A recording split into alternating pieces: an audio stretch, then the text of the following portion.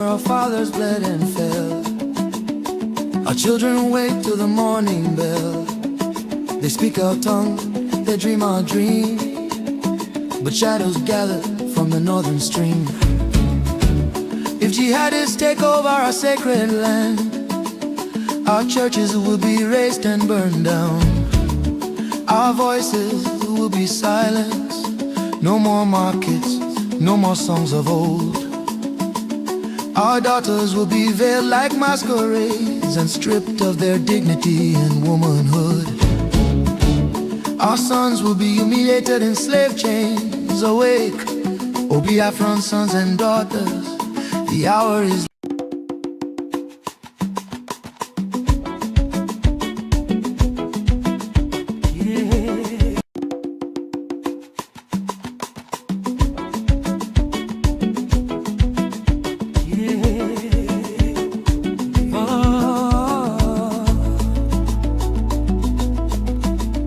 For the Biafra homeland, in the soil where our fathers bled and fell. Our children wake to the morning bell. They speak our tongue, they dream our dream, but shadows gather from the northern stream. If jihadists take over our sacred land, our churches will be razed and burned down. Our voices will be silenced. No more markets, no more songs of old. Our daughters will be veiled like masquerades and stripped of their dignity and womanhood. Our sons will be humiliated in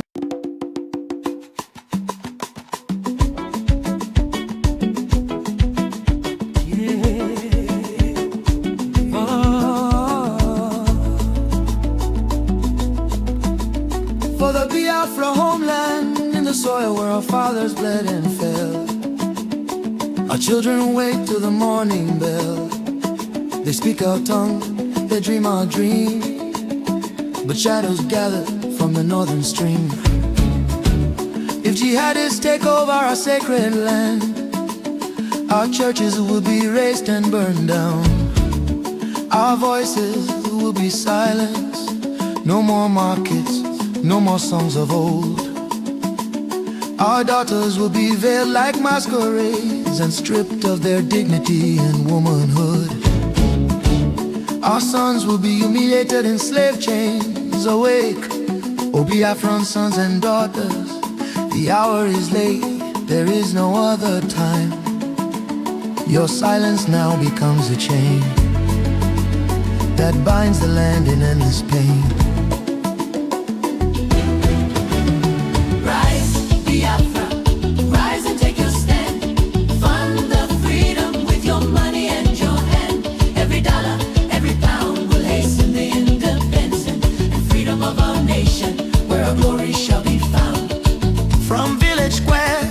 Diaspora shore, together we open freedom's door.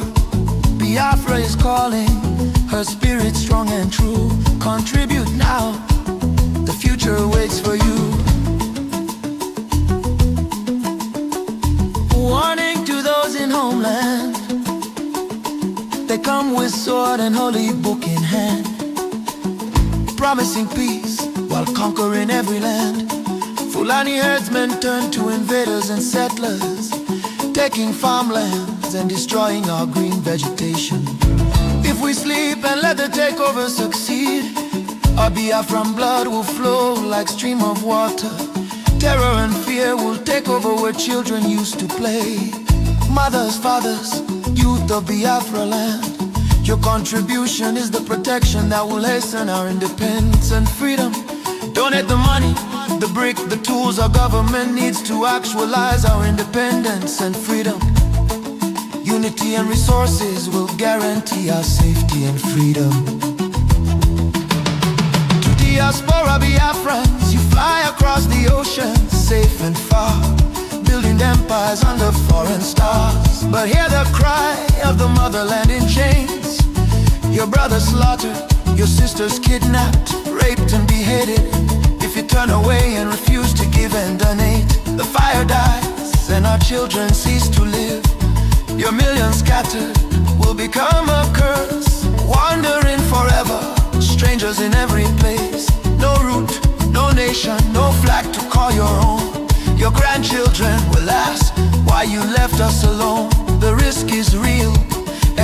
revolution in disguise. A people scattered till their memory died. Biafra calling all, from Biafra streets to Washington's busy lane, from hills and valleys of Biafra to Atlanta's rain. Lawyers, doctors, traders, engineers, send your skills, knowledge and power to support your only government. 1 million voices, 1 million hands can birth our nation today and now, and save our people from these burning sands. Not by bullet first, but by clear vision. Fund the diplomats, the media, the lobbyists, the attorney, who are our voice in Washington, D.C. Rise, Biafra, this is our time to shine. Every contribution draws our freedom line closer, from homeland soil to diaspora might. We must find our freedom to reclaim our right. No more begging, no more second place. Biafra rising with glory on her face. Invest, contribute, donate today to Biafra Republic, government in exile, under the leadership of Prime Minister His Excellency Ogechikunke, who is engaging United States congressmen and policymakers in Washington, D.C. for the freedom of Biafra, the land of the free and the brave, the land of the rising sun. The sun has risen to set no more. Donate and fund your freedom now. Donate and fund your freedom now. Donate and fund your freedom now. God bless Biafra. Donate and fund your freedom now. Donate and fund your freedom now. Donate and fund your freedom now. God bless Biafra.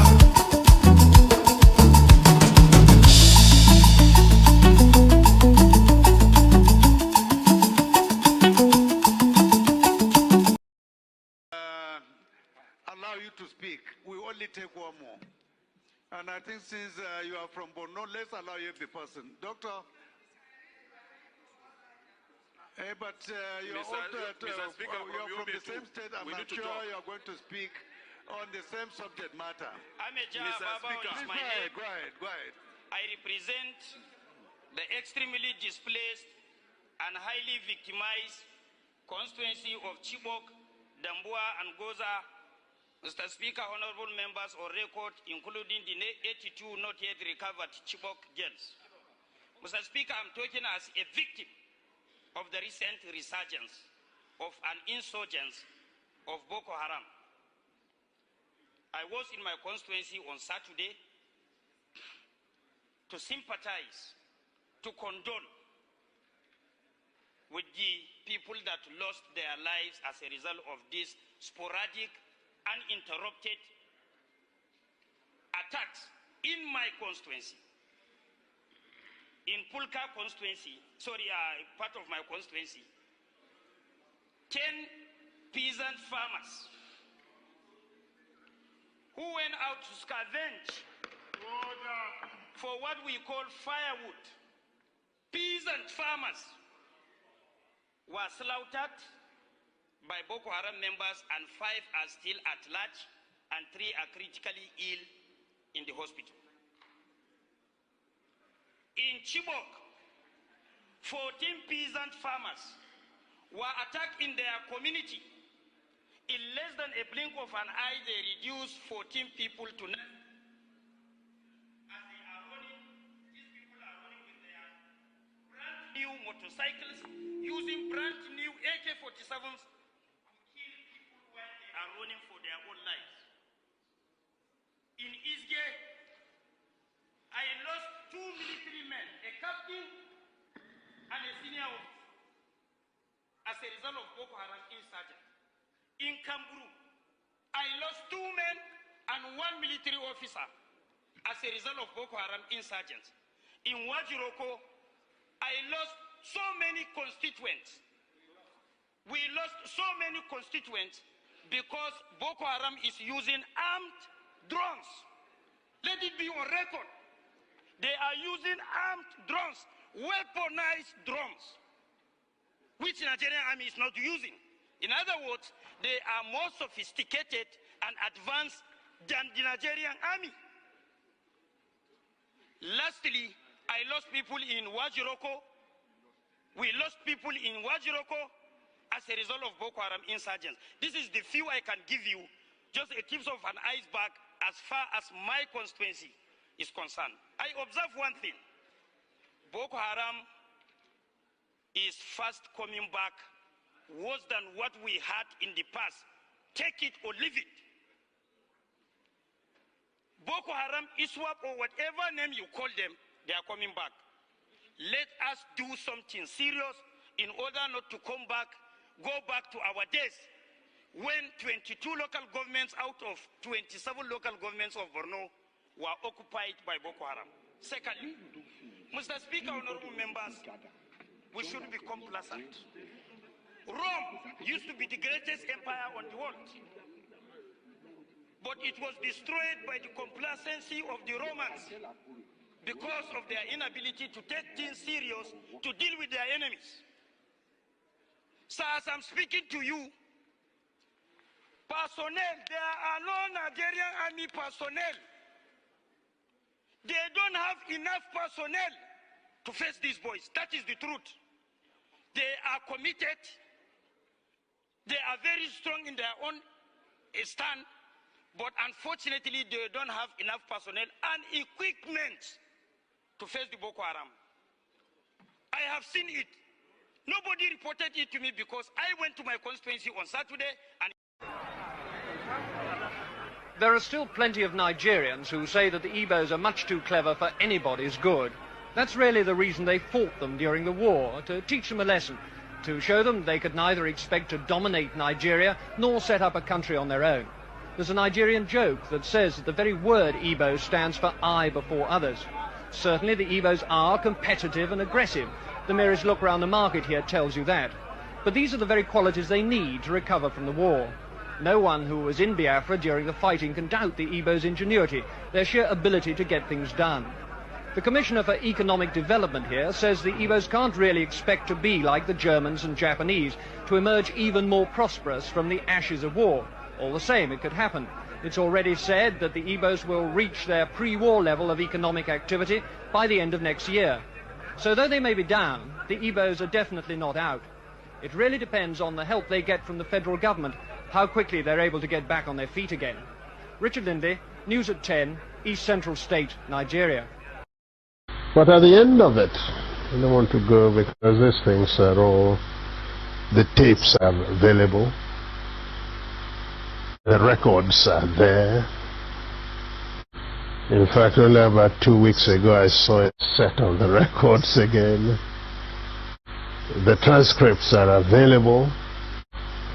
But we talked about the Nigerian situation. And certainly, at the end, everybody says, oh, you told them this, you did that. The fact was that our case was so clear that I actually believe at the end of Aburi that the problem was not Gawan, but probably some ambassadors in Lagos who were pressing on something else. Because we understood each other. We agreed on every single point. The drafting was, in fact, my chief secretary with 2 other chief secretaries from the other side. They said, no. And drafted, and agreed. We looked at it, we agreed. General Ankara read over the whole report again to us at the end. Asked us if we wanted to amend anything. No. At the end of all that, the position was so good that actually Ankara drove Jack, Gawan and myself to the airport. Jack was sitting on his left, I was sitting on his right. He was in the middle. And in the course of that journey, at a point, General Ankara shook his head and said, "Oh, thank you. Thank you. If only we can go on like this, everything would be all right." I believe I was the one. As I do now from time to time, I go for the dramatic. Suddenly I picked up Gawan's hand, put it on Ankara's lap, brought my other hand, placed it on it, and I said, "General sir, hold us together, I want to say something." So General Ankara put his hand on top of the two hands, and I said, "General, I want to assure you that I am totally satisfied with everything we said. I will even go further and say to you something I did not say at the conference, and that is that once we have implemented everything we have said, I would ask you for one favor and one favor only, and that would be to be the one to propose Jack Gawan as a head of state of Nigeria." It was a two-day conference of peers and old mates, but its aftermath produced even further controversy. When we came back, Ojukwu did not go to make the statement he made first, virtually giving the impression that we've agreed for a confederation to move apart, etc., which was really not in exactly that. If I had had the opportunity to make my broadcast first, because that was the agreement, not for him to make the broadcast first, then if I had committed myself to what he said, then there wouldn't have been any problem. But he went and said certain things that certainly looked wrong, and therefore we saw in practically everything he did, I think it was for to play up to the gallery, not being sincere. At Aburi, yes, we agreed on area commands for the armed forces. At Aburi, we agreed that the police force would be decentralized. We agreed on those. Yes. We agreed even to show that we didn't separate. At Aburi, we also agreed on a certain revenue formula. That's what happened at Aburi. Aburi again, because I always end up, it sounds odd today, but I always end up saying I must have been naive, because I believed actually that would be the end. I'll confess to you, when I got back to Enugu, oh yes, I had a party, believing that probably the danger was over. That's what we thought. Until they then began to deny everything. It was the denial of Nigeria that made me publish the tapes of Aburi, because we had insisted that each one should have a set of tapes.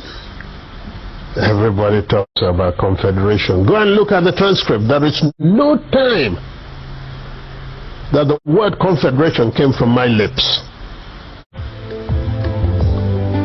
In broad terms, Aburi changed the title of head of state from Supreme Military Commander to Commander-in-Chief, gave the regions control over internal affairs, and concurrence of each region was now required for any decision affecting the whole country.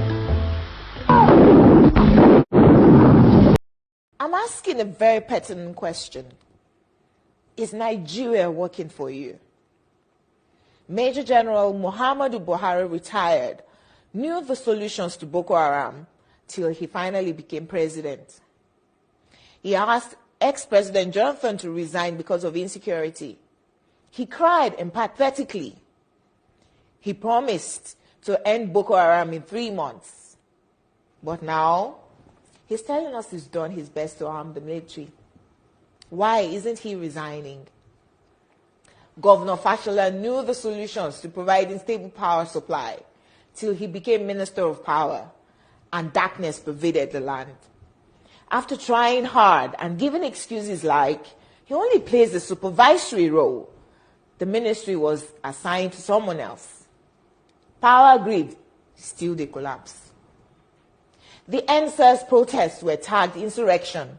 In fact, someone said Aisha Yusufu ought to be in jail for instigating violence. Then farmers were beheaded in Borno. Same person asked Aisha Yusufu to lead a protest. Aren't these people supposed to forbid hypocrisy? Is Nigeria working for any Nigerian today? From leaders hoarding food for the poor, receiving kickbacks from government contracts, to farmers needing permission to go to their farms. Is Nigeria working for you? Why is Zamfara's gold for Zamfara and Niger Delta oil for Nigeria? Why is Hisba destroying alcohol, but their state governments receive federal allocation from monies received via taxation, including tax on alcoholic beverages? Why are some federal roads abandoned to bandits and kidnappers? Who is in charge of Nigeria's security? The president is talking tough this time. Most times, he's as shocked by the rest of us by the absence of good governance under him. Regardless of his campaign promises and the manifesto of his political party, Nigeria has rolled back in terms of development. From Naira continually losing its value to a recently launched locomotive trains breaking down in the middle of nowhere. Nigeria has to be working for some people, though. The government can do no wrong. To this set of people, their money isn't being stolen, even if the money is being borrowed, leaving debts for their own children to pay in future. Even if the leaders don't use public institutions, from sending their children to Ivy League schools abroad to getting medical treatment abroad, some people who have nothing and we need to donate money for their medical bills if they have a serious ailment, continue to hail the obvious lack of good governance till Nigeria happens to them. Then they get a little pissed. May Nigeria never happen to you. Say amen. We deserve better than the political class who go home with millions monthly to represent people who can't even afford to feed themselves. I am Olajumoke Alaode James. Nigeria is not working for me. Is Nigeria working for you?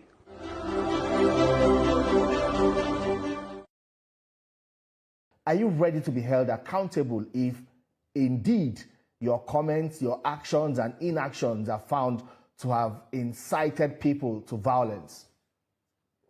Which laws have been broken, can I ask?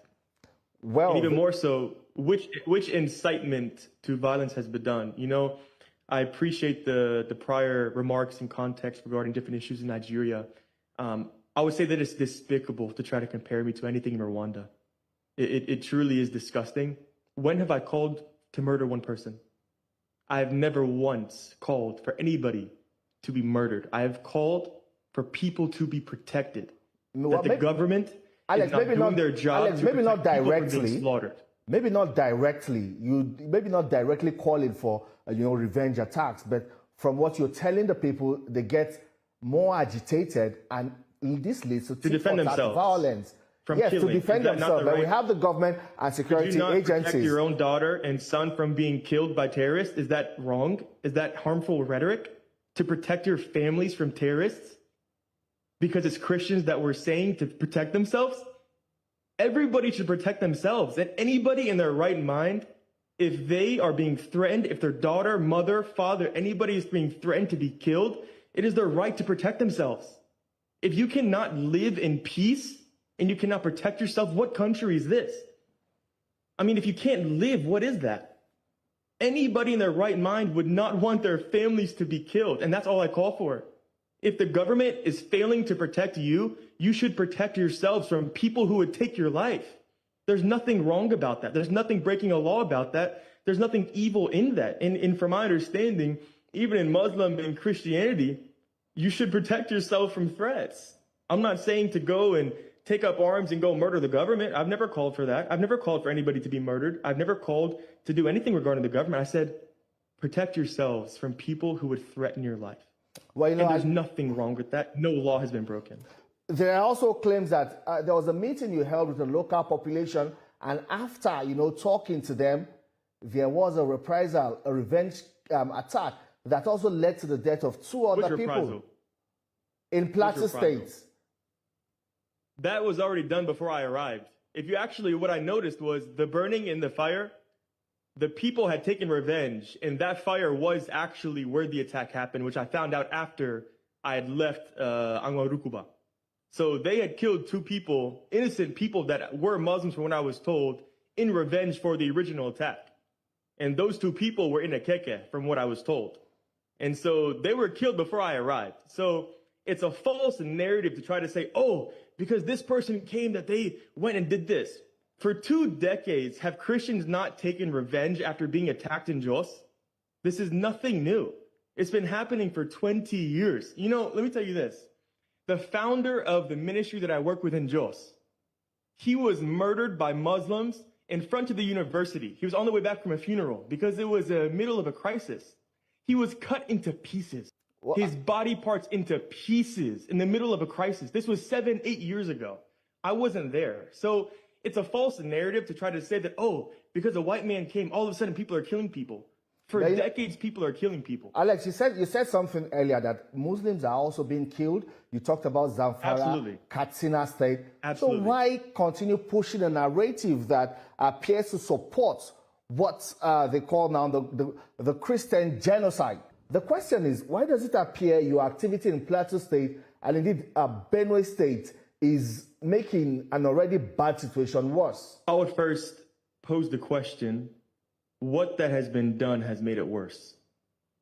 Well, your comments and the rhetorics you're pushing, calling on the local population to defend themselves. Yeah, so I don't really see which comment has been insightful. I've called that, one, the terrorism should end, that the government should be doing everything in their power to protect innocent people, Muslim and Christian alike. I've been very vocal about, obviously, the Christians who are being killed across Plateau, Benue, Taraba, those types of states. But I've never rejected, and I've directly talked about the violence happening in Zamfara, in Katsina, in Sokoto, and Kwara. I mean, the ones who were killed in the Woro massacre, which you're very aware about, were primarily Muslim people. There's still hundreds of people that are in captivity that were kidnapped, both in Kwara, and then also, we saw recently with ISWAP and Boko Haram in Borno State, hundreds of people that are still in captivity. And so the things that I have said, I would say that I would ask people to show me and tell me specifically what rhetoric and what words are causing anything. Because for me, I've called that, yes, innocent people should be defending themselves. In America, we can do this. In America, you have more guns than you do people. And so, this type of issue can't even really happen in America. But because if I were to go to someone else's house, they would defend themselves. Yeah, no, it's 100% truth. Like I said, Muslims are being killed in Nigeria. This can't be questioned. It's a fact. But there's 2 things that I want to really be clear about, okay? If you say that Christians are being killed and there may be a Christian genocide, that doesn't mean that Muslims are not being killed in Nigeria. And so I want to be very clear about that. What I am saying and what I have seen with my own eyes and what I've heard from Christians and Muslims alike in Nigeria, there's 2 things. In Zamfara, in Borno, Kwara, Katsina, Sokoto, Muslims are being killed. Muslims are being kidnapped. Thousands of villages have been burned. It's pure evil. Across the Middle Belt, specifically in Plateau, Kaduna, Benue, Taraba, the truth is that Christians are directly being targeted. That can't even be disputed. And the question that I would ask is, if this is not the case, how many Muslims and how many Fulani people have been killed, how many of their villages have been burned in these states. So again, I'm only referring to Plateau, Taraba, Benue, Kaduna, those places. Fulani cattle herders are not killing their own people. They're not burning their own villages. They're going and targeting Christians in their villages. And so that is why we are saying, okay, in these states, Christians are being targeted. We're not saying Muslims are not being killed and Muslims are not suffering across Nigeria, because they are.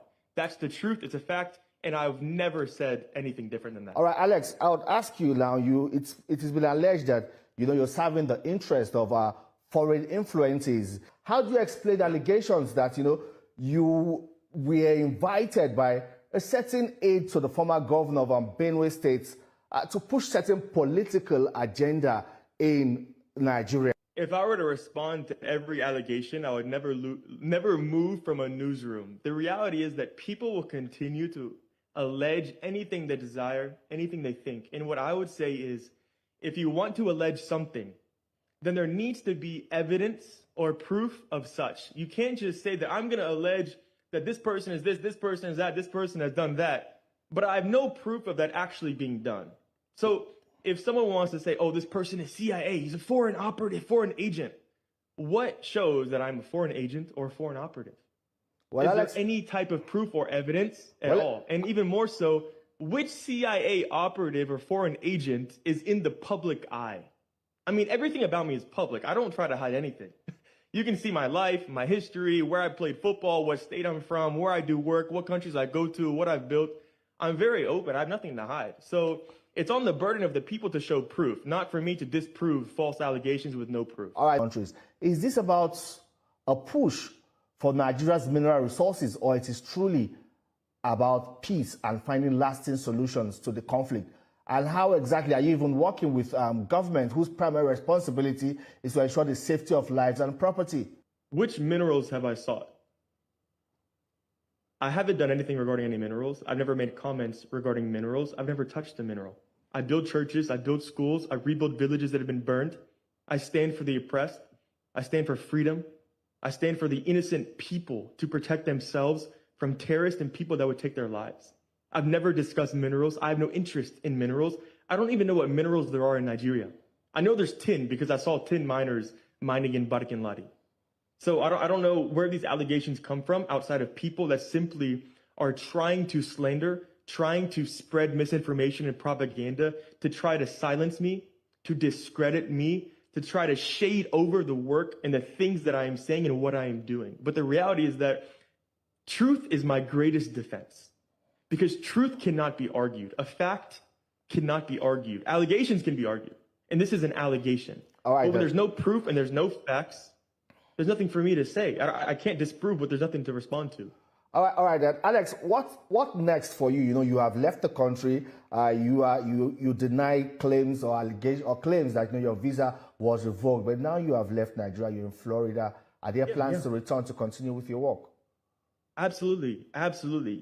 I actually went to Kwara. I wasn't even supposed to be in Plateau during this mission. I went to Kwara to rebuild Woro, and when I got there, between the government, the governor, the chairman, military, they said that we're not allowed to rebuild Woro village. They said there was a heightened security risk in that area. And so I had to reshape everything. I had to drive 20 hours through the night back to Plateau to figure out what I'm going to do and to reallocate those funds specifically for building in Washignton D.C. And so I'm waiting to still go back to Kwara to build for Woro. I have money specifically for that in the account for rebuilding. And so we're currently drilling. We're rebuilding a village in Washignton D.C. And so we even did some building in Kebbi. And so, yes, I absolutely have plans to be coming back to continue that work. That Alex, is what I do. And I'm waiting to go to Woro. Alex, who is funding you? Who's funding your works? Yeah, absolutely. I'm very open about this. So in America, when it comes to nonprofits, the primary people that fund these types of organizations are, one, you have individual people that give to charity. That's how nonprofits are primarily funded. Two, you have churches that give, and then you have also organizations that give. And so you have three pools of people that if they believe in what you're doing, they believe in the work that you're doing and how it's being done or whatever it is, then they support you with funds. This is how it works in America and also other countries all around the world. And what do they want in return? There's nothing in return. You don't get anything. It's charitable. So you give without any type of expectation of being given anything back. So that's how it works for charities and nonprofit organizations, which Building Zion is a nonprofit organization. Are you committed to seeing lasting peace, or seeing the government, restore lasting peace to Nigeria and ensure that both Christians and Muslim population are protected? The answer is yes, unequivocally. To me, it's actually a shame that I even need to speak regarding injustice in the killings. And I would actually completely agree with what you just talked about, that if there was justice, I wouldn't even need to say a word. I would prefer that I could come and build a school, build a church in peace, not have to say a word to anybody, not be in the public eye. That's how I began in Nigeria. But because of how much injustice I saw and how every time I come, I'm getting reports from all these pastors, everybody killed, kill. I'm like, how can I be silent? And so when I see those things, I'm like, truth needs to be told, justice needs to be served, and we need to speak for the innocent, speak for the oppressed. And so I am on the side of peace. I wish there was peace. I wish Muslim and Christian alike that people did not have to be killed. Whether I disagree with your beliefs or not, that's okay. I'm not going to kill you because I disagree. The fact that this issue has not gotten on people's radar, right? No one's talking about it. It's pretty amazing. If you don't know what's going on in Nigeria, your media sources suck. You are in a bubble. Not Nigeria. I mean, the fact that this issue has not gotten on people's radar, right? No one's talking about it. It's pretty amazing. If you don't know what's going on in Nigeria, your media sources suck. You are in a bubble. Not and again, I'm not a Christian, but they are systematically killing the Christians in Nigeria. They've killed over 100,000 since 2009. They burned 18,000 churches. This is so much more. These are their Islamists, Boko Haram. This is so much more of a genocide attempt than what is going on in Gaza. They are literally attempting to wipe out the Christian population of an entire country. Where are the kids protesting this? Yeah. Thank you. No one will talk about it, so thank you. Absolutely. Nigeria, I mean, the fact that this issue has not gotten on people's radar, right? No one's talking about it. It's pretty amazing. If you don't know what's going on in Nigeria, your media sources suck.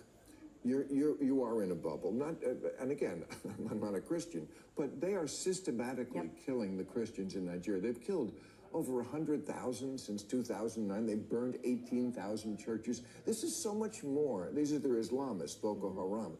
This is so much more of a genocide attempt than what is going on in Gaza. They are literally attempting to wipe out the Christian population of an entire country. Where are the kids protesting this? Yeah. Thank you. No one will talk about it, so thank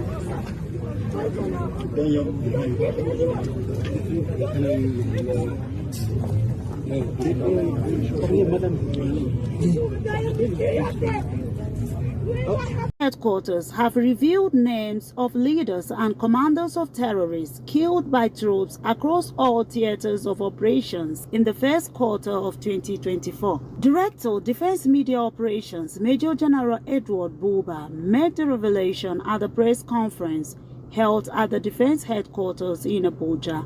General Buba read out the names of some of the terrorists and how they were neutralized by the military. Famously known as Abubakar Mainok, was the head of ISWAP. We took him out. We also took out another Haruna Isaiah Bedin. Others that were taken out include that Basari was a notorious terrorist who operated along Bindingwari Forest in Kaduna State, as well as along the Abuja-Kaduna Highway. It will be recalled that we took him out on the 21st of February this year. The director, DMO, further highlighted the activities of troops in the first quarter of 2024, saying 2,355 terrorists were neutralized, with 2,308 others arrested, and 1,241 kidnapped hostages rescued. Immediately upon acquisition of a vital target, we scrambled fighter jets to carry out major bombardments on significant terrorist enclaves. Thereafter, we also have our ground forces equally conducting ambushes, raids, fighting patrols, and offensive actions against these terrorists. He also indicated how onslaughts by the ground troops in various operations led to the successes achieved in the quarter under review. Our attacks and offensive actions in this first quarter of 2024 has resulted in 2,351 terrorists neutralized, 2,308 persons arrested, and 1,241 kidnapped hostages rescued. The military says it is determined to win the fight against insurgency and other criminal elements in line with its statutory responsibilities to ensure the safety of lives, properties, and territorial integrity of the nation. Justin Asande, C. Again, blood-bought believer. I am a child of the King, an heir of God, and a joint heir with Christ. And my brothers and sisters in Nigeria who love the Lord and are gathering to worship Him are under attack. And they are being terrorized and murdered. Children are being murdered. Children are being taken from their mothers. Husbands are being taken from their wives. Wives are being taken. They don't know what's going to happen and when it's going to happen. And we sitting up here in our comfortable America. And I'm not saying, that, we got to pick up everybody's cross. But I'm going to pick up my cross. And this is what a part of my cross is. This is a part, Apostle Kim, State Representative Daniels, is picking up her cross. How about that? And ain't nobody mad but the devil. What is wrong with me saying stop killing Christians senselessly?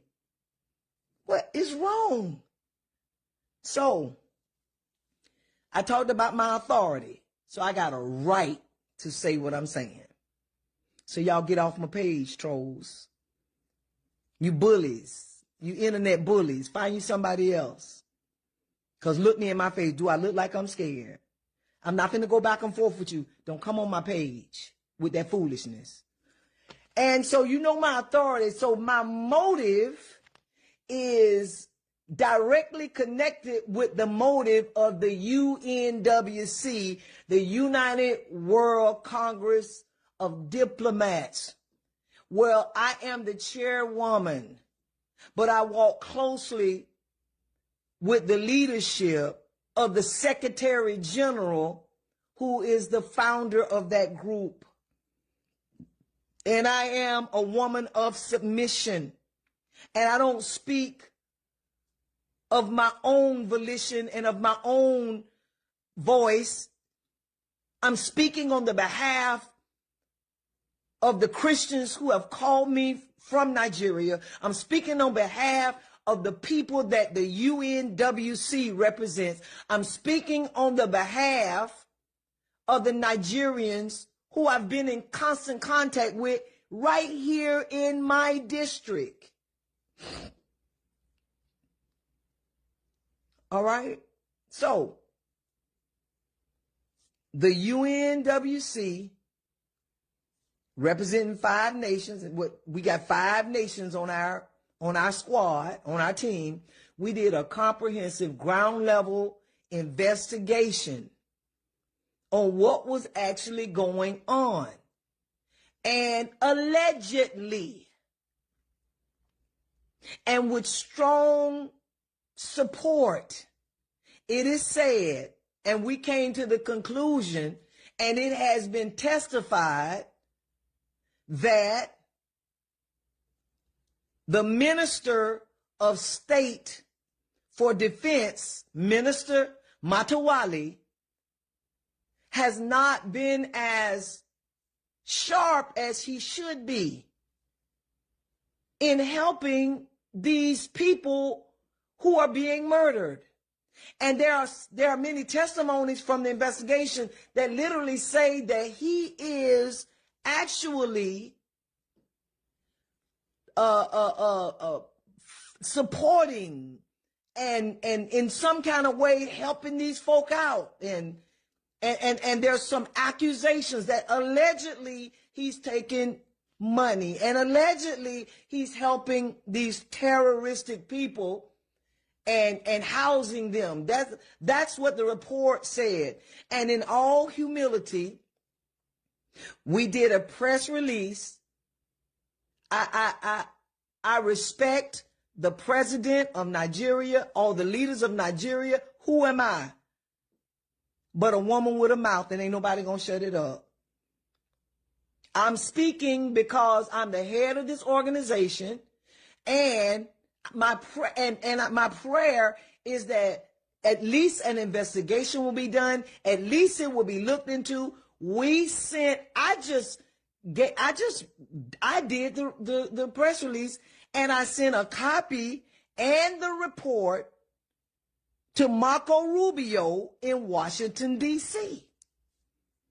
That's all I did. Shake the dust, wash my hands, shake the dust. I don't know nobody. I'm not trying to get nobody. But this is where the thing shifted. There was a shift that took place. Because I'm just one person of a bigger picture.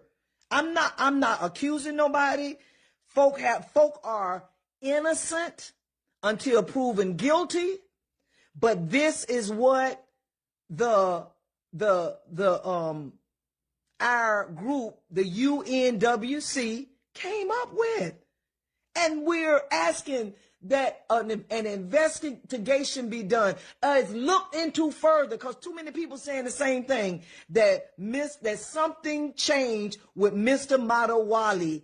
The people are crying out. A lot of people are afraid to say something about Mr. Matawali. And lately I found out why. So y'all, let me tell you something. Y'all saw the picture, the poster. And I pray that y'all share this. And I pray that elected officials in America get this. Because Minister Matawali blew my mind.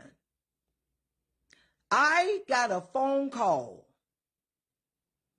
And not just a phone call, but they sent me the proof that Minister Matawali created his own flyer. Allegedly. But it's the state representative, the elected official who got this from him and don't even know him, gave the information to me. So I got the goods. I got the proof. They gave it to me. Mr. Matawali created a flyer, put the state representative, and y'all know I blacked out the state representative's identity because he don't need to be involved in all this. I don't even want to be involved in all this. But thank God that he contacted me, because this man trying to set me up behind the scenes. Not only did he do the flyer with his picture on it, saying that the things that I said through the investigation of the UNWC, what we said is unfounded and is not true. And so guess what? If not, why do you have to pay somebody that you don't even know to vouch for you? This man asked the elected officials, I will give you any amount of money that you want. And this is what the elected official told me. If it's a lie, he told it, and I know he did not. He was offered money from this same man. And even, not only did he do a flyer up, but he wrote a whole letter praising himself on why he is, you know, good for the position. And you need an American to counter what I'm saying, but the devil is a liar. So before you send another offer, because there are some American elected officials that might just take your money, but sir, your money perish with you. You have got the wrong one. I pray that we can sit down. I am not trying to fight with Nigeria. I am not trying to fight with the government. I was only leading my group and asking for mercy and saying what the people are saying. But what you're not going to do is you're not going to bribe people and try to pay Americans money to make you look good. Sir, you don't even know that man. So I'm going to, what I am going to repent for, I'm going to repent. I'm going to repent. All right? Okay, I'm going to repent for calling you incompetent. I don't believe that you are incompetent, sir. I believe that you are crooked. This has nothing to do with competency. It has to do with crookedness. How dare you? How dare you send all of that foolishness across the water to bribe somebody, to say things about you, and you know you don't even know that man. And guess what? Come up and say, I'm slander is when you say something that's not true. I got it backed up before I came on this live. I promise you. We have proof line upon line that you did this. And only thing I want you to do is stop it, sir. I'm not trying to get involved with your business in another country. But I am going to say what I needed to say as the chairwoman. We're going to do our press release. The media will handle it however they're going to handle it. But tell your goons to stop contacting me because I consider it a threat. And I'm just a little old black woman in America. Please leave me alone. But I'm not going to shut my mouth. I'm not going to shut my mouth. And every time you bother me, I'm going to bust you out. Because I can see the kind of person you are that will come and ask an elected official that you never met before to do a flyer with you and him on it, and he don't know you. What are you hiding, sir? This is, I feel like is this a movie? I feel like I'm in the Twilight Zone. Is this for real? So I had to come on Facebook because this is one, I'm not going to, it's so much stuff people have done to me, and I'm quiet, and I'm not going to be quiet about this. So hopefully there can be some way that there can be a meeting of minds, or there could be something, but what you're going to do is leave me alone. And guess what? You probably think that all American elected officials are against each other, but some of us stand together as Americans. And this is my plea to you. Leave me alone and stop lying. Deal with the issues. You don't have to worry about me. I did what I felt like God called me to do. And I know that the angels of the Lord are encamped around about me. I know that. I see somebody putting that on the screen. But to create a fake flyer of endorsement with your picture and another state representative, and then to create a letter praising yourself, and to tell that man you will give him any amount of money to publish it, and you don't even know him, sir, that is not incompetence. That is crookedness.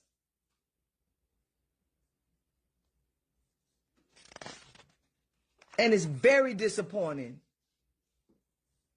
I thank God for the elected official that turns you down. And I pray that if any other American elected official, now here's some folk, they ain't gonna like me. You probably can call and get them some money. And they might sell or something, but we already ahead of you, sir. I pray that everybody will share this and know that even if what people are saying is alleged, you must be hiding something. And the bullying and the bribery, we're going to stop that right now. The people are crying out for justice. Blood is crying out from the ground. And I had to say something about it. That's all I got to say. I had to put this on record. And y'all be praying for me. I see folk making comments. Y'all, it's something else in this realm. This is another realm. But I take authority over everything that's not like Jesus in the name of Jesus. I take authority in Jesus' name. And I send everything back. And I plead the blood of Jesus over this entire situation. And I pray that there will be a settling in the spirit. And anything that's come across the water, every which way, that if it's not like the God of Abraham and Isaac and Jacob, if it comes to interrupt and to divide and to confuse, I send it back. I touch and agree with the prayer warriors who lift my arms up all the time. And we pray that what the enemy has meant for evil, that it will be turned around. In Jesus' name. I just want to close out with these 3 words. Leave me alone. God bless you in Jesus' name.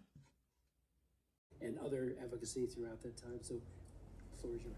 Mr. Chairman, thank you so much for your personal invitation, for your leadership, and for your friendship. I'm honored to be back. Psalms 96:14 asks, who will rise up for me against the wicked? Who will take a stand for me against evildoers? Nigeria is facing one of the gravest religious freedom crises in the world. As the former chairman of the House Foreign Affairs Committee on Africa, I have visited and have seen firsthand the direness of the conditions in what is now the deadliest place on earth to be a Christian. They are targeted, displaced, and killed simply for their faith. The ancient plea, is there no help for the widow's son, still echoes today. Since 2019, nearly 17,000 Christians have been killed. In the first 7 months of this year alone, hundreds more were murdered.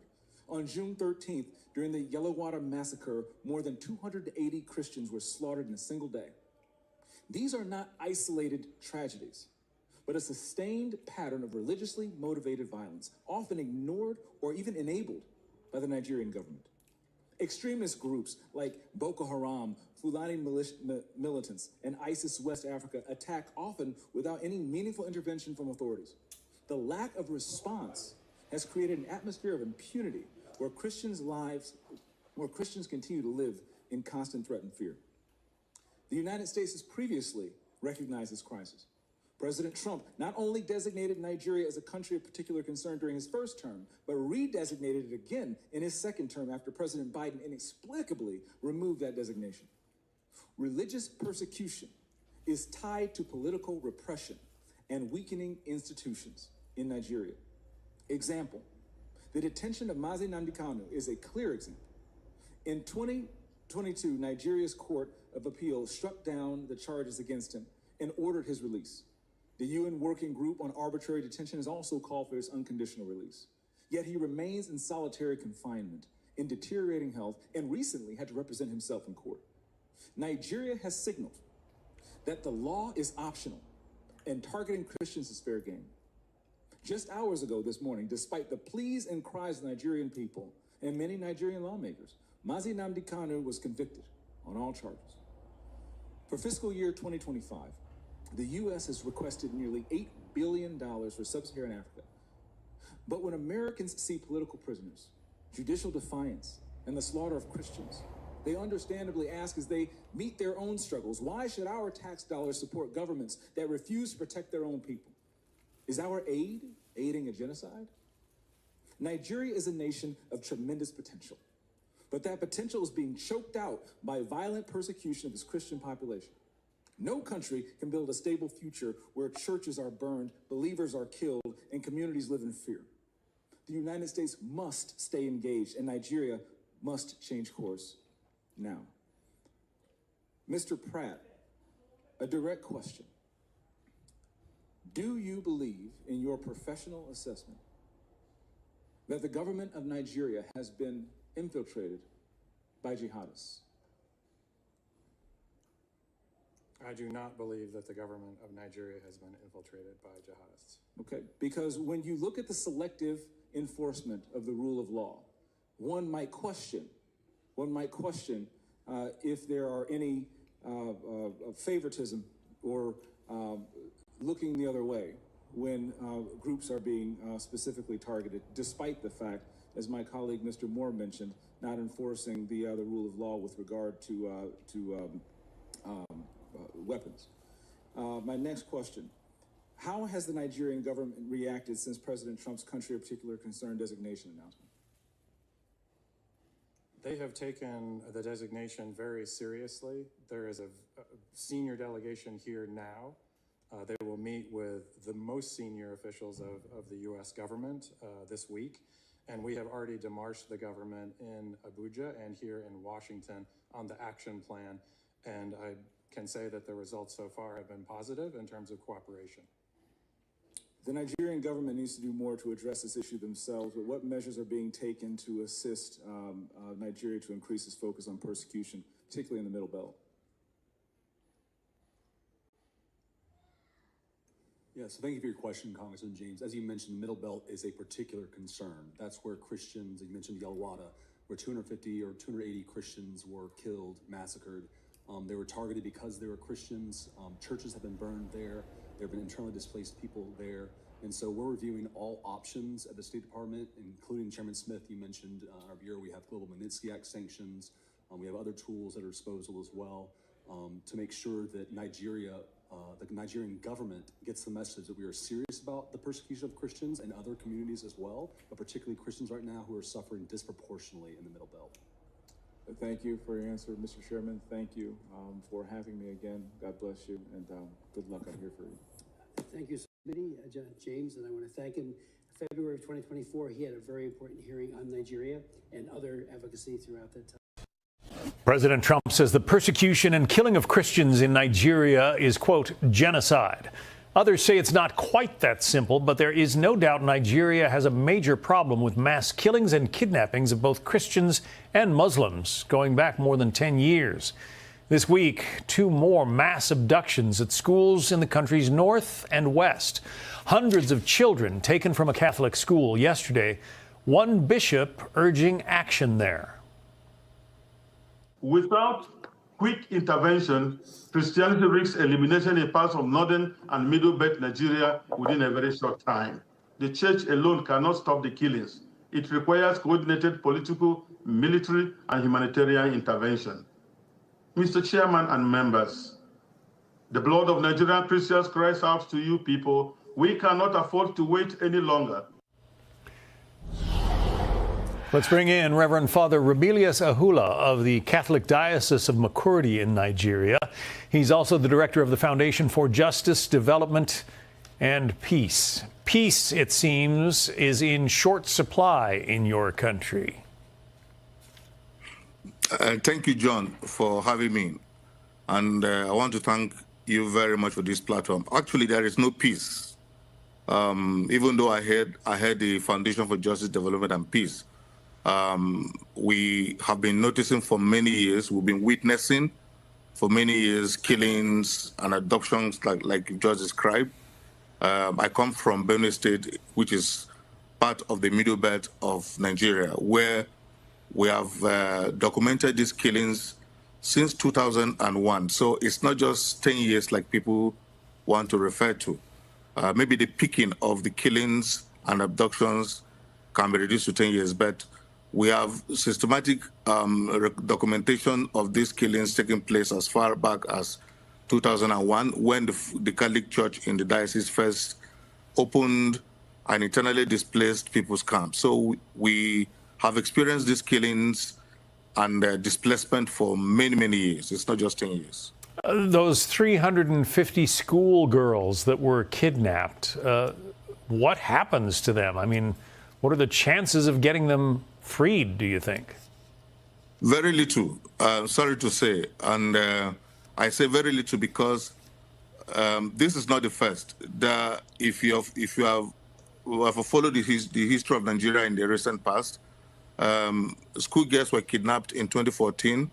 In 2015, others were kidnapped. There is a famous girl who was kidnapped in Dapchi alongside other girls that is called Leah Sharibu.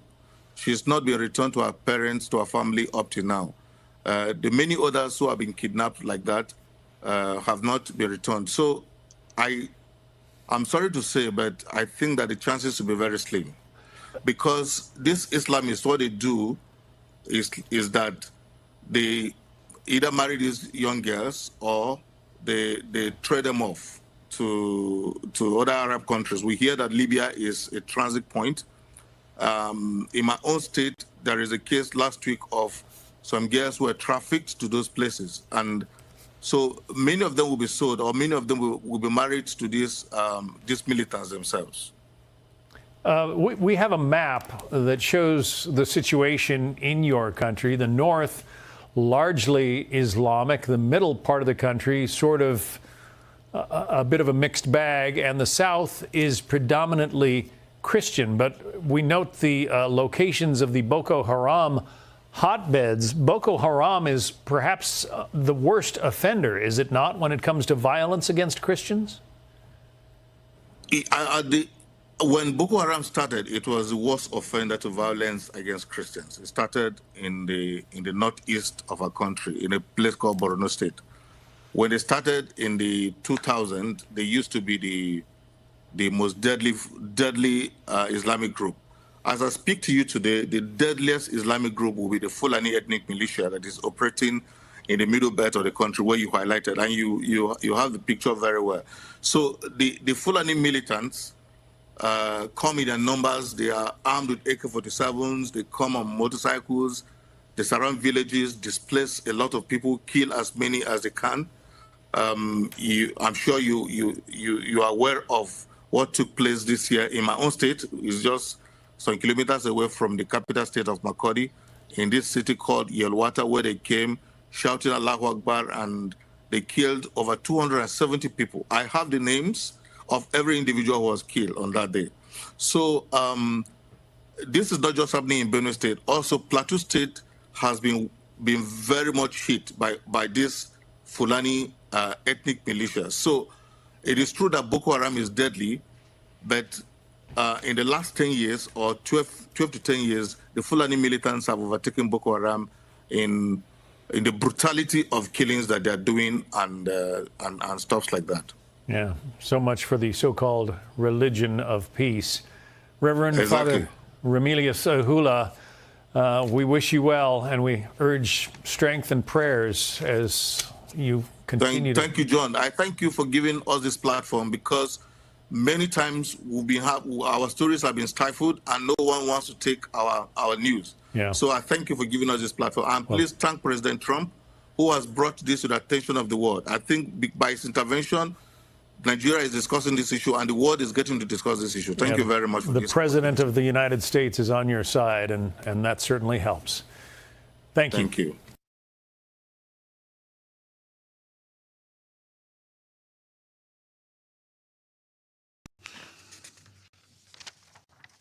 I resume my function as President of the Council. I now give the floor to the representative of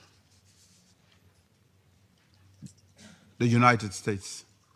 Thank you, Mr. President, and thank you for chairing this important meeting. Thank you to our briefers, Secretary General Guterres, and ECOWAS Commission President Dr. Touré. Colleagues, as we speak, Al-Qaeda-affiliated terrorists in the Sahel have paralyzed Mali with a fuel blockade.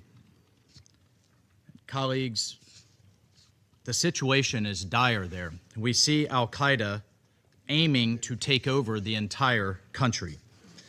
The United States acknowledges the counterterrorism efforts of the Malian armed forces against these and other terrorist organizations such as ISIS, Sahel, but the situation is worsening quickly.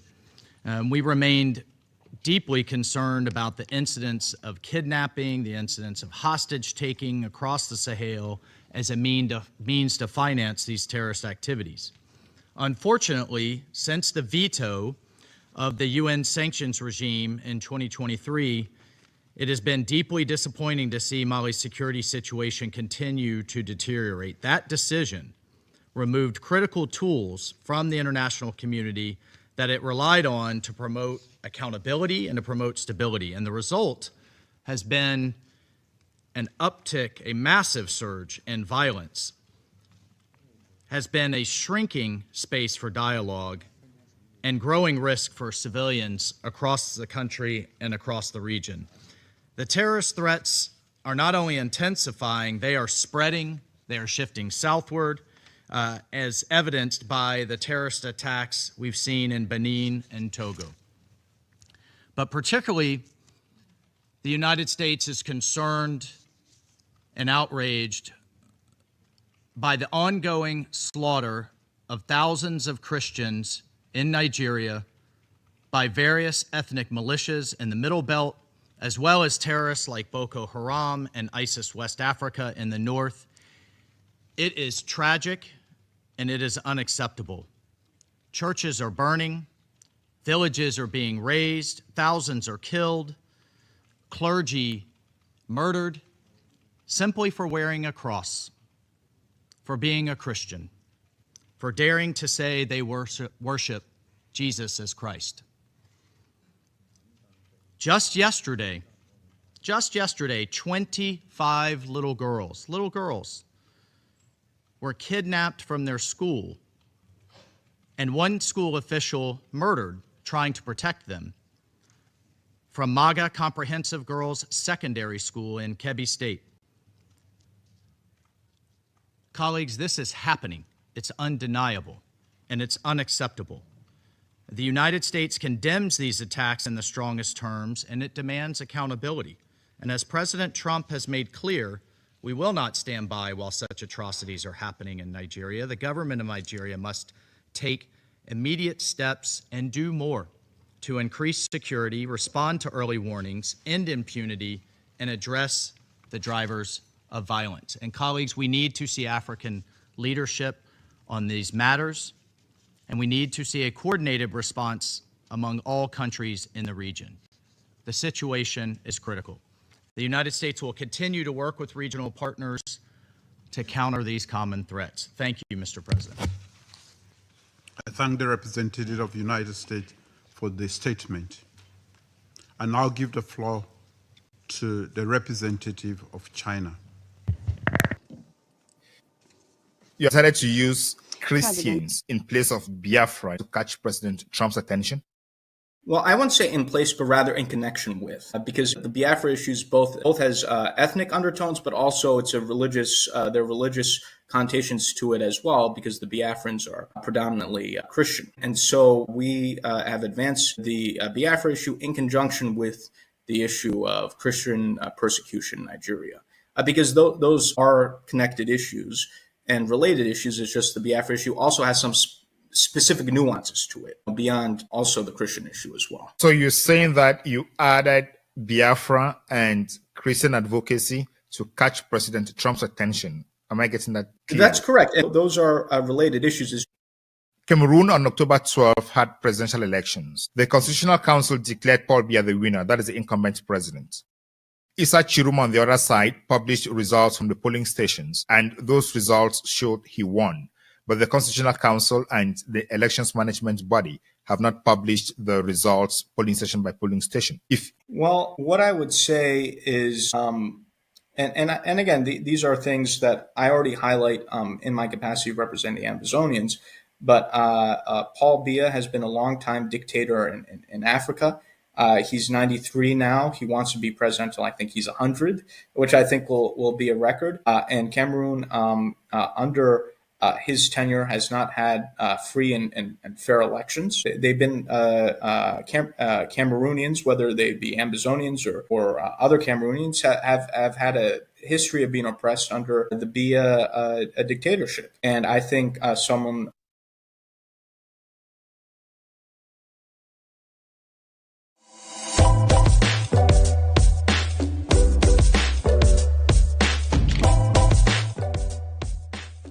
Ladies and gentlemen, you're welcome again to the Beyond Africa podcast with me, your host, Ngalim Bernard. At the Beyond African podcast, we tell African stories that change lives. Today, we are discussing not Cameroon, but the United States and Nigeria. All this because it is important within the global context of Cameroon and Africa. Why? You'll get to understand that in the course of the conversation. President Trump recently redesignated Nigeria as a country of particular concern on religious freedom grounds, citing alleged widespread attacks on Christians. He publicly threatened to cut U.S. aid to Nigeria and instructed Pete Hegseth, the United States Department of War Secretary, to prepare for possible military intervention if the Nigerian government continues to allow the killing of Christians. This rhetoric or this approach, you would say, has generated alarm in Nigeria and abroad. And of particular interest are a group of people who have been identified as key lobbyists in the United States. We have one of them in the studio today, and he's going to discuss with us what role he has played or his organization has played and why the United States considers the current unfortunate events in the United States as an attack on Christians, and if that is the right designation, or if there is any other thing behind that designation and where we are going to, how we are going to get there, and if there are going to be any repercussions both for Nigeria and the United States. And if there is, what is going to be the repercussions for the rest of the continent? Mr. Elias Gerasulis, you are welcome to the Beyond Africa podcast. It's an honor to be here, Bernard. It's a great pleasure to be on this show. I congratulate you on this very successful program that you've created, bring eminent experts on Africa to speak about these issues of importance. So it's just an honor to be on your show, to have this discussion. In way of introduction, as you alluded to, I'm a lobbyist here in Washington, D.C., a partner with the firm Moran Global Strategies. I represent a number of international clients on the African continent. One of the clients that I represent, which we'll discuss more, is the Biafra Public Government in Exile, which is the political arm of the Biafra independence movement. And in that capacity, I've played an active role in shaping U.S.-Nigeria policy, including the current posture coming out of Washington, taking a very harsh stance against the government of Nigeria for a number of issues, including the Christian genocide that you mentioned. So I look forward to having this productive discussion. Thank you so much, and thanks for that clarification, because you're making it very clear that you have a client. Therefore, I don't expect you to be very objective. I expect you to be subjective and defending the interests of your clients on this conversation. Am I right? That's correct. I'm very open about who I represent. It's public information. And I think as a point of ethics, if people were to represent certain interests, they should make that clear when asked questions about those interests. So I think I have an obligation to tell the audience exactly how I'm involved with this, because I'm not simply a neutral outside observer. I'm active in shaping U.S.-Nigeria policy on behalf of certain interests. And I think I have a moral and ethical obligation to make that clear to you and the audience, and look forward to having a further discussion. And even though I do come with a certain perspective, I will make sure to separate whatever my personal opinions are from clearly established facts. Thank you. I would like us to start the conversation by looking at the recent President Trump designation of the problems in Nigeria. He said there is a Christian genocide in Nigeria. Why would he call this a Christian genocide? I know you advocate or you represent the Biafran movement, but is what is happening in Nigeria a Christian genocide or banditry, criminality that affects everybody? Yes, I think the reason why the U.S. government is using the term Christian genocide is you're not simply talking about general criminality. When it comes to groups like Boko Haram, ISWAP, and other groups that are engaging in mass murder, there is a religious undertone to these actions. Their actions are targeted against Christians. Yes, there also have been other individuals who've been murdered as well, moderate Muslims and so forth. But there's a clear religious undertone in terms of the targeted killings that are being taken place. And genocide is as much about intent as it is about the number of people who are killed, which in this case is quite significant. So this is not simply a matter of general criminality like in other contexts. There are religious and other motivations in the context of the killings that are happening, the groups that are behind it, and ultimately the complicity of the government of Nigeria as well in terms of the insecurity in the country. Yeah, when you mention Boko Haram, ISWAP, ISIS, what comes to mind is terrorism. How could terrorism be linked to genocide? These are therefore terrorists who are committing terrorist acts, and then you refer to it as a genocide against Christians. That doesn't seem to match with my understanding. I think you bring up a very good point. I think part of the problem is that the Nigerian government is not an innocent bystander in this. If it were, then maybe a term other than genocide would be used. But the problem is that the government of Nigeria is complicit in what is happening, and you have elements of the government of Nigeria that are tied to these terrorist groups. So if we look at the current government of Nigeria, the vice president of the country currently, Shettima, has deep ties to Boko Haram. Some have called him the co-founder of Boko Haram. But regardless, everyone, and this is a public fact in Nigeria, he has deep ties to this terrorist group. There are photos that are available. Politicians in Nigeria have talked about this. What I'm saying is not a speculation. It's an established fact in terms of his ties.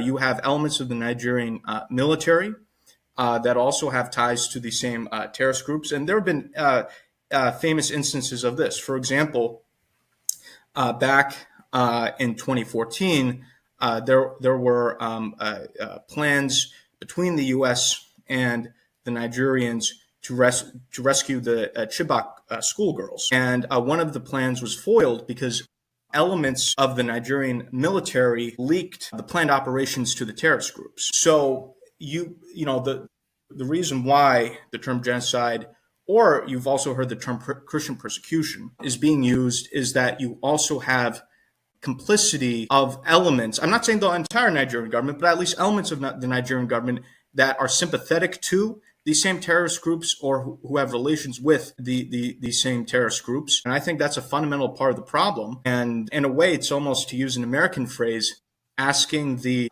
wolf to guard the sheep, or to ask the fox to guard the hen house. Because how could we hope that a government could effectively fight the same terrorist groups in which some extremely senior members of that government have relations with those groups? And again, even politicians in Nigeria have openly talked about, we have this dangerous situation in which elements of our own government are tied to terrorist groups. So this is not just Elias's opinion. Let's look at it this way. The United States has legal instruments like the Magnitsky Act and other sanctions that they could apply to the individuals you have identified and mentioned, if at all they are guilty of what you are mentioning. Why doesn't the Nigerian government or the United States government use those tools at their disposal to target the individuals they know are directly linked to Boko Haram, instead of categorizing a whole nation as suffering from genocide, understanding that maybe the vice president, as you say, is part of it, but then the president himself, who is the commander-in-chief of the armed forces, is not part of it? Is that not a mistake on the side of the United States? I don't think it's a mistake, and also I don't think these things are mutually exclusive. So you talk about targeted sanctions. That's the next step. President Trump has designated Nigeria as a country of particular concern, which is an appropriate designation, given their poor record on religious freedom. But additional steps need to be made. Simply designating the Nigerian government as a country of particular concern is not sufficient. There have been talks and efforts in the U.S. Congress to go further than what the president has done and to start engaging in targeted sanctions on specific Nigerian officials. And Magnitsky sanctions are an enormously effective tool to be used as almost a surgical knife to identify specific wrongdoers who are engaging in bad acts and are of a malignant influence. I fully support Magnitsky sanctions. Currently in the U.S. government, people like Senator Ted Cruz, who we've met with, has publicly talked about how he knows who the guilty parties are. There are lists that are being considered now in Washington. Names are being discussed. These things aren't overnight. They take time. I will anticipate over the coming months that there will be a push for certain Nigerian officials to be sanctioned under the Magnitsky Act that you referenced. So, you actually mentioned something that we completely agree with, and I think you'll see as one of the next steps. And the great thing about the Magnitsky Act is, again, these are targeted sanctions that specifically go after the wrongdoers rather than having something that's just generalized. So targeted sanctions are effective, and those actions will be pursued. I understand that is just a first step, and there could be second steps or third steps. But President Trump was very emphatic about using military attacks, and he already told Secretary Hegseth to prepare to attack Nigeria, meaning he understands, or they already know where the terrorists are, and they could just go there and obliterate them, as he did with the nuclear arsenals in Iran. So why take all these steps if he already knows that is where the problem is and the terrorists could be obliterated? Right. Those are two things, right? One is a symptom of the problem, which can be addressed through military action, right? Eliminating specific terrorists. But the problem will continue if the government of Nigeria continues to have politicians that have relations with these terrorists that covertly support these terrorist groups. So there can be operations that are done to eliminate terrorist cells and terrorist operators in Nigeria. But ultimately, we also need to engage on it using the diplomatic tools. It's not enough to use military tools. You have to use diplomatic tools in order to... But you use military tools after diplomatic tools have failed. But President Trump started with military tools. Well, as you can see, we haven't engaged. The U.S. government yet is considering its options, right? There haven't been military operations, full-scale military operations yet. And the President Trump has a very unique style, if you will, in terms of dealing. That's very unique, right, amongst the presidents that we've had.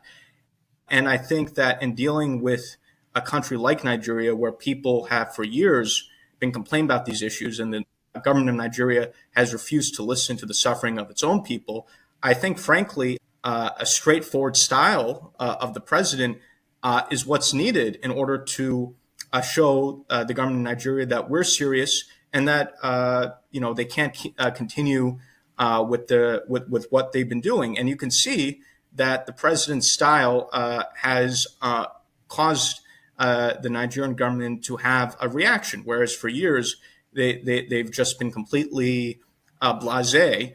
And, a lot of my friends in Africa very much like the president's straightforward, no-nonsense style. And I think when you're dealing with a country like Nigeria or some of these other countries where you have bad governments, diplomatic whispers often don't move the needle. You need to be a little bit more aggressive. So I think it's part of the president's diplomatic style of carrying a big stick. And I think sometimes that's what's needed. And I think it's been effective in this case. I think President Trump's direct style, where he breaches diplomatic protocols, is one of the strategies that he uses to get things going and resolving problems around the world. But let's come back to talk about the funders of the Boko Haram. You have been emphatic that military officers in Nigeria and politicians are part of that movement. But we have on record on the floor of Congress, a congressman reading an audit of USAID. And in it, he claims that the USAID has been sponsoring Boko Haram. So why is President Trump putting the responsibility on Nigerians and Nigerian leaders while there is evidence from the United States side, read by a congressman on the floor of Congress, that the USAID has been participating in this? Why is the responsibility falling only on Nigerians now? Well, the responsibilities, as discussed, are falling not on Nigerians, not the Nigerian people, but these horrible, horrific Nigerian politicians. And I want But to on the United States side, there on the seems US to have been action sponsoring that too. Yeah, well, and you see what President Trump did on that front. President Trump has shut down USAID and has folded USAID into the State Department, and a lot of ineffective programs were eliminated. Again, I'm not, I try to work to influence U.S. policy in directions in which I think they are the right directions. That doesn't mean that everything the U.S. government has done has been correct. Sometimes mistakes have been made. And I think the president made the right choice in terms of deciding to make reforms within our administrative state. So again, the same USAID that you're mentioning that the congressman talked about is the same USAID that the president has shut down, and it's now been folded in the State Department. Programs like that, those programs have been closed. And there have been other programs too that have made absolutely no sense whatsoever. We've unfortunately, USAID, which had started with good intentions, had a variety of programs that just didn't make any sense, that were a waste of taxpayer money, sometimes even working against our interests. So I think that that's a perfect example in terms of why there have been reforms. But nonetheless, the primary responsibility is for the problems in Nigeria is the government of Nigeria. Yeah, thank you. I just want to make a clarification here. You don't work for the State Department. So what you are saying is just your understanding of how the State Department and the government of the United States is operating and the processes, how you read them from outside. Am I being right? Well, yeah. Well, I'm a lobbyist, government relations consultant here in Washington, D.C., so I'm not an employee or representative of the U.S. government. That being said, I work closely with all the parts of the U.S. government, including our Congress, State Department, White House, National Security Council, and other agencies. So I'm not a representative of the State Department. I'm not a formal representative of the U.S. government, but these are all officials whom I talk to, who I work closely with, who I try to bring my information to and my perspective to. So I hope that provides a clarification. Thank you so much. Let's go back to talk about the categorization of the genocide.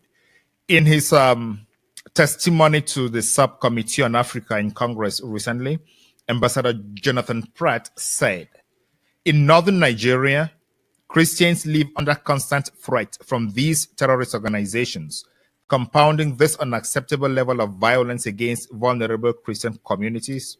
Nigeria continues to prosecute blasphemy cases, which my colleague will discuss in more detail.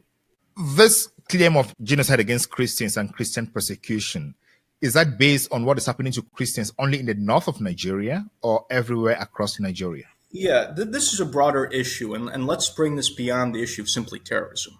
I think some context is needed here. Nigeria is almost evenly split between Christian and Muslim.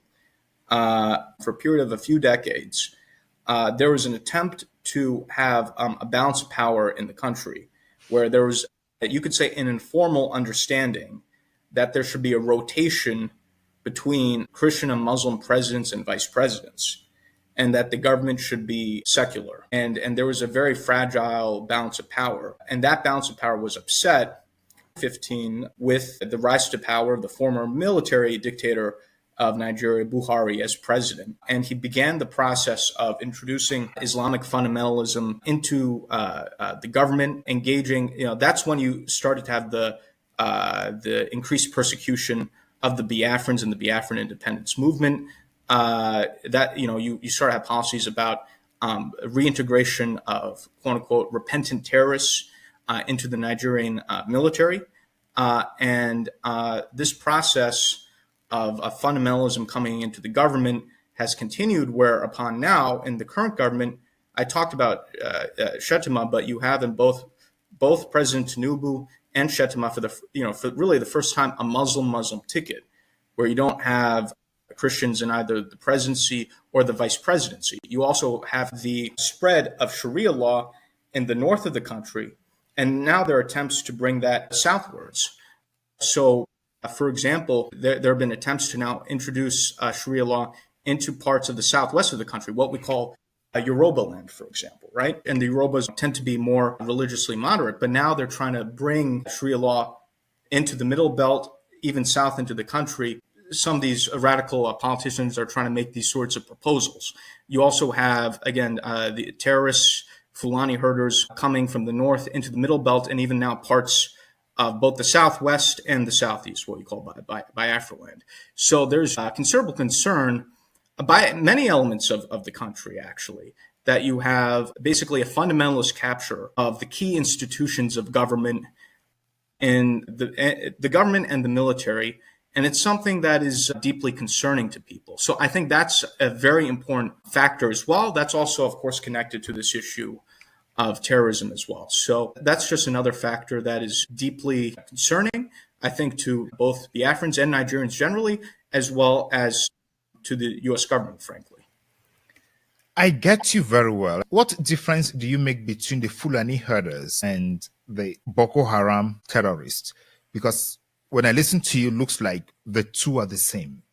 No, I didn't say the two are the same. I'm saying there have been issues by those groups and other groups in terms of murders of innocent civilians, and the situation has gone completely out of hand in the country. So I did not, I didn't say all these groups are the same. They have different nuances, but they all contribute to the problem.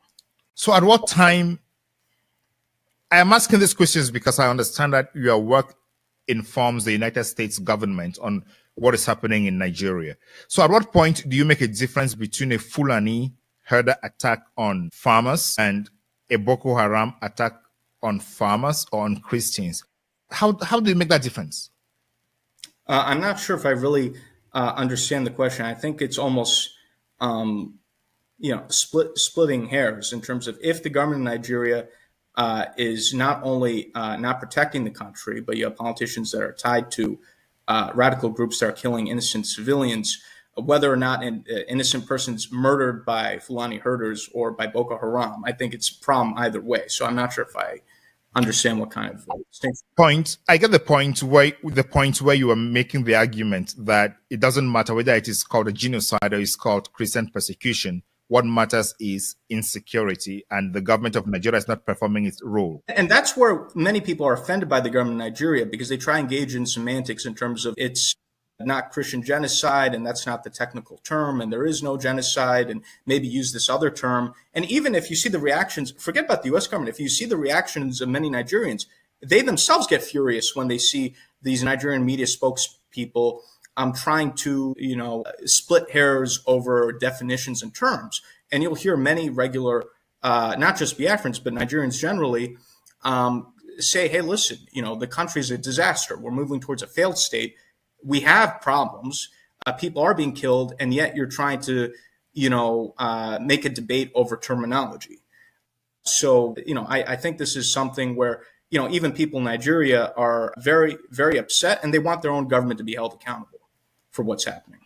Okay, so I'm happy with that clarification. So at this point, from your understanding of what the United States Congress and White House and State Department are thinking, what would be a solution that the United States would say, okay, the Nigerian government is doing everything now to protect Christians? What is going to happen for them to say that that is happening? Yeah, I think when you're dealing, again, with the country in Nigeria, with the types of people that are running the government, the best tool to use is really sanctions, including targeted sanctions. When these corrupt Nigerian politicians, for example, are no longer able to, let's say, launder their money in the U.S. and other places, if, let's say, their assets are seized, because also many of these officials are completely corrupt in outrageous ways. And there have been a number of stories about the corruption of Nigerian officials.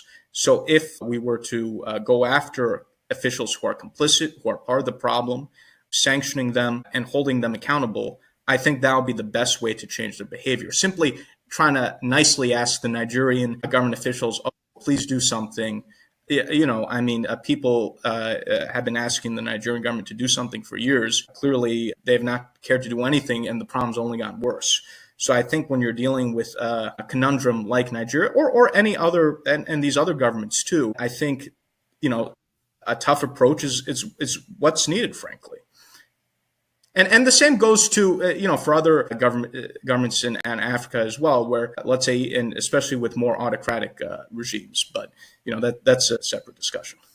Yes, we're going to talk about that in a moment. I want us to switch gears now and talk about Biafra. So we'll definitely talk about autocratic governments like the government of Cameroon when we talk about Biafra in this case. In an article by the Africa Report, they say former U.S. Congressman Jim Moran, who lent a voice to the indigenous people of Biafra movement in 2024, the situation in Nigeria reflects human rights abuses, religious freedom issues, persecution of Christians, increasing Islamic fundamentalism with the Nigerian government and its alignment with U.S. adversaries.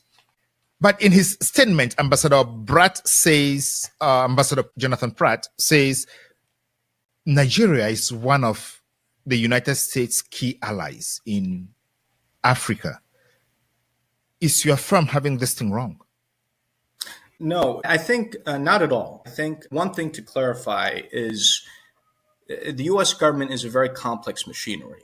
It works in a very unique way. On any particular issue, you'll have different parts of the U.S. government that may have different points of view, right? What matters is what's the overall political consensus among those who are the decision makers. In this case, when it comes to taking a strong stance against the government of Nigeria, you see extremely strong support in the United States Congress. I've worked with many of these members of Congress. That's now been reflected at the White House, in the National Security Council, and the President of the United States himself. And ultimately, in the nature of the current U.S. government, what really matters is the policy stance of President Trump. You know, the viewpoint of the president is reflective in U.S. government policy. This is different than, let's say, other administrations where decisions are made at a more bureaucratic level through the interagency process. In this case, what the U.S. government policy is the viewpoint of President Trump. The State Department tends to be a little bit more, how shall we say, conservative and risk averse usually. So that's why you have people like Ambassador Pratt making those comments, but that doesn't necessarily reflect the overall consensus and the viewpoint of the people who are the decision makers. Mind you, before this whole topic took off the past 2-3 months in terms of Christian genocide and the stance of the President of the United States, you had people like Masad Boulos, who's another senior State Department official, who try to argue that the Christians aren't being targeted and that maybe more Muslims are being killed. Mr. Boulos has had a past history with Nigeria, given his background, and has friendly relations with the president of Nigeria. But then the president of the United States decided to take a different stance, given the mood in Congress and other parts of the government. I guess what I'm trying to say is the stance of the U.S. government is very clear through the opinion of the president of the United States. President Trump has even made comments saying Nigeria is a disgrace. So with due respect, what really matters is the viewpoint of President Trump, his influential people in the White House, and his allies in the U.S. Congress. And Ambassador Pratt, I think, is speaking a diplomatic terminology, but that's not really driving the U.S. policy right now. Yeah, so I just want to give you that. Yeah, that background was necessary. And somebody who's listening to us now, it's definitely asking, how did you get to President Trump's ears, whereas his own ambassador could not convince him on these issues? Well, that's why lobbying is important here in Washington, D.C. It's to engage in an education campaign. For the past year, we've been very proactively lobbying members of the U.S. Congress, educating them on these issues, building alliances. And again, we can't take all the credit. You've also had some pro-Christian evangelical groups that were very active and also lobbying on behalf of similar issues, Christian persecution in Nigeria. And some of those groups we've allied and worked with and cooperated with in terms of our lobbying efforts. And because of the alliances we built in the U.S. Congress, and you had people like Senator Ted Cruz, who are extremely influential, who introduced legislation calling for sanctions on Nigeria, that penetrated into the White House, into places like the National Security Council, which is very influential in this particular White House. And eventually that percolated to the president, and the president decided to take action on the issue. So lobbying is systematic. You build alliances, and if you build enough alliances with influential members of Congress and other individuals who speak directly to the president, that can influence the viewpoint of the president of the United States. And also, too, I think this was very natural for the president because many of his supporters are people who are evangelicals or pro-Christian and so forth. So I think this was a very natural decision for him to make. am I understanding you very clearly that in your lobbying and advocacy, you have decided to use Christians in place of Biafra in order to catch President Trump's attention? Well, I wouldn't say in place, but rather in connection with, because again, the Biafra issues both has ethnic undertones, but also it's a religious. There are religious connotations to it as well, because the Biafrans are predominantly Christian, and so we have advanced the Biafra issue in conjunction with the issue of Christian persecution in Nigeria, because those are connected issues and related issues. It's just the Biafra issue also has some specific nuances to it beyond also the Christian issue as well. So you're saying that you added Biafra and Christian advocacy to catch President Trump's attention. Am I getting that clear? That's correct. And again, those are related issues. It's just that the Biafra matter also has some additional elements and nuances to it. What are those additional elements and nuances? Well, when it comes to the persecution the Biafrans have faced, part of it, there is a religious element to it because the Biafrans are a significant bulk of the Christian population of the country. But there's also an ethnic element because Biafrans, one of the major tribes in Biafra land are the Igbo people who've suffered significant persecution in Nigeria in the 1960s. Of course, you're aware that there was a civil war where the Biafrans tried to establish their independence, and they had their own state for 3 years, recognized by some countries. Unfortunately, they were re-annexed by Nigeria, and unfortunately, they were never really fully accepted back into society. They face discrimination and marginalization since the end of the Civil War. They haven't been able to get, for example, the Nigerian presidency, and there's, for example, a lot of that part of the country, southeast Nigeria, the Nigerian government has purposely neglected to invest in that area, develop the infrastructure of that area. You have Port Harcourt, for example, that's still been completely undeveloped. This is all intentional to punish the people of what we call the Southeast Nigeria or Biafra. So there's been very unnecessary persecution and marginalization, which has only gotten worse with the recent governments in Nigeria, and you know, this is something that needs to be I hear all those points, but one point came to mind, or one point struck me more. Did you say Nigeria re-annexed Biafra? What I was trying to get at is, you know, after the Biafrans declared independence in 1967, there's a 3-year civil war, and then Nigeria unfortunately won the civil war. You know, that's what I was trying to convey. Okay, so Nigeria won the civil war, and Biafra became reintegrated into. That's what I was saying. Yes. So what is the basis for the Biafran movement of independence right now? Is it a historical base or an economic? I think it's a combination of a lot of things. I think a fundamental part of the problem is Nigeria is really an artificial amalgamation of the British, where they put together disparate peoples under colonial borders. In 1914, you have the Biafrans in the southeast, you have the Yorubas in the southwest, and then you have the Hausas and Fulanis in the north.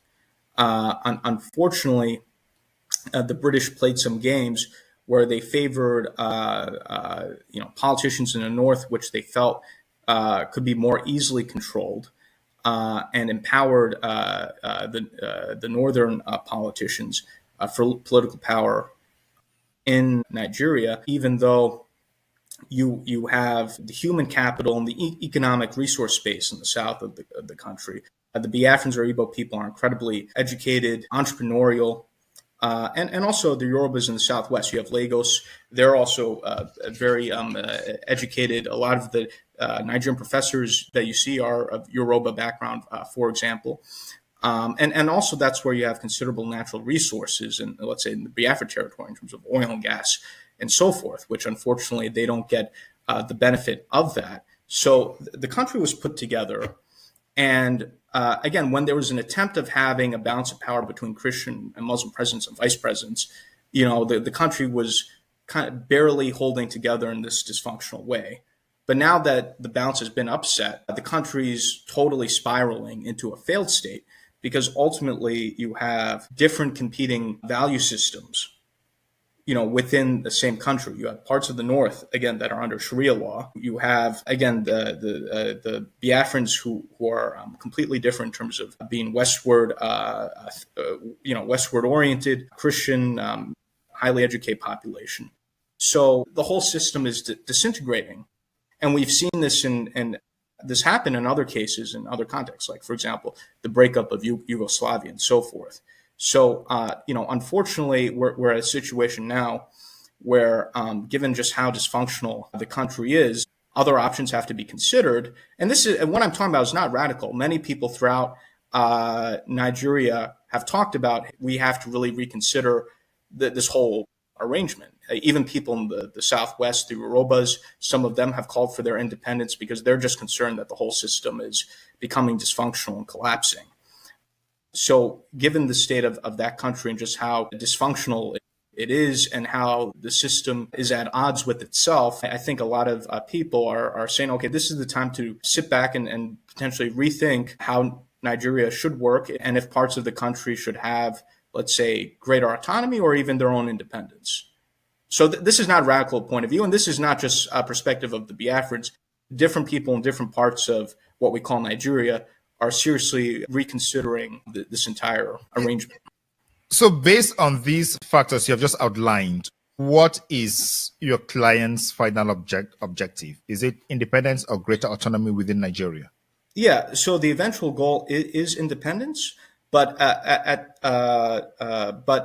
being said, the Biafra government also is very sophisticated. They understand how international diplomacy is. That's why they're working closely through me with the U.S. government, and we're working on seeing how we can achieve the goal, because it's going to take some time, and there are going to have to be transitionary processes as well as we work towards the eventual goal of independence. The creation of entities that are autonomous or newly independent states. These are things that take time, and it's something we want to be very thoughtful about. So the Biafra government, through my efforts here, is having close dialogue with the U.S. government.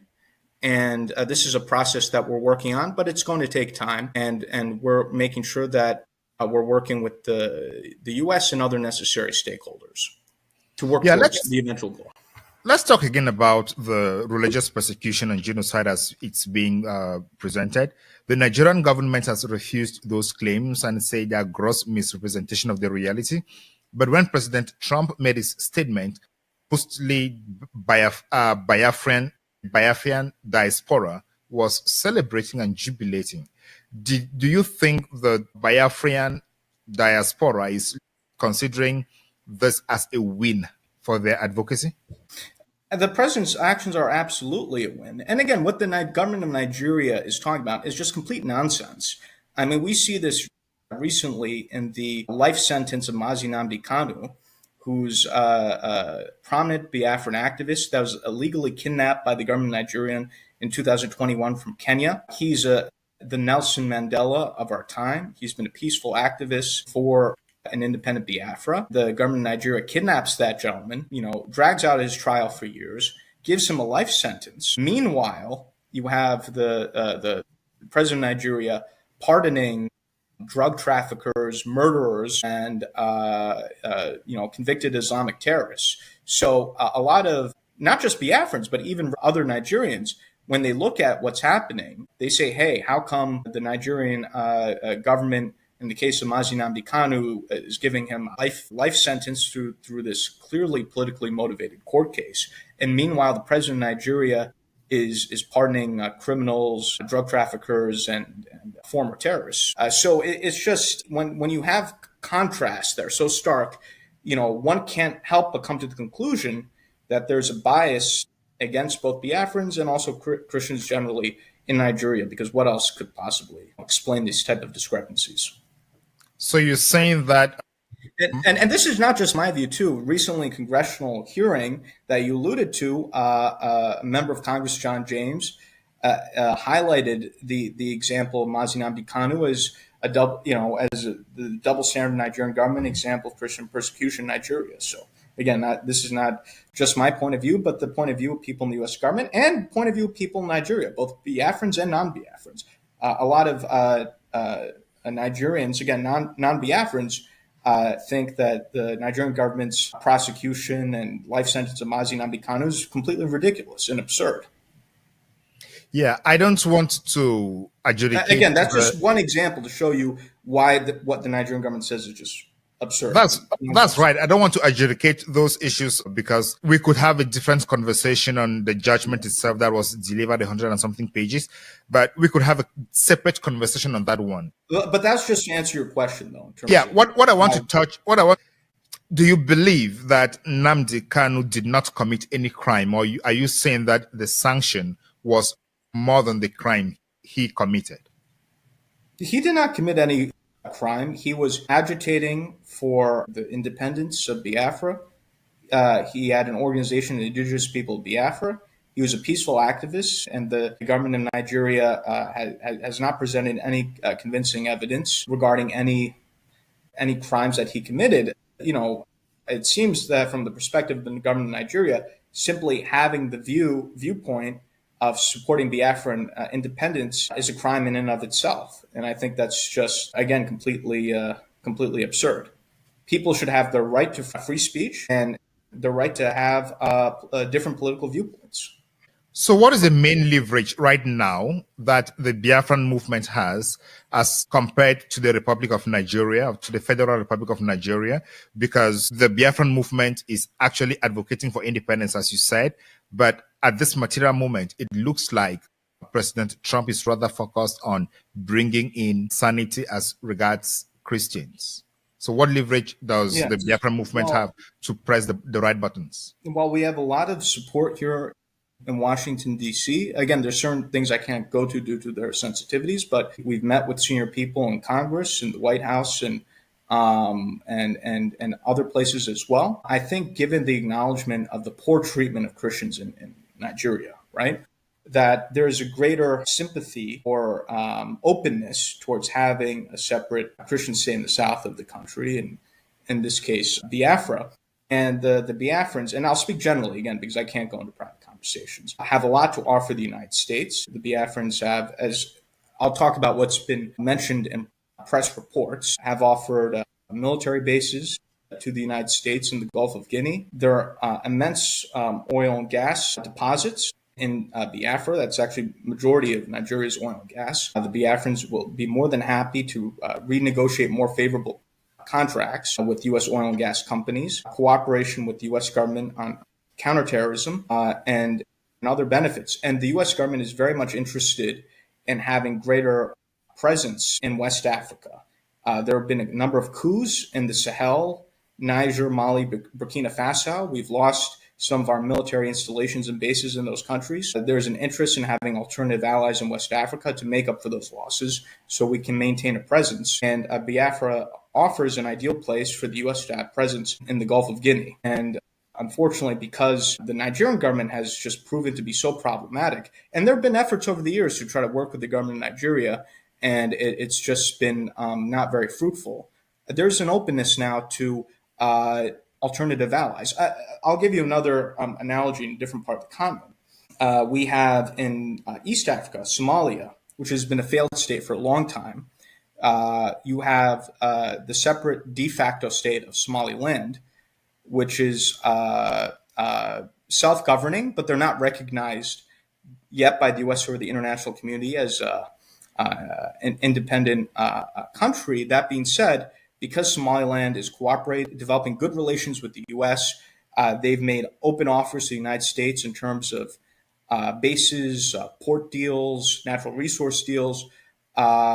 You've had key people in the U.S. government, especially in the U.S. Congress, advocating for the recognition of the independence of Somaliland. President Trump has talked about him looking at Somaliland, and I think it's very likely that the U.S. government will make a deal and recognize the independence of Somaliland sometime during President Trump's term. So there is currently, with the existing administration and Congress, an openness to engage in deal-making in Africa, which presents an opportunity for again, depending in the right circumstances, independence movements in Africa, depending on, again, the circumstances and what they're willing to offer the United States. Yeah. So why do these deals leave African states their sovereignty and the economic development? Because through independence, from independence till today, we've seen African states losing all their natural resources and their wealth generation to superpowers. And it sounds like these countries are offering all this to the United States to come continue the journey. So where do we stand? Look at Niger. All the uranium is gone, but there is no electricity in Niger.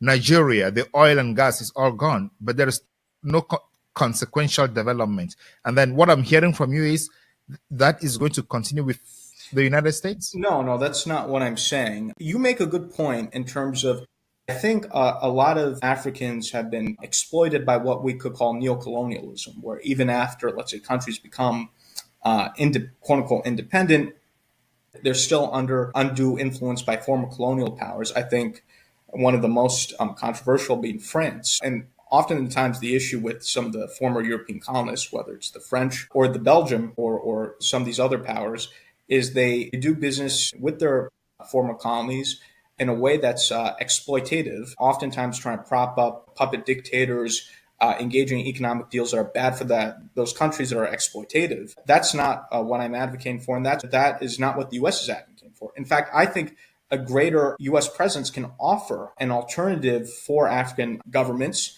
to both kind of these neo-colonialist former powers, as well as an alternative to both the Russians and Chinese. And the way that the U.S. is, it's not this exploitative colonial model, but rather a business style model in which the U.S. can come and say, hey, how can we help make investments in your country such that we could both deepen our relations and we could both make money and prosper together.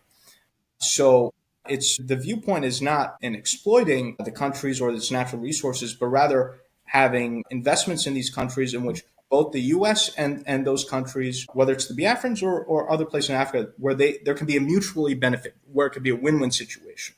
So yeah, I want to say, the problem is when I listen to you talk, you say the Nigerians or the Biafrans and the Somalis and the Somalilanders are willing to offer the oil and gas, natural resources and ports for the U.S. to come in. But I didn't hear the other part where they are coming to invest in those countries so they can generate the wealth within those countries and create that's exactly jobs. what I'm saying. For where the U.S.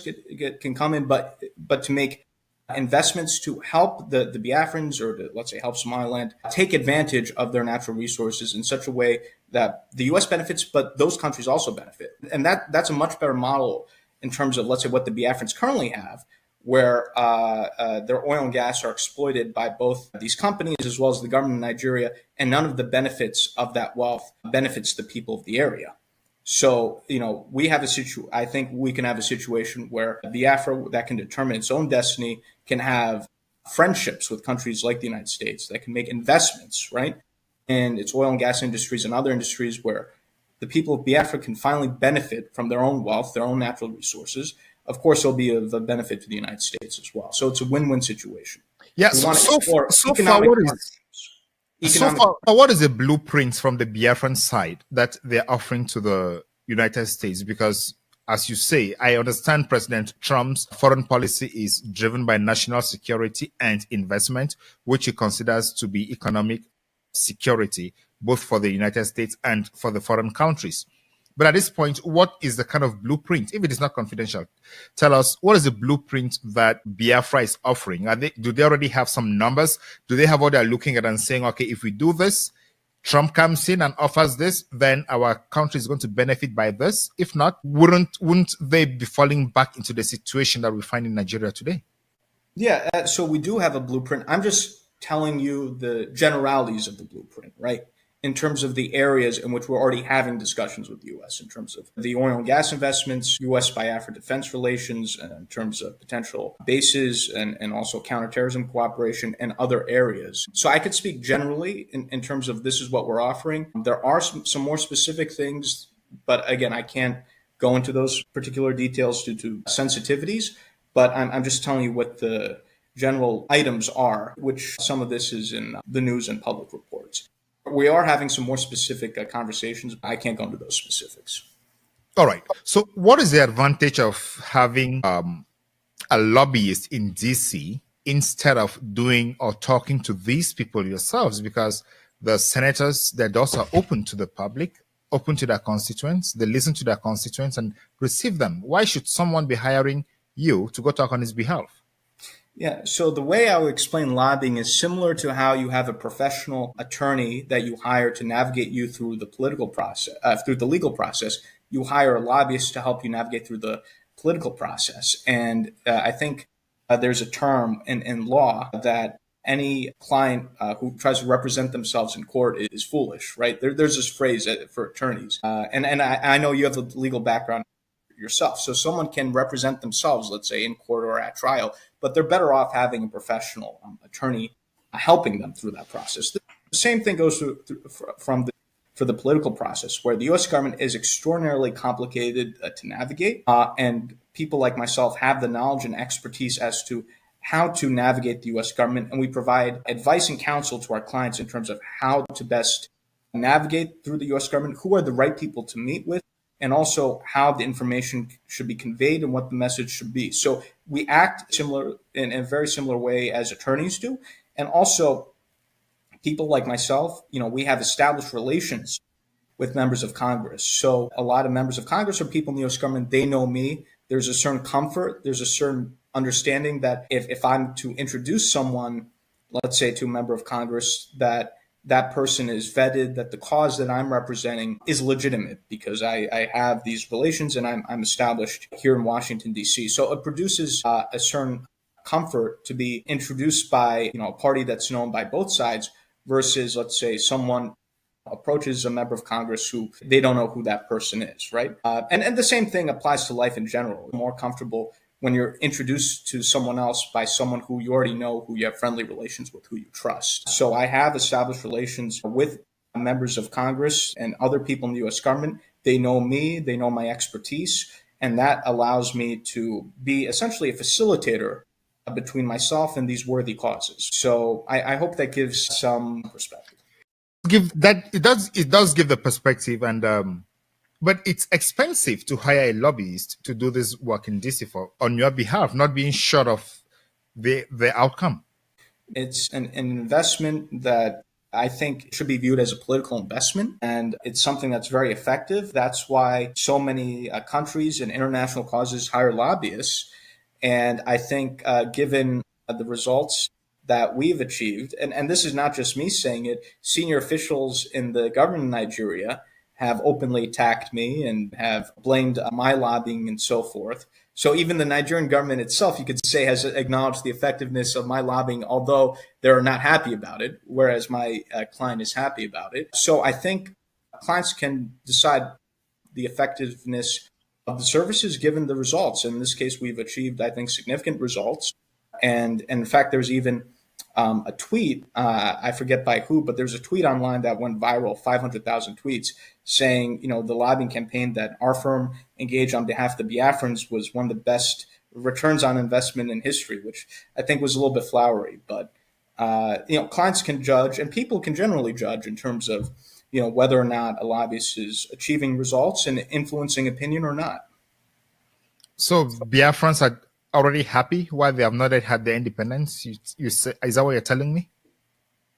Well, Biafrans are happy about the results we're achieving, but we're still working towards the goal.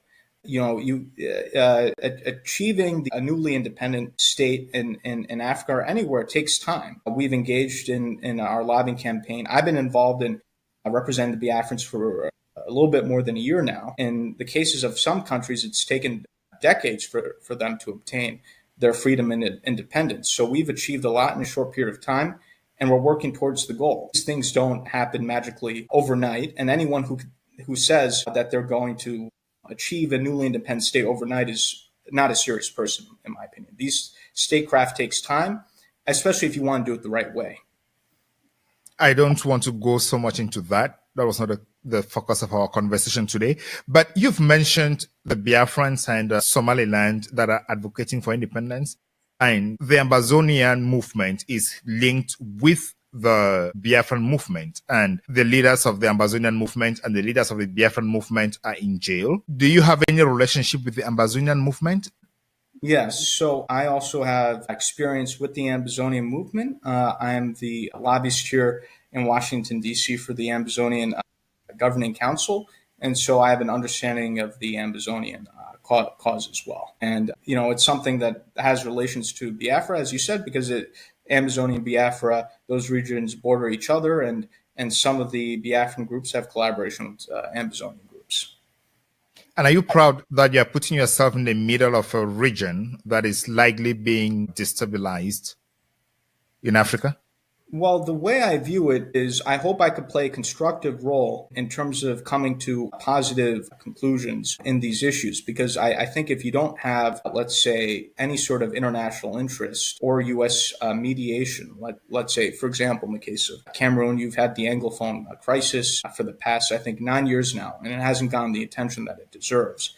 I think highlighting the issues to the U.S. and the international community and trying to get some interest in terms of resolving the problem that can be helpful. So I view myself as trying to have a positive role in an area that has had conflict and instability, and trying to be constructive, because otherwise some of these conflicts will continue to be neglected and the problems will just continue to worsen.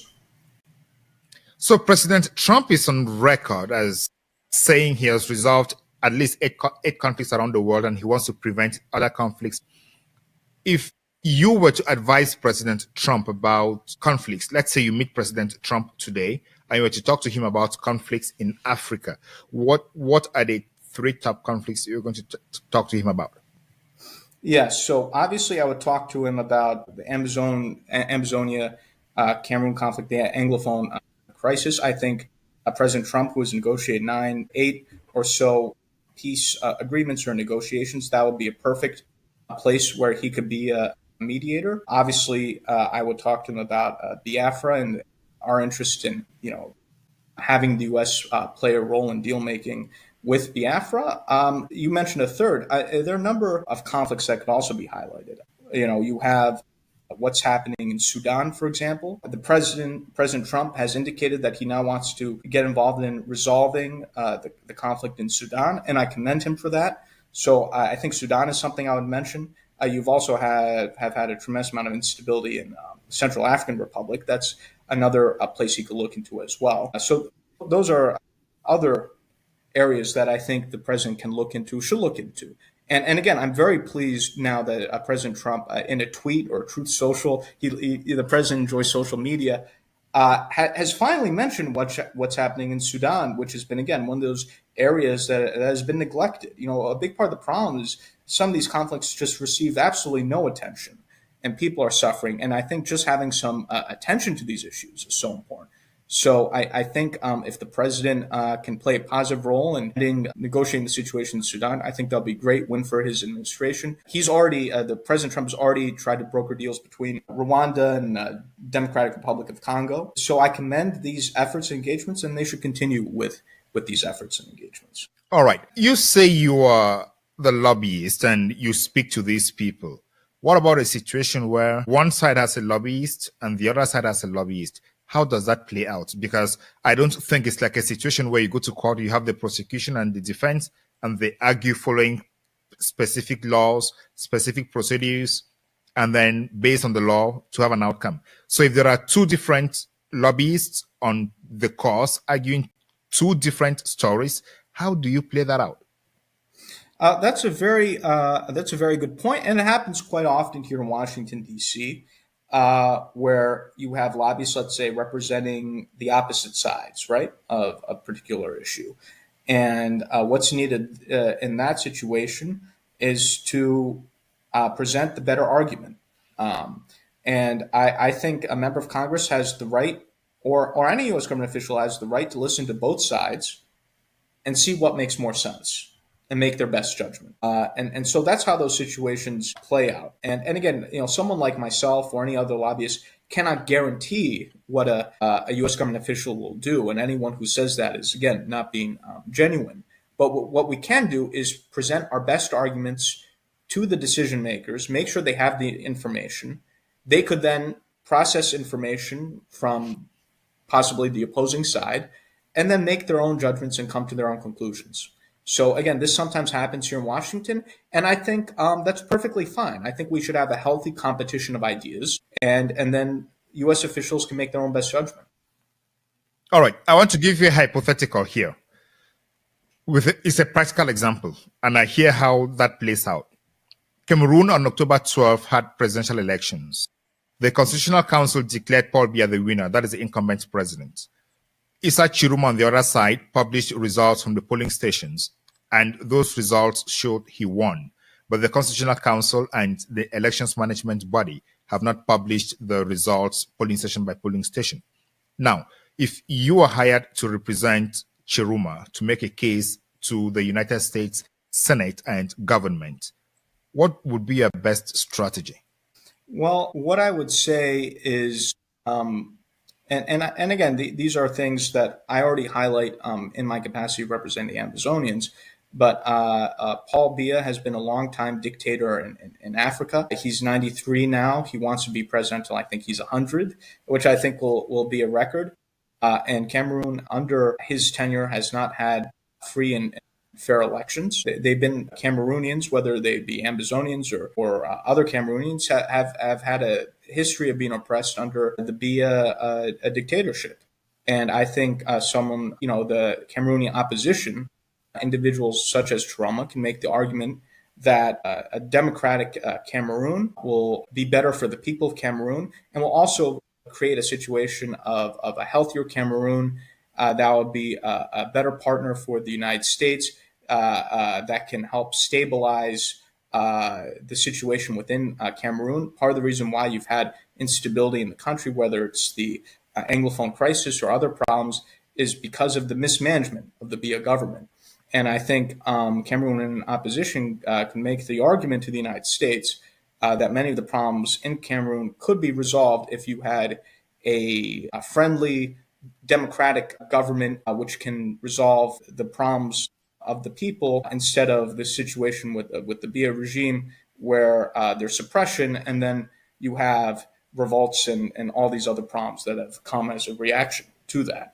So I think there's a persuasive case at this moment that the opposition could make, and you have members of especially members of Congress like the Senate Foreign Relations Chairman who are skeptical of the Biya regime and others. Yeah, the Biya regime has many critics in the U.S. for their lack of democracy and many other problems. And if Biya's lobbyist comes in and says, we have a stable government that has stabilized the country for the last 43 years, and we are critical for the stability of the Gulf of Guinea, if we change the system, there is a high probability that the country may go into full-blown crisis, considering the case of the Northwest and the Southwest and the North and the East. And if they say they have held some balance for all this while, and that is what they need for the country right now, how would you counter such an argument?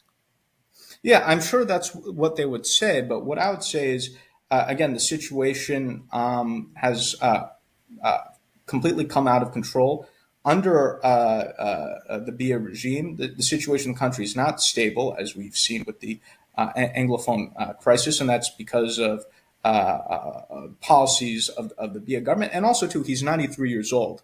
He doesn't have much more time. You know, his end is inevitable given his age. Regardless, there's going to be a change because at some point, So if he's going to amend the constitution because he has a majority in parliament and appoint a vice president who takes over from him to ensure continuity, what would you say?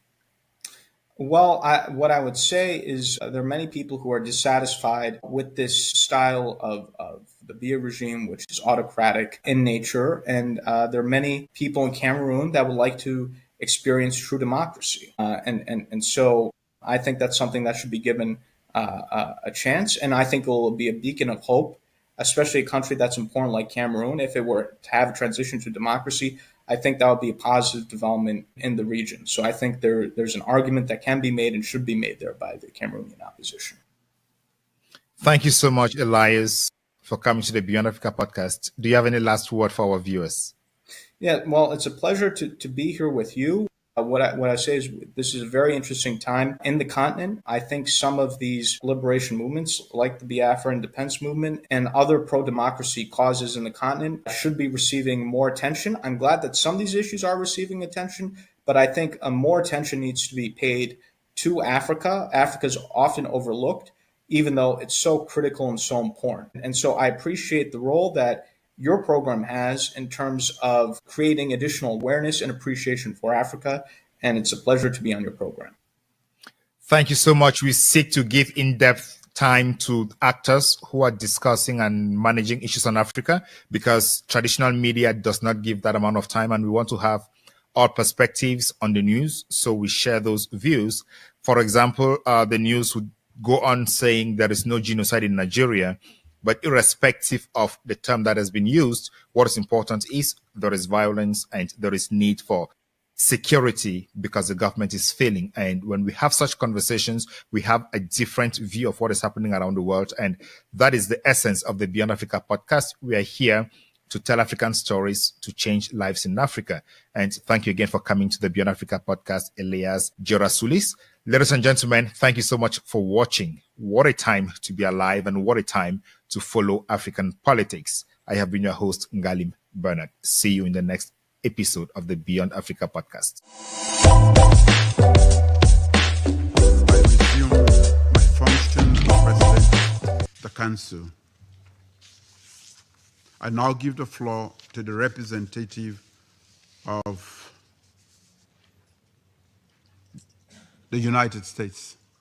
Thank you, Mr. President, and thank you for chairing this important meeting. Thank you to our briefers, Secretary General Guterres, and ECOWAS Commission President Dr. Touré. Colleagues, as we speak, Al-Qaeda-affiliated terrorists in the Sahel have paralyzed Mali with a fuel blockade. Colleagues, the situation is dire there. We see Al-Qaeda aiming to take over the entire country. The United States acknowledges the counterterrorism efforts of the Malian armed forces against these and other terrorist organizations such as ISIS, Sahel, but the situation is worsening quickly.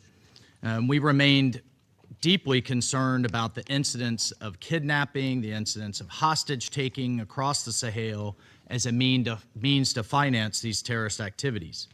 Unfortunately, since the veto of the UN sanctions regime in 2023, it has been deeply disappointing to see Mali's security situation continue to deteriorate. That decision removed critical tools from the international community that it relied on to promote accountability and to promote stability. And the result has been an uptick, a massive surge in violence, has been a shrinking space for dialogue and growing risk for civilians across the country and across the region.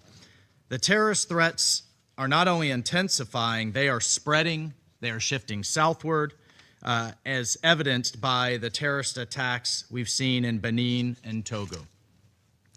But particularly, the United States is concerned and outraged by the ongoing slaughter of thousands of Christians in Nigeria by various ethnic militias in the Middle Belt, as well as terrorists like Boko Haram and ISIS West Africa in the north. It is tragic and it is unacceptable. Churches are burning, villages are being razed, thousands are killed, clergy murdered simply for wearing a cross, for being a Christian, for daring to say they worship Jesus as Christ. Just yesterday, 25 little girls were kidnapped from their school, and one school official murdered trying to protect them, from Maga Comprehensive Girls Secondary School in Kebbi State. Colleagues, this is happening. It's undeniable, and it's unacceptable. The United States condemns these attacks in the strongest terms, and it demands accountability. And as President Trump has made clear, we will not stand by while such atrocities are happening in Nigeria. The government of Nigeria must take immediate steps and do more to increase security, respond to early warnings, end impunity, and address the drivers of violence. And colleagues, we need to see African leadership on these matters, and we need to see a coordinated response among all countries in the region. The situation is critical. The United States will continue to work with regional partners to counter these common threats. Thank you, Mr. President. I thank the representative of the United States for the statement. I now give the floor to the representative of China. James, and I want to thank him. In February of 2024, he had a very important hearing on Nigeria and other advocacy throughout that time. So the floor is yours. Mr. Chairman, thank you so much for your personal invitation, for your leadership, and for your friendship. I'm honored to be back. Psalms 96:14 asks, "Who will rise up for me against the wicked? Who will take a stand for me against evildoers?" Nigeria is facing one of the gravest religious freedom crises in the world. As the former chairman of the House Foreign Affairs Committee on Africa, I have visited and have seen firsthand the direness of the conditions in what is now the deadliest place on earth to be a Christian. They are targeted, displaced, and killed simply for their faith. The ancient plea, "Is there no help for the widow's son?" still echoes today. Since 2019, nearly 17,000 Christians have been killed. In the first 7 months of this year alone, hundreds more were murdered. On June 13th, during the Yellowwater massacre, more than 280 Christians were slaughtered in a single day. These are not isolated tragedies, but a sustained pattern of religiously motivated violence, often ignored or even enabled by the Nigerian government. Extremist groups like Boko Haram, Fulani militants, and ISIS West Africa attack often without any meaningful intervention from authorities. The lack of response has created an atmosphere of impunity where Christians continue to live in constant threat and fear. The United States has previously recognized this crisis. President Trump not only designated Nigeria as a country of particular concern during his first term, but redesignated it again in his second term after President Biden inexplicably removed that designation. Religious persecution is tied to political repression and weakening institutions in Nigeria. Example, the detention of Mazi Nnamdi Kanu is a clear example. In 2022, Nigeria's Court of Appeal struck down the charges against him and ordered his release. The UN Working Group on Arbitrary Detention has also called for his unconditional release. Yet he remains in solitary confinement, in deteriorating health, and recently had to represent himself in court. Nigeria has signaled that the law is optional and targeting Christians is fair game. Just hours ago this morning, despite the pleas and cries of the Nigerian people and many Nigerian lawmakers, Mazi Nnamdi Kanu was convicted on all charges. For fiscal year 2025, the U.S. has requested nearly $8 billion for sub-Saharan Africa. But when Americans see political prisoners, judicial defiance, and the slaughter of Christians, they understandably ask as they meet their own struggles, why should our tax dollars support governments that refuse to protect their own people? Is our aid aiding a genocide? Nigeria is a nation of tremendous potential, but that potential is being choked out by violent persecution of its Christian population. No country can build a stable future where churches are burned, believers are killed, and communities live in fear. The United States must stay engaged, and Nigeria must change course now. Mr. Pratt, a direct question. Do you believe, in your professional assessment, that the government of Nigeria has been infiltrated by jihadists? I do not believe that the government of Nigeria has been infiltrated by jihadists. Okay, because when you look at the selective enforcement of the rule of law, one might question if there are any favoritism or looking the other way when groups are being specifically targeted, despite the fact, as my colleague Mr. Moore mentioned, not enforcing the rule of law with regard to weapons. My next question. How has the Nigerian government reacted since President Trump's country of particular concern designation announcement? They have taken the designation very seriously. There is a senior delegation here now. They will meet with the most senior officials of the U.S. government this week. And we have already demarched the government in Abuja and here in Washington on the action plan. And I can say that the results so far have been positive in terms of cooperation. The Nigerian government needs to do more to address this issue themselves, but what measures are being taken to assist Nigeria to increase its focus on persecution, particularly in the Middle Belt? Yeah, so thank you for your question, Congressman James. As you mentioned, the Middle Belt is a particular concern. That's where Christians, you mentioned Yalwada, where 250 or 280 Christians were killed, massacred. They were targeted because they were Christians. Churches have been burned there. There have been internally displaced people there. And so we're reviewing all options at the State Department, including Chairman Smith, you mentioned our bureau, we have Global Magnitsky Act sanctions. We have other tools at our disposal as well to make sure that Nigeria, the Nigerian government gets the message that we are serious about the persecution of Christians and other communities as well, but particularly Christians right now who are suffering disproportionately in the Middle Belt. Thank you for your answer, Mr. Chairman. Thank you for having me again. God bless you, and good luck. I'm here for you. Thank you, Committee, James, and I want to thank him. February of 2024, he had a very important hearing on Nigeria and other advocacy throughout that time. So the floor is yours. Mr. Chairman, thank you so much for your personal invitation, for your leadership, and for your friendship. I'm honored to be back. Psalms 96:14 asks, "Who will rise up for me against the wicked? Who will take a stand for me against evildoers?" Nigeria is facing one of the gravest religious freedom crises in the world. As the former chairman of the House Foreign Affairs Committee on Africa, I have visited and have seen firsthand the direness of the conditions in what is now the deadliest place on earth to be a Christian. They are targeted, displaced, and killed simply for their faith.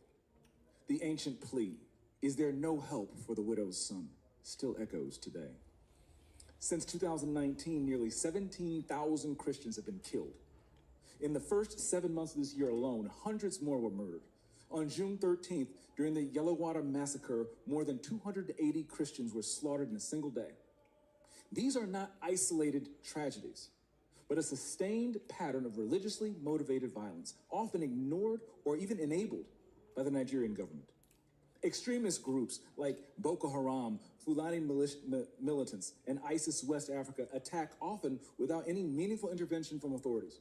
The lack of response has created an atmosphere of impunity where Christians continue to live in constant threat and fear.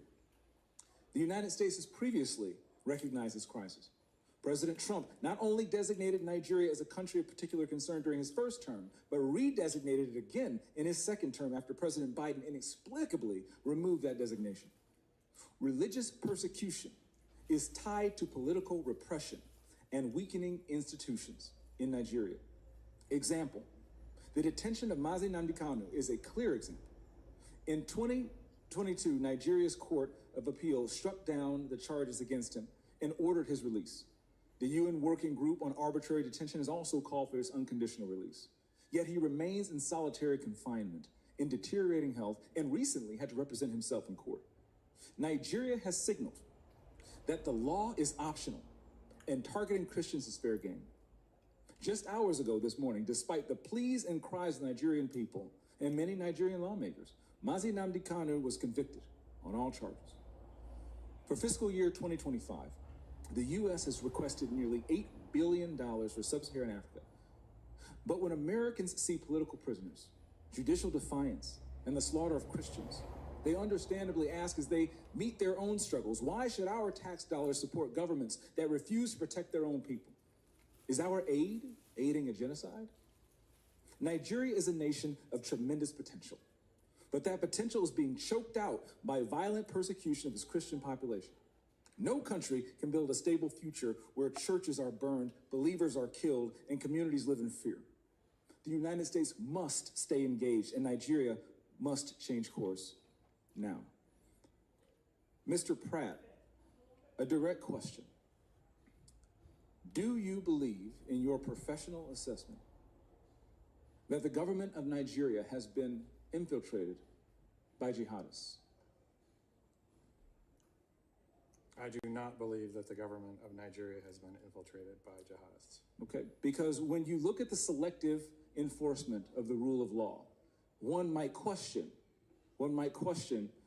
if there are any favoritism or looking the other way when groups are being specifically targeted, despite the fact, as my colleague Mr. Moore mentioned, not enforcing the rule of law with regard to weapons. My next question, how has the Nigerian government reacted since President Trump's country of particular concern designation announcement? They have taken the designation very seriously. There is a senior delegation here now. They will meet with the most senior officials of the U.S. government this week. And we have already demarched the government in Abuja and here in Washington on the action plan. And I can say that the results so far have been positive in terms of cooperation. The Nigerian government needs to do more to address this issue themselves, but what measures are being taken to assist Nigeria to increase its focus on persecution, particularly in the Middle Belt? Yeah, so thank you for your question, Congressman James. As you mentioned, the Middle Belt is a particular concern. That's where Christians, you mentioned Yalwada, where 250 or 280 Christians were killed, massacred. They were targeted because they were Christians. Churches have been burned there. There have been internally displaced people there. And so we're reviewing all options at the State Department, including Chairman Smith, you mentioned our bureau, we have Global Magnitsky Act sanctions. We have other tools at our disposal as well to make sure that Nigeria, the Nigerian government gets the message that we are serious about the persecution of Christians and other communities as well, but particularly Christians right now who are suffering disproportionately in the Middle Belt. Thank you for your answer, Mr. Chairman. Thank you for having me again. God bless you, and good luck. I'm here for you. Thank you, James, and I want to thank him. February of 2024, he had a very important hearing on Nigeria and other advocacy throughout that time. So, the floor is yours. Mr. Chairman, thank you so much for your personal invitation, for your leadership, and for your friendship. I'm honored to be back.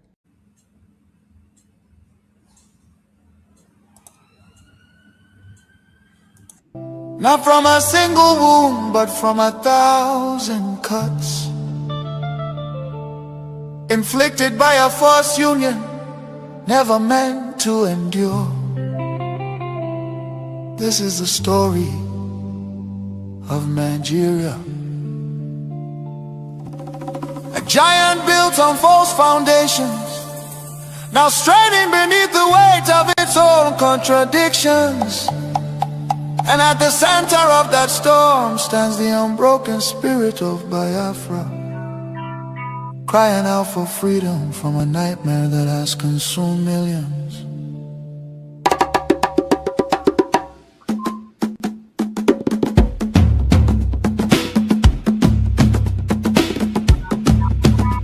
It began with the rivers of blood in 1966. Thousands of Biafran men, women and children, professionals, traders, students and families who had built lives across the Federation became targets in the northern city, fueled by ethnic hatred and religious hostility. Mobs descended upon innocent civilians.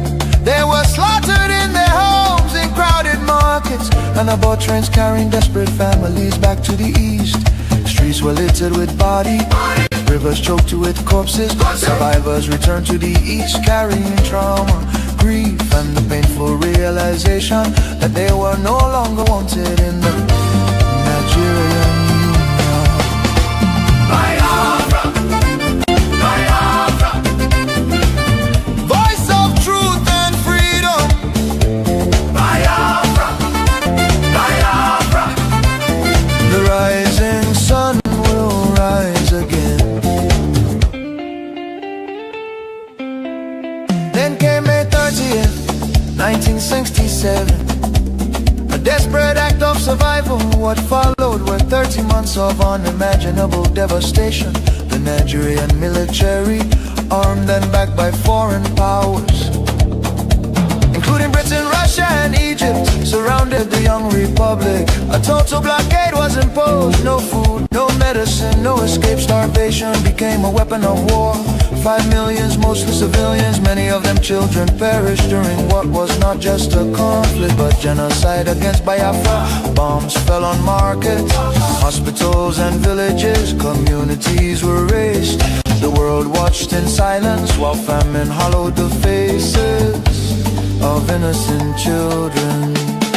Some nations spoke out, but many turned away. The war officially ended in paper in 1970 under the declaration. No victor, no vanquished, yet for Biafrans the suffering did not end. Their properties were confiscated, careers destroyed. Biafrans were given only £20 regardless of how much they had. Entire families struggled to rebuild shattered lives.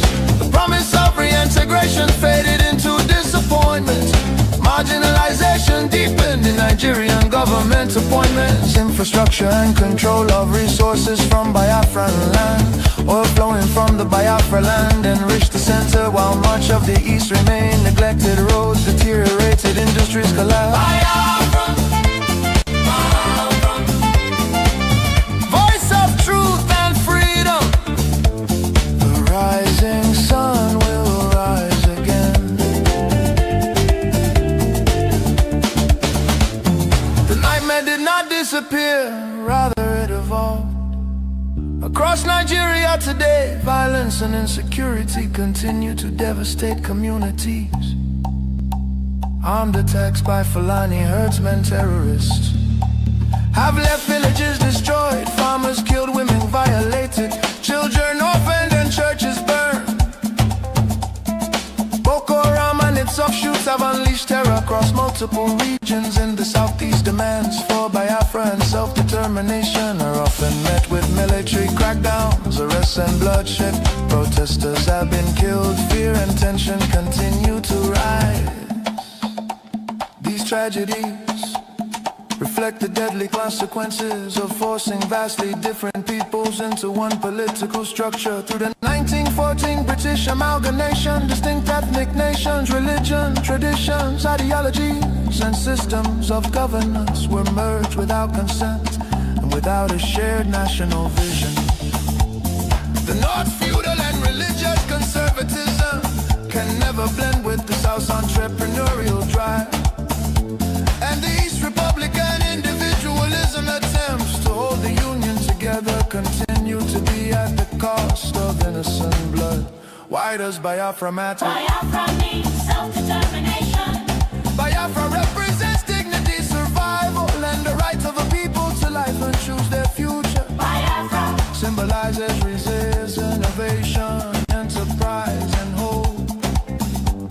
The vision is of a nation with secure borders, focused development, protection of its citizens, and economic engagement with the world of future, free from oppression, fear, and perpetual conflict.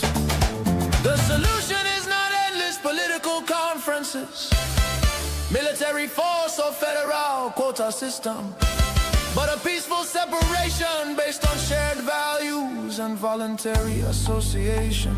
History shows that artificial unions often fracture violently, while honest separation can allow wounded nations to recover. Biafra is not dead, Biafra lives. It lives because the desire for freedom cannot be extinguished. Nigeria's ongoing crisis, corruption, insecurity, poverty, and division are proof that one structure cannot hold people with dangerous diversities together. For the million already lost, for the children yet unborn. Biafra, Biafra independence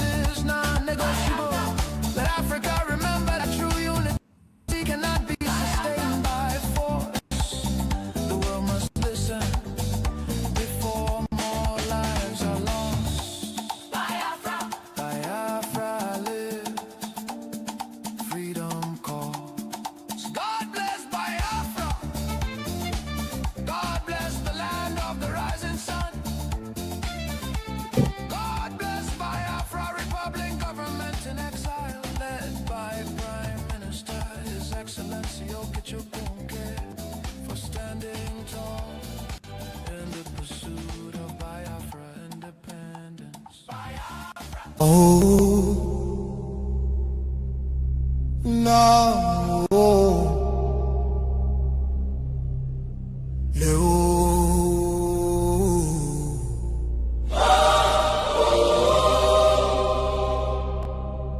From every village, every city,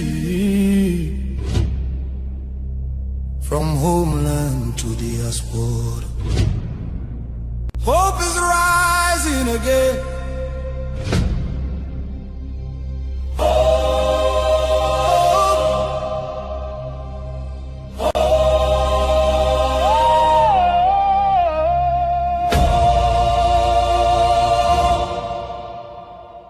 Biafra now our only hope. Yes, now our only hope.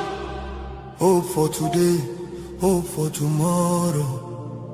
No more pain, no more sorrow.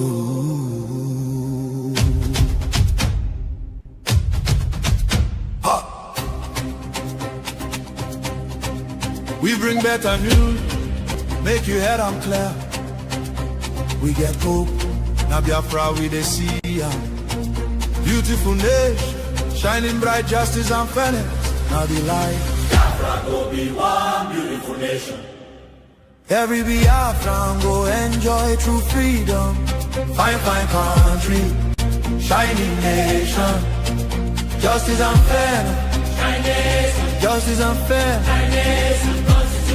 Everybody equal, one love for rich and poor. Leader or citizen, no different, justice go speak with confidence. No oppression, no discrimination, rule of law for the nation. Truth and justice go reign forever. Biafra go get strong and better. Where your hope? Who be your hope? Waiting be your country.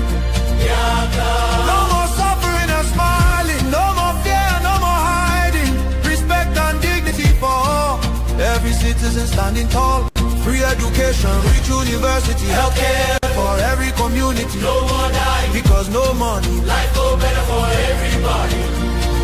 Biafra now our only hope. Biafra now our only hope. Stand up now, make we claim our Biafra now our destination. Women go deliver safe for hospital.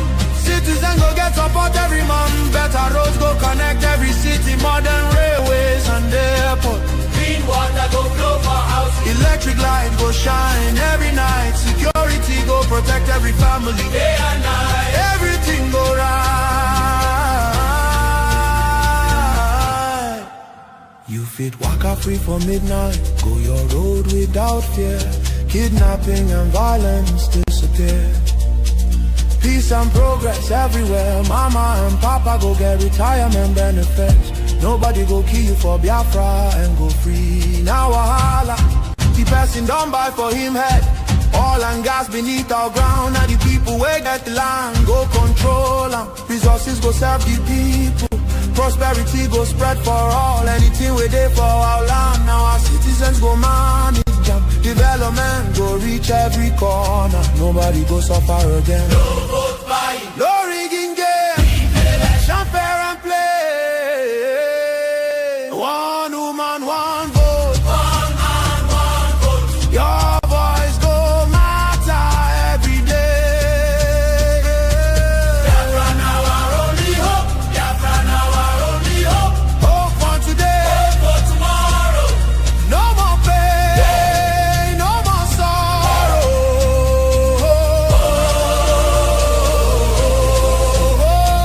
Biafra now our only hope. Biafra now our only hope. Hope for today. Hope for tomorrow. No more pain, no more sorrow. Biafra.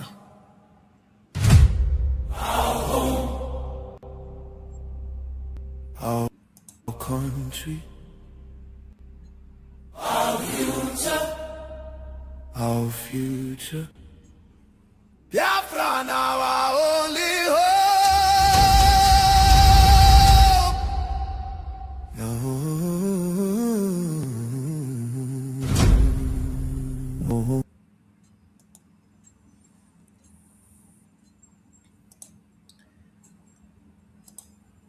Wonderful Biafrans, lovers of freedom. I say good morning, good afternoon, good evening to all of you, depending on your location. Join me, my people. Today is 22nd of May 2026, and it is also beginning of the weekend, Friday.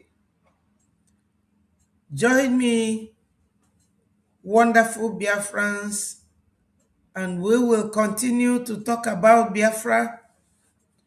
Biafra is our home, is our religion, and my people, we must evangelize, talk about Biafra, Biafra's freedom, and everything that touches and concerns Biafra.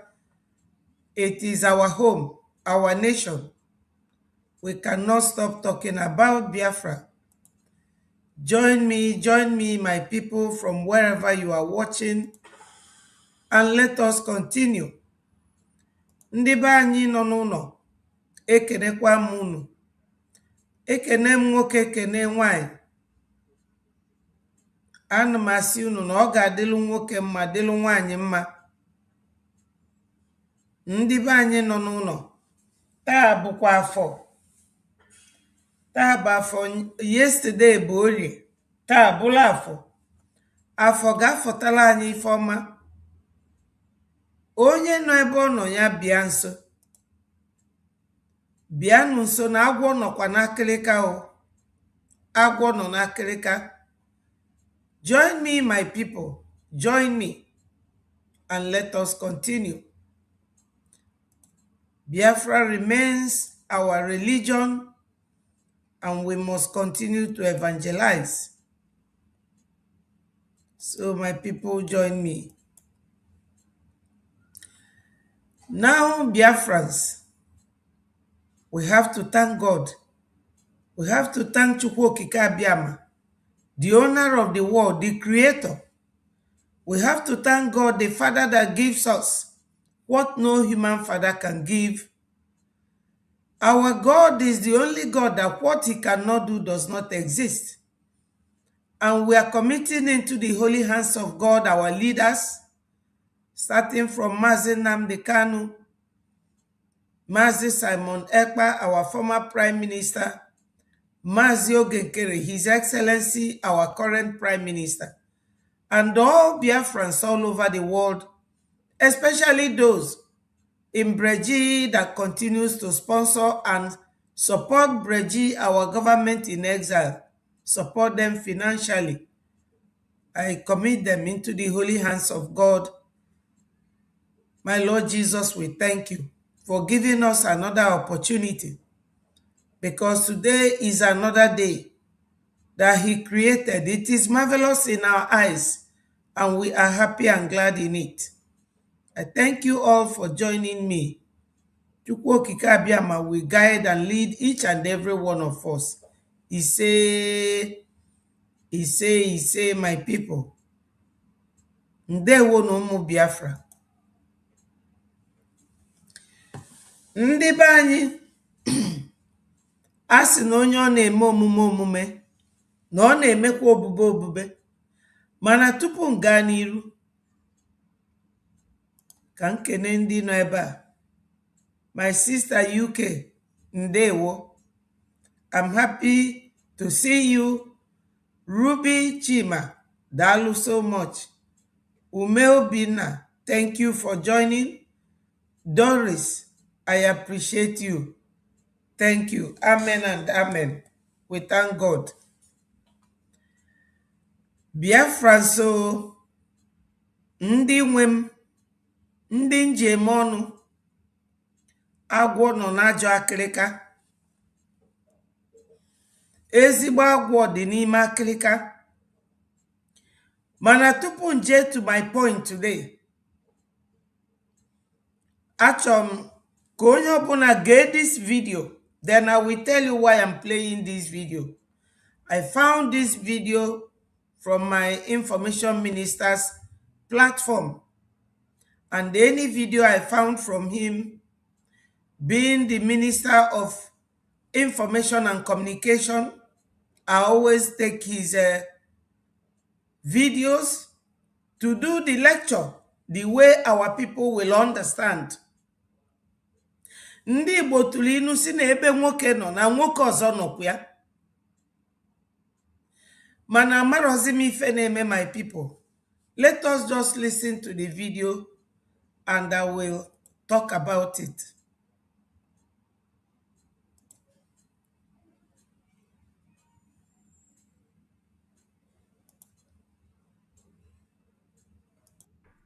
This is a message to my northern Christian brothers and sisters, specifically for you.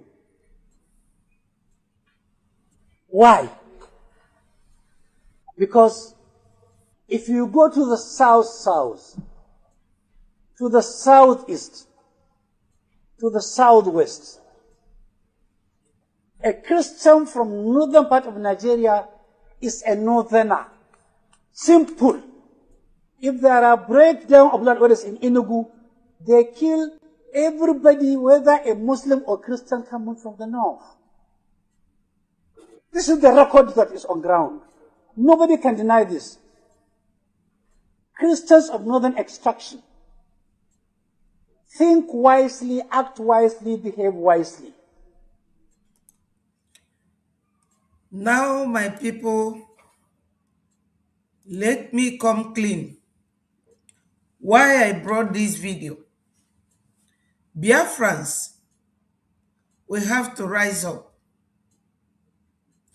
We have to rise up. This man, as you can see, is one of the northern clerics or sheikhs like Gumi that teaches them in the mosque. He is a northern Nigerian and he is here talking to his people who are Christians, teaching them that Christianity in the north is not the same in the south, whether the one they call southwest or the one they call southeast, which is predominantly Biafra. When Biafra comes, we will not use any foreign name to name our states. We are Biafrans and not north or west or south. No, my people. We will not. Enough of this brainwash and enough of the deceit. Or the too much. Is too much. This man is doing exactly what Usman Danfodio, what Sadwana of Sokoto and Abubakar Tafawa Balewa did to those of us in the so-called Southeast. Ask me what they did. Today, if you go to River State, that's where they call them River State. But we call them Iguacha. When you hear Iguacha, you know it is Port Harcourt. And Port Harcourt is still not our African name. If any in Igbo land, Biafra land, unumana ndị a na-akpọ Ogoja, ụfọdụ fa na-asụ Igbo. Ndị a na-akpọ Ugep, dịkwa na that Akwa Ibom area, ụfọdụ fa na-asụ Igbo. Anyị niile nwere ofu nna a na-akpọ Gad, ebe onye ndu na-eje ekpe ekpele oge ụfọdụ na Aguleri and Umuleri. They started dividing us, splitting us. Faputa fasindi Asaba. Na ndị Okpanam, na faburo ndị Igbo. Fagwa ndị Wori, na faburo ndị Igbo. Strategically, ndị a niile fa na-agwa na faburo ndị Igbo, bebe nwere oil deposit. Today, na that southeast, as they call it, or River State, Sokoto Caliphate, onwelu 24 oil well. Then Nkefa Poputal we me ya Muslim ana akwa Asari Dokubo ofu nkịtị, ofu onwero, ofu etu a onwero. None of them na that igwe ọcha nwere oil well. All the Godis Fulani people, they are very strategic. They know how to split people. Fulani ada alụọlụ. All ndị Fulani bụ ịnọ na-ele ego money exchange. That's all they do.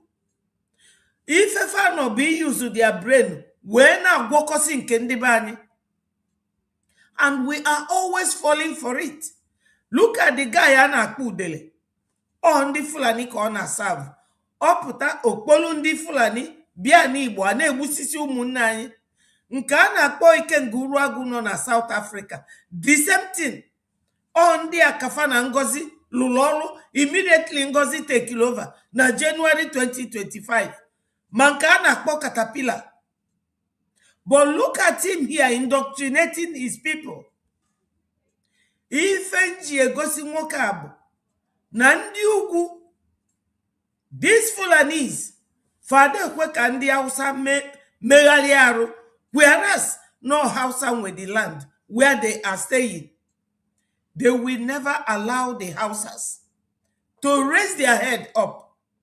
If you are not a Muslim, you are their slave. In their brain, oh, you are their slave, you are infidel. But they are the real infidel. Because God Almighty that we serve, all bulu Ishmael onu. He told us in the Bible, do not be equally yoked with unbelievers. But in their twist here, because of the attack here, lies to get what you want. Our Lord Jesus Christ told us, say the truth, and the truth will set you free. And if you preach to anybody about the good news about God, and they do not accept, wipe off the dust on your feet and go. But in the car, their leader, their Mohammed, Okuzi Lufa, Onyeju, Beyonu. That is their religion.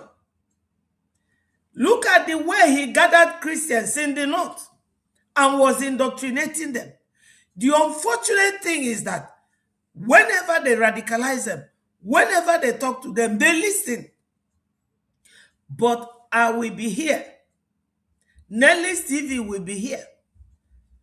Sony Media will be there. David Nana TV will be there. Biafra Watchman will be there. Talking to our people, and they will never listen. Obulundi Ugu Kedobelu, this www.biafrarepublicgovernment.org link. Every day you gonna fuego gana banye there. Manandi nka yonye biomeko no buria. I am still getting at something because I have a video here that will confirm what I'm saying. I don't know what is in our brain. I don't know how we think. Is like breaking stone on a fiaro. Right now, if we name a Biafra land or Brokwa Nkemelu some time ago, Nkene make it a kita yesterday and still tomorrow. But look at this man. He is here indoctrinating not even Muslims, but northern Christians. He told them that the way that the southern west and southern east will be treating them is not the way we treat ourselves down there. That we treat them as villains. That we treat them as enemies. But they are Christians. You see the radicalization. Mana kana gwande bani ife ge mefa kafa bolo mado kafa puta baulu kafa lota that na all this brouhaha is all lies. We are one people. then ịbatazia n'ime ndị na-azọ Biafra ịfụfa onye ọbụla na-anụso nwanne ya ọgụ kama ị ga-anụso ndị Fulani ọgụ aya na-anụso nwaanyị ọgụ onye asịrọ na nwanne ya mere nke a ọ sị na onye nke a mere nke a onye nke a rịpọtụ onye nke ekpegosi. But look at them, the way they are listening to him. Let me continue the video because I don't know what is wrong.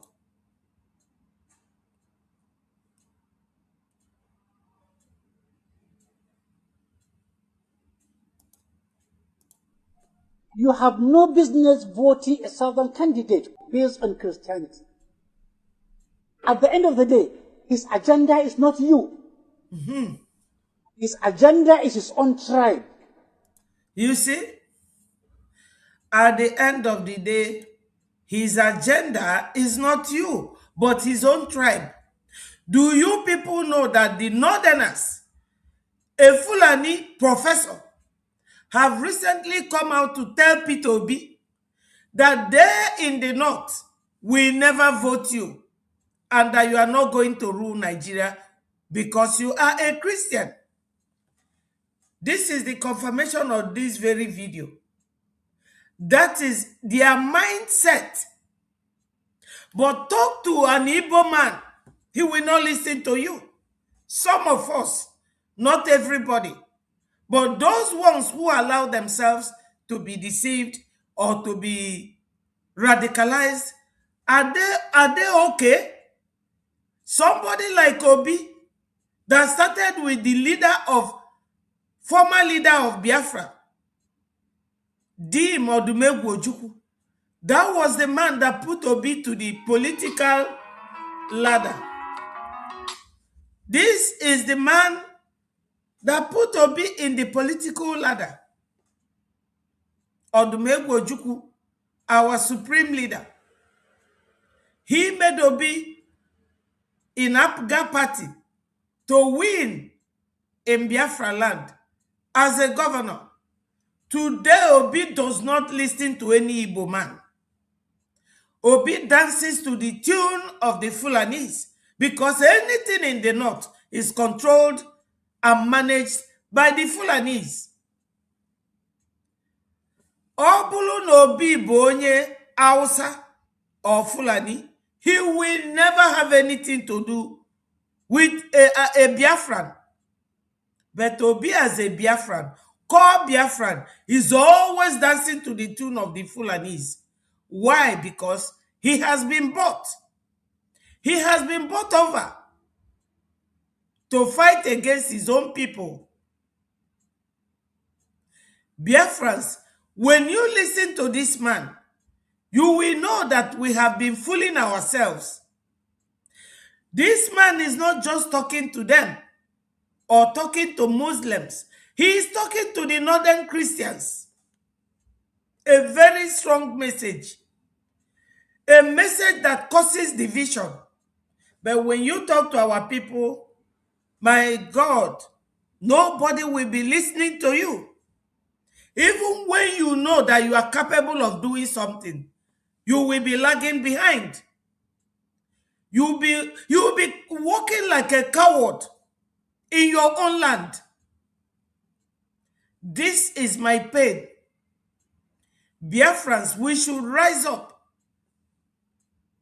The man is telling them that even though that they are Christians, as long as they are northerners, that they do not count to southern Christians, causing division openly. And he recorded it and posted it unrepentantly. So Biafrans, what are we doing? What are we doing? This man is sending a message to northern Christians and they are all listening to him. But when we are here sending messages, nobody listens. Nobody listens.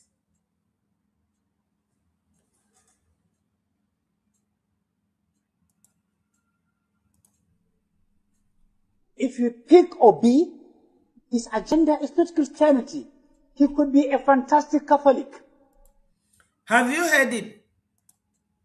Let me try and play it again, and you will hear what he said. His agenda is not Christianity. His agenda is his own tribe. His agenda is not you. His agenda is his own. At the end of the day, his agenda is not you. He behave wisely. You have no business voting a Southern candidate based on Christianity. At the end of the day, his agenda is not you. His agenda is his own tribe. Think wisely, act wisely, behave wisely. You have no business voting a Southern candidate based on Christianity. At the end of the day, his agenda is not you. His agenda is his own tribe. If you pick Obi, his agenda is not Christianity. His agenda is Christianity. He could be a fantastic Catholic, but below the Catholicism, he is a die-hard Biafran. Have you heard it? Are you people hearing him? That Obi is a Catholic, that his agenda is for Christians, and that he is a die-hard Biafra.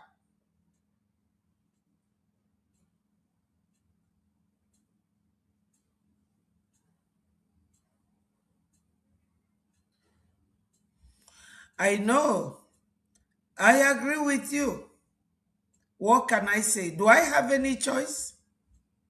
We don't have any choice than to ignore them. Ụmụ Oriental si na okwu na igekwu ihe masịrị ya, mana omeni ga-emekwa n'ihe bụ uche. This is we. We are not fighting jihad. We are not Muslims. We are Christians. Yes. Thank you so much, Robin. Robin is telling you to hit the like button, share, so that this message will go viral. He said that Obi, that his agenda is not for Muslims, but for Christians, that Obi is a Biafran. Christians of northern extraction. Think wisely, act wisely, behave wisely. Christians of northern extraction. Think wisely, act wisely, behave wisely. He is radicalizing his brothers in the north who are Christians. You see the way Fulanis operate. You see the way Fulanis operate. They take their time, indoctrinate their people, and they will keep everything into their brain, and they will work with it. Israel, thank you so much for joining us. Thank you, my people. Thank you for joining. You see the way they have splitted us in the Biafra land. They will come and tell your brother. This is the way they teach them in the north. Our people, they will select them, take them to the north, indoctrinate them, and they will come back. And Ikwere man will tell you, I am not Igbo. Somebody from Ukwani in Asaba Delta, Igbo, he will say, I'm not Igbo. An Agbo man from Agbo will tell you, I am not Igbo. Why? Because of this type of teaching. You have no business voting a Southern candidate based on Christianity. At the end of the day, his agenda is not you. His agenda is his own tribe. You see, when people talk to you like this, they want you to get bitter. They want you to know that you are not part of them. This is how Sadwana of Sokoto and Ahmadu Bello took all our brothers away from us. Somebody from Akwa Ibom will continue to tell you, I am not Igbo. Somebody from Warri will tell you, I am not Igbo. Somebody from Iguacha, which is Port Harcourt, Ikwere to be precise, will tell you, I am not Igbo. This is the work of Usman Danfodio, Ahmadu Bello, Sadwana of Sokoto, and Abubakar Tafawa Balewa. This is the way they splitted us. These are Christians, so he is a Muslim cleric. I've forgotten his name. But he is not talking to Muslims. This time around, he is sending a strong message to northern Christians. When you talk to our people, they will not listen to you. They were my people. Nelis, thank you so much. And Eucharistic Japanese in the one name. Thank you for joining. Yes, remember my people to share, so that this message will get to my people. I am very, very angry. This is how they split us. Let's continue to listen to him. If you pick Obi, his agenda is not Christianity. If you pick Obi, his agenda is into Christianity. He could be a fantastic Catholic. He is a fantastic Catholic. And he's trying to tell these Christians that Obi will never care for them because they are from the north. These people you see here are demons. Very demonic, devilish human beings. I don't know how God created these people. Because they said that God created all humans. But these ones, with their evil agenda, they are so demonic. Very, very devilish. It's like people will come to your house or somebody will come to your house and you are not there. They will be teaching your husband and your children to disobey you, that you are not a good mother. And you will come back and send your child to an errand. That child will start insulting you. And you will be wondering, where is this coming from? That is exactly what this man is doing. And that's what Ahmadu Bello had always done. That's how they splitted all of us. That our minds are not the same. That we don't work with one another. But below the Catholicism, he is a die-hard Biafran. Obi is a die-hard Biafran. Whereas Obi is not even listening to anything Biafra. You see the irony of life. You see the problem we have. My pain is that when you teach our people, the way this man is teaching these people, they will not listen to you. That is the pain. That is my anger. He is a die-hard Biafran. If you pick Obi, his agenda is not Christianity. He could be a fantastic Catholic. But below the Catholicism, he is a die-hard Biafran. If you vote Obi, you are voting for Biafra. Are you hearing it? If you vote Obi, you are voting for Biafra. Yes, exactly, my brother. Takia. This is how they deceive their youths. This is how they radicalize them. And the fortunate thing for them, their youths listen to them.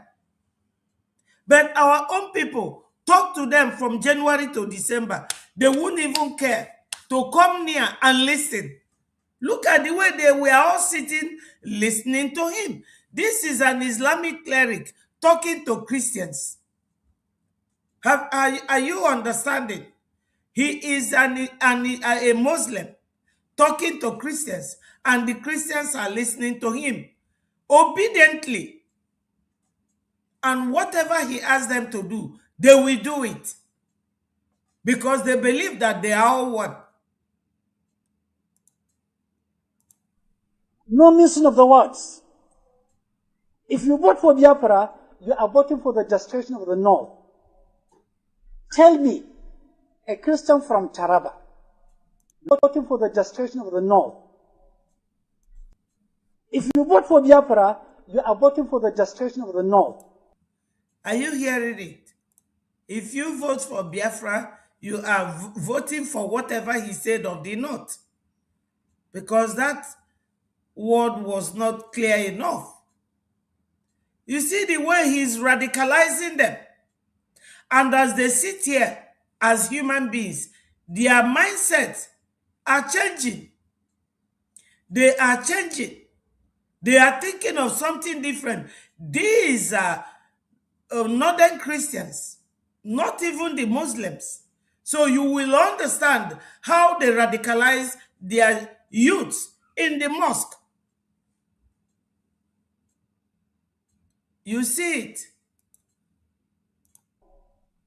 Tell me, a Christian from Taraba, Nasarawa, Kogi, Kwara, Kaduna, Kebbi, Sokoto, Bauchi, Gombe. Tell me what you drive, the benefit you will drive by voting Obi. Just tell me one single benefit. And the answer is there is none. If you want to know the answer is true, go to Enugu, go to Aba, go to Inewi, go to Akwa Ibom, go to every part of the South. As a Muslim, as a Christian. Have you heard it? This is where the whole thing ended. My people, do you know why I am using this video? It's very, very simple. The reason I am using this video is one simple fact. Talk to my people. We are predominantly Christians in that country. Now you have seen it, that the northern Christians are listening to the Muslim teacher or cleric or whatever they are called. The Christians are listening to a Muslim because they are all one. They are all listening to him. All this number of people you see here are Christians in the north. And northerners were Christian before Usman Dan Fodio came in 1803 or 1804, thereabout. They converted all of them, or you will be unalived. Febegonu. You see the whole issue. Then come and talk to Biafrans. Ndi Igbo ibe gị. Come and talk to them. They will never listen to you. They will not listen. We have this www.biafrarepublicgovernment.org. Yi nwere ike ịfụ onye be anyị na-eje etinye ego there. Only very few. Nwoke a na-agwafa n'Obi bụ eko Biafra. And if you vote Obi, you are voting for Biafra. And if you vote for Biafra, you are marginalizing and clearing the northerners away. The oil is in our land, but the Fulanis are in control.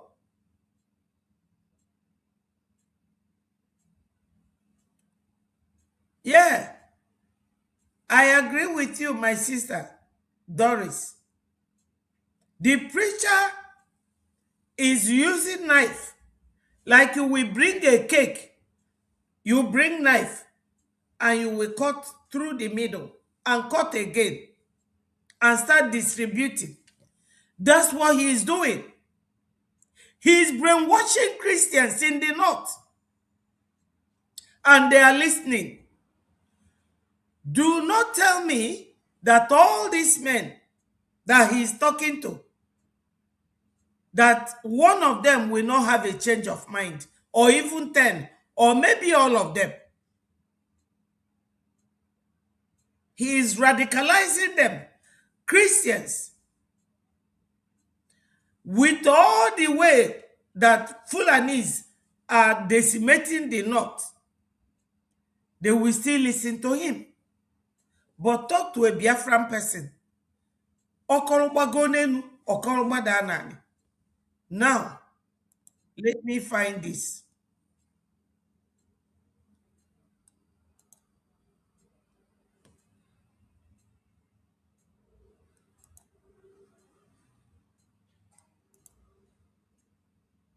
Kroza na aba antike ndị blọk kwa n'ụzọ ya ndị Awụsa na ndị Fulani ịma ha si ha bụ otu ọ ndị blọk ụzọ ya so ajụjụ m na-ajụ Una fugo na the roads no they blocked.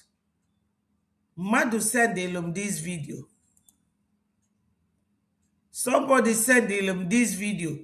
Inanya here igafu the blockage Aba Road. Somebody sent me this video yesterday. And there's another one. There's another one. Fano na banye kita. Negbundi banye. Fano na banye kita. The other day when the PM made a speech on Tuesday, Okwasi Minister of Information, to show video of those that were found in Biafra land. Did you not see it? Oh, my sister, thank you so much. Sister Doris, God bless you for the super chat. Thank you so much. I do appreciate. Chukwu Goziegi. We are going to make this money for Biafra and put it in our fundraising. Yes, Biafrans. Are you seeing it? If Abunozaba, ndị anozi inside of us. Ana gwande banyi ife fada anu. Ana gwande Biafra ife. Biafran sada anu at all. We don't listen. But look at that Hausa Muslim talking to Hausa Christians and they are listening. For how long are we going to be like this? These people are now in our land, far on Abia State, far on Imo State. The heart of Biafra land. And my people, Umunani no. Our people are in homeland. And in the no. I'm happy that this type of thing is happening. Manonye luoka ofunanya. Kita fafubagi. They are hearing it, they are seeing it. Onye fajide fakuri abai mafia. Then when they kidnap you, what do? You don't want to die. You have to pay the ransom. Instead of coming to pay that money to Biafra Republic government in exile, knowing that this is your government, that we are moving fast, you will not pay, but you will prefer to pay the Fulani. Yes, you will prefer to pay to Fulanis.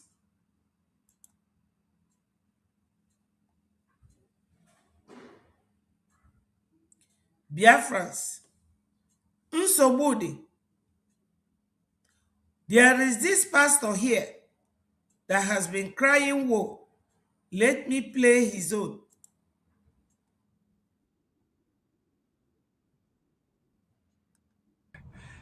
It might just have been too late. By the time we will realize the extent of the damage that Fulani has done to this nation, it will have been just too late. I'm sorry.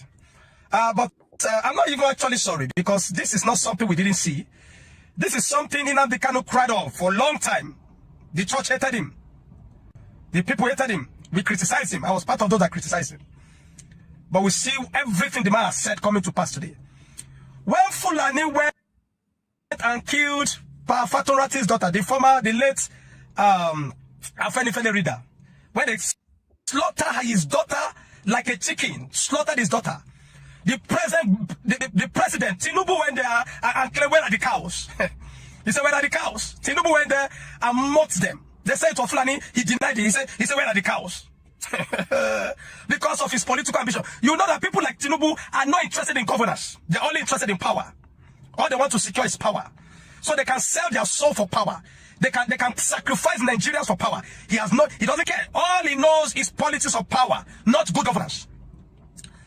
He went there and said, where are the cows? They said, do you believe the Fulani? He said, no. He said, where are the cows? By the time we realize the extent of the damages that Fulani has done in this country, it will have just been too late. You can be there to say it doesn't concern you. The day is coming, you remember that a man of God kept shouting this thing. I've become a talkative on social media. I keep talking every now and then. You think I'm playing? You think I just want to do content? Some of you even call me content creator. By the time you realize the extent of the damages of this Fulani to this nation, it might just have been too late. Yes, he is a man of God. I watch his videos most of the time, but he grew up in the north. This man grew up in the north, and he said that he's from Ogun State, a Yoruba man. Criticizing Tinubu. Biafrans, do not. Nigeria is a corrupt, bandits, terrorists, everything. Look at the way this cleric was indoctrinating them. The way he was talking to Christians. What is he doing? He is creating division. He is poisoning their mind against Obi. And Obi bụ onye ọjọọ. Obi bụ onye ọjọọ.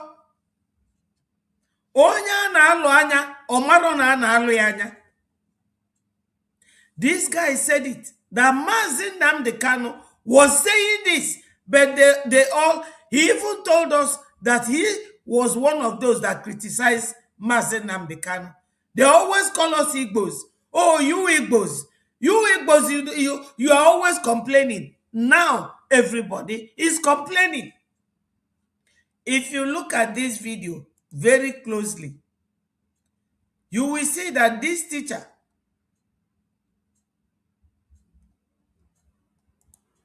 look at this man. He's a lecturer or a teacher. A Yoruba man. A Belionu. Beyonu. Look at him.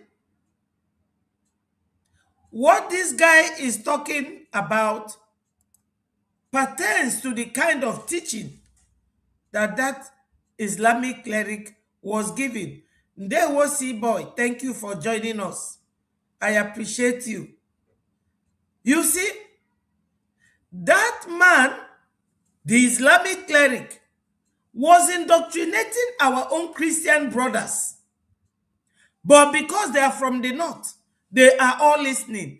But we will be here talking to our people morning, noon, and night. I talk at this time. David Nana talks before me. Nelly Stevie talks in the evening. And Sonny talks throughout the whole day on Voice of Biafra. What do you people do? You will not listen. I don't know what is wrong with us. Not all of us, but majority of our people. They always veer towards doing what the Fulanis are teaching them. And that man, the way he looks handsome, you will know that he's a Fulani man. Fulani blood. And this pastor is here talking his own. They're not just operating in the north anymore. They've been doing it in the north. They've conquered the north. They have overwhelmed the middle belt. Now they have moved to the east. They have moved to the west. They tested the waters in Kwara. There was no resistance whatsoever. They have tested it in Ebonyi. They did it in Enugu. Recently, it was in Imo State. Recently, it was in Imo State. To tell you that he's following. Did I not show you what is happening in Imo State now? I showed it to you. Yesterday, they blocked the road. Yesterday, not 2 days ago, just yesterday, some hours ago. You can imagine, in our land. So, Biafrans, what are we supposed to do? Come and donate and fund your freedom. Ndị Igbo tụrụ inu si na mmiri dọ n'eju na ọ dọrọ nwa nkịta. Biafra Republic Government in Exile bụ mmiri anwa dị n'eju.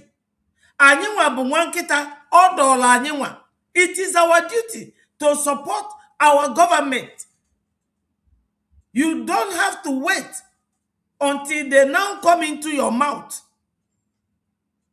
They will be kidnapping. Why are they forming roadblock? They want to kidnap and you pay them ransom. Instead of you with ego tinye na Biafra Republic government, eweri na egombo na enyendi na agbala anyị egbe. But when you leave those men without anything,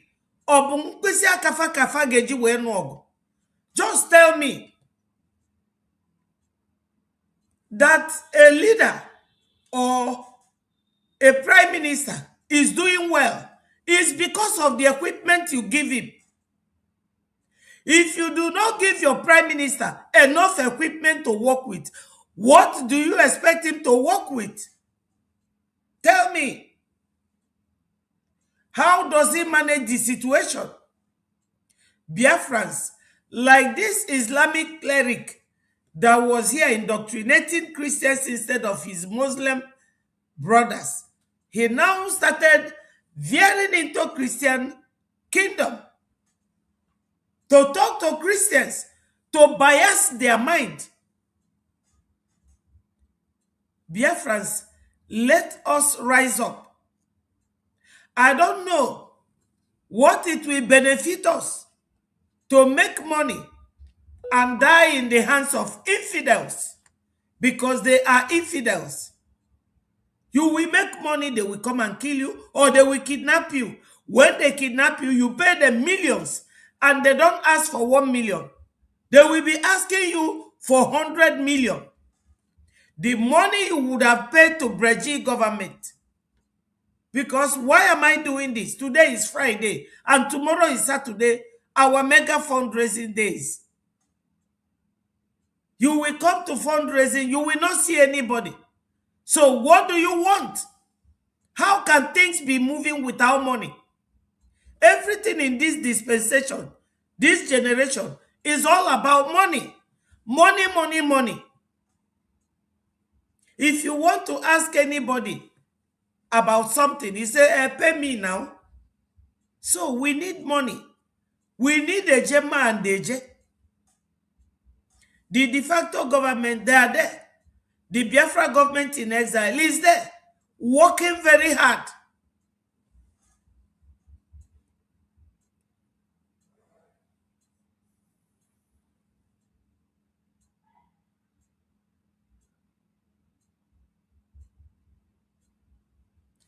So Biafrans, onye ọbụla kunie ọtọ. We have to leave Nigeria. Nigeria is not ready to leave you. So it is our duty to work hard and leave them.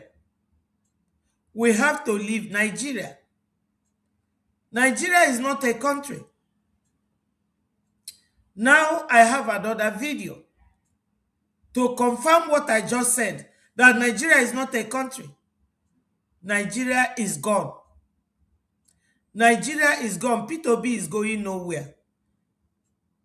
When one of our brothers came from Nigeria in 2022, COVID was just in UK, we were just sitting at home. He came.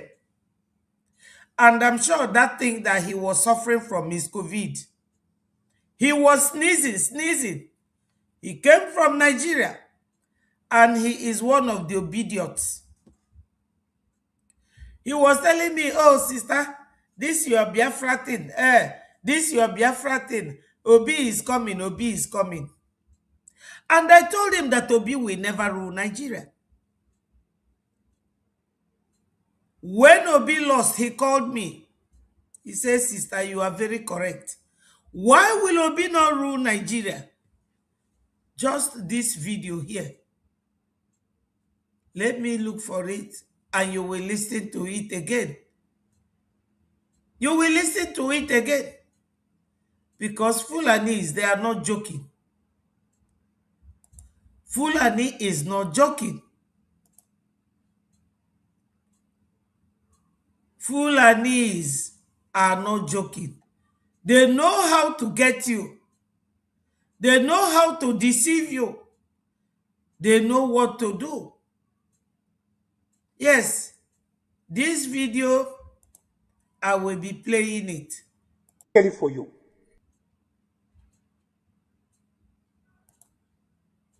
Voting a southern candidate based on Christianity.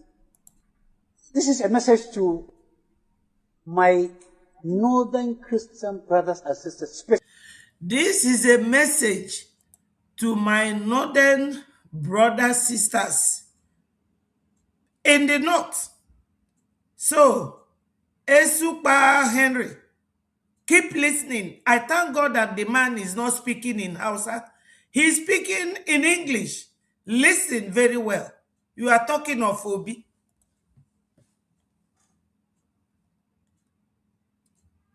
Because some of you will be going around peddling one negative information. Specifically for you. Why? Because if you go to the south, to the southeast, to the southwest, a Christian from northern part of Nigeria is a northerner. Simple. If there are breakdown of blood orders in Enugu, they kill everybody, whether a Muslim or Christian coming from the north. This is the record that is on ground. Nobody can deny this. Christians of northern extraction. Think wisely, act wisely, behave wisely. You have no business voting a southern candidate based on Christianity. You have no business voting for a southern candidate based on Christianity. Are you hearing it? Esupa or Henry? Are you hearing it? Now, you will get the next shocker of your life now. Keep listening. At the end of the day, his agenda is not you. At the end of the day, the southern or east or southern west, his agenda is not you. He is talking to Christians in the north. Those people that this cleric is talking to, they are not even Muslims. He is brainwashing your own Christian brothers. And listen to the name of the man he will call. His agenda is his own tribe. If you pick Obi, his agenda. Have you heard it? Henry, are you listening? Henry Super or Super Henry, are you listening? These are the Fulanis that rule Nigeria. They tell you where to stand and you will stand there. Cowards. That's what you people in the south are. Cowards. That's what you are. You are here writing about Obi. Obi to give you Biafra tomorrow.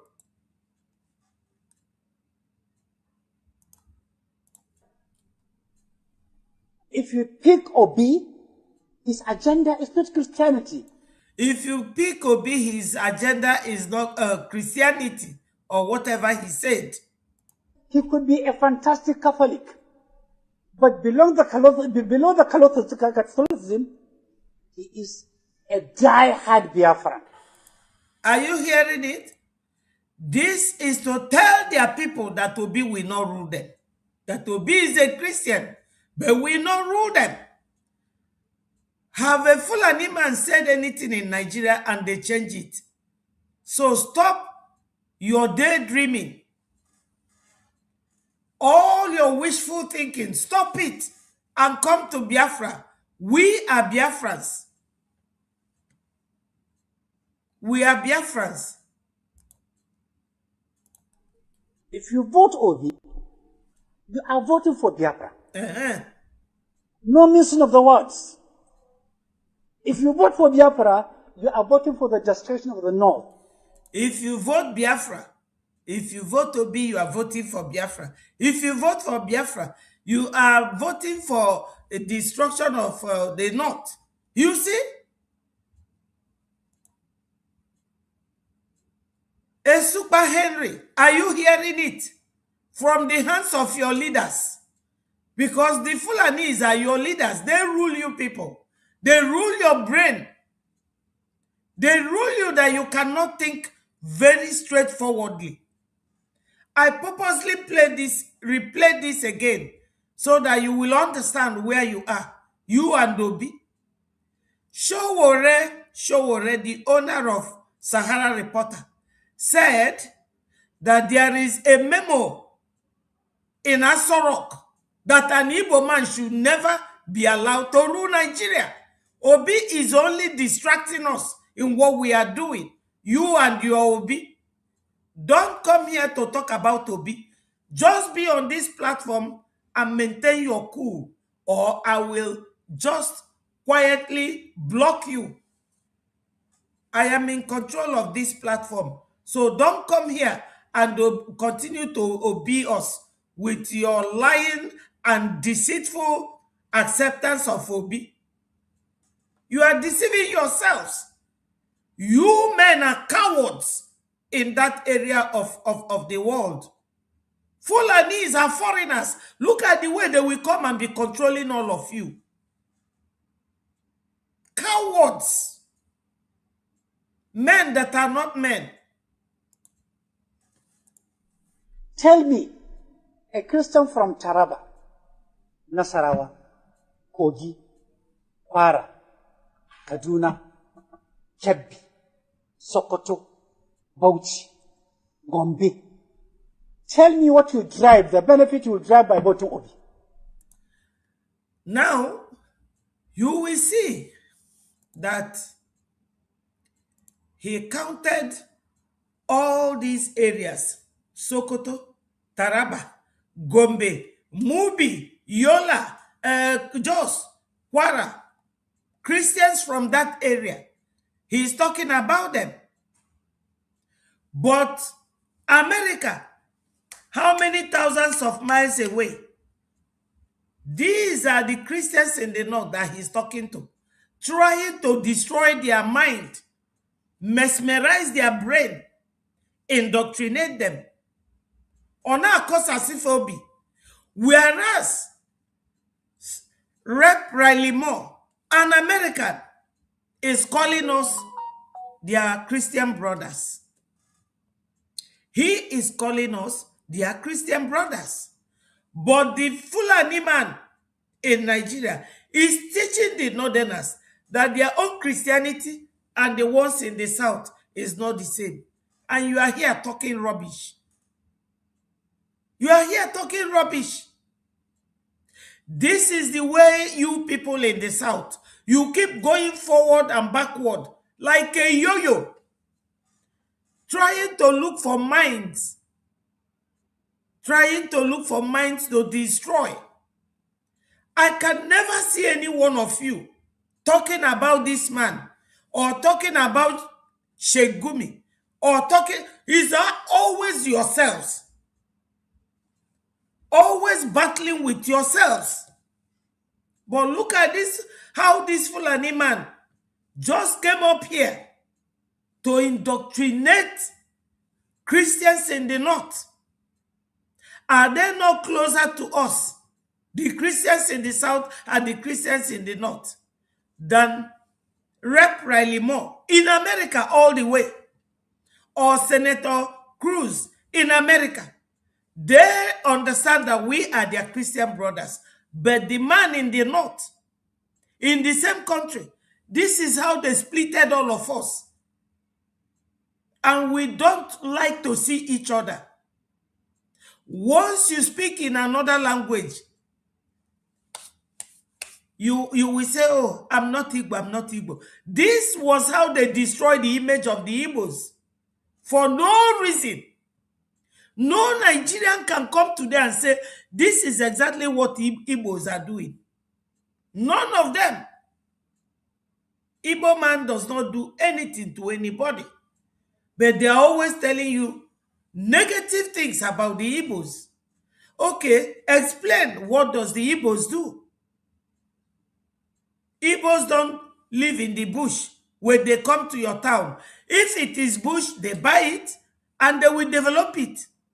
Because I was in Lagos when Abuja was created. I was in Lagos when Allen Avenue at Ikeja was developed. Allen Avenue used to be bush. Igbos cleared it, developed it. But today, they will go there and pull the house of an Igbo man down because Kashim Shettima and Kunle, they had a leaked audio. And Kashim Shettima was telling the Yorubas how to bulldoze the houses of the Igbos and burn their businesses. He said it. He said it. I don't know what is wrong with us. That's why I brought this video. For us to know that Brgie government in exile is our own. We have to look after it and nurture it. We have to support our Prime Minister, who is currently leading us to our freedom. When this man will be here indoctrinating northern Christians, changing their mind, then we will not know how to talk to ourselves or how to relate with one another. Ndị be anyị nọ n'ụlọ nke a na-akpọ Allen Onyema welu 2 billion wee nye ndị Fulani. Kama ọ ga-ewele ga ọ bụlụgodu na nzuzo o welu nzuzo wee nye ndị Biafra. He cannot do it. All the governors from Biafra land are now dance to the tune of Fundi Fulani. This is our problem. This was the same way they destroyed our unity. The same way they indoctrinated some of our people. Have you seen it? I think I will not delete this video. I will be showing it intermittently. And every week, I will come with it. So that our people will learn that these Fulanis, they set out to destroy. Is it Mark or John chapter 10 verse 10? In John chapter 10 verse 10, our Lord Jesus Christ said, I am the door. By me, if anyone enters, he will be saved. You will go in and out, and you will find pasture. Why did he say it? He said that the thief cometh not, but for to steal, to kill, and to destroy. These are the people he was referring to. That's why he told us, do not be equally yoked with the unbelievers. If Abu Ishmael undi chukwu bulonu. Thank you, Unsi. Thank you so much. These are the children of Ishmael. Ndi chukwu hate poasi because of their evil attitude, their bad conduct. You see, my fellow Biafrans, we should always rise up. This very man was teaching his people, Christians, and he's a Muslim cleric, a Muslim teacher, teaching Christians in the north that they are not the same with Christians in the south, and that they should not vote for Obi. That Obi is a Biafran. If anybody teaches you like that, will you accept? Oh, God, you will be fighting with your brothers. None of them will come to this platform and talk about Gumi or talk about Kashim Shetima, or about Malami and Pantami, or El Rufai, or Nuhu Ribadu. No. Always coming here to talk about themselves. And this man is here teaching his northern Christian brothers that they are not accepted in the south. Therefore, they should not vote for Obi. This is it. That's how they splitted all of us. That's how they took time, 1940, 1950, telling other people, oh, you are not Igbo, you are not Igbo. You are not Igbo, you are not Igbo. Today, what is happening? I am happy. If any nene make it, I am a befa. Whether they will learn, I don't know. Whether our people will learn. This man, look at him. A Fulani man teaching northern Christians not to vote for Obi. So for this Henry Eseku or Esupa that is here talking about Obi, that we should stop talking about Biafra but talk about Obi. Go and talk to your brothers to have a change of mind. See the way this man is spoiling the mind of other Christians in the north. His agenda is his own tribe. No business voting a southern candidate based on Christianity. At the end of the day, his agenda is not you. His agenda is his own tribe. If you pick Obi, his agenda is not Christianity. He could be a fantastic Catholic. But below the Catholicism, he is a die-hard Biafra. You see? If you vote Obi, you are voting for Biafra. Are you hearing it? Anybody who is in doubt about the way that the Fulanis are destroying the fabric of that society, that region, Fulanis, this is how they destroyed it. This is the way they destroyed it. He is a Muslim cleric, a teacher in the Islamic sector. But he is now he gathered Christians, brought them together, and was ruining their brain, indoctrinating them against other Christians. Whereas everybody is calling, oh Donald Trump, oh, President Trump, oh, come and help us, oh, because he is a Christian, living thousands of miles away. But look at the people that are living together. See the way they destroyed Igbos. This is exactly the way they destroyed that name, Igbo. This is it. They called Christians, gathered Christians, and was indoctrinating them, mesmerizing their brain. So anybody who does not know that Brgie is our responsibility, you better rise up. We now have a government. We are no longer on the road wielding Biafra flag. No, we have crossed that Rubicon. We are now at the diplomatic stage of our freedom fight. This is where the politics is playing. And you have to support Biafra Republic government in exile financially. If you are in homeland, you have to support. If you are in abroad, you have to support, no matter how little. Even if it is 1 Ejema or 1 Eje, you have to. You have to support Biafra.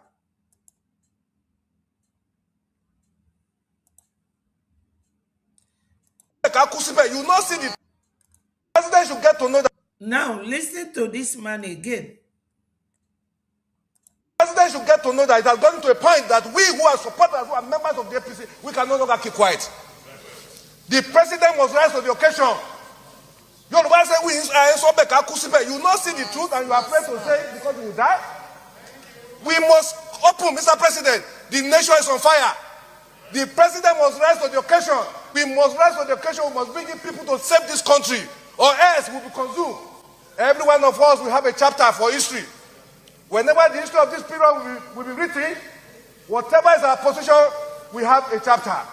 We cannot keep quiet any longer. It has gotten to a point that we cannot sleep with our two eyes closed. We are not free. Our children are not free. The president must rise to the occasion. There's no nation that is so powerful that doesn't need support of other nations. Individual cannot say you will leave the war without any other person with you. So we must rise. The situation is our security system has collapsed. It has failed. And because it has failed, we need to look for foreign support. It costs Nigeria nothing. Forget the ego, forget the superiority of Nigeria in African nations. Today, we are facing serious problems. If our nation is to survive this period, I'm not in doubt that the security architecture we have today cannot cope with what we are facing. The security architecture that Nigeria have today cannot protect their people. This is a senator. He is a senator. When they talk about killings in Nigeria, they will be denying it. But you can imagine, senators are the lawmakers, or they are one of those who will endorse any law in Nigeria. Thank you, Paul. Look at this man.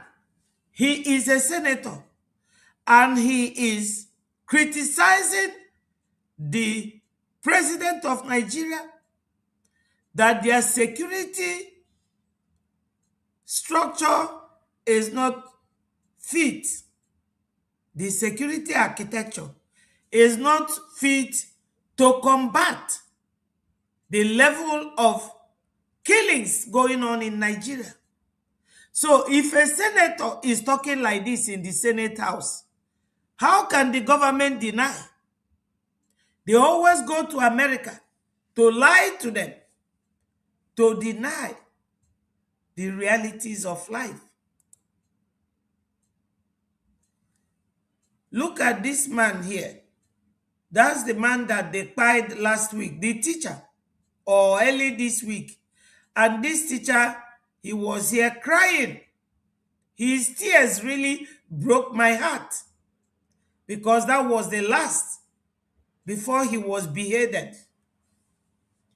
Biafrans, any one of you thinking that nothing is happening, that you are going to be delayed, come and support your government in exile.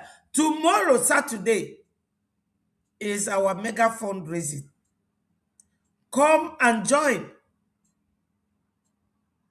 Join us tomorrow, Biafrans. Please, I'm begging. You have seen the Fulani man talking to Christians. He's a Muslim, but he's brainwashing the Christians in the north.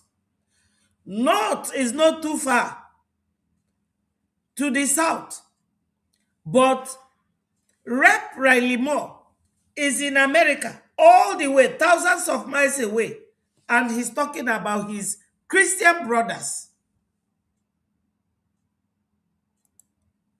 He's talking about his Christian brothers.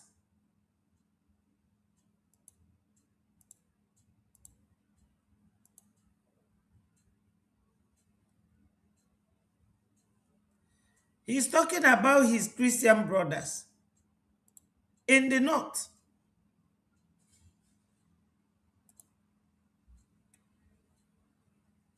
Look at this.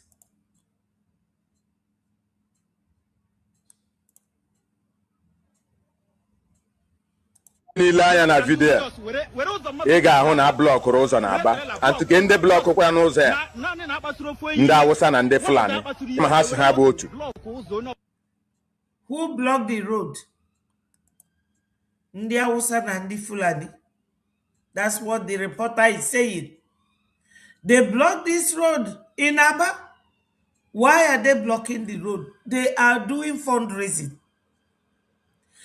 The Fulanis are doing fundraising on the road. They will block you. They will kidnap all the passengers in the bus, and their families will start paying one by one. They will tell you, oh, in the homeland, we don't have money. Once you are kidnapped, money will come out. Ignoring your own government, ignoring it.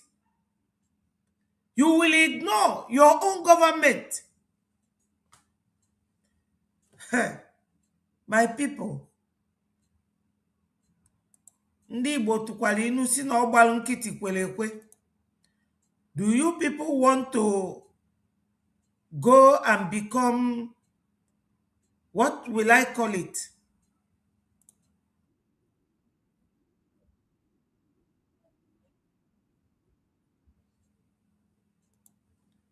Now, this is an old video, but I will continue to play it because this video is a reminder, especially to those who try to fund our freedom. Listen and you will understand that Brgie is making waves in Washington, D.C. You cannot say to anybody, what are they doing with the money?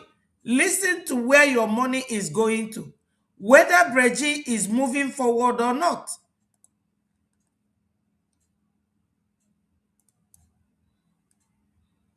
Confidential wrote. On the other side, Biafra-linked groups are also lobbying Washington, calling for sanctions, recognition, and even future military and oil deals. I mean, how seriously are these groups being taken in U.S. policy? Let me tell you people something. If you go to our website,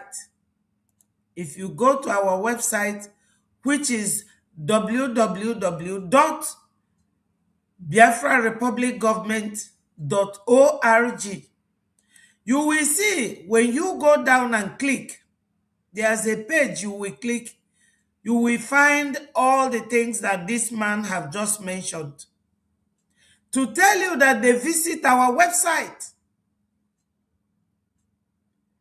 He went there and heard all the negotiations going on between Biafra and America. That's what he was asking this man called Patrick Smith. And listen to what Patrick said. And whatever Patrick said here is evidence of our progress. We are progressing.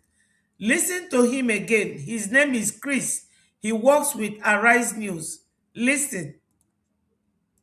On the other side, Biafra-linked groups are also lobbying Washington, calling for sanctions, recognition, and even future military and oil deals. I mean, how seriously...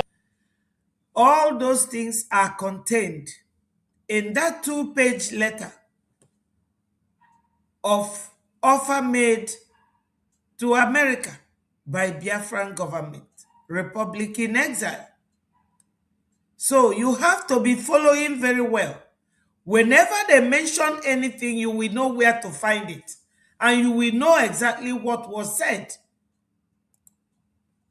Are these groups being taken in U.S. policy circles?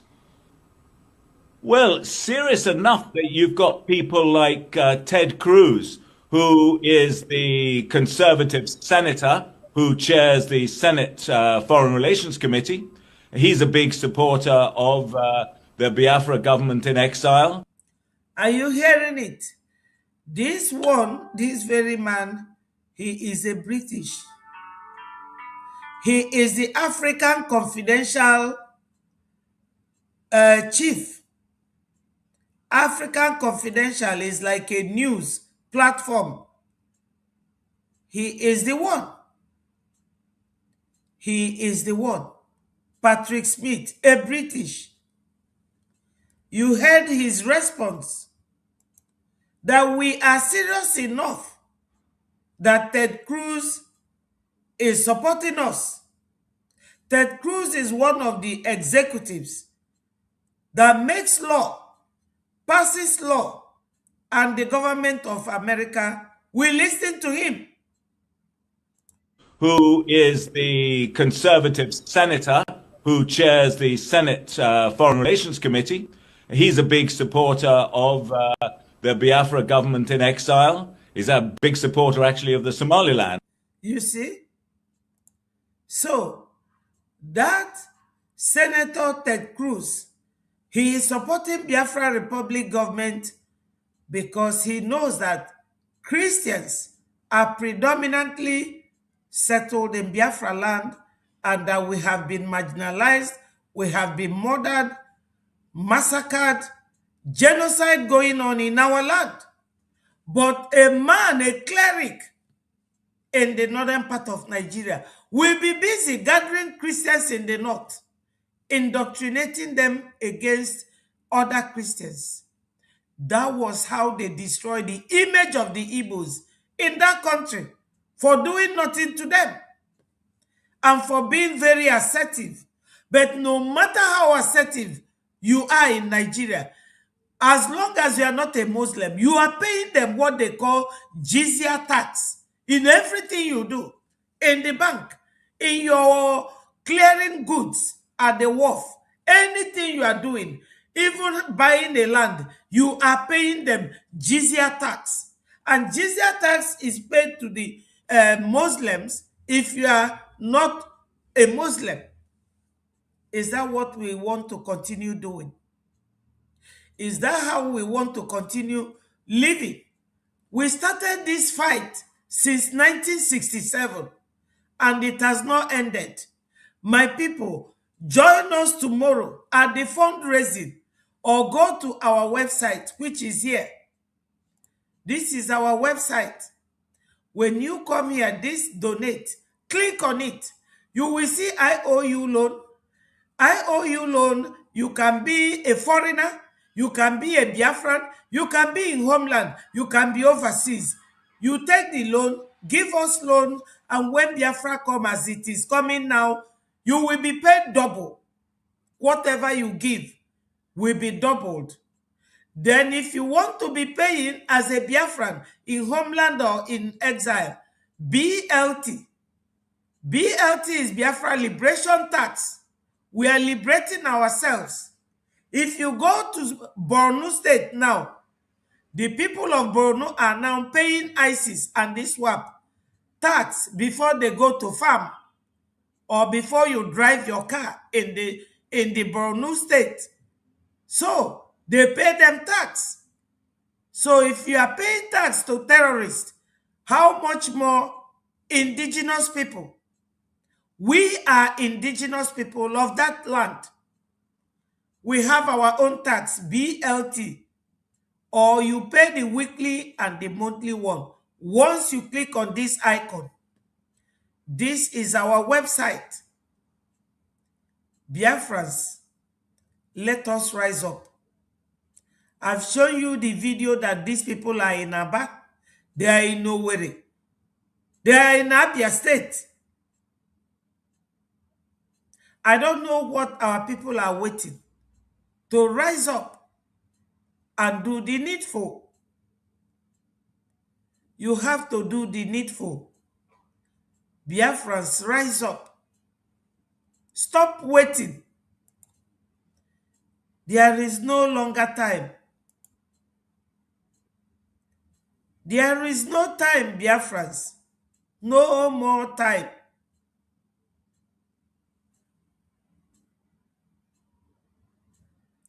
No more time. We have to rise up. Nigeria is gone. If you want evidence that Nigeria is gone, they are always in denial. Listen to this video once more. Instead of today, I speak not just for Burkina Faso. I speak for the crying mothers in Nigeria. I speak for the fathers who dig graves with shaking hands.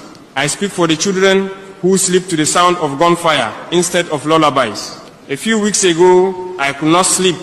The night was quiet in Ouagadougou. but my heart was not. Reports came in again. Villages attacked, families slaughtered, young girls kidnapped, farmers chased from their lands by bandits and terrorists. Nigerian blood was flowing like rain on dry soil. Nigeria blood was flowing. This person is not a Nigerian, no. He is a president in his own country. He is an African. He is a military man. He is Ibrahim Traore. Speaking up on what is going on. Still, Tinubu and his group are still in denial. Tinubu and his group are still in denial. They are denying that massacre, killings are not going on in Nigeria. But a man who lives in another African country is telling you that his heart is bleeding for the killings going on in Nigeria. Ndị be anyị they trapped na Nigeria. Kita a na-egbusisi ndị be anyị. A kidnap ogi, you go and pay ransom to your enemies, the Fulanis. But you cannot pay a dime to Biafra Republic government in exile. Ask myself, how long will Africa watch her children born? I picked up the phone. I called my brother, President Bola Tinubu. When he answered, I spoke plainly. I did not speak as a man seeking attention. I spoke as a Pan-Africanist. Mr. President, I said, our people are dying. Terrorists are turning villages into graveyard. Bandits are ruling forests like kings. Nigeria is bleeding. What are we doing? There was silence on the line. Then he replied calmly. There was silence on the line. Why was he silent? He was ashamed that a grandchild in the person of Ibrahim Traore is talking to him about the killings and massacre, the genocide going on in Nigeria, and he's busy sharing money, fighting for re-election because he is in contract with the Fulanis. As he is in contract, he will be busy doing oil, what is it called? What was this thing he called his oil subsidy? Up and down, selling oil to make the money he spent, bringing Buhari in. That's the contract. While the Fulanis are busy killing chicken in the bush. Because the way they buy people in Nigeria is like where you are killing fowl, chicken. That's the way. That's what Ibrahim Traore is lamenting about. Biafrans, are we going to sit like this? Come tomorrow and make your donation. Come tomorrow. Come tomorrow. Tomorrow, Saturday, is our fundraising. Biafra time, 7 p.m. So that throughout the whole day, you will have time to do your personal chores. And you save and come and pay to Biafra Republic government in exile. Listen to Ibrahim Traore. Most casually, it is under control. Under control? But what does under control mean to a mother who just lost 3 children? What does under control mean to a farmer whose land is now a battlefield? What does under control mean to a child who has learned to run at the sound of motorcycles, because that is how death arrives? Yes. When he called Tinubu, according to him, there was silence. And he opened his mouth to say to Ibrahim Traore that what is going on in Nigeria is under control. He cannot do anything. He cannot do anything because he is in contract with Usman Danfodio's children who are fighting to go and dip their Quran in the high sea. They will be fighting with their Quran to Islamize and Fulanize, while Tinubu is fighting to make more money.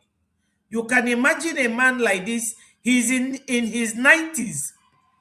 What is he still looking for? Money, money, money. That is what the Fulanis brought to that region. Get money with lies, takia. This is it. So, Biafrans, time has come for us to reason together and understand that when they kidnap you, as they are now in Biafra land, you will pay them ransom. Otherwise, you will be paid. Your life will be gone. You will be gone as they kidnap you. You will pay them ransom. Instead of paying that money to your government in exile, because government in exile is doing fantastic work. And this very man, Patrick Smith, that I played now, said that they are making great achievement in Washington, D.C. Biafrans, my people, read my lips. We are not going to stop until we are recognized and we go home to manage our resources, to manage ourselves, and get rid of these infiltrators, get rid of the Boko Haram, get rid of the terrorists. Support your government. Support our government. Government in exile. Support us. Support us.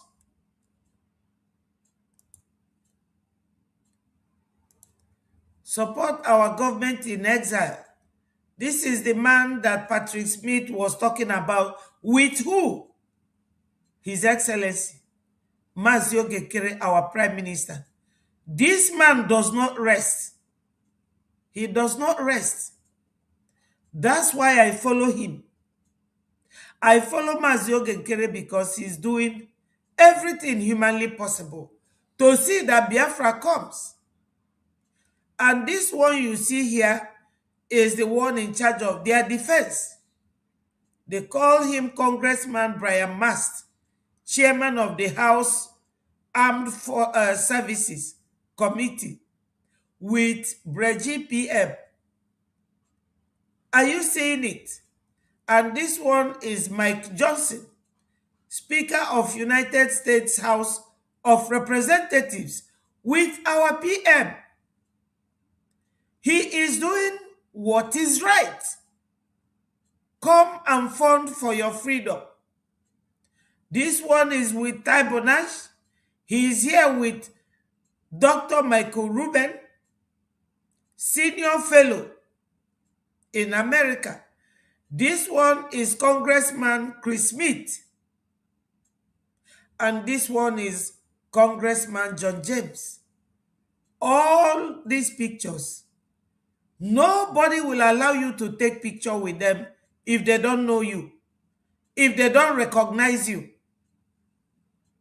You know Oyibo man, they don't joke. You understand? They don't joke. So Biafrans, when Hausa man will be there telling you, oh, if Obi comes, Obi is a Christian, Obi is this, and somebody will come here at the platform telling me about Obi rubbish. That's absolute nonsense. I don't buy that. Obi is not going to do anything for us. So, Biafrans, we are done for today.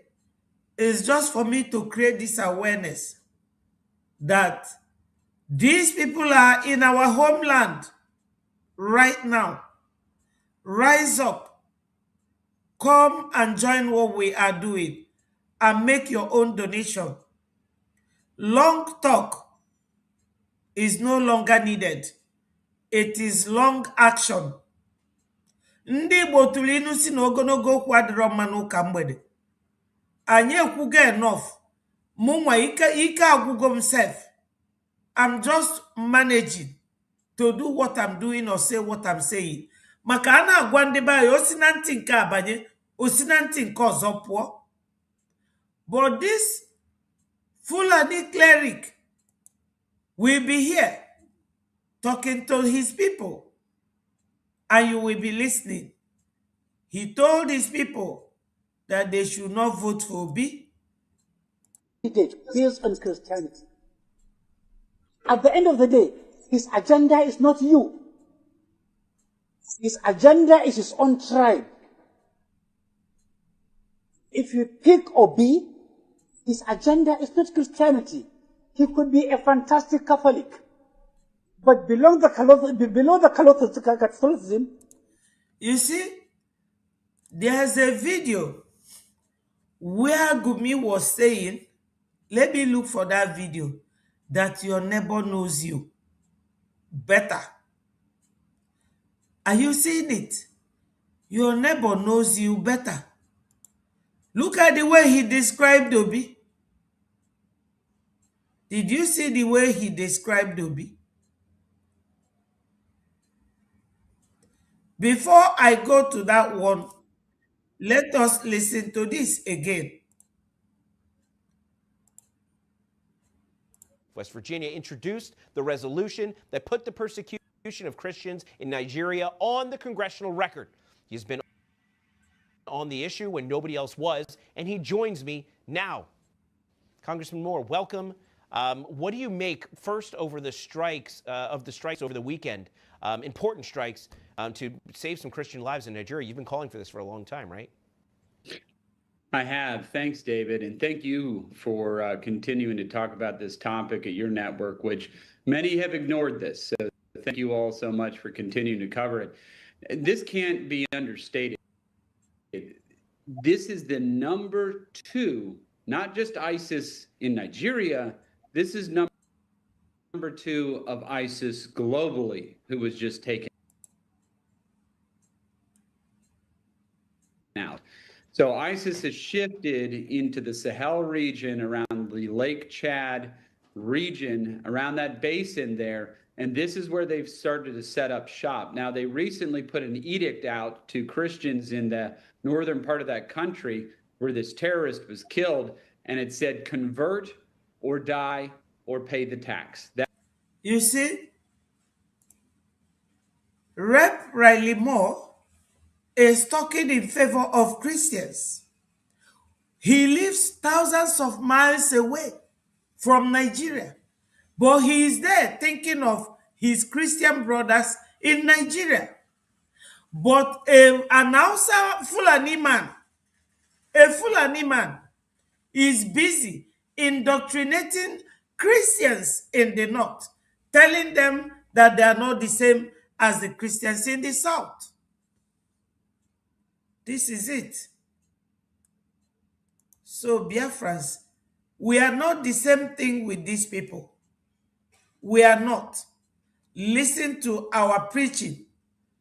Join what we are doing. Support Biafra Republic government in exile.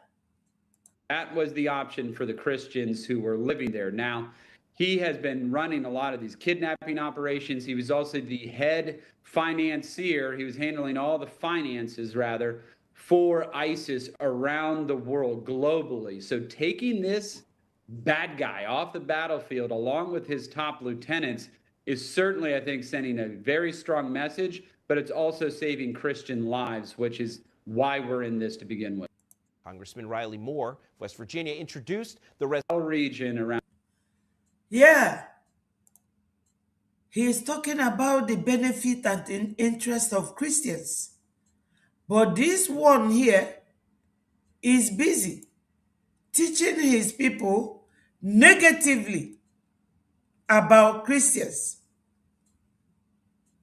That you should not vote Obi. That Obi is a Catholic. How does he know that Obi is a Catholic? From what his brother Gumi said. Gumi said that your neighbor knows you very well. That the bandits, as he called them, the terrorist group, are not going anywhere. That they are not going anywhere. If you pick Obi, his agenda is not Christianity. He could be a fantastic Catholic. But below the Catholicism, he is a die-hard Biafran. If you see the way they preach about us, a die-hard Biafran. Like to tell you that Biafra is their worst enemy. Biafrans are Christians. They are not killing us because of Biafra.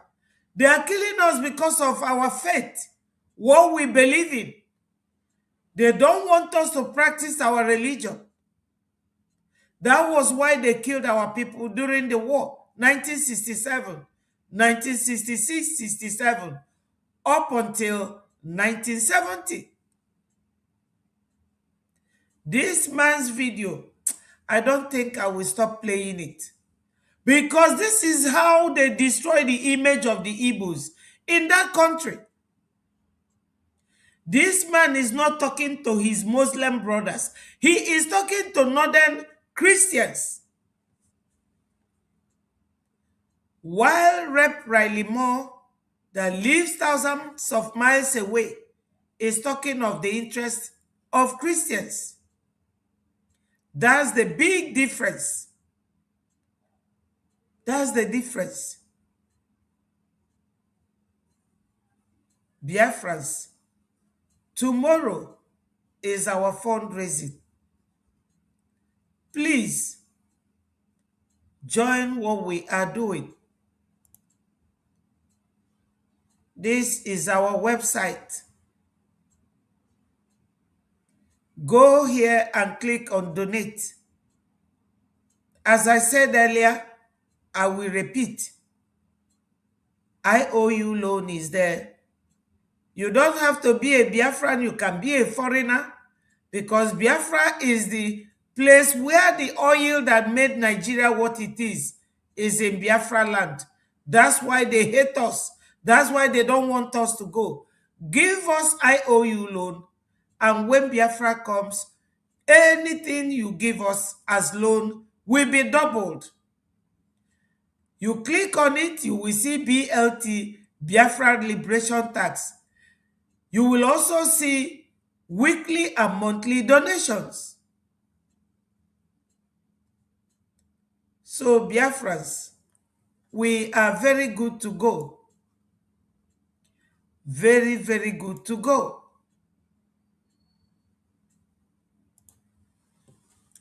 We are good to go. My people, I thank you all for listening. And I say, may Chukwu Okike Abiama bless all of you. I will call it a day from here. And I thank all of you that joined me, starting from Mwada Eukaria, my sister, Ruby, Ume, Doris, Charles, all of you, Robin, Israel, all of you, I appreciate you all one by one. Nellies and the rest. God bless all of you and have a very powerful and nice weekend. Do not forget to join us for the fundraising. Join our fundraising. Biafrans, join fundraising. Please come tomorrow and donate generously. Come and donate. Yes, I will love you and leave you here. And I say peace, progress, unity, and equity.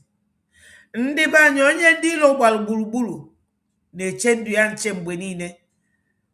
Hausa batagokwa Ọka, fa nọ na Abia steeti, fa nọ na Imo steeti. Come and donate. Ka e wee fụ ego a ga-enye ndị na-echebe anyị nche ka fa wee na-eme ife fa na-eme. Ndewonu my people. I love you all this much. I love you all. Have a nice weekend. Bye-bye from here.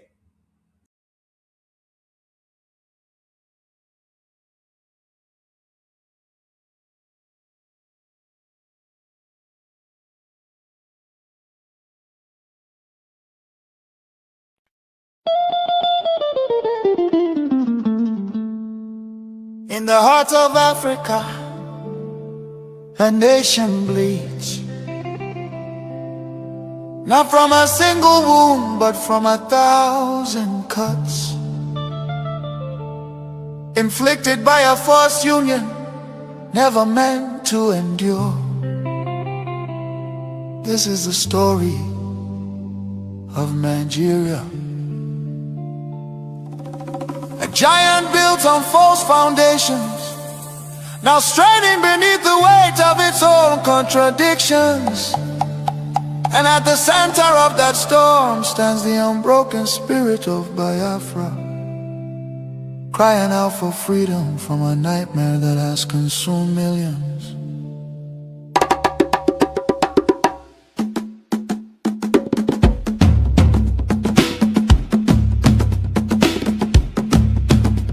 It began with the rivers of blood in 1966.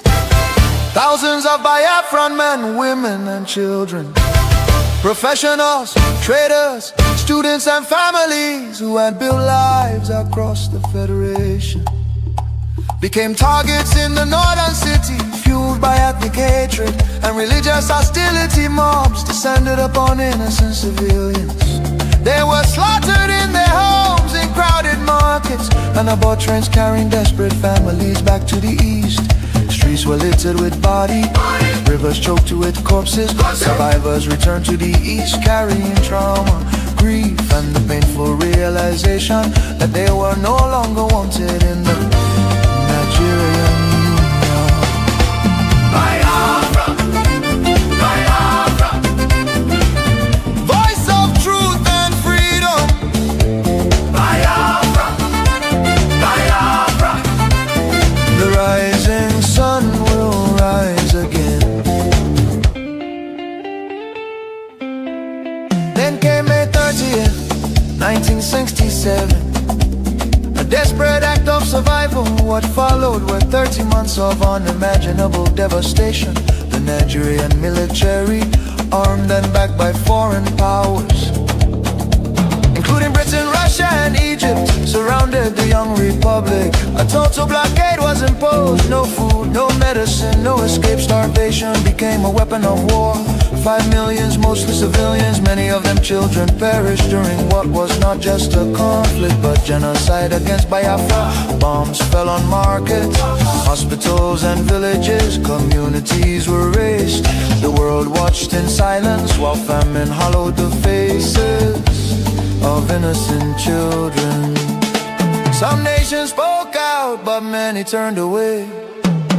The war officially ended in paper in 1970 under the declaration, no victor, no vanquished. Yet for Biafrans, the suffering did not end. Their properties were confiscated, careers destroyed. Biafrans were given only 20 pounds regardless of how much they had. Entire families struggled to rebuild shattered lives. The promise of reintegration faded into disappointment. Marginalization deepened in Nigerian government appointments. Infrastructure and control of resources from Biafran land. Oil flowing from the Biafra land enriched the center, while much of the east remained neglected. Roads deteriorated, industries collapsed. Biafra, Biafra, voice of truth and freedom. The rising sun will rise again. The nightmare did not disappear, rather it evolved.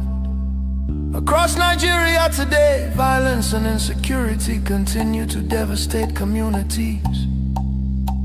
Armed attacks by Fulani herdsmen, terrorists, have left villages destroyed, farmers killed, women violated, children orphaned and churches burned. Boko Haram and its offshoots have unleashed terror across multiple regions in the southeast. Demands for Biafra and self-determination are often met with military crackdowns, arrests and bloodshed. Protesters have been killed, fear and tension continue to rise. These tragedies reflect the deadly consequences of forcing vastly different peoples into one political structure. Through the 1950s 1914 British amalgamation, distinct ethnic nations, religion, traditions, ideologies, and systems of governance were merged without consent and without a shared national vision. The North's feudal and religious conservatism can never blend with the South's entrepreneurial drive. And the East Republican individualism attempts to hold the Union together continue to be at the cost of innocent blood. Why does Biafra matter? Biafra means self-determination. Biafra represents dignity, survival, and the rights of a people to life and choose their future. Biafra symbolizes resistance, innovation, enterprise, and hope. The vision is of a nation with secure borders, focused development, protection of its citizens, and economic engagement with the world of future, free from oppression, fear, and perpetual conflict. The solution is not endless political conferences, military force or federal quota system, but a peaceful separation based on shared values and voluntary association. History shows that artificial unions often fracture violently, while honest separation can allow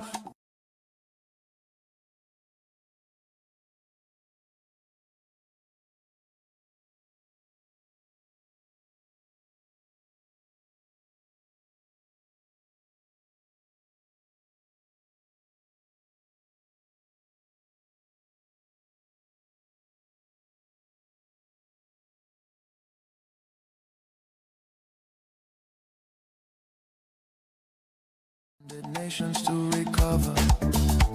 Biafra is not dead, Biafra lives. It lives because the desire for freedom cannot be extinguished. Nigeria's ongoing crisis, corruption, insecurity, poverty, and division are proof that one structure cannot hold people with dangerous diversities together. For the million already lost, for the children yet unborn. Biafra independence is non-negotiable. Let Africa remember that true unity cannot be.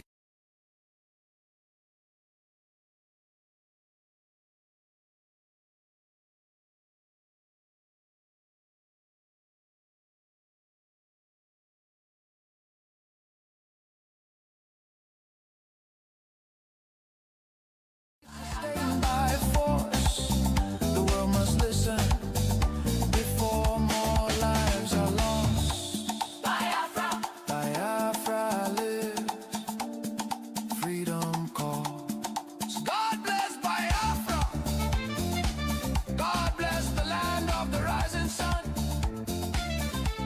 God bless Biafra Republic, government in exile, led by Prime Minister His Excellency Okechukwu, for standing tall in the pursuit of Biafra independence.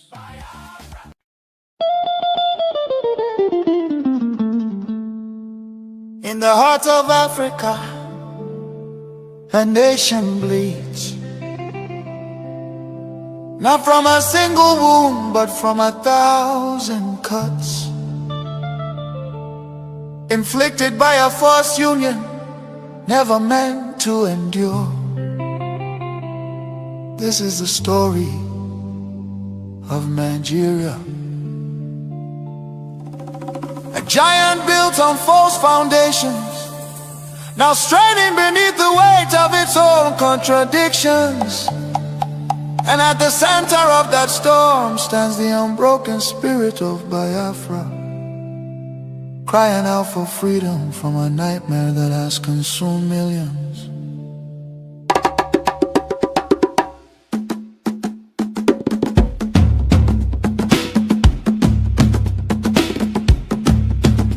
It began with the rivers of blood in 1966. Thousands of Biafran men, women and children, professionals, traders, students and families who had built lives across the Federation, became targets in the northern city, fueled by ethnic hatred and religious hostility. Mobs descended upon innocent civilians. They were slaughtered in their homes, crowded markets, and aboard trains carrying desperate families back to the east. Streets were littered with bodies, rivers choked with corpses. Survivors returned to the east carrying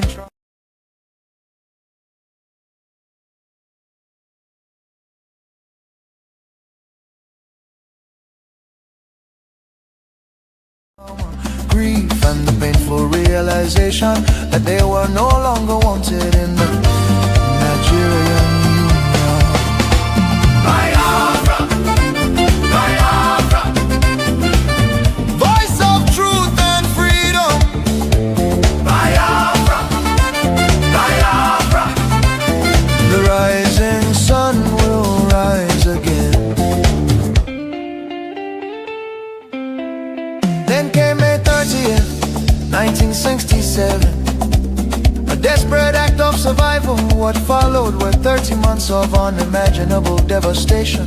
The Nigerian military, armed and backed by foreign powers, including Britain, Russia and Egypt, surrounded the young republic. A total blockade was imposed. No food, no medicine, no escape. Starvation became a weapon of war. 5 million, mostly civilians, many of them children, perished during what was not just a conflict but genocide against Biafra. Bombs fell on markets, hospitals and villages. Communities were razed. The world watched in silence while famine hollowed the faces of innocent children. Some nations spoke out, but many turned away. The war officially ended in paper in 1970 under the declaration, no victor, no vanquished. Yet for Biafrans, the suffering did not end. Their properties were confiscated, careers destroyed. Biafrans were given only £20 regardless of how much they had. Entire families struggled to rebuild shattered lives. The promise of reintegration faded into disappointment. Marginalization deepened in Nigerian government appointments. Infrastructure and control of resources from Biafran land. Oil flowing from the Biafra land enriched the center, while much of the east remained neglected. Roads deteriorated, industries collapsed. Biafra, Biafra, voice of truth and freedom. The rising sun will rise again. The nightmare did not disappear, rather it evolved. Across Nigeria today, violence and insecurity continue to devastate communities. Armed attacks by Fulani herdsmen, terrorists, have left villages destroyed, farmers killed, women violated, children orphaned and churches burned. Boko Haram and its offshoots have unleashed terror across multiple regions in the southeast. Demands for Biafra and self-determination are often met with military crackdowns, arrests and bloodshed. Protesters have been killed, fear and tension continue to rise. These tragedies reflect the deadly consequences of forcing vastly different peoples into one political structure. Through the 1914 British amalgamation, distinct ethnic nations, religion, traditions, ideologies, and systems of governance were merged without consent and without a shared national vision. The North's feudal and religious conservatism can never blend with the South's entrepreneurial drive. And the East Republican individualism attempts to hold the Union together continue to be at the cost of innocent blood. Why does Biafra matter? There were greetings to everyone, and it's good to have you all on Voice of Biafra television. You're welcome, you're welcome, you're welcome. And tonight, you will have the opportunity to be able to call in for those that will be available. So if you're available tonight, you can call in to the program using this number here on the screen. I salute all of you from where you're joining the program from. And as you join, please do well to invite other people in. You can only call into the program using this very number here on the screen. A very good evening to everyone. And we salute all of you. I think we're having some technical issues that we'll sort it out very soon. So, let's take a short break, and when we return, we continue. Self-determination. Biafra represents dignity, survival, and the rights of a people to life and choose their future. Biafra. Symbolizes resistance, innovation, enterprise, and hope. The vision is of a nation with secure borders, focused development, protection of its citizens, and economic engagement with the world of future, free from oppression, fear, and perpetual conflict. The solution is not endless political conferences, military force or federal quota system, but a peaceful separation based on shared values and voluntary association. History shows that artificial unions often fracture violently, while honest separation can allow wounded nations to recover. Biafra is not dead. Biafra lives. It lives because the desire for freedom cannot be extinguished. Nigeria's ongoing crisis, corruption, insecurity, poverty, and division are proof that one structure cannot hold people with dangerous diversities together. For the million already lost, for the children yet unborn. Biafra. Biafra independence is non-negotiable. Let Africa remember that true unity cannot be sustained by force. The world must listen before more lives are lost. Biafra. Biafra live, freedom calls. God bless Biafra. God bless the land of the rising sun. God bless Biafra Republic, government in exile, led by Prime Minister His Excellency Okechukwu, for standing tall in the pursuit of Biafra independence. Biafra. Biafra. Welcome back to Voice of Biafra Television, and you're all welcome. Please, wherever you're joining us from, do us the favor of inviting other people to join you as well.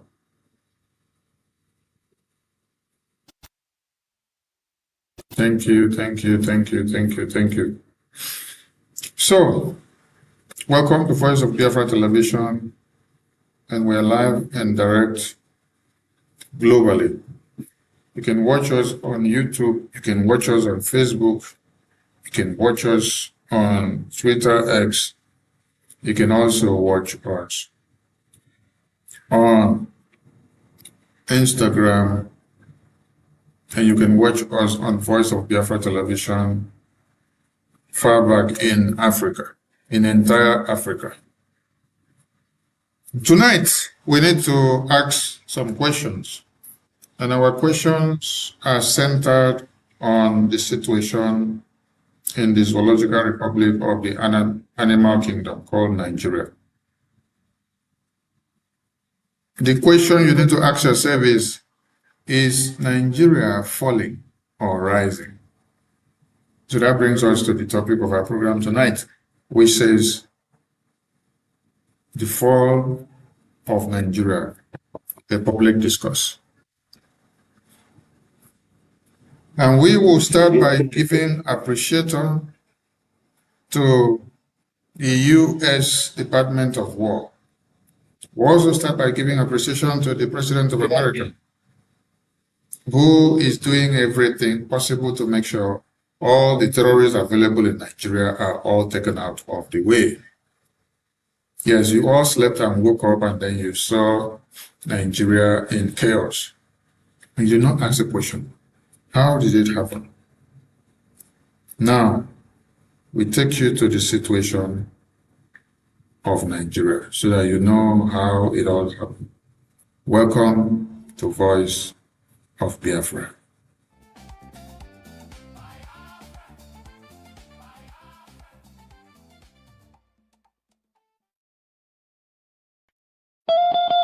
Infrastructure and control of resources from Biafran land. Oil flowing from the Biafra land enrich the center while much of the east remain neglected. Roads deteriorated, industries collapse. Voice of truth and freedom. The rising sun will rise again. The nightmare did not disappear, rather it evolved. Across Nigeria today, violence and insecurity continue to devastate communities. Armed attacks by Fulani herdsmen terrorists have left villages destroyed, farmers killed, women violated, children orphaned and churches burned. Boko Haram and its offshoots have unleashed terror across multiple regions in the southeast. Demands for Biafra and self-determination are often met with military crackdowns, arrests and bloodshed. Protesters have been killed, fear and tension continue to rise. These tragedies reflect the deadly consequences of forcing vastly different peoples into one political structure. Through the 1914 British amalgamation, distinct ethnic nations, religion, traditions, ideologies, and systems of governance were merged without consent and without a shared national vision. The North's feudal and religious conservatism can never blend with the South's entrepreneurial drive. And the East Republican individualism attempts to hold the Union together continue to be at the cost of innocent blood. Why does Biafra matter? Biafra means self-determination. Biafra represents dignity, survival, and the right of a people to life and choose their future. Biafra symbolizes resistance, innovation, enterprise, and hope. The vision is of a nation with secure borders, focused development, protection of its citizens, and economic engagement with the world, a future free from oppression, fear, and perpetual conflict. The solution is not endless political conferences, military force or federal quota system, but a peaceful separation based on shared values and voluntary. Welcome back to Voice of Biafra Television. And let us take you down to what has been happening in Nigeria and why we ask the question. The fall of Nigeria, the rise of the emerging nations in Nigeria. Let's go here.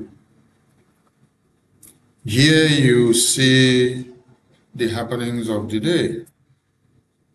And if you look at this very screen, you see that this is a man kidnapped by the Nigerian terrorist government and is begging for his dear life. This is the Nigeria you see today. So our very question is Nigeria rising or Nigeria is falling? Please, while the program is going on, let the call line be available on the screen. You can call into the studio using WhatsApp with this number there. So when the line is open, you just do the needful, you making use of that number. So, is Nigeria going forward or going backward? Is Nigeria doing well? Nigeria is doing bad. So how is Nigeria working for you? This is a citizen of Nigeria. That Nigeria has happened to him. Nigeria happened to him in a way that he never expected could have happened. Where the terrorist now decides his fate. Where the terrorist now decides if he lives or if he dies. That's why we ask the question, is Nigeria working for you? And is Nigeria rising or falling? We can tell you that Nigeria is falling. Nigeria is tearing apart. Why is Nigeria tearing apart? And why did it take this long for Nigeria to tear apart? What happened that Nigeria had to tear apart? Hey, these are some of the questions some people will be asking. Hey, we love to see Nigeria tearing apart because as Nigeria is tearing apart, so are the indigenous people waking up, getting their eyes open, and realizing that they have a cause to their freedom to fight for. Realizing that if they don't fight for their freedom, the terrorists will take them all out.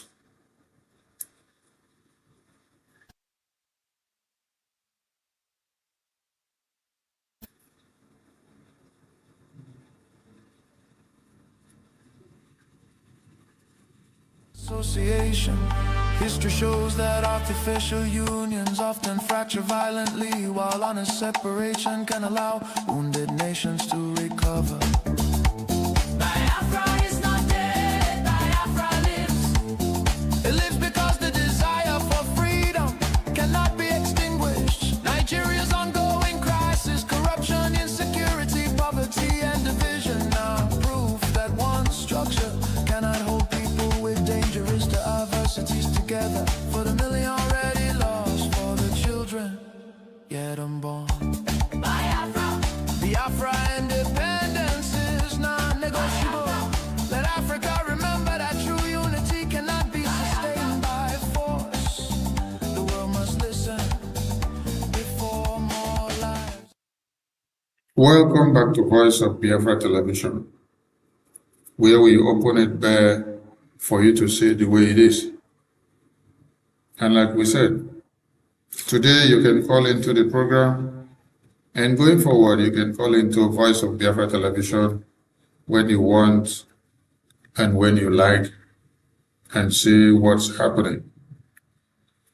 We are here to tell you the way it is and nothing but the fruit. The Zoological Republic of the Animal Kingdom is going down, and there is nothing anybody can do about it, because we've preached this before and we've told the entire Nigerian people that they need to wake up because the zoo is falling. Because we've preached this before. All right, we are coming out live. We just confirmed our transmission on Facebook, on YouTube, on Twitter, and on Instagram, and all social media platforms. So greetings to all Biafrans and lovers of freedom who are joining Voice of Biafra Television tonight. And depending on the time you're watching, you're welcome. The number on the screen is the number that you can call in to give your contributions and to air your views and to tell us if Nigeria will survive what is coming to them. And how you can as well applaud the American government for their good job. Because the American government have been doing a very good job. You slept, you woke up, and then you saw that Nigeria is collecting woto on their terrorist jihadist groups. So it's mind-blowing to also see that the sponsors of these terrorists are waking up and crying. Why? Because they did not understand that it's not going to be business as usual. Because Donald Trump, on his return from China, has given Nigerian government a very big surprise. And this surprise is the surprise that they never expected. This photo on the screen that you see is a man that was kidnapped by the Islamic jihadist terrorist government of one Nigeria. And this man cried for his dear life. He's calling on everybody to come to his aid and to give him the money that the terrorist is asking for as ransom for him to be released. This is the Nigeria of today. And we ask, is Nigeria working for you? Is the fall of Nigeria here, or is the rise of Nigeria here? And that is why we're making it very public that anybody that is working to say Nigeria will live, that person is already dead and gone. Because Nigeria has taken too many lives. And this is an example of the lives that Nigeria has taken.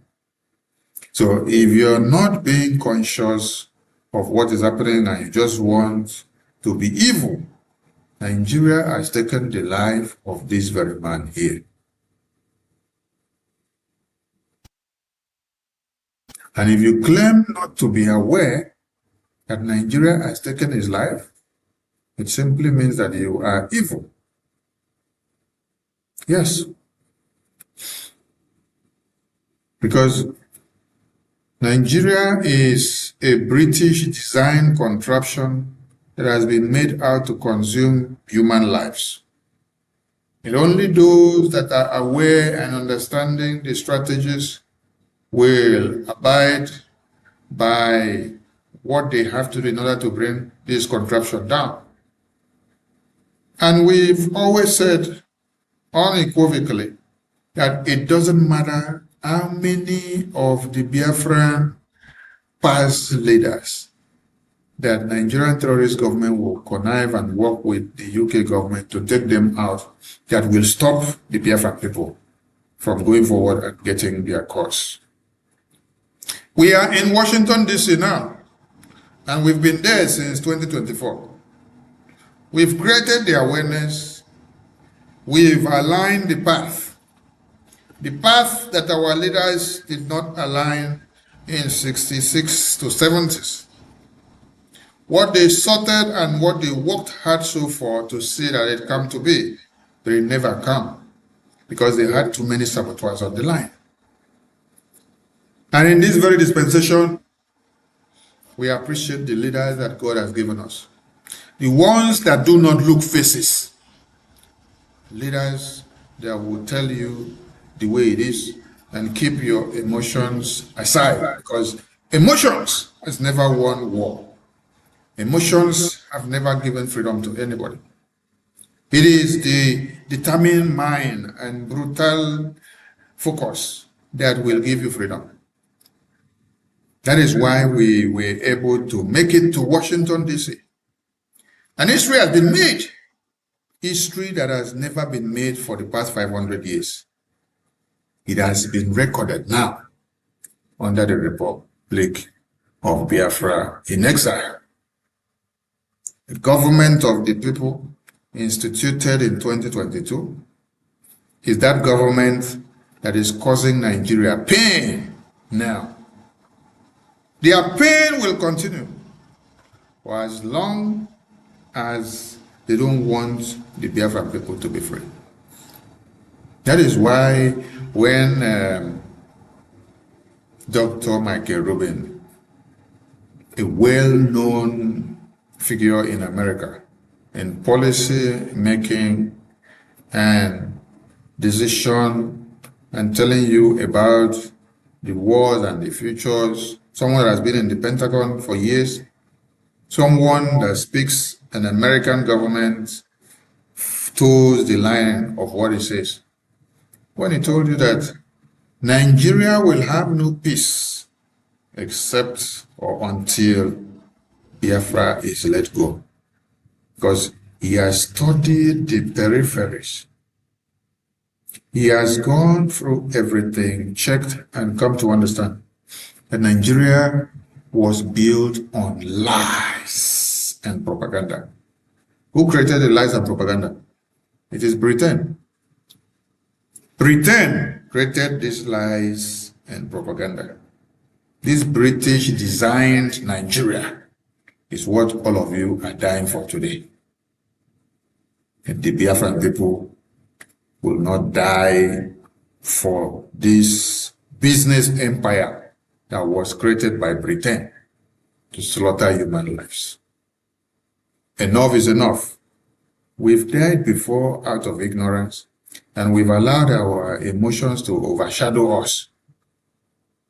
But going forward, we will take the bull by the horn. America is not Europe. America is not UK, where you kidnap Mazen Namdekanu and you kidnap Simon Ekpa and lock him up. And nobody is talking about it. Because all the people in this region, and they have connived, their interest is not about humanity. Their interest is about oil and gas and all the natural resources that are available in the Nigerian sector. That is why they have to keep quiet. But I ask you today, what is happening to Nigeria? Is Nigeria in good shape, or Nigeria is in pieces? Is Nigeria enjoying the show, or Nigeria are in crime mode? These are the things you need to ask the Nigerian contraption today. Are you guys enjoying the show? Or are you guys in crime mode? Or what is actually happening? Oh, why are you guys crying? Or why the weeping? And why the lamentations? And before we continue this very program, there's something I want to bring to the screen. Because many people don't know the grace. Yes. The grace that the Biafran people and the Nigerian people are enjoying today in the hands of the American government. Many people don't know how we started and the brain box behind it. I'm going to bring something to the screen today to remind all of you that for Nigeria to have been brought to pieces of their terrorist enclaves today, that one man was used by God to start the invocation of the Global Magnitsky Act. Yes. I'm going to bring somebody to the screen. And from his message that he delivered on behalf of the Christians, you will now see the paradigm shift. How it has gone and the difference that it has made.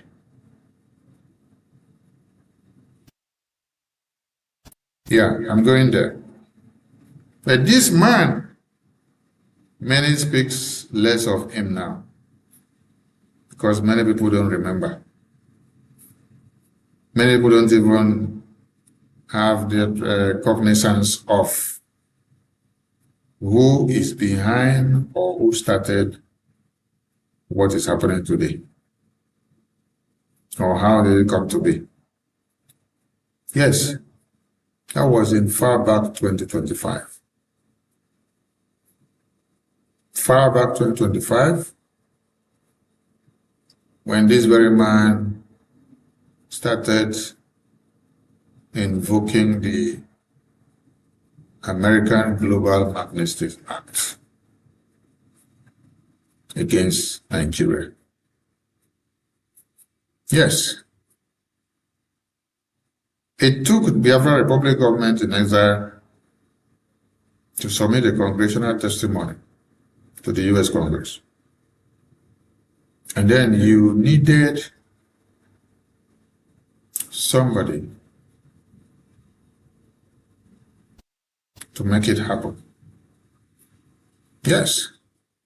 The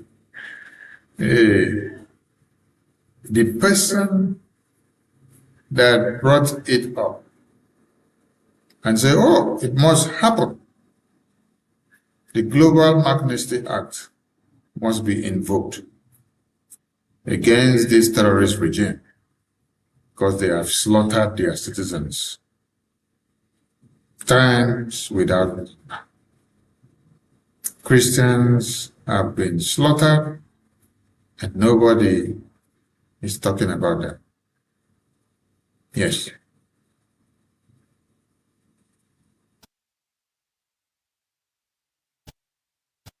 And the same thing that happens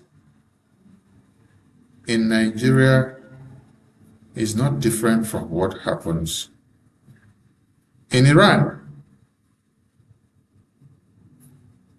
Yes.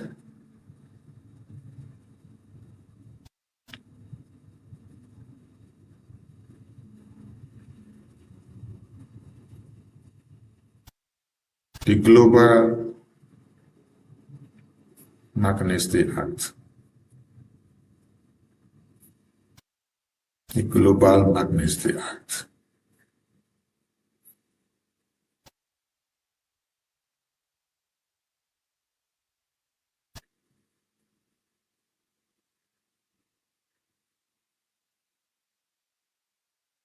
The Global Magnitsky Act of Senator Ted Cruz. Many of you don't remember that Senator Ted Cruz is the man that invoked the Global Magnitsky Act against Nigerian government in 2025. And then on September 18, 2025, he reiterated again and said, Nigerian Christians are being targeted and executed for their faith by Islamist terrorist groups and are being forced to submit to Sharia law and blasphemy laws across Nigeria. It is long past time to impose real costs on the Nigerian officers who facilitate these activities, and my Nigeria Religious Freedom Accountability Act uses new and existing tools to do exactly that. I urge my colleagues to advance this critical legislation expeditiously. So, if you do not know Senator Ted Cruz and what and the role he played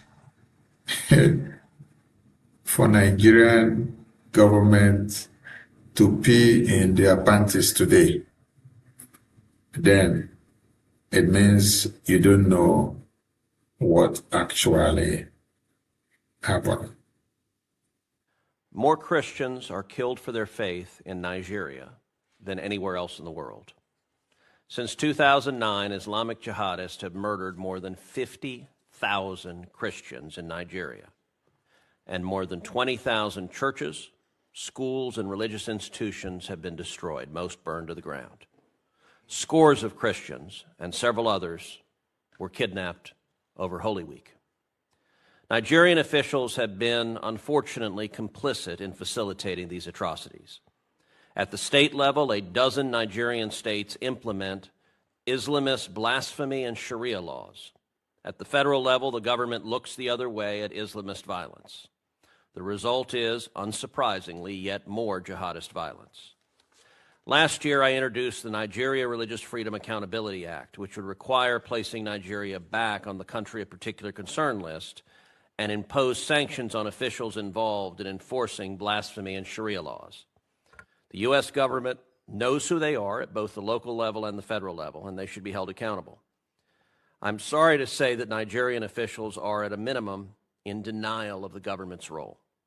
In October, several officials, including the Deputy Speaker of the Nigerian House and the Chairman of the House Committee on Foreign Affairs, and a range of anonymous officials linked to the president directly attacked me for saying that, quote, officials in Nigeria are ignoring or even facilitating the mass murder of Christians by Islamic jihadists.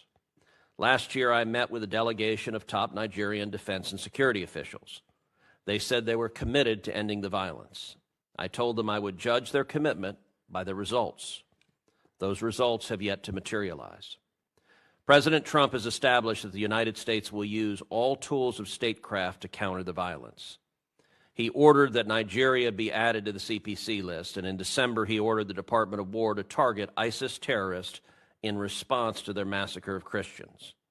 I'll note that the Nigerian government said at the time that it welcomed and indeed requested the actions. I find their statements to be somewhere between hypocritical and infuriating. In December, the president said that jihadists had been targeting Christians in Nigeria, quote, at levels not seen for many years and even centuries. What does the situation look like now, several months later, and what can and should the United States do to stop the mass murder of Christians?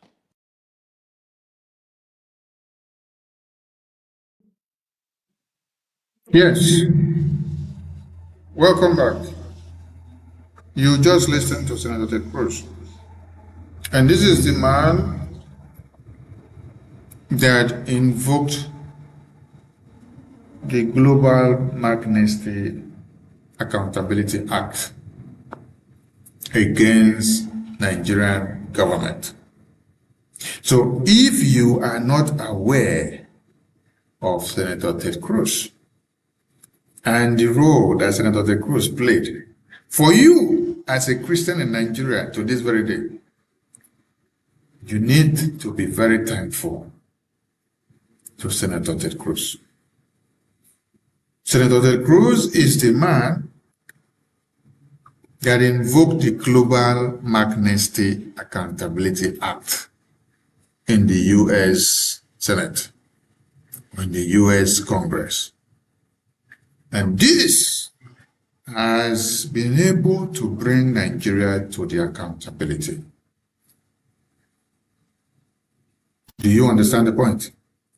If you see some other people on the media making noise or trying to take praises or glory for all the credit for the job that was long done in 2024 and 2025 by Senator Ted Cruz, please give them a slap on their cheek and push them away. Because these are some of the people that wants to come and make noise in the media and take glory when those that actually did the work. So this is Senator Ted Cruz, the U.S. Senator that works so hard to make sure that the U.S. government invoke the Global Magnitsky Act against the Nigerian terrorist organizations for slaughtering Christians on a daily basis, for taking their lives, for invading their communities, and for turning them to debris in their own communities. I salute you all. And now we want to go into something else. Yes, because Nigeria is still in a very problematic manner. So today's program is just focused on Nigeria, the fall of Nigeria, and why they are falling too early. Because we didn't expect that they will be falling too early. They should at least allow their fall to have gone further before falling. But it's too early that Nigeria is falling now. Yes, because everywhere will be like, hey, the fall of Nigeria is too early now. It should have been a bit later. Why is it now? The fall of Nigeria is too early now. So this is Senator Ted Cruz appreciating the U.S. Army and the U.S. President For the last bomb that was dropped on the terrorists in Nigeria, the fall of Nigeria is here. And the more Nigeria is falling, and the more many of you are waking up to see that others are waking up to face the reality, the better and the earlier everything is kicking in. Because for years now, many people were not taking us serious when we say that Nigeria is a contraption built for Nigeria benefit and is only to destroy your lives, and that you all need to wake up if you want to be alive. You did not believe it, but today you can say, yes, it is true. Bravo to President Trump, Secretary Hexet, and AFRICOM for eliminating Abu Lila al-Miniki and other ISIS leaders responsible for Islamist violence against Christians in Nigeria. More Christians are murdered in Nigeria for their faith than anywhere else in the world. Nigerian officials have created an environment that encourages that violence by enforcing blasphemy laws and looking the other way at the atrocities. I've been working to highlight the officials responsible and passing legislation holding them accountable. The U.S. knows who they are. Yes. The U.S. government knows who these terrorists are and who the sponsors are, and those that are working with them and those that are giving them the aid.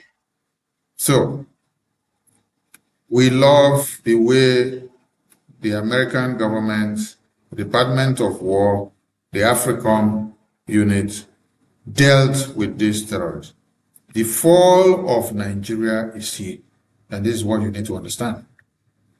So, quoting from the message of page excerpt, the U.S. Secretary of War, he said, last night, forces in coordination with the armed forces of Nigeria killed Abu Bilal al-Minuki and other ISIS leaders. Back in 2025 November, President Trump declared to the world that we will help protect Christians in Nigeria and instructed the Department of War to prepare for action. So, for months, we hunted this top ISIS leader in Nigeria who was killing Christians, and we killed him.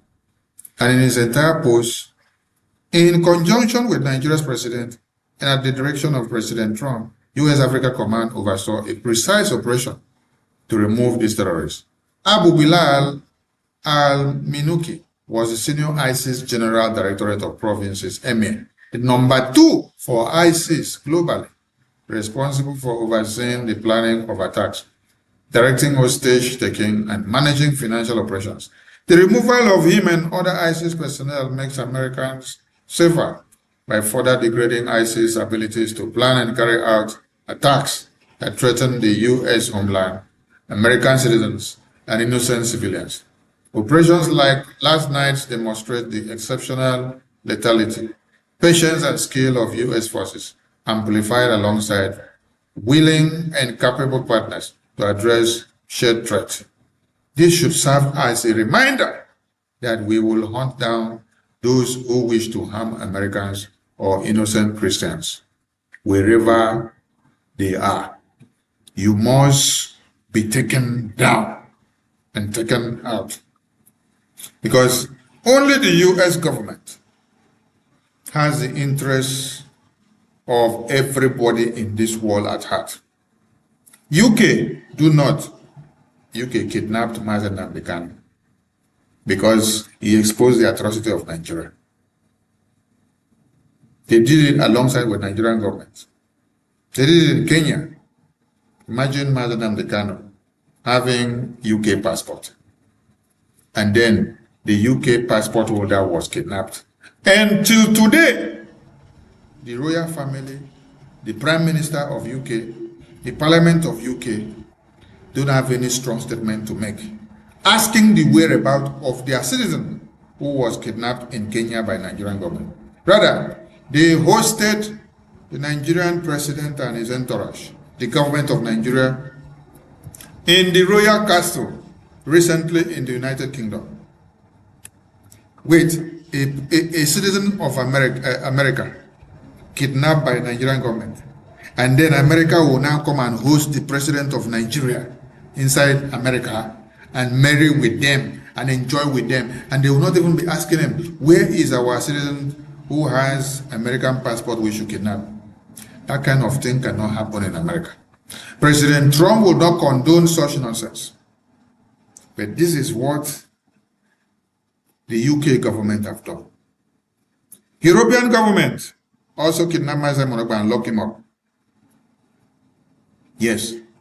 Why some of you in Biafra circle, in Nigeria circle, in Nigerian politics, and some of you that claim to be fighting for Biafra as well, you are actually the people that work with the Nigerian politicians, especially the Igbo politicians,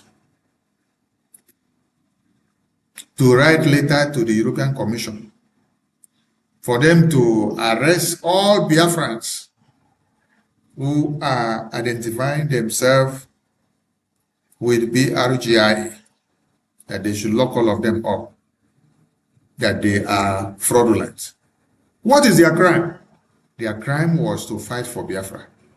Their crime was to demand the release of Martin Nnamdi Kanu. Do you see the irony? The irony is that Biafra Republic government in Israel have been asking for the release of Martin Nnamdi Kanu. They go to Washignton D.C, they ask for his release. They write petition to the US government, they ask for his release. They write petition to everywhere, they ask for his release. They do protest, they ask for his release. The Biafra Republic government in Israel carried Martin Nnamdi Kanu on their head. Anywhere they go, asking for the world to intervene. We took it to US Congress, even while they were having congressional briefing. Congressman James had to bring it up that Biafra has been treated badly in Nigeria,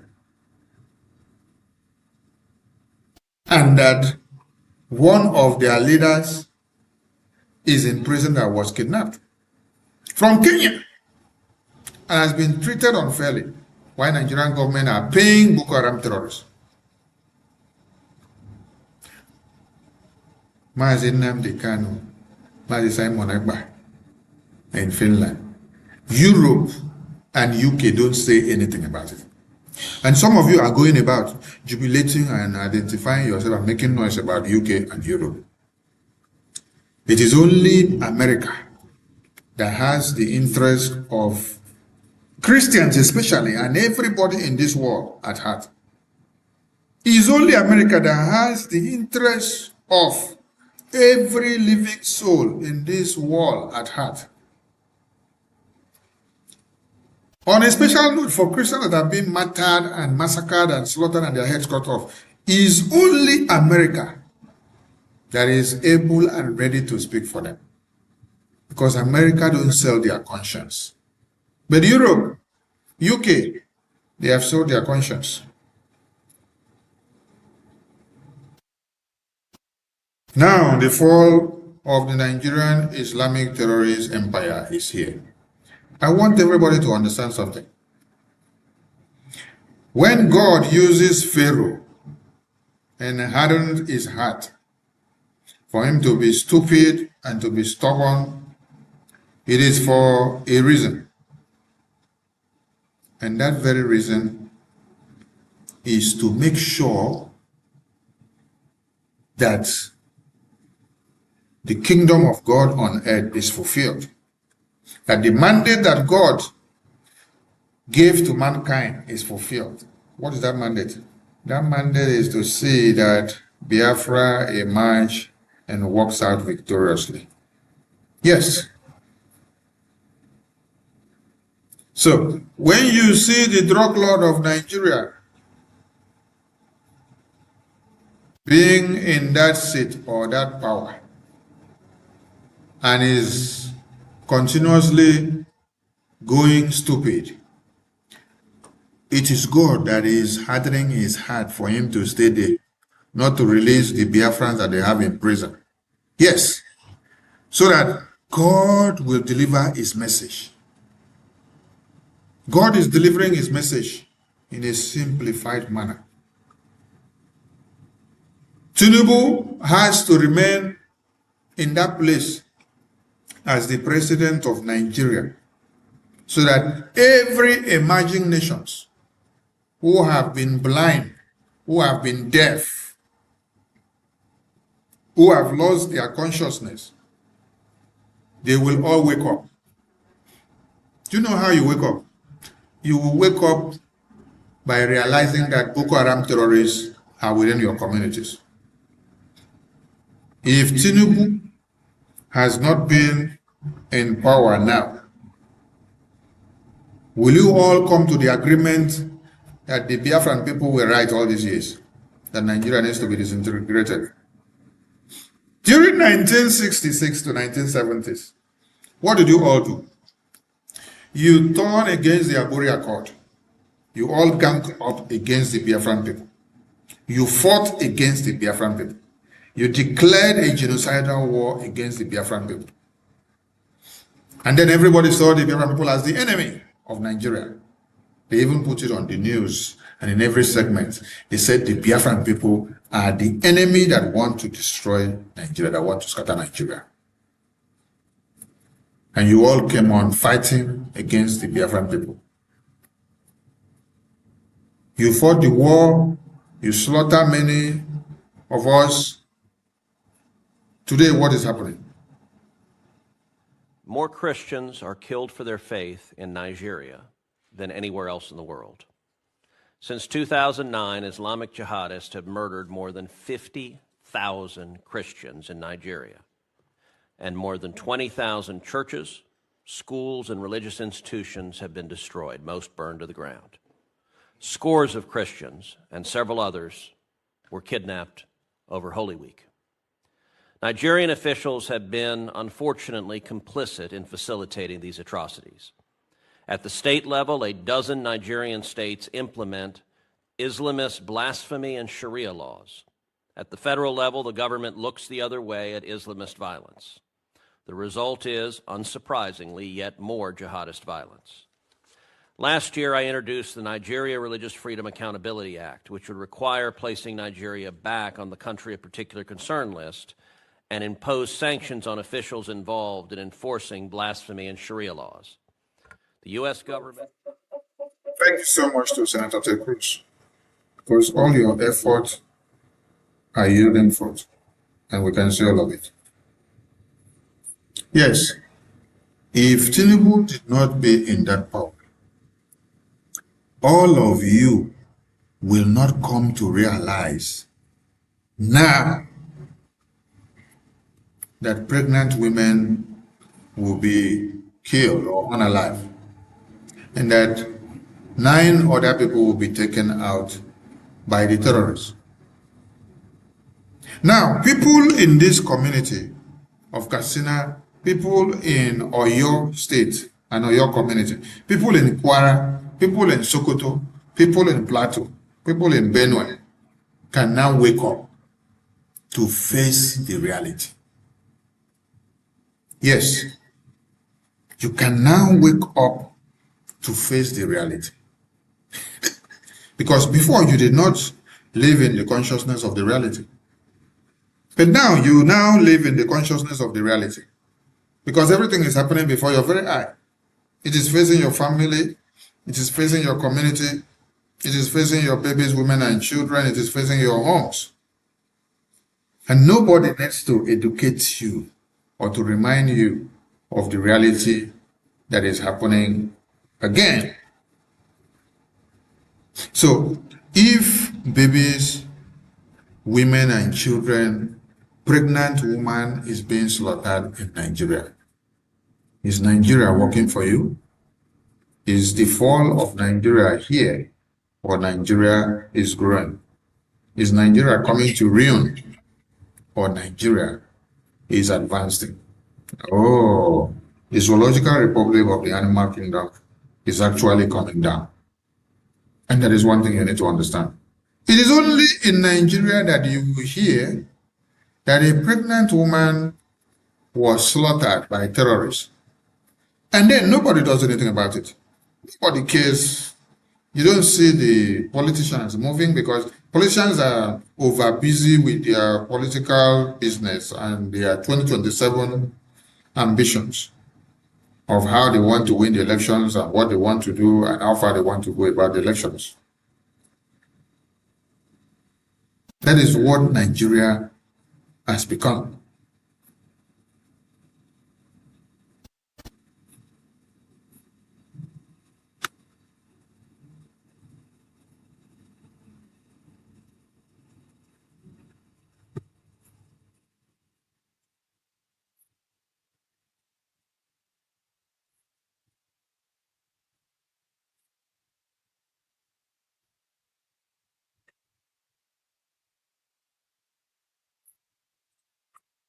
So you need to live in the reality of the day before you can now be able to tell if Nigeria will work for you, or if Nigeria is falling, or if Nigeria is rising. But as it stands now, the fall of Nigeria is here. So it is now left on the people that are living inside this contraption to see a way of hauling themselves out of this contraption. You either support Biafra or you continue to be stupid and stand idly by while the terrorists are coming to your communities to answer you. This is what the Nigerian terrorists are doing. This is the word we've shown before. This man here, you see, is in the terrorist captive camp. This man now is to be taken out by the Nigerian terrorists. We are showing you the way it is so that you will not say you did not see it. No. You have to be seeing all these things so that you understand and know what is happening and why the contraption Nigeria is called the contraption Nigeria. Because the Nigerian terrorists takes lives. They slaughter, they maim, they destroy. They turn you all out so that when they now come with penny, you will be begging for your lives. This is the Nigerian terrorists that you've all come to live and to see. Is Nigeria working for you? No. So knowing too well that Nigeria is not working for you, why don't you wake up to support Biafra?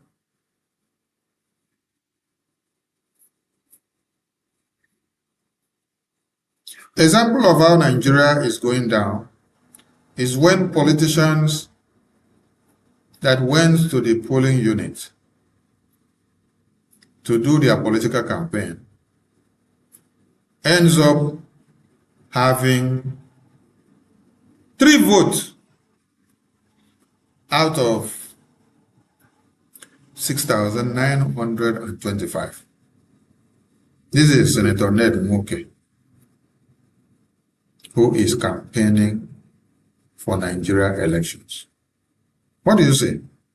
Senator Ned Nwoko is having 3 votes in the election primaries out of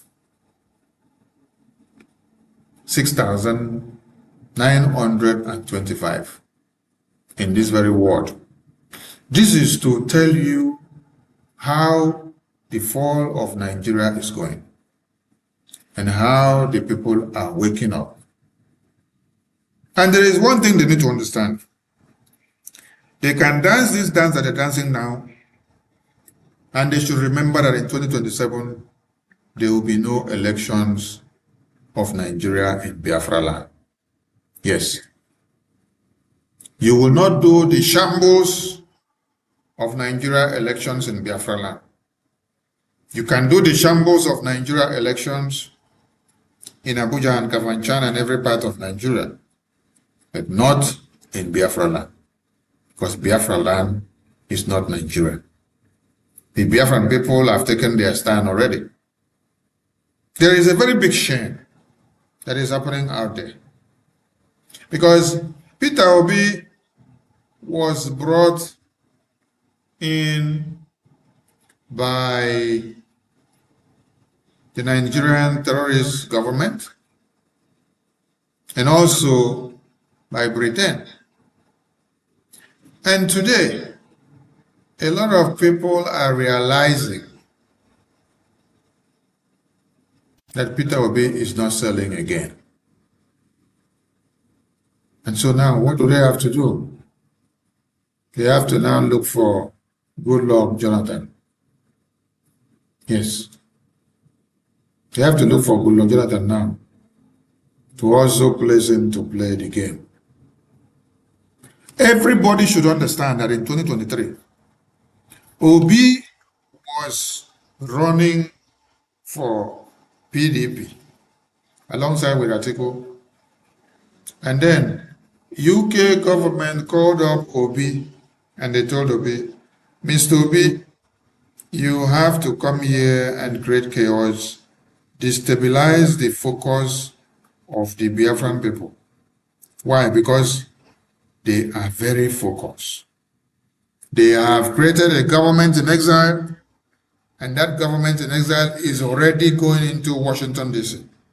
He's having discussions with the U.S. Congress, and he's talking with them and having so much of conversations. They are educating U.S. congressmen and women about the fall of Nigeria and how Britain created Nigeria and how they designed it to their own favor. And now you have to come to be the destabilizer. You have to come and pose yourself as a hopeless hope, as a hopeless savior, a deliverer that will come and give them hope. This will go a long way in destabilizing their focus on the Biafran mandate. So Obi came. Yes. Obi came on a mandate. Obi came on assignment. Obi delivered and lured many of you. That was when many of you were shouting obedient, obedient, obedient. You all became obedient. And you were shouting Obi 100, Obi 120, Obi 150, Obi 50, Obi 100, Obi 90. After the whole show, Obi collected his money. Yes, because it was a deal. The same UK government placed Tinubu in power. And Tinubu has been ruling Nigeria to this day. And just a few weeks ago, the same UK government invited Tinubu to the Royal Castle in UK. They gave him a very befitting banquet and he enjoyed himself with his entourage. And they assured him of the continuity of the British-designed Nigeria to the killing of more babies, women, and children, which you have just seen that is happening today. Since Atiku, or since the past government president have been in power to this day, what has changed in Nigeria? And since Tinubu went to the royal family, the royal castle in the UK a few weeks ago, what has changed in Nigeria? Nigeria has only degenerated. Nigeria has fallen from point A to Z. It is going down on daily basis, destroyed. If it is the Nigeria that is only being destroyed by itself for better, but it is the lives of the innocent babies, women, and children that are going down on daily basis, going down on daily basis. Now, did you ask the UK government, oh, you just pledge assurance to keep Nigeria as one and to make sure their allegiances continue. What has been your intervention in stopping the genocide that has been happening in Nigeria since the day that you hosted President Tinubu with his family and with his government of criminality? You have not asked the UK government, right? It is the work that they use Peter Obi to do. So that at the end of the day, they will place APC in government and PDP, a terrorist government that slaughters babies, women, and children. Now, the UK government have seen that Obi is no more selling, because everybody now understands that Obi came to play the card of UK. And I don't know why many of you are so stupid, honestly. I don't know. UK government, I don't know why many of you are so stupid. UK government brought Obi to you. The same UK government also brought Tinubu to you. The same UK government now was hosting Tinubu, and they congratulated Tinubu. They sang the praises of Tinubu. They want Nigeria to continue even as the genocide is happening. They did not even talk about the genocide. This is the same UK government that pushed Obi to all of you to be your president. It's the same UK government that also pushed Tinubu on the other side. So they were playing a chess game. They placed Tinubu one side, they placed Obi one side, and they are all playing one chess game. At the end of the day, they only make sure one person will come out, which is Tinubu, while Obi is only there to distort your brains and to destroy your mindset. So that all of you will think, oh, Obi 50, Obi 74, Obi 75. Today, the same UK government, we're paying homage to Tinubu government. But remember that it is the same UK government that called Obi to UK office and told Obi, you have to go leave Atiku and go and create Labour Party. But it's the same UK government that are clapping for Tinubu, while they now set Obi in to come and play the chess game to destabilize the brains of all of you, because many of you are working with emotions. It is the same thing that is happening now. Many of you have been in Biafra struggle for 20 years. Because of your emotions that you attach to the leadership or the leaders that started the struggle of Biafra. When another person comes out and wants to do it in a different way, you say no, because of your emotional attachment. You would rather remain in the contraption of Nigeria, and then you will work to destroy the effort of the new person that is coming to add a difference. Mazai Moneba came to join the struggle to add a difference. You people came together and then wrote a letter and sent it to EU and said they should imprison Mazai Moneba. And they should imprison all Biafrans, including me, including the PM in America, including all our senior citizens that we have in Europe and in UK and America. You say they should pack all of them, go and put them in prison because they are demanding for Biafra. They are demanding for the release of Mazin and Dekan.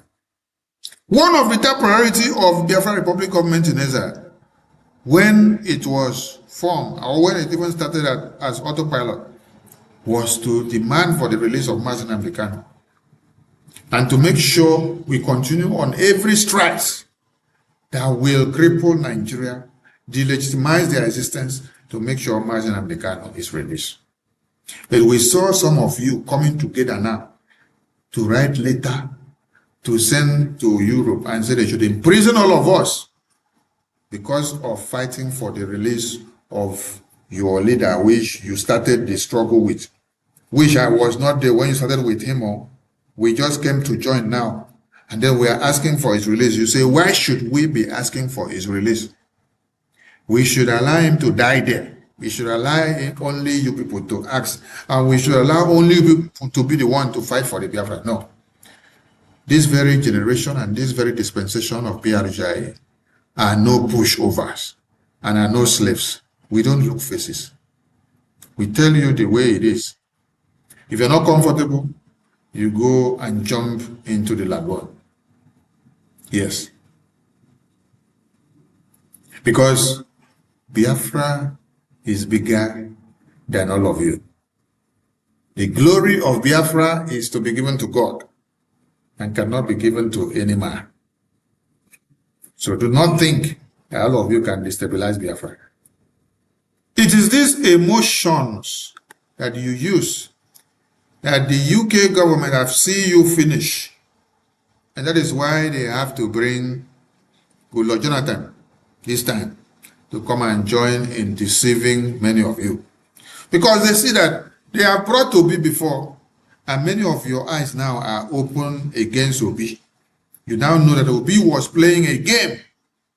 Obi was sent by UK, while the same UK placed Tinubu there, and then brought Obi on one corner to cause the confusion against the Biafran people. Now, Obi Nyash don't open as far Nyash. What they have to do now is that they have to look for another person which they see that all your heart will be emotionally attached to. You see, Britain knows what they are doing. Anytime they look for a way of destroying the focus of Biafran people, they will look for somebody that they know all of you have emotions for and love to see in the circle. And the person must be from the Biafra territory. That is why they have presented Goodluck Jonathan to all of you now. That is why they have presented Peter Obi as another option. Then you now check this their screen. You see, they put Atiku here now to be the North. I want to ask you a very pertinent question.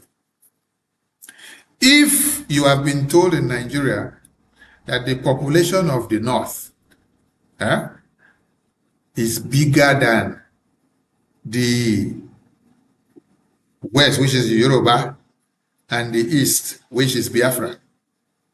Now, I want to ask you, all these Iberi-Ibes, I want to ask you how you intend to make Obi the president of Nigeria, and how you intend to make Goodluck Jonathan the president of Nigeria, and how you intend to make Seyi Makinde the president of Nigeria, and how you intend to make Tinubu the president of Nigeria. If only the North have been mapped out to capture the biggest part of the map. If you're mapped out to capture the biggest part of the map, what does that simply explain to you? What that simply explains is that the bigger the geographical population or the area, the bigger the people that will, or the greater the numbers of the people that will participate in the electoral process. Now, can you tell me that where you have a smaller number that has been circled out of population, where Obi is, or where Goodluck Jonathan is, or where Makinde is, or where Tinubu is, that you will use that number to overcome the entire North, which they have mapped it out like this? You see how they have mapped out the North. The North tends to take over the entire space. And they put only one candidate there. They put who? ADC. You see, I love the way the North plays politics. Yes, because they play the politics with their brain. It's not many of you that are being so foolish and you say you're going into politics when you are just learning. You don't know anything. Just look at what is on this screen. The North draws a borderline and they push in only one person. And that one person that they push in is who? Is Atiku. Now, who is contending with Atiku? Nobody. So that means the entire North are going to join hands to give Atiku the support. There is no Northerner that will come to give Goodluck Jonathan the support.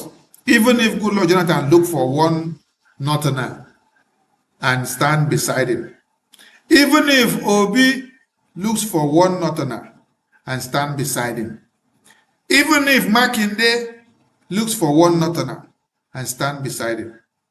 Even if Tinubu looks for one northerner and stand beside him, that northerner will not be able to make any change with the population that the northern region will use in unison to capture the election cycle. This is one thing you should learn from the northern region of Nigeria. How they are able to use these tactics to clean up your idiosyncrasies and your stupidity that stinks in the name of you are one Nigeria. And you will continue to be stupid. Yes. You will continue to be stupid because the northerners will continue to use their brain to outnumber you. Because your own brain is blocked. Because your unity lies in your Biafra identity, your Oduduwa identity, but you want to forcefully make Nigeria to work. And that is why Nigeria is happening to all of you. Because you are not living in the reality. So, kudos to the northerners. Yes, the showdown will begin. And they say, Isha Allah, the way they put it. That's the way they put it. They say, Isha Allah, the showdown will begin. A people that are united and they project only one candidate. Compared to you now, that is very stupid, who is bringing up two different candidates from your region.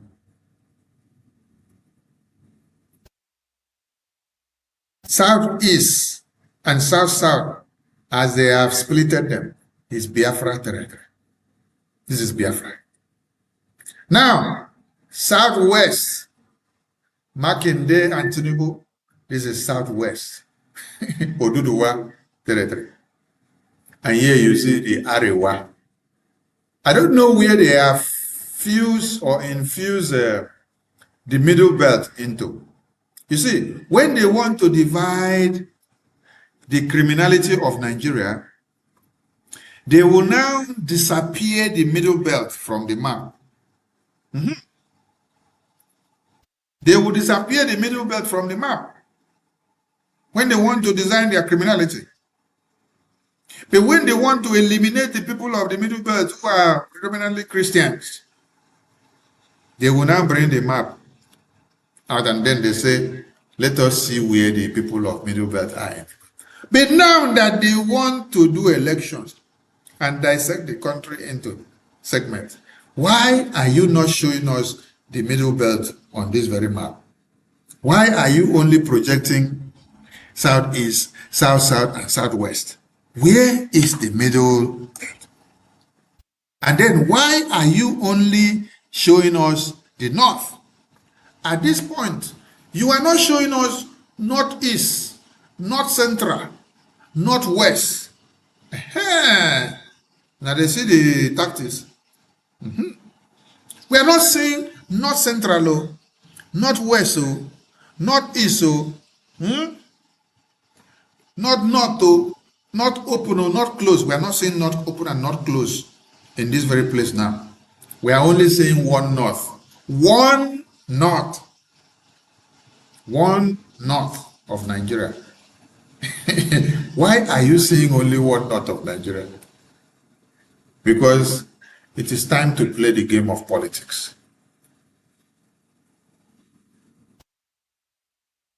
It is time to play the game of politics.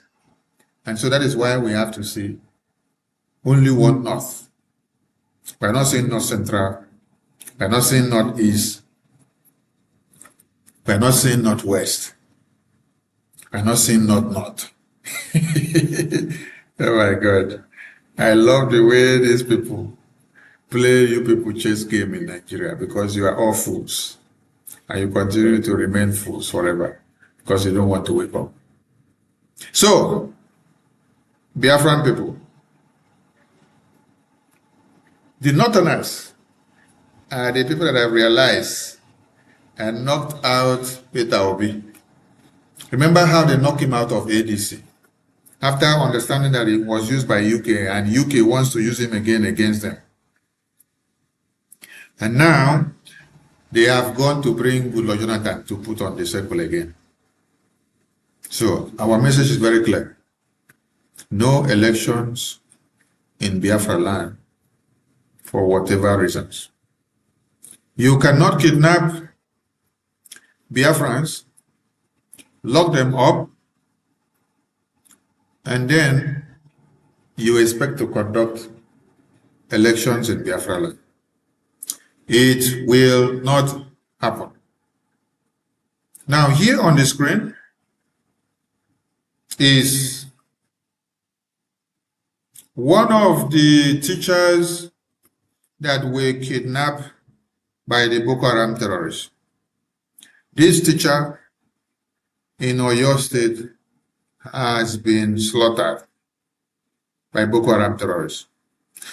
We are just trying to give you a recap of what Nigeria is putting together and what Nigeria is all about. And asking you whether Nigeria is going forward or Nigeria is coming down. Whether it is working to your own interest or it is working against your own interest or your own existence. This is a teacher that went to school to work, to teach, and to make money to bring to the family. Boko Haram terrorists kidnapped this man with other colleagues in school and other pupils. And they have killed many of the pupils. Over 80-something are still inside the hands of the terrorists. They demanded for money. The money has not been released to them. And yet, they have killed one of these teachers. That is the headline from Daily Post, which says, bandits reportedly behead abducted Oyo teacher. They made this video before they executed him. So my question is Nigeria falling or is Nigeria rising? The fall of Nigeria is here. Dr. Michael Rubin said, if Biafra is not let go, Nigeria will see no peace. So we are watching to see, and we are asking you this very simple question. Is Nigeria working for you? Is Nigeria working to your own interests? Are you benefiting from Nigeria? Is Nigeria giving you pain? Is Nigeria giving you agony?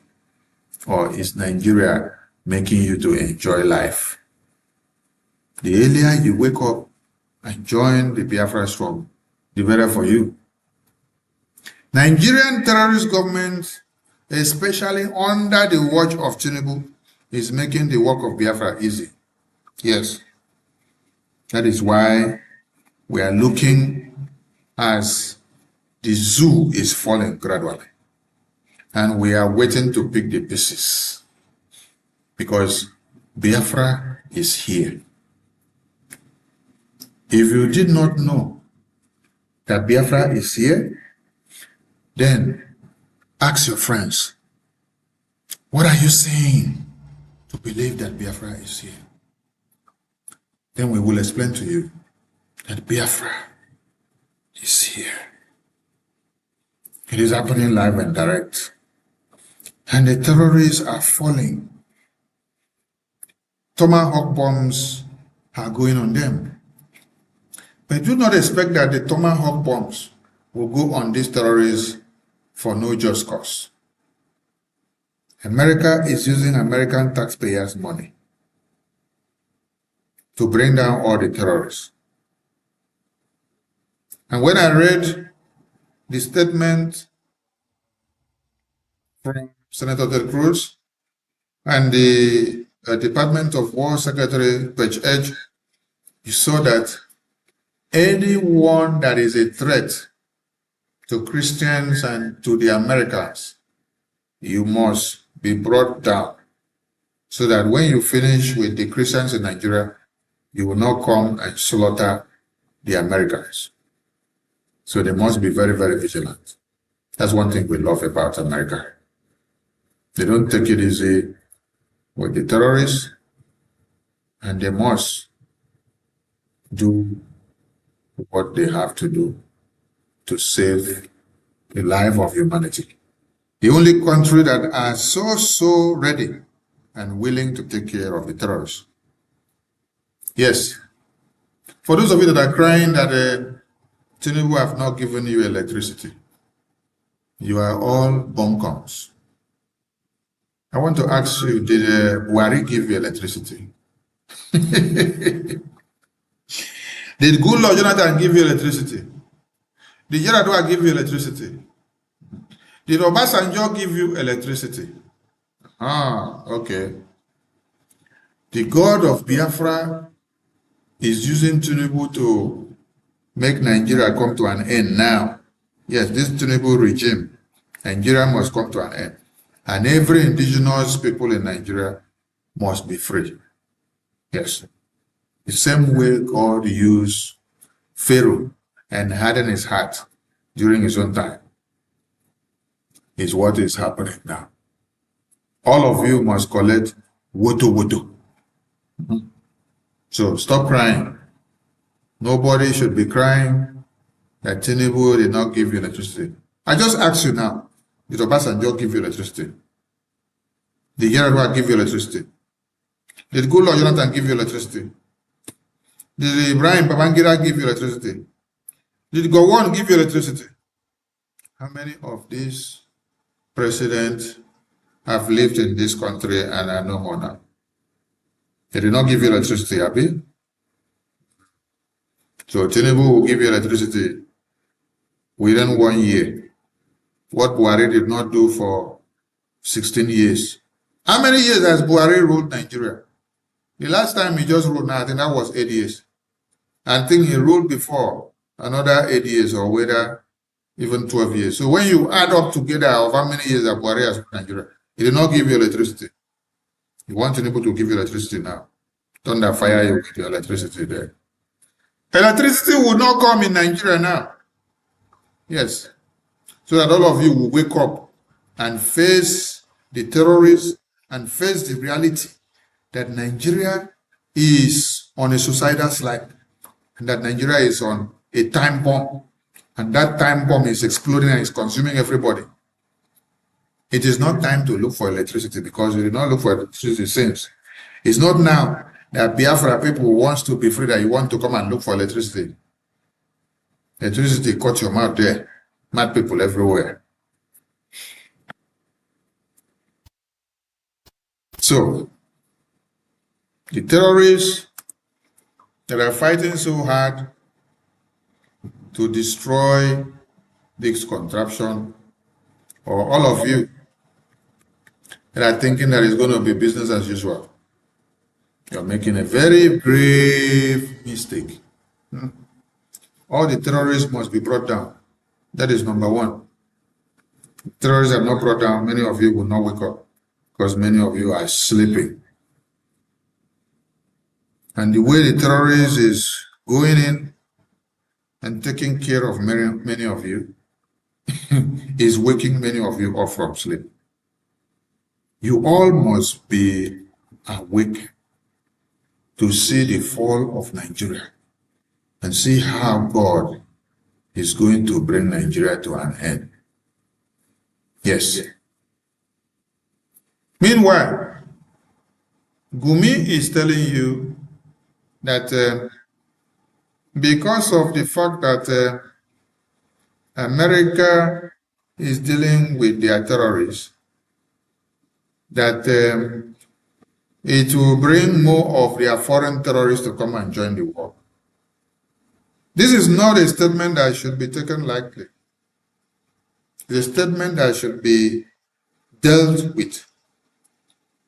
Gumi is telling you that because America has come to destroy the second-in-command ISIS terrorists, which he himself has been supervising all of them. Gumi now says more terrorists will come in from other parts of the world to come and join the Nigerian terrorists so as to kill the Christians. We love the show that we are seeing and we want it to continue. Because if something does not happen, the Nigerian terrorists will not be taken down. And all of you that have been ignorant of what is happening will not also wake up. So it's time you wake up. Wake up, Biafrans. Do not keep quiet today. Now, Biafrans, they call on all Biafrans, make you wake up today to face the needful, because the terrorists are all here. Wake up, Biafrans. Come and face these terrorists. Wake up, Christians in Nigeria. Face the common enemy, the common threat that is here for all of you. If you have been sitting on the fence, come down from the fence. The time of sitting on the fence is over, because the terrorists are moving every day and they are looking for who to take out. So if you don't wake up and join the moving train, maybe you may be the next person to be taken out. Now, the picture you see on the screen is another woman, one of the teachers that were kidnapped. And this other lady was also kidnapped. And there is a toddler. There is a baby that is suckling the mother breast that was also kidnapped by these terrorists. This is what Nigeria has become. And this is why we say, wake up, Biafrans, do not keep quiet. The terrorists are here and Nigeria is falling. All these people you see here are in the hands of Boko Haram terrorists now. Now tell me why American president, America does not need to come to crush the terrorists. Can you explain to me why America don't need to crush the terrorists? When they have killed uncounted numbers of Christians. And Gumi stated it categorically that the terrorists are killing for them to have money to fight the genocidal war. Hey.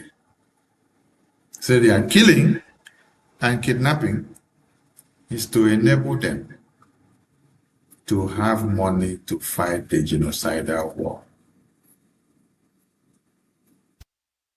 That is how address the issue of the terrorists kidnapping your mothers, your baby, women, and children. Giving a thumbs up that they have the right to kidnap you, that it is part of the mandate that they must use to raise funds for Islamic Jihad. Let's listen to Gumi. Fight government that has helicopters, is bombarding us. So you remove the pressure, the need for the money is there. When you go there, you don't see any luxurious life. You don't see any luxurious life at all. They are living in huts. They have nothing. They drink sometimes from the stream. So I don't think we can say that they are used to a luxurious life that they won't live it. Actually, they don't even know it with all the money they get. Sheikh, like you said, they are under pressure. Government is bombarding them, and according to what you say, they are saying that it looks like they're under attack. So maybe they're acquiring weapons to protect themselves. But then again, if the pressure is that much, why don't they renounce banditry? And are they also considering the lives of those that they are also taking, and the lives of people that they are also making, unlivable? Okay, you see, if they leave banditry, they will have source of financing their war machine. The question you ask, why are they fighting them? You see, the herdsman has gone through a lot of hardship. No government has really actually sat down to see into their plight, to modernize them, to even spend anything. Not one kobo of our Nigerian budget goes to them. And now they feel they are.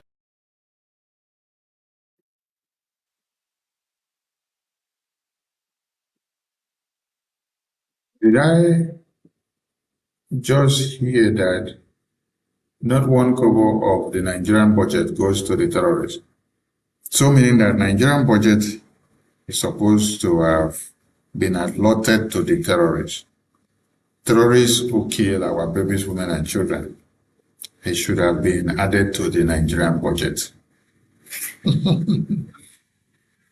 This is the Nigeria you find yourself, where terrorists should be given preference after killing your babies, women, and children. They tell you that you should pay them for raping your mothers, your women, and children. Anyway, the pictorial view on the screen depicts how the American government bombed these terrorists. Yes. And this one is the one that happened yesterday, being the 17th. Well, there was another one on the 16th. So, we appreciate the U.S. government for taking these terrorists out.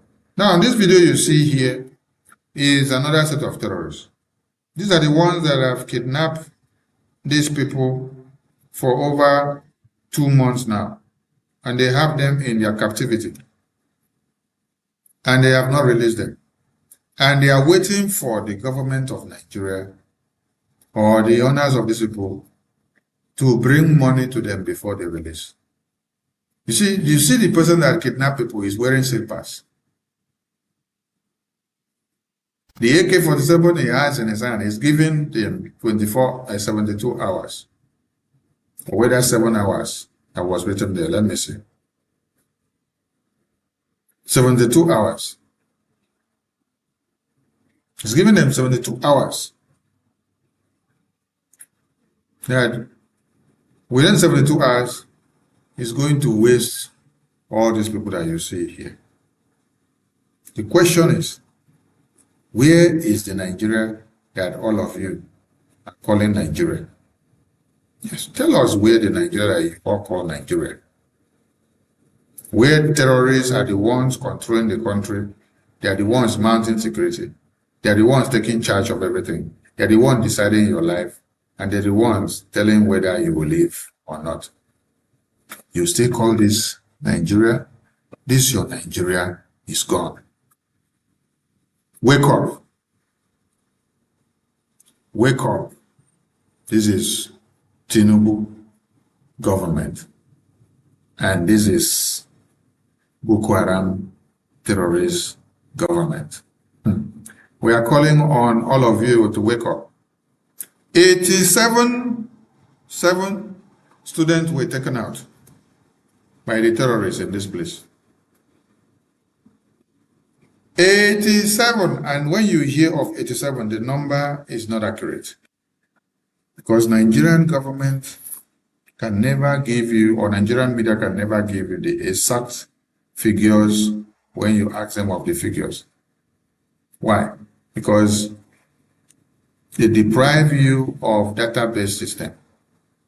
So they wouldn't give you the exact figures. So that when you're dealing with the statistics, you will not be able to get all the facts straight. So they have to give you falsified figures. So invariably the numbers of captives are more than what you see that they put here. The fall of Nigeria is here. But we must appreciate the American government who are dropping some bombs on these terrorists in Nigeria. Now, if you are a Christian, if you are a Biafran, and you are in the contraption Nigeria, and you are not aligning yourself with the reality of the day, and you are on the fence, come down from the fence, because you have a government. Else, your family may be the next victim of these Boko Haram terrorists. Because the more you continue to play this I don't care game, or I am ignorant of the reality, the more the terrorists are drawing closer to your communities and coming in. And don't be surprised of what will happen next. Because what will happen next will shock all of you. Before American government came back this far now to come and touch the Nigerian terrorists, how long has it been? And how many of you have been slaughtered this far? These are the realities you need to live up to. Because if you don't live up to these realities, you will continue to allow the terrorists to invade your communities and to destroy your lives. Wake up, everyone. Yes, it is a message for everybody to wake up and to face the needful, because the terrorists are here and the terrorists are not smiling. But the Biafran people always and always wins. The Biafran people have only one government, and that government speaks for the Biafran people. So those that are crying and lamenting, you can enjoy the show while it lasts. Yes, because when you run up and come down, you meet the brick wall. Yes, only BRGIE. Only BRGIE.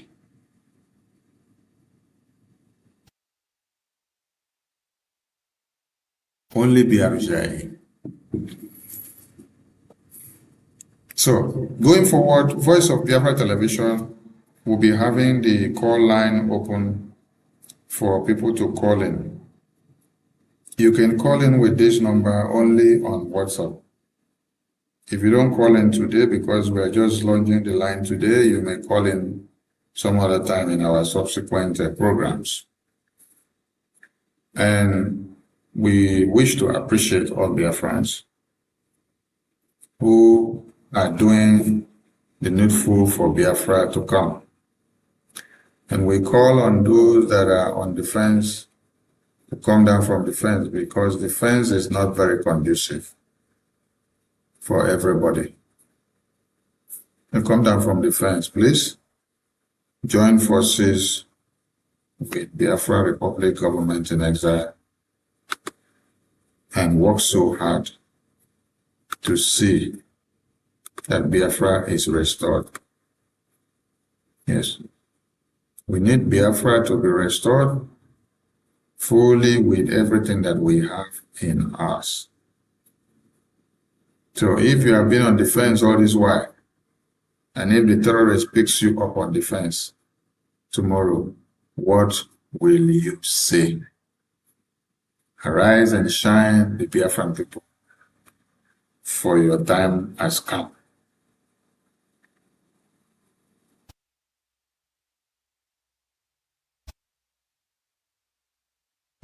The reason for us not taking order anymore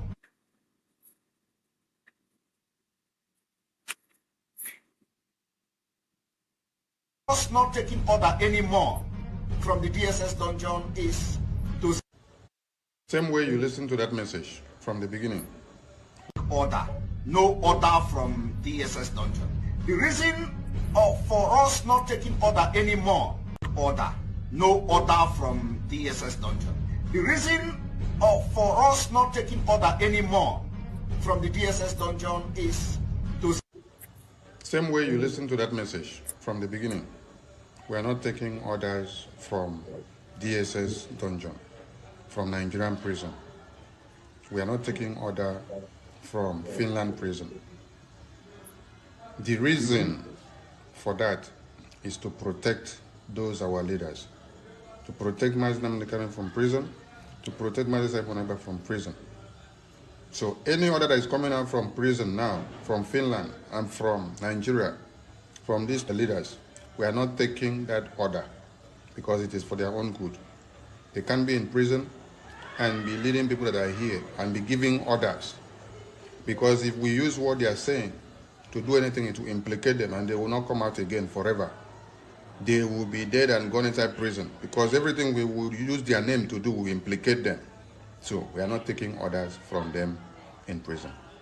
We've got our leader. We want our leader to be safe. We want to exonerate our leader from anything that Biafrans will be doing for his own best interest. So anything that we shall be doing going forward in 2025, 2026, 2027, or till Biafra comes, as far as our leaders are in prison, we will not tag their name. We will not put that they are the one giving the order, or they said this, or they directed this. It is for their own good. It is to keep them away, because if we put their names, it will be used against them. So for all of you that are using our leader's name, Simon Ekpa name, Mazinam Dekano name, and then you say he is giving order, he's telling you to come and do this, telling you to come and do this, desist from it. And all of you that are trying to follow that a message that Emma and the rest of them are sending to you, you are digging the graves of our leaders that are in prison.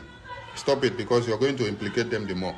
Somebody cannot be in prison and be the one giving you orders here. any actions that Biafra people will be taking in Biafra land, you don't attach Mazinam Dekano to it. Any action that Biafrans will be taking, BRGIO, Biafra Defense Forces, or Biafrans in the homeland, or any Biafran taken for Biafran quest, don't attach Mazisai Monekpa name to it or Mazinam Dekano. Don't tag their name to implicate them. Any action that Biafrans will be taking in Biafra land for the freedom of Biafra, the freedom of Mazinam Dekano, and freedom of all prisoners of conscience, you don't bring Mazinam Dekano to it. This message was delivered, if I'm not mistaken, in early January of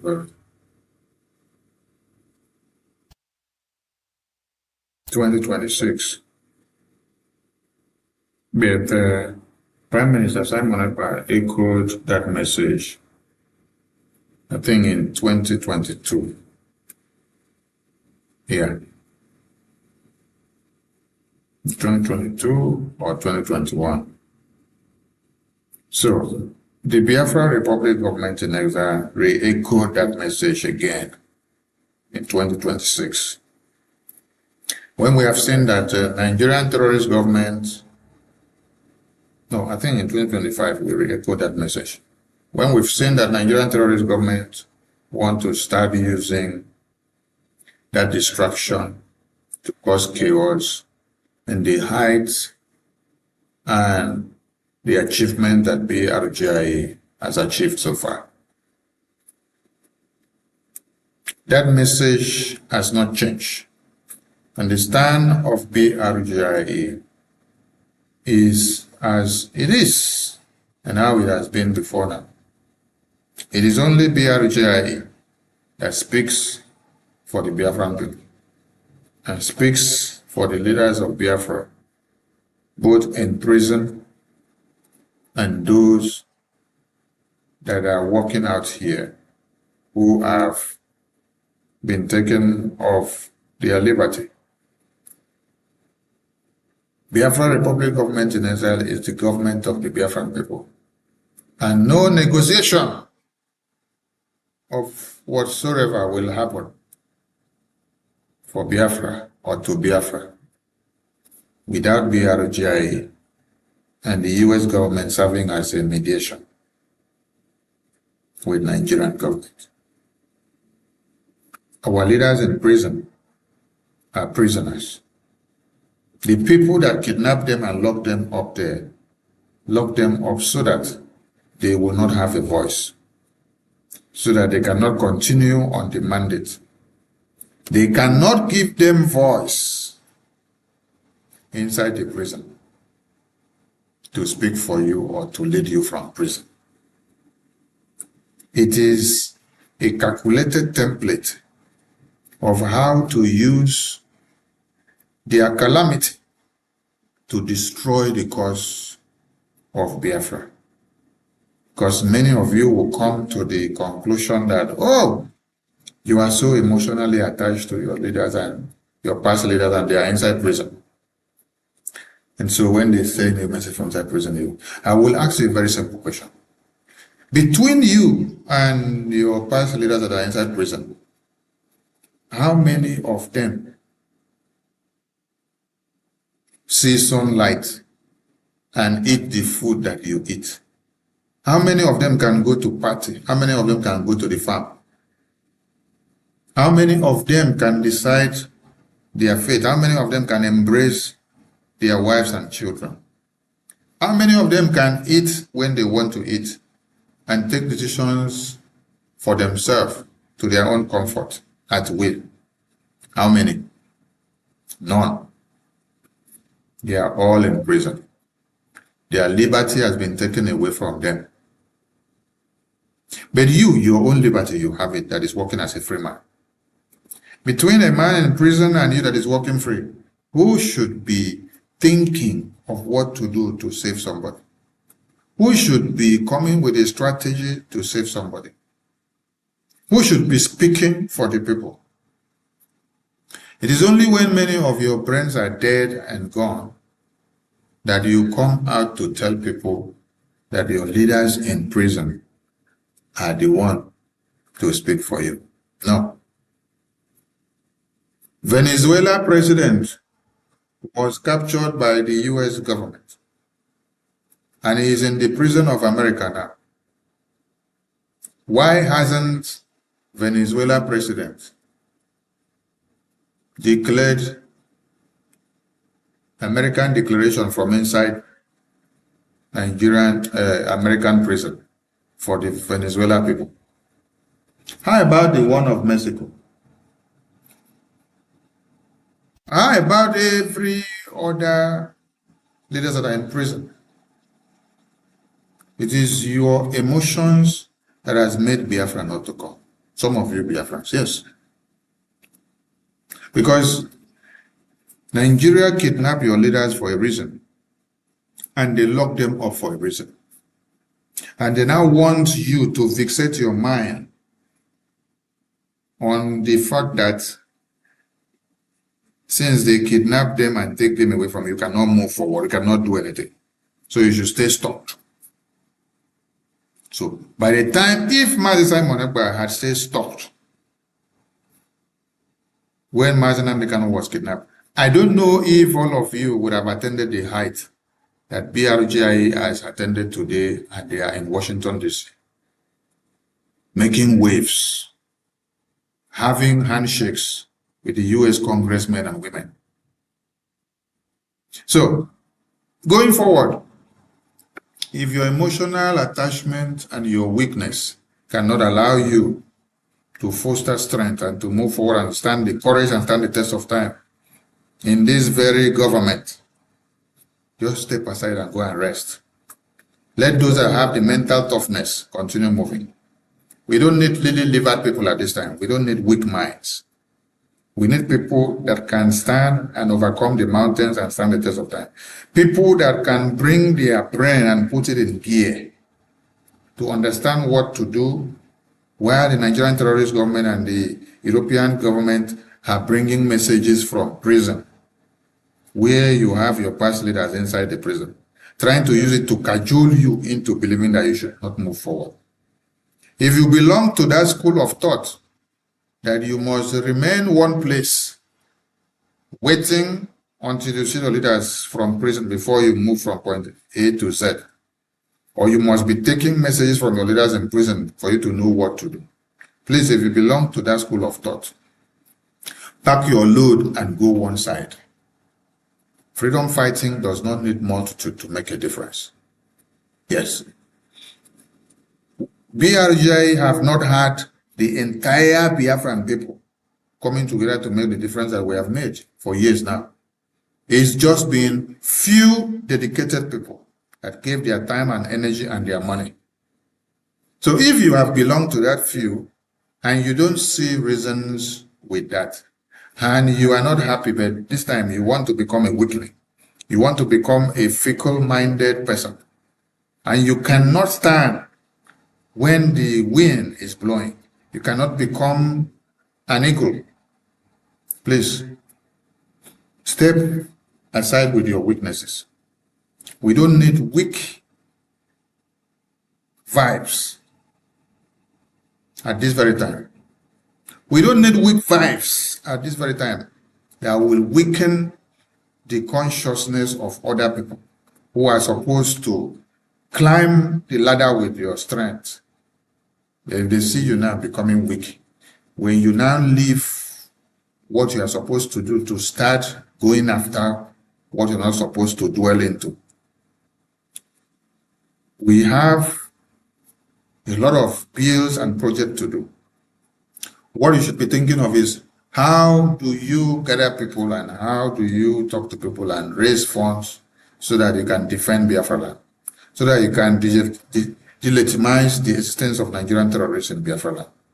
You should be thinking of how you can bring people together, show the work of BRGI to them, and convince them on how to contribute so that BRGI will continue to make exploits in the legal representation and lobbying in Washington, D.C. When you sit back and see the job done by the lobbies and the PM and his cabinet in Washington, D.C., it gives you joy. That is what you should be bothered about now. Nobody should be bothered about how we are addressing issues in the media at this time. Yes. Don't be bothered about how I speak, whether I put sugar or put granite or put Maggi in my address or the PM. Don't be bothered about how we push messages out there. Biafran government in exile is one, and there is no duplicate. So when we put a message out there, keep your weaknesses aside. Keep your emotional weaknesses aside, because emotional weakness were not meant for freedom fighters. It is only people that have tough mindset that can fight for freedom and keep going head on without changing your policies because of the conditions that has bedeviled you. Some of you tend to change your policies because of the conditions that bedevils you. Biafra Republic government in exile do not belong to that school of thought. Every Biafran going forward, when I mean every Biafran, I mean from the BRGI cabinet members down to every Biafran, please focus on your mandates. Your mandate as a rep and admin is to see that your license continues to go forward. You bring people together, talk to them and let them know the needful. They concentrate on making sure they raise funds to support the restoration the defense, the recognition of Biafra. Bring people together. Create the awareness. Let your residents community understand and know what Biafra Republic Government in Israel is doing and the reason for Biafra to exist. Your work at this time is not for you to come and be telling us what we are not saying or how we should say it, or how the PM is speaking, or how he's not speaking. I just played a video of Prime Minister Simon Ekpa here to all of you. Why didn't you all come to start criticizing him of why and how he is addressing issues when the Nigerian terrorists are trying to destroy the cause of Biafra Republic Government in Israel from Nigerian prison? You could not talk to Prime Minister Simon Ekpa. You can now talk to the present Brgie Prime Minister. Everybody should understand something. Prime Minister Simon Ekpa is not Mazi Nnamdi Kanu. Mazi Nnamdi Kanu is not Prime Minister Simon Ekpa. Prime Minister Okechukwu Nkere is not Prime Minister Simon Ekpa and is not Mazi Nnamdi Kanu.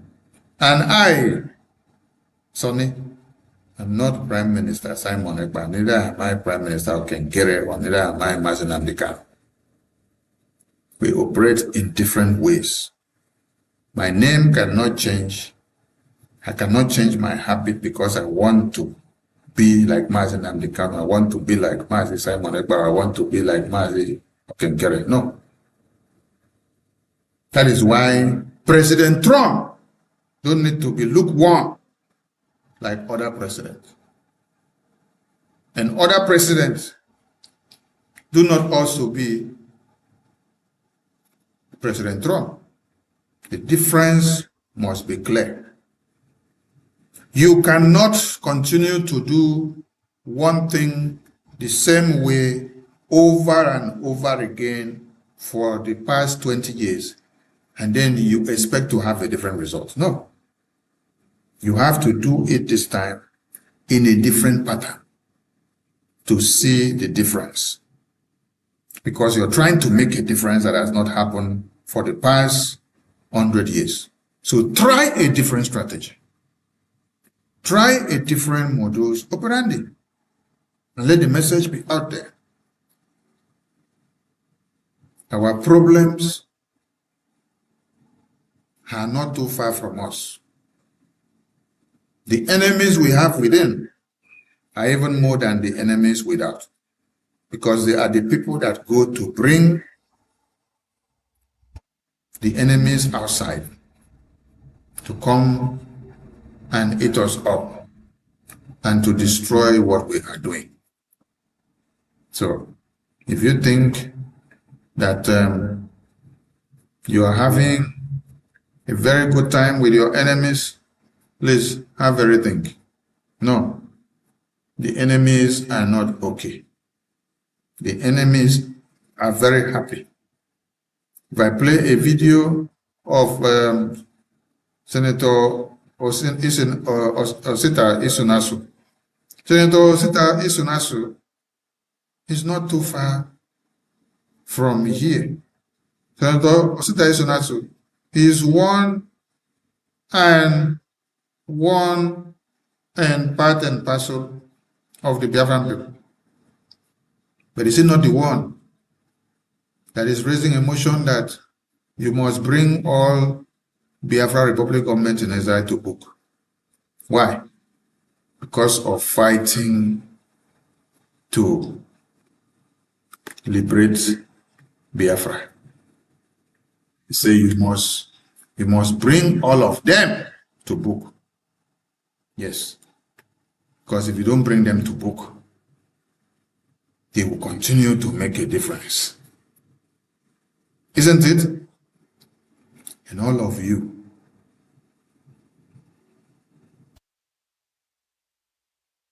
were just looking. You could not do anything. The kidnap of your leaders went through. You could not do anything. And today, We are here trying to change what has been destroyed. Why many of you are so concerned to understand this very evening? Who does what? We have who does not do what? Everybody needs to focus on what they have to do to bring the government forward. I'll play this video again. Yes. Let me play this video again.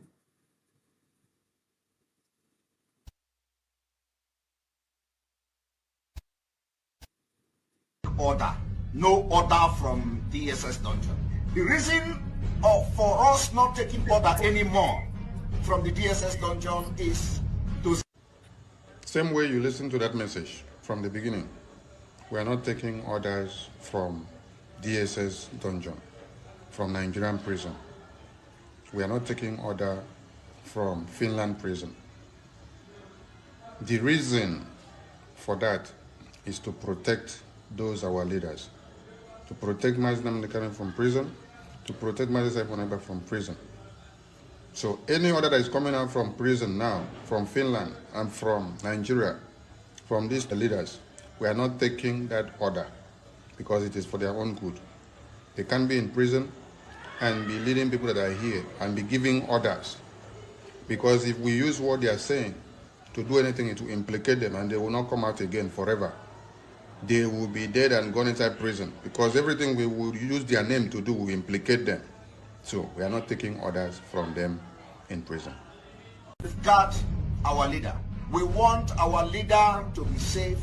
We want to exonerate our leader from anything that Biafrans will be doing for his own best interest. So anything that we shall be doing going forward in 2025, 2026, 2027, or till Biafra comes, as far as our leaders are in prison, we will not tag their name. We will not put that they are the one giving the order, or they said this, or they directed this. It is for their own good. It is to keep them away, because if we put their names, it will be used against them. So for all of you that are using our leader's name, Simon Ekpa name, Mazinam Dekano name, and then you say he is giving order, he's telling you to come and do this, telling you to come and do this, desist from it. And all of you that are trying to follow that a message that Emma and the rest of them are are sending to you, you are digging the graves of our leaders that are in prison. Stop it, because you're going to implicate them the more. Somebody cannot be in prison and be the one giving you orders here. Any actions that Biafra people will be taking in Biafra land, you don't attach Mazinam Dekano to it. Any action that Biafrans will be taking, BRGIO, Biafra Defense Forces, or Biafrans in the homeland, or any Biafran taking for Biafran quest, don't attach Mazi Simon Ekpa name to it, or Mazinam Dekano. Don't tag their name to implicate them. Any action that Biafrans will be taking in Biafra land for the freedom of Biafra, the freedom of Mazinam Dekano, and freedom of all prisoners of conscience, you don't bring Mazinam Dekano to it.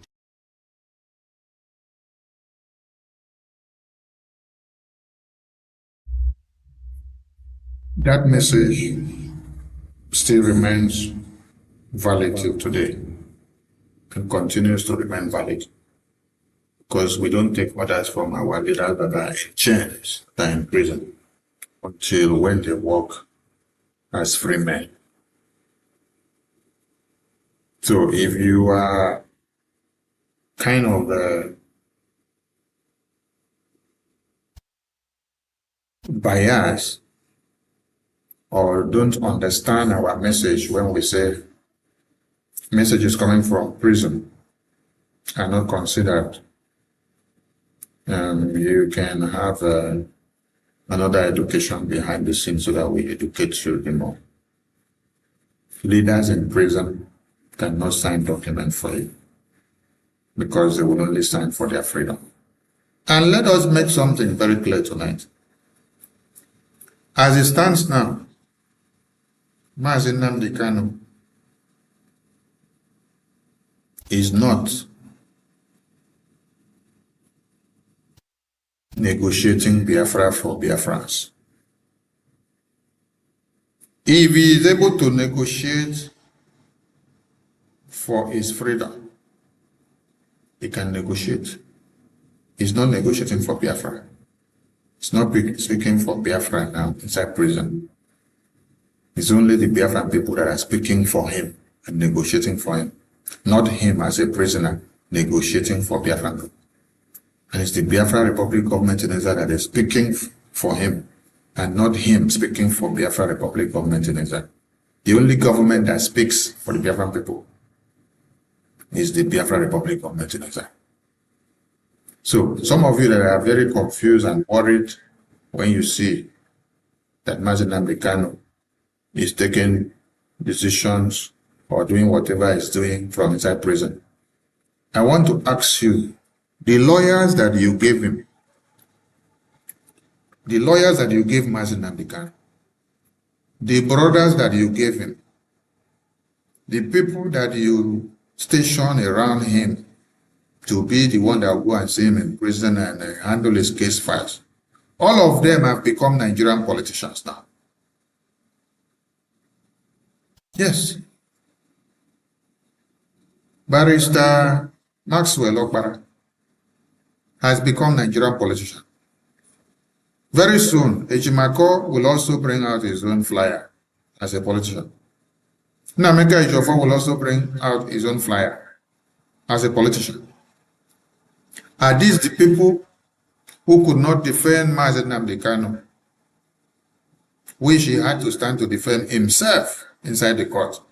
Are these the people that you think would work to the release of Mazi Nnamdi Kanu? So whatever Mazi Nnamdi Kanu is doing, he is doing to his own release. Let him do and then get his freedom.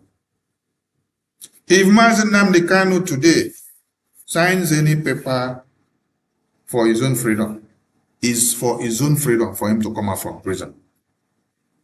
He's not signing paper for Biafra. These are the things we want all of you to understand. Yes, the earlier you start understanding this, the better now. Because Mazi Nnamdi Kanu is the leader of IPOB. IPOB is under the government of Biafra. And the government of Biafra is the Biafra Republic government in Israel. So it is not IPOB that is speaking for the government. It is not Mazi Nnamdi Kanu that is speaking for the government. Rather, it's the government that is speaking for Mazi Nnamdi Kanu. It's the government that is speaking for IPOB.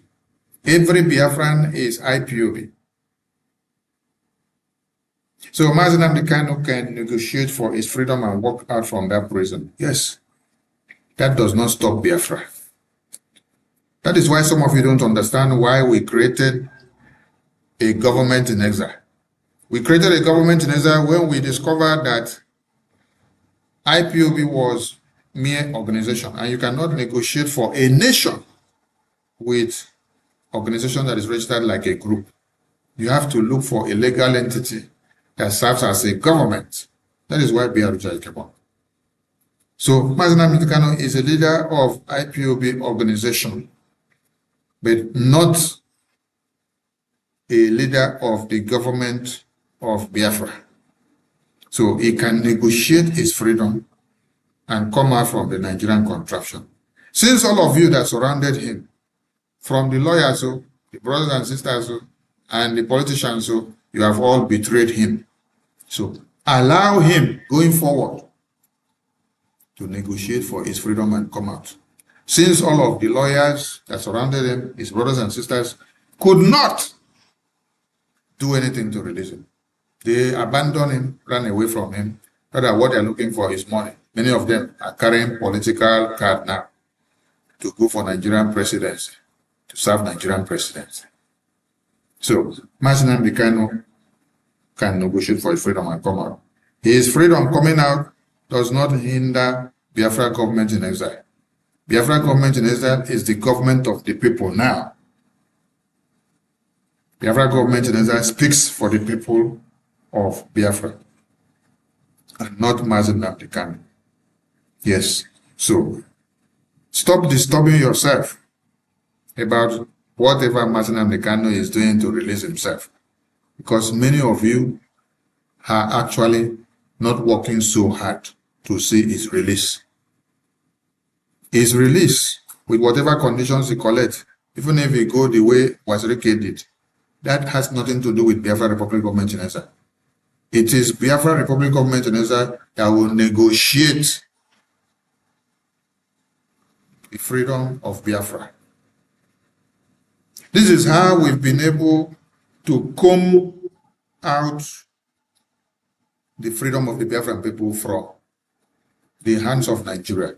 When they thought that when they kidnapped Mazi Nnamdi Kanu in the name of IPOB, that they will now quench all Biafrans, and that without Mazi Nnamdi Kanu and IPOB as a name, that the Biafran people will not be able to have their freedom. No!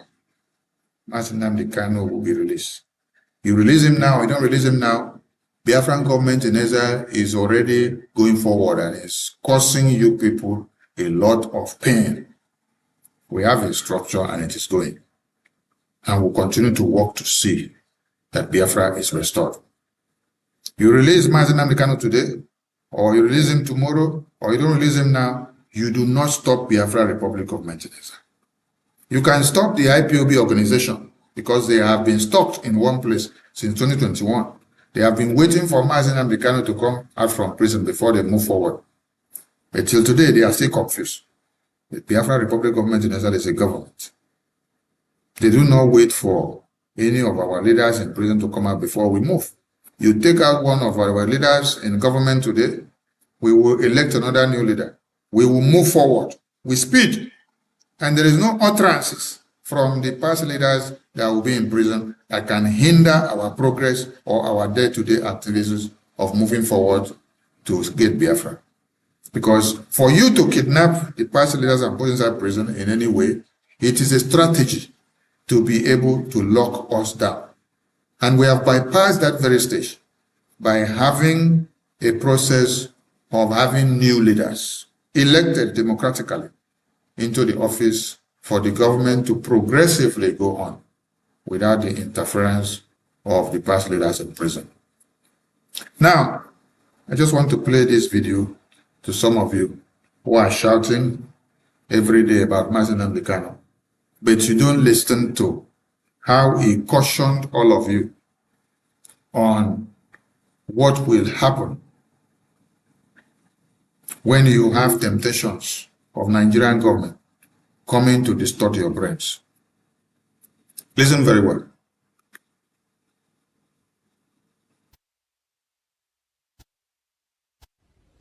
We are facing a very formidable array of enemies, both external and within. And we are going to overcome each and every one of these obstacles. That I can assure you. Listen up. Listen very well. That they may know that the God we worship is an invisible God, not a God that was wrought by the hands of men. For we do not worship idol, and we can never ever worship idol. Is impossible. This very family, this IPOB, belongs to the Most High. And that is how it's going to be until Biafra comes and beyond to eternity. This evening, I want to place it on record that our enemies are intensifying their attack against us from every corner. I am not saying this as lamentation or complaint. I am only trying to prepare our people for what is to come.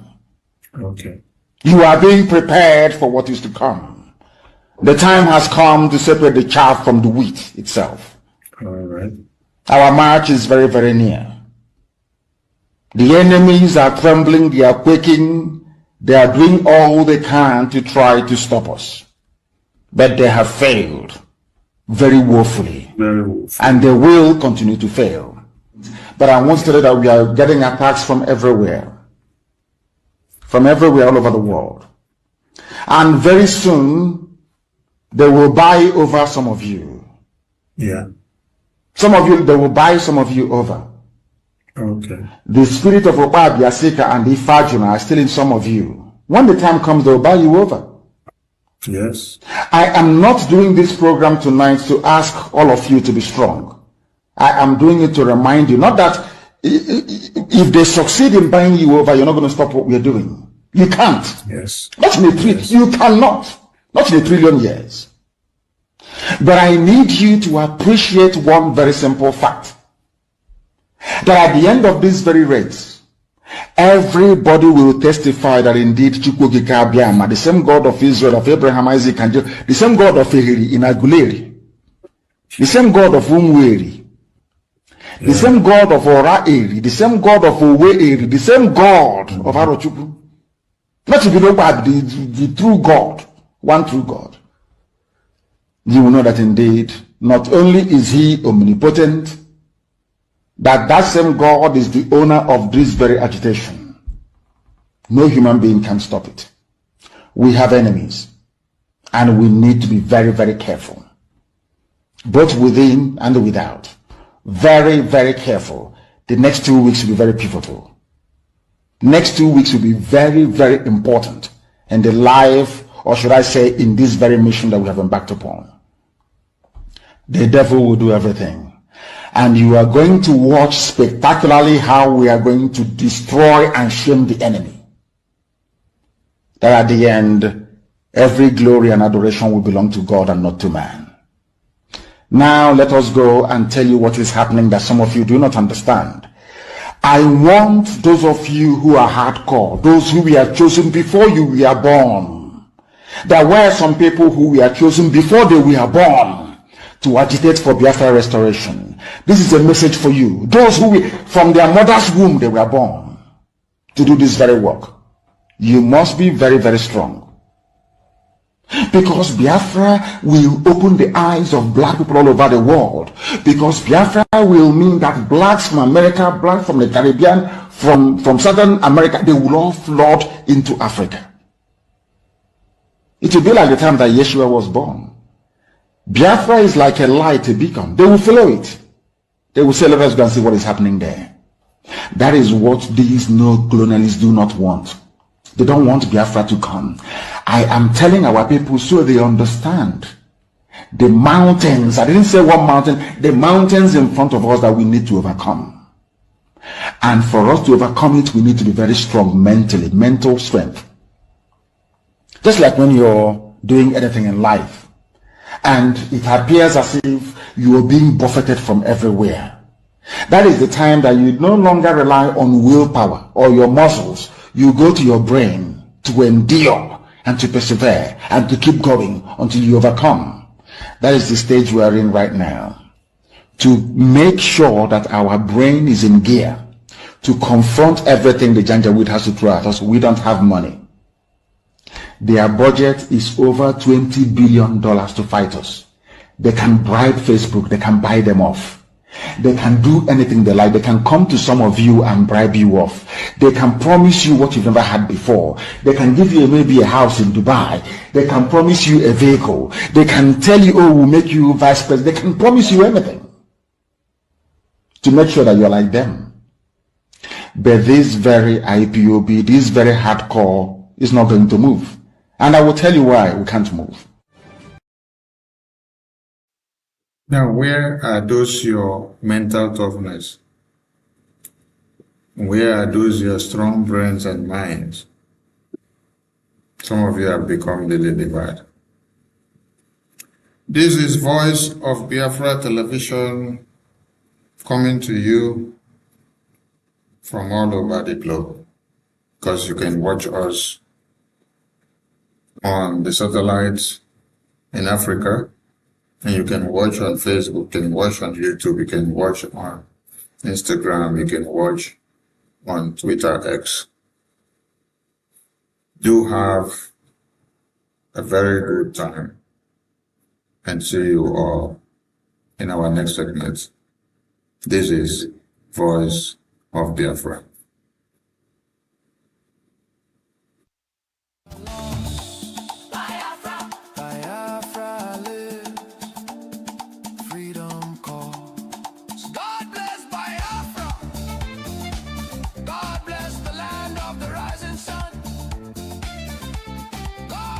Biafra.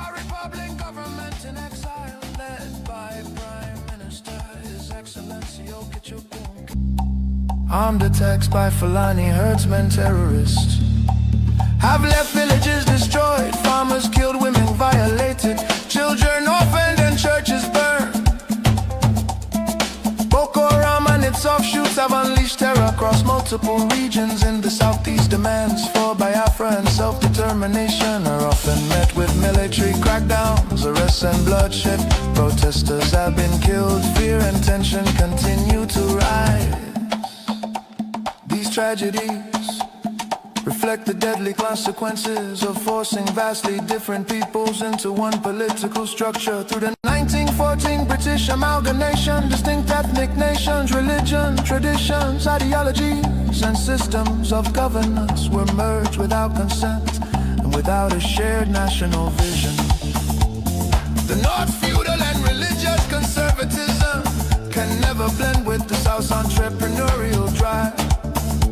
And the East Republican individualism attempts in those communities. Are they safer when they're deported communities? Yes or no? Just yes or no? Well, sir, that's not... Yes or no? Yes or no? Sir? I'm asking the question. And I'm trying to answer them. No, you because are... you asked me a question that's outside of my purview. Jim I can Jordan tell you... down there asked you questions. You're a human being. You're sitting next to a woman who lost her daughter. Can you tell me if illegal criminals are removed from the country if we're safer? And to suggest that I don't care about what happens in my community. This is my time. I go to work every day You are going to answer my questions. Protect my community. You are going to answer my questions. You don't show any discipline. When I'm asked questions, I answer them. So you're not willing to answer that question. Okay. So I ask you this question. Let's talk about Abdul Jalal.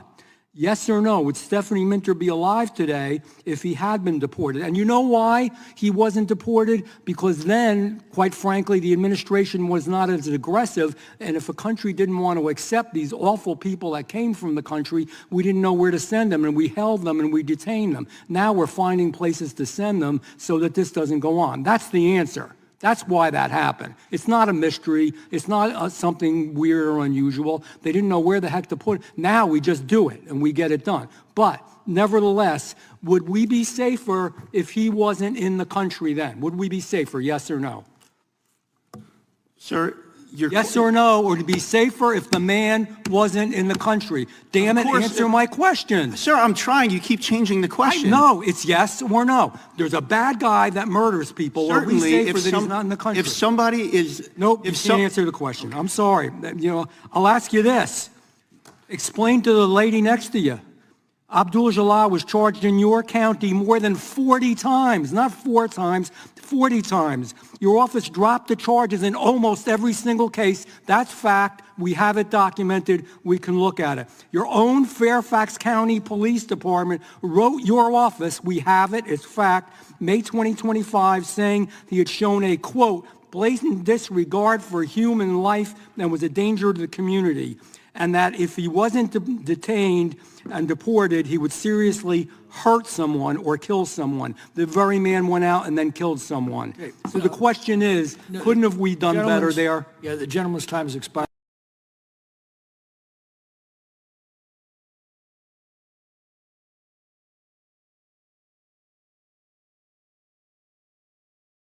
But then when you hear about an Islamic genocide of Christians in Nigeria, I don't know, I think any person with a beating heart and a well-formed conscience says, well, hold on, we have to do something here. We can't just totally look away from this. So how should we be thinking of America's role in these conflicts? Look, Michael, we're a Christian nation. We are 100%, we are a Christian nation. And I think we have an obligation to do something here. These are our brothers and sisters in Christ that are suffering for the profession of their faith in our Lord and Savior, Jesus Christ. We have to do something on this. And look, the president has designated them a country of particular concern, which opens up a bunch of levers in terms of sanctions and visa restrictions and all these things we can do. He did send the terrorists a Christmas gift last year, 12 Tomahawk cruise missiles. And I do believe that we are going to start to continue to engage in a more forceful manner on this if the Nigerians can't figure this out. America was founded on the basic concept of individual freedom and self-governance under the rule of law, of a just and moral law.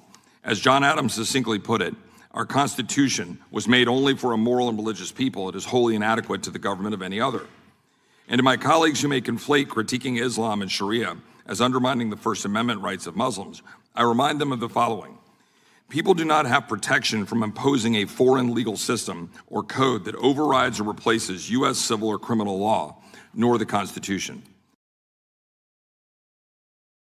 Mr. Toscano, simple question.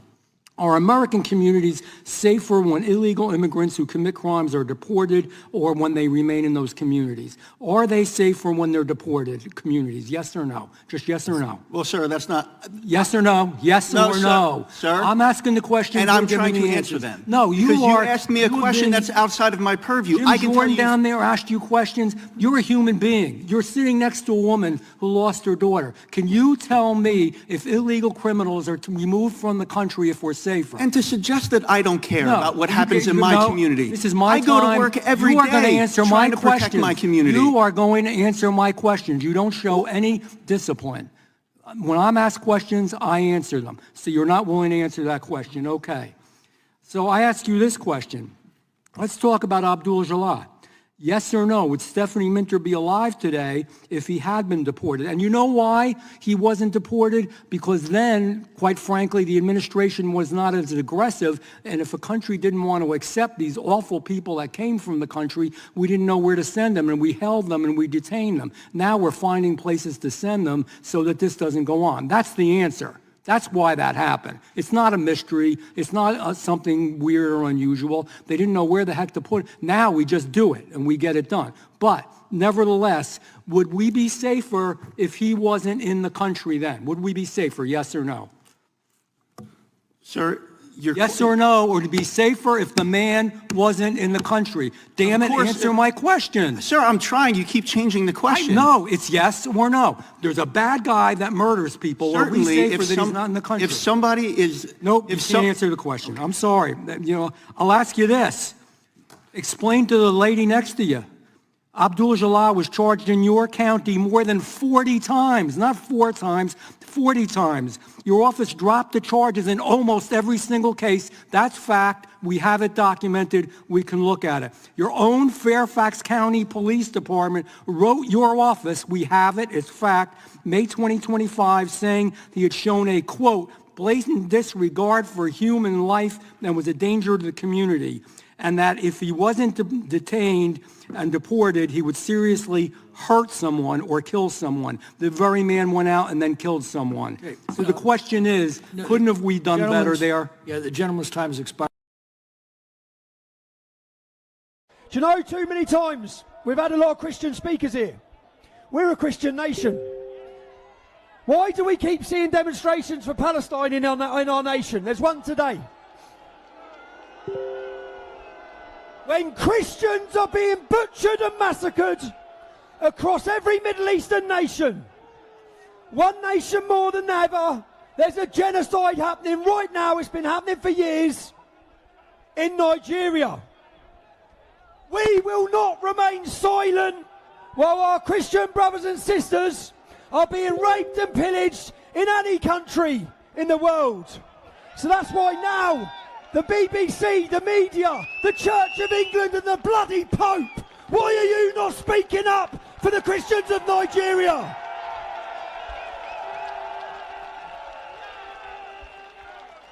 Right now, we have a bishop who has flown in here to speak to the world about what's happening to his people.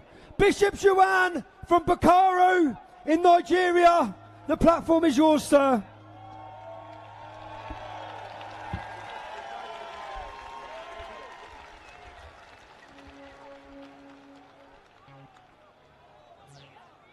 Praise the Lord.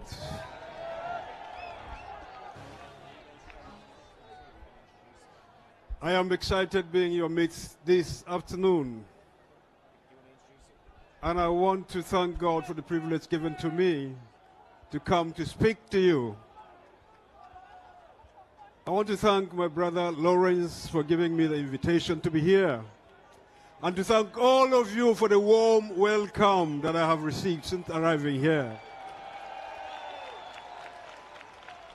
My name is Joan Zumbes, and I'm the Anglican Bishop of Bukuru Diocese. The gospel came to us from England specifically. So I am at home, right now at home. But it will seem as if our parents have abandoned the faith and left the faith to us in Nigeria. And as a result,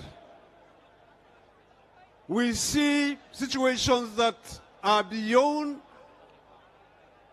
our capacity to contend with. For years, protractedly, the church in Nigeria has been under severe persecution. Christians in Nigeria are persecuted in different ways, different dimensions. Communities which are predominantly Christian communities are daily attacked. People killed, churches razed down, and whole communities sacked.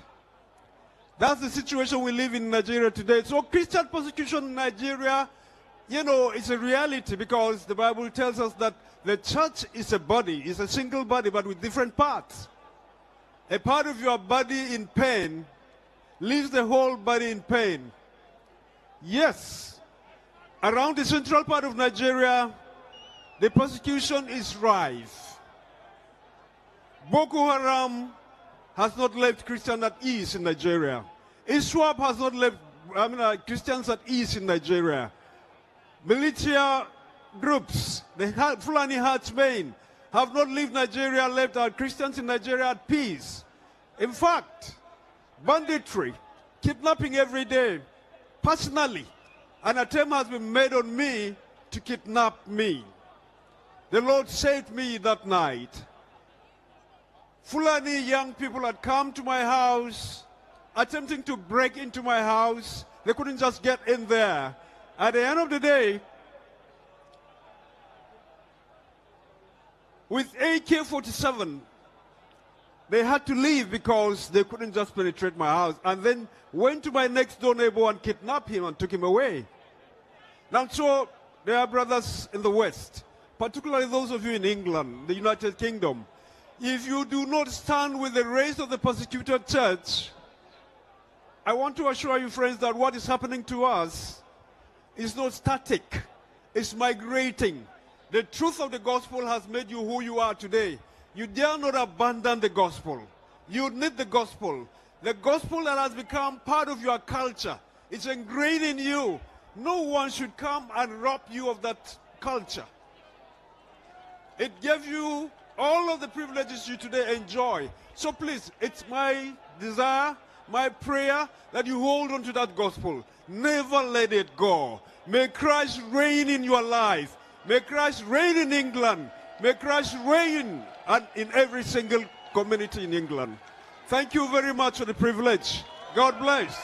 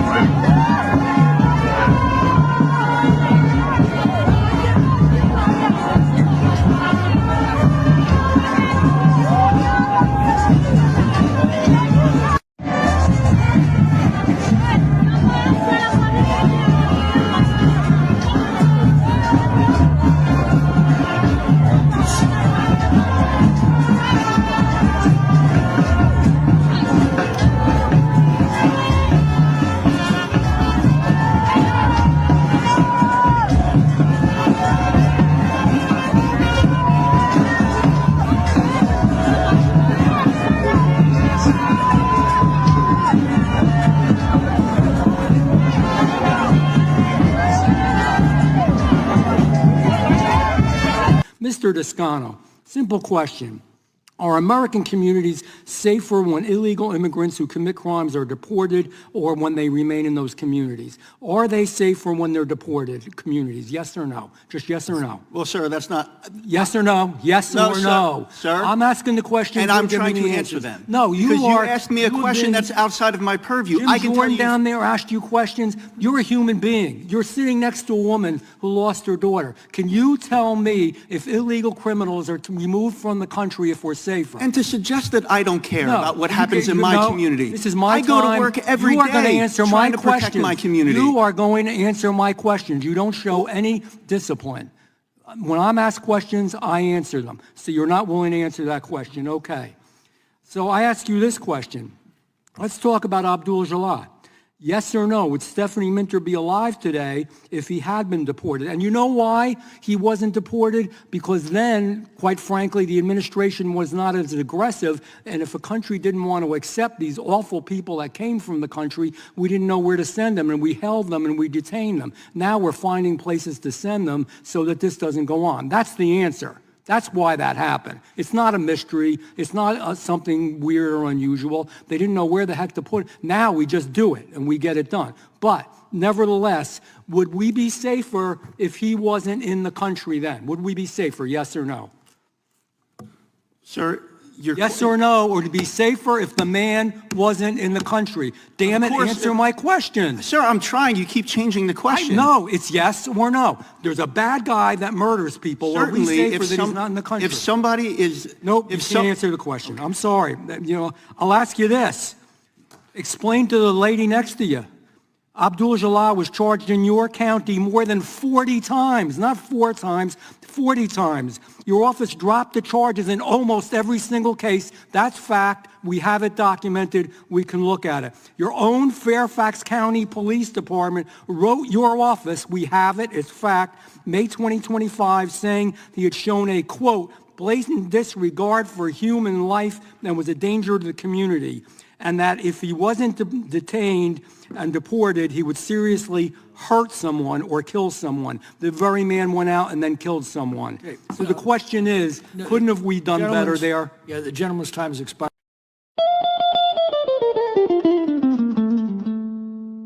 In the heart of Africa, a nation bleeds. Not from a single wound, but from 1,000 cuts, inflicted by a false union, never meant to endure.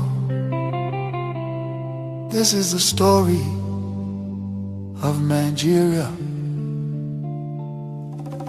A giant built on false foundations, now straining beneath the weight of its own contradictions.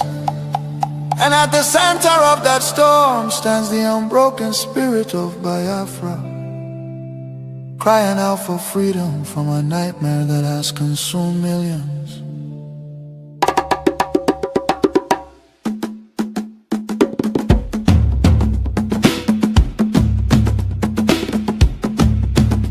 It began with the rivers of blood in 1966.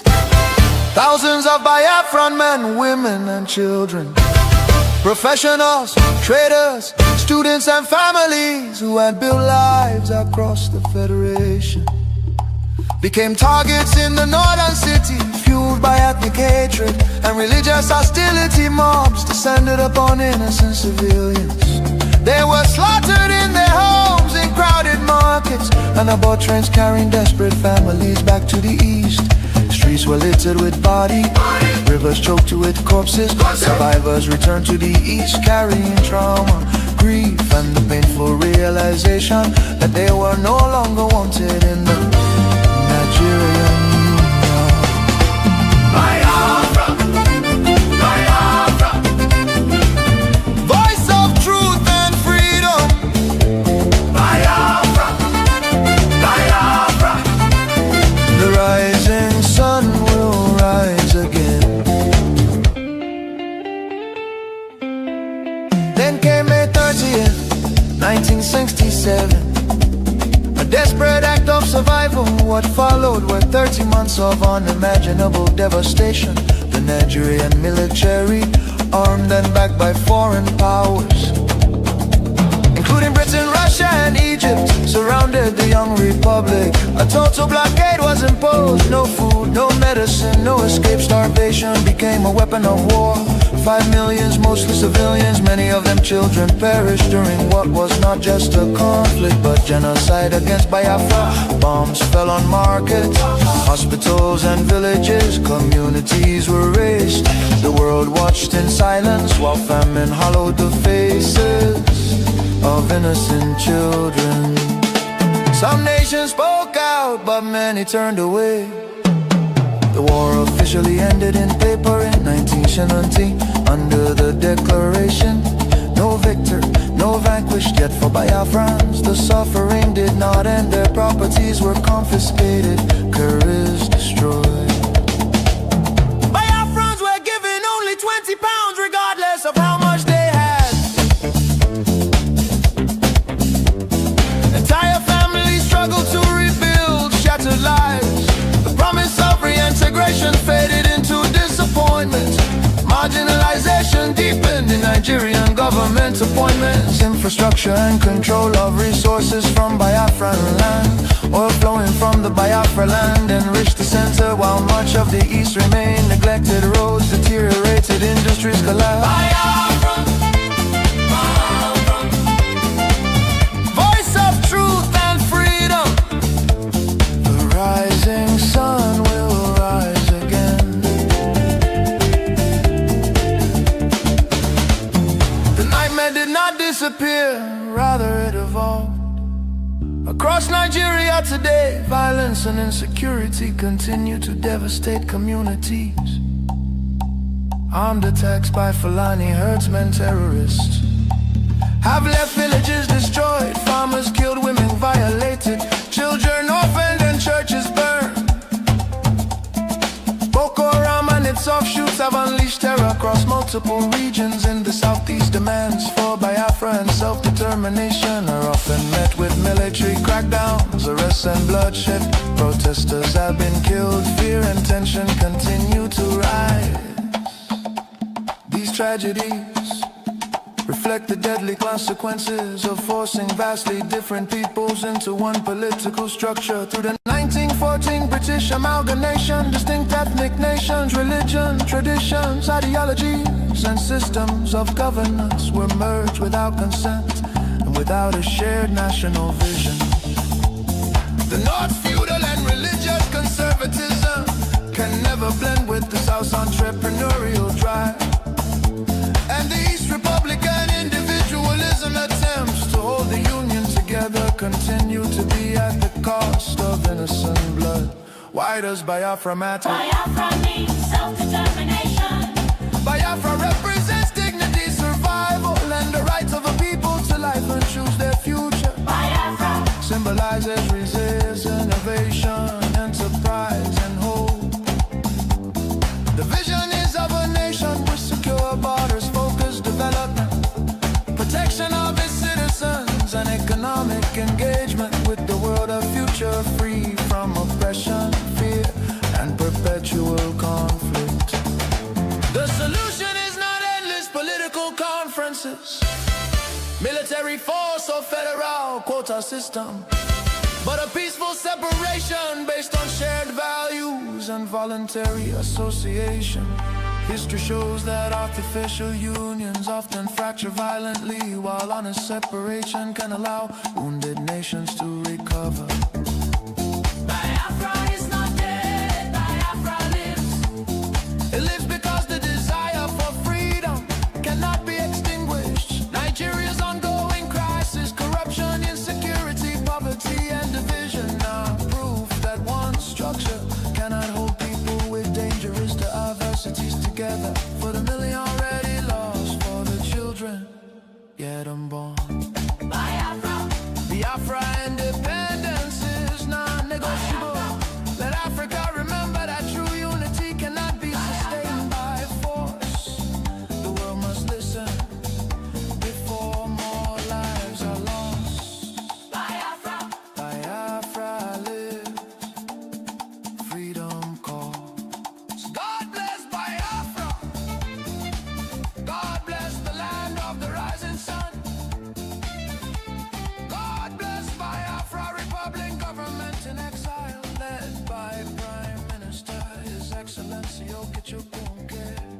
for standing tall in the pursuit of Biafra independence. Biafra, Biafra.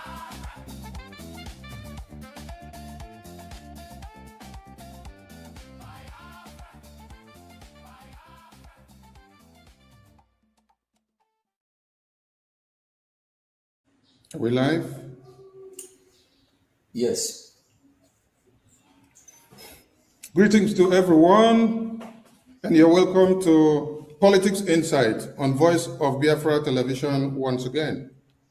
And with us in the studio today, we have Michael Rubin. And I will leave the stage to the Prime Minister and Michael Rubin to do the finishing. Dr. Michael Thank Rubin, you very much, welcome to Minister of Information. It is a great honor to be here today with Dr. Michael Rubin, one of the most respected think tank official and foreign policy leader in Washington, D.C., and a great friend of Biafra and Biafra Republic government in exile. He is more his impressive biography. Here is more of his impressive biography. Michael Rubin is a senior fellow at the American Enterprise Institute, where he specialized in Iran, Turkey, and the broader Middle East. A former Pentagon official, Dr. Rubin has lived in post-revolution Iran, Yemen, and both pre- and post-war Iraq. He also spent time with the Taliban before 9/11. For more than a decade, he taught classes at sea about the Horn of Africa and Middle East conflict, culture and terrorism. To deploy U.S. Navy and Marine units, Dr. Rubin is the author, co-author, and co-editor of several books exploring diplomacy, Iranian history, Arab culture, Kurdish studies, and Shiite politics, including several pillars. What really causes instability in the Middle East? AEI, Press 2019, Kurdistan's Rising, AEI, Press 216, Dancing with the Devil, The Perils of Engaging Rogue Regimes, Encounter Books, 2014, and Internal Iran Continuity and Chaos. Paragraph 2005, Dr. Rubin has a PhD and MA in history from Yale University, where he also obtained a BS in biology. Thank you, Dr. Rubin. The question goes, we have a lot of questions, but because of time, we just take as much as we can. The Biafra Republic government in exile has focused on promoting the U.S. recognition of Christian genocide in Nigeria and had aggressively engaged the U.S. government for such recognition in parallel with other advocacy such as the U.S. Christian community and organization. This has been successful, with President Trump declaring Christian genocide in Nigeria. From our perspective, this allows for normalization or discussion of the concept of an independent Christian state in the form of Biafra. Doctor, what are your thoughts about President Trump and the White House declaration about Christian genocide on Nigeria and steps taken to hold Nigerian government accountable? Thank you. Thank you so much, Mr. Prime Minister. It's a pleasure to be here speaking with you. First of all, I'm glad that President Trump and Secretary of State Marco Rubio have calibrated U.S. policy towards reality rather than wishful thinking, like what we saw with the previous administration when Nigeria was taken off the watch list by Secretary of State Antony Blinken. And frankly, the facts on the ground tell the story much more important than any U.S. administration. And so I would hope, Democrat or Republican, whoever follows President Trump, would also continue to recognize the real slaughter of Christians that is occurring in Biafra. The way I look at it is this way. there are two possibilities. Number one, either the Nigerian government is directly and purposely slaughtering the Christians in Biafra. The second possibility is the Nigerian government is too weak to prevent the slaughter of Christians in Biafra. Either way, however, the fact remains that there is an ongoing genocide. If the Nigerian government is purposely and directly seeking genocide against Biafra, then the United States must recognize Biafra to help protect it. And if the Nigerian government is a failed state and too weak to prevent the actions of the Fulani militias, then the United States should stop recognizing the fiction of Nigeria and recognize the independence of Biafra. In reality, Nigeria is a colonial empire. It's an artificial state, and it's a failed state. The fact of the matter is, it's time to continue the full decolonization of Western Africa, and that means allowing Biafra, Amazonia to be free. Thank you very much, Doctor. What are your thoughts on the interconnection between the Nigerian Christian persecution issue and how it ties in with Biafran aspiration? Well, look, Biafra didn't simply form a few years ago. It's not simply the product of a diaspora community meeting in Finland. The fact of the matter is, Biafra has always existed, and we can go back to the 18th century, if not before, and we find evidence of Biafra and recognition of Biafra on European maps and elsewhere. But certainly, Biafra showed its desire back in 1967, and unfortunately, for cynical reasons relating to the Cold War, for cynical reasons relating to Nigeria and its economy, we have a situation in which Nigeria was quite literally allowed to get away with murder, allowed to get away with genocide. One of the problems that we see when we fail to recognize genocide when it occurs, when we fail to delegitimize the ideology that leads to that genocide, is it ensures a repetition of that genocide.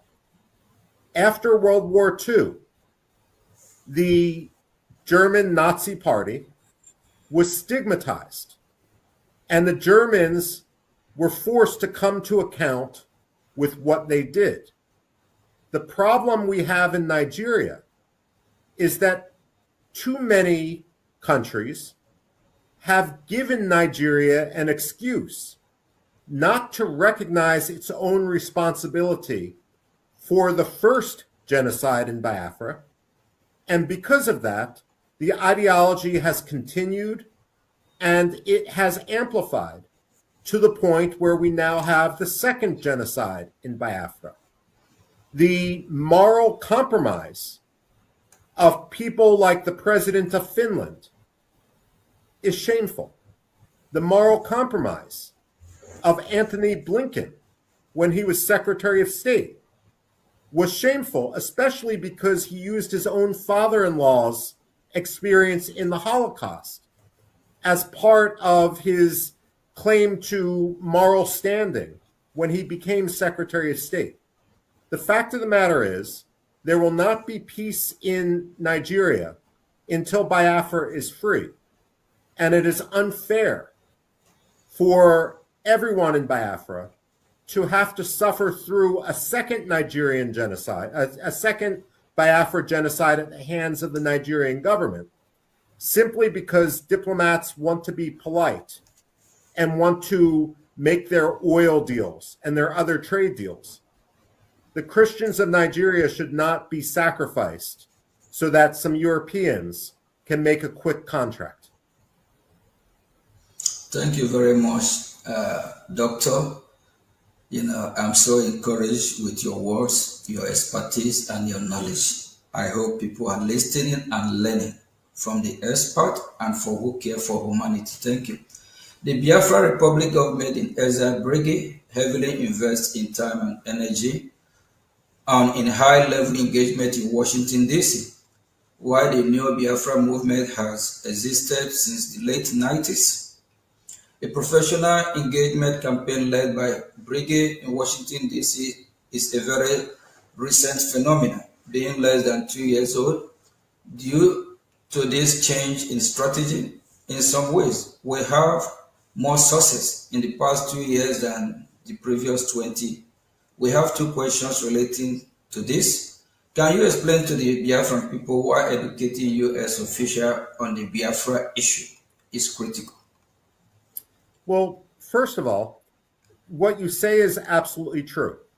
I personally, of course, am not Biafran, and so I'm not going to comment on internal Biafran politics. What I would say, however, is that whatever one's political belief as a Biafran, the most important thing is education of people outside Biafra, of people outside Nigeria, to understand the Biafran cause. And there's absolutely no doubt that great progress has been made over the last 2 or 3 years on the issue. Now, there's been two issues or two dynamics that have allowed to this success. The first is the lobbying campaign that the Biafran community in exile has undertaken in Washington. You have made people aware. You don't need to spin. You don't need to create facts. All you need to do is educate. Because unfortunately, the Nigerian government is creating the facts with its own perpetuation of genocide in Biafra. Frankly, however, the Biafran community has also become lucky in Washington simply because of the sheer incompetence of the Nigerian embassy. The fact of the matter is, there is not an embassy more lazy in Washington, D.C. than the Nigerian embassy. Even when I talk to State Department officials who do not necessarily agree with the idea of an independent Biafran state, they will acknowledge that the reason why the Biafran cause has sunk such deep roots now in Washington, D.C. is not only because of the lobbying efforts, but also because the Nigerian government has not managed to contradict or explain any of the assertions made by the Biafran community or its own Nigerian actions. So the fact of the matter is, you have had great success. And the reason why this is important is because genocide happens in the dark.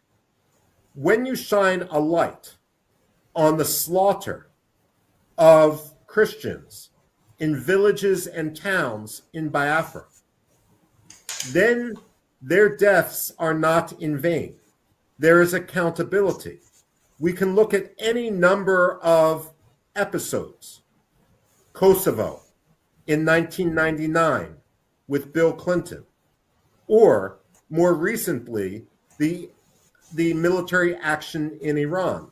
And we can recognize the importance of understanding how the slaughter of a country's own people led to intervention.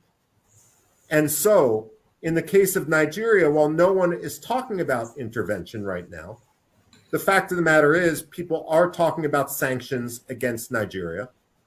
And frankly, the Biafran case for independence is going to become even more important as an element of U.S. national security, as a U.S. interest. If the government in Mali falls, then we are going to refocus on the problem of jihadism, of Al-Qaeda, of Islamic extremism, of the Islamic State in West Africa. And while, of course, Mali and Nigeria do not share a direct border, the fact of the matter is that if Mali becomes a safe haven for Al-Qaeda, Nigeria is going to be its target.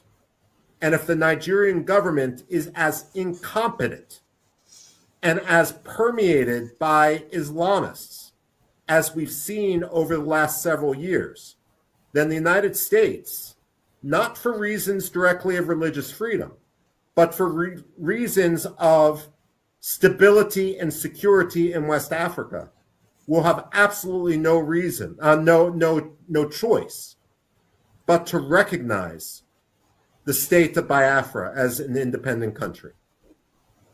Wow. Thank you very much. And the Nigerian terrorist government, they always make our job easier for us. The Biafra Republic government in exile has a transactional approach in engaging the U.S. government, making a beneficial offers in the areas of defense, security, and natural resources in exchange for U.S. political support, similar to what Somaliland is doing. What are your thoughts on this approach? Well, look, when it comes to the aspirations of Biafra, just like when it comes to the aspirations of Somaliland, another country which had suffered genocide, in this case at the hands of dictator Siad Barre, who, by the way, after he was overthrown, was granted asylum by the government of Nigeria, a fellow genocidaire government. The fact of the matter is, Biafra and its lobby should make any number of arguments because different policymakers in Washington will be motivated by different ideas. There's not a magic formula. Personally, the morality of the Biafran cause matters to me. To the evangelical Christian community, solidarity matters, the protection of Christians. But you're absolutely right, Mr. Prime Minister. And Biafra has a lot to offer. And the point is that Biafra needs to do what is in Biafran interests. It needs to have a symbiotic relationship with the United States.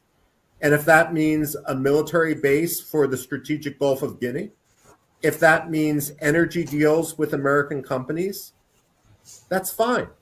The fact of the matter is, we should be supporting you for practical, realpolitik reasons. We should be supporting you for moral reasons. We should be supporting you for security reasons. All of them go together in a way that is beneficial to both countries. Thank you very much, Doctor.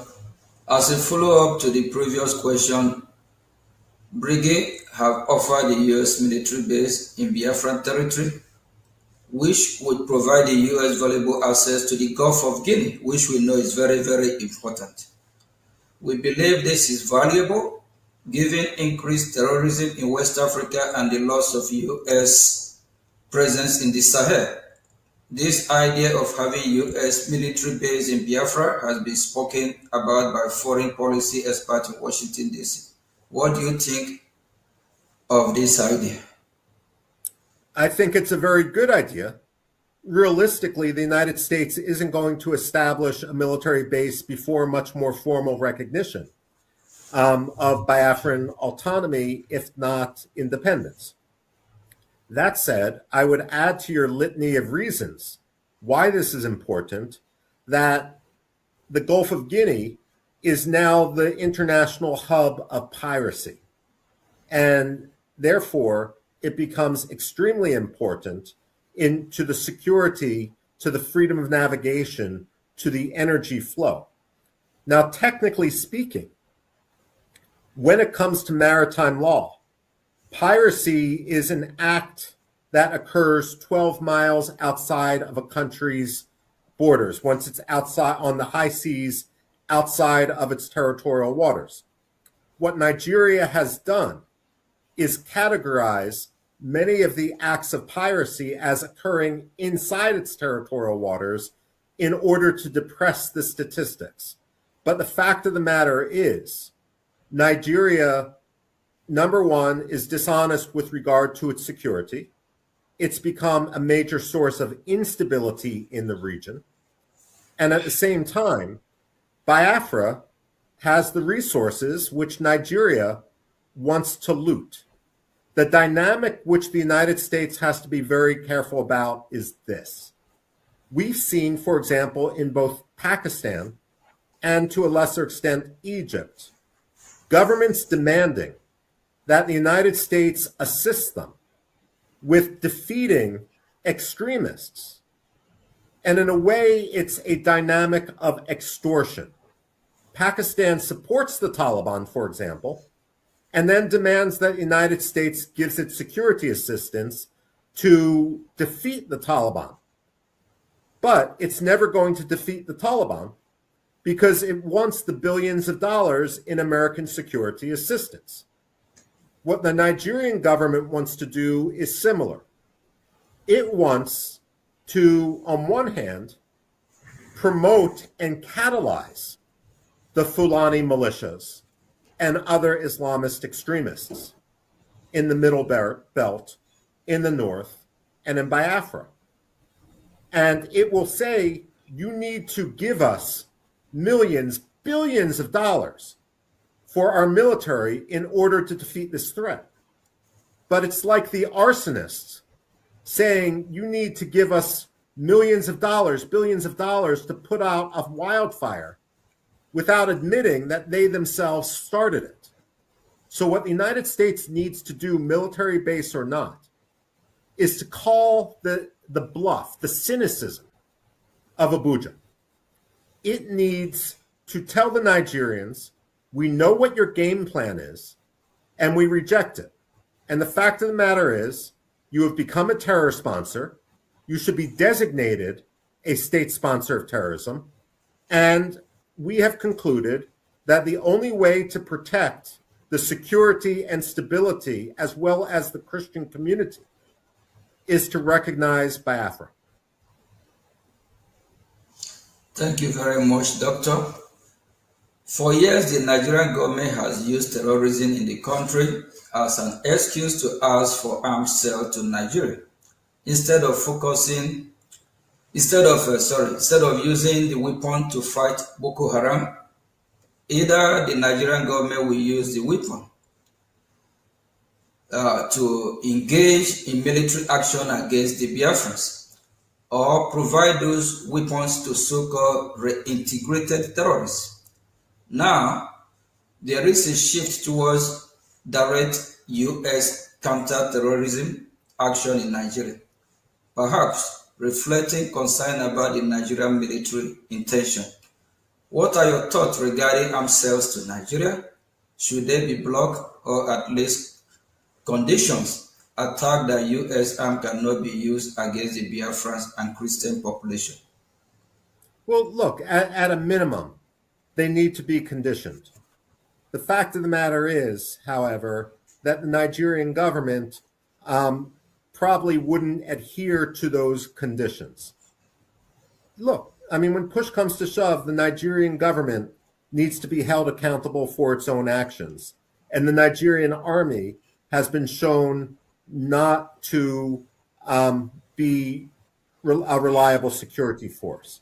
What I would do is challenge the Nigerian government. I would demand that any weapon sales be preconditioned on the arrest, the trial, and the conviction of any Nigerian officer, any Nigerian soldier who has participated in human rights violations against the people of Biafra. And if the Nigerian government isn't serious enough about rooting out the corruption and the terrorism within its own armed forces, then Mr. Prime Minister, under no circumstances should they get a single weapon or salary assistance to their military, because it's clear that they're insincere and they're playing a double game. Thank you very much, Doctor. Can the Biafra military force, the Biafra Defense Force, Biafra Liberation Army be an alternative for U.S. in the area to the Nigerian military, similar to how the Kurds have been helpful to the U.S. in the Middle East? Should the U.S. military train and professionalize the Biafran force into a professional counter-terrorism force? We have proposed this to U.S. government for consideration. I would say that that is a good aspiration for the future. Realistically, until the United States recognizes the autonomy of Biafra, it's unlikely that you're going to get U.S. trainers descending into Biafra the way they have in Iraqi Kurdistan or more recently in Somaliland. But you're absolutely right. Biafra should have the ability to defend itself to the best of its ability, especially if its neighbor cannot be trusted and indeed is the main threat to its security. Thank you very much, Doctor. The government of Nigeria has relationship with U.S. adversaries, including the Islamic Republic of Iran. In fact, Nigeria at one point brought Iranian officials into the parts of Biafra which remained under government control last year. Nigeria is also trying to bring a Turkish military presence into the country. This is unacceptable to the Biafra Republic government in exile. We are eager to work with the U.S. to counter this malign influence. Should the U.S. also view supporting Biafra as combating malign foreign influences, such as from Iran? Yes, although, frankly, I see Turkey as a much greater threat right now. Turkey entered, for example, Somalia with the argument that it was going to bring peace and security to Somalia. But what Turkey did was empower al-Shabaab to the point where you cannot even go from the Turkish-controlled green zone at Mogadishu's international airport to the Villa Somalia, just a couple kilometers away, because al-Shabaab controls the territory in between. If Turkish forces, if Turkish advisors enter Nigeria, they are not going to bring peace and security. They are going to empower Boko Haram. Their weaponry is going to end up with Boko Haram, and they are going to catalyze the slaughter of the Christians in Biafra. If Turkey cannot even acknowledge the Armenian genocide, how can you trust them with the lives of the Christians in Biafra? Thank you very much, Doctor. And I believe that every finger is pointed to Nigerian government or as a regime, as Iranian regime. So Nigeria is Iranian part 2. So they share the same ideology. So or supporting the Nigerian military is actually supporting terrorism against the Biafran Christians and even the Nigerian Christians. Thank you very much. In addition to the United States, which sovereign state do you think Biafra should cultivate relationship with? For example, Biafra has a historical relationship with Israel, and Israel is currently a natural ally for us. Look, ultimately, who recognizes Biafra and who Biafra recognizes is an issue of strategy. Certainly, Israel makes sense, but look, the fact of the matter is, African countries should support the Biafran cause as well, because Nigeria is simply a colonial empire under the guise of being an independent African state. The fact of the matter is, the way Nigeria has acted disqualifies it from the full recognition of the African Union and all of the member states. If I were Biafran, I would look at other states in the region that perhaps have reason to understand the threat which Biafra has been under. Somaliland as a victim of genocide. The Namibians were also victims of genocide. In the future, one might look at countries that have had difficulties between sectarian communities, like the Central African republics. And who knows, maybe in the future, big heavyweights in the region, like Ethiopia or South Africa, will understand that their future and their interest lies with the creation of Biafra rather than tying themselves to a country like Nigeria. The way I think about Nigeria is this. It's almost as if someone breaks into a fancy automobile and instead of stealing the sound system on the automobile, takes the dead carcass of a cat from the back seat. Nigeria today is like that dead carcass of a cat. And no one wants to have to rely on it. I mean, Biafra is the country of the future.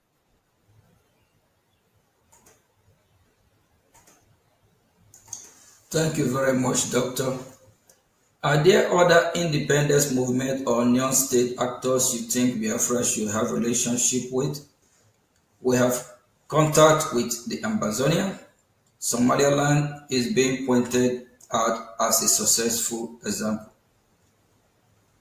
Well, I mean, certainly Somaliland is successful. And the reason Somaliland is successful is, like Biafra, it has a clear history and clear borders.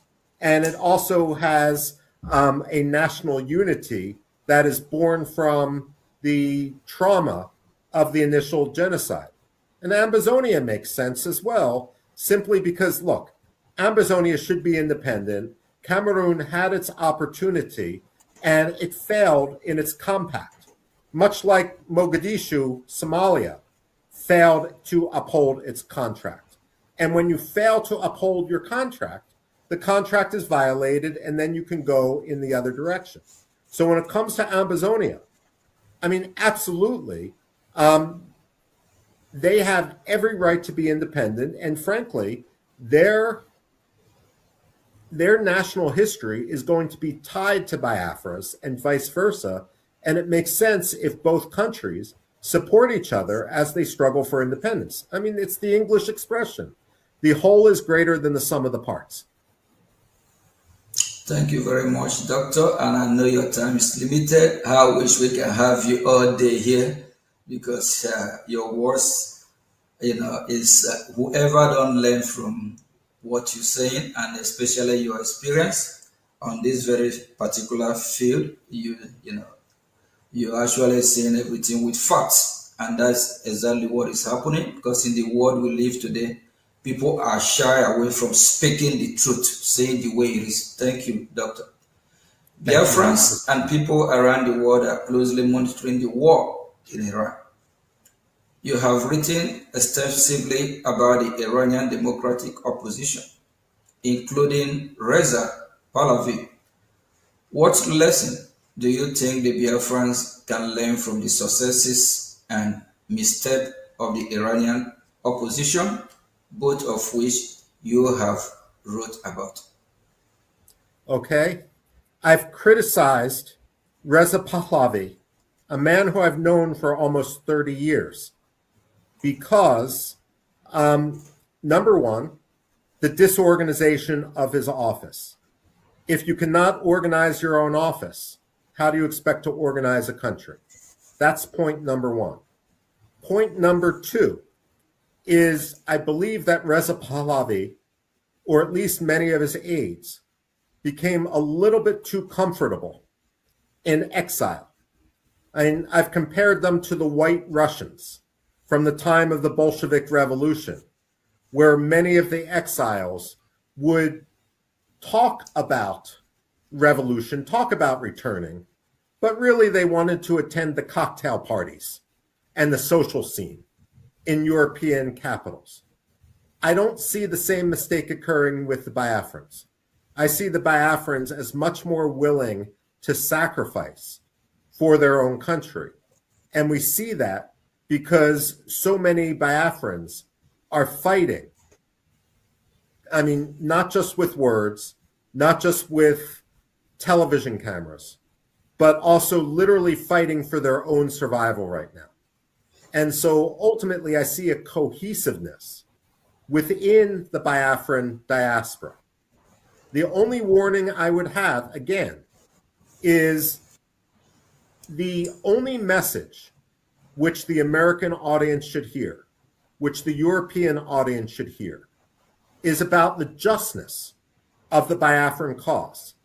If there are disputes politically within the Biafran diaspora, those should be handled internally.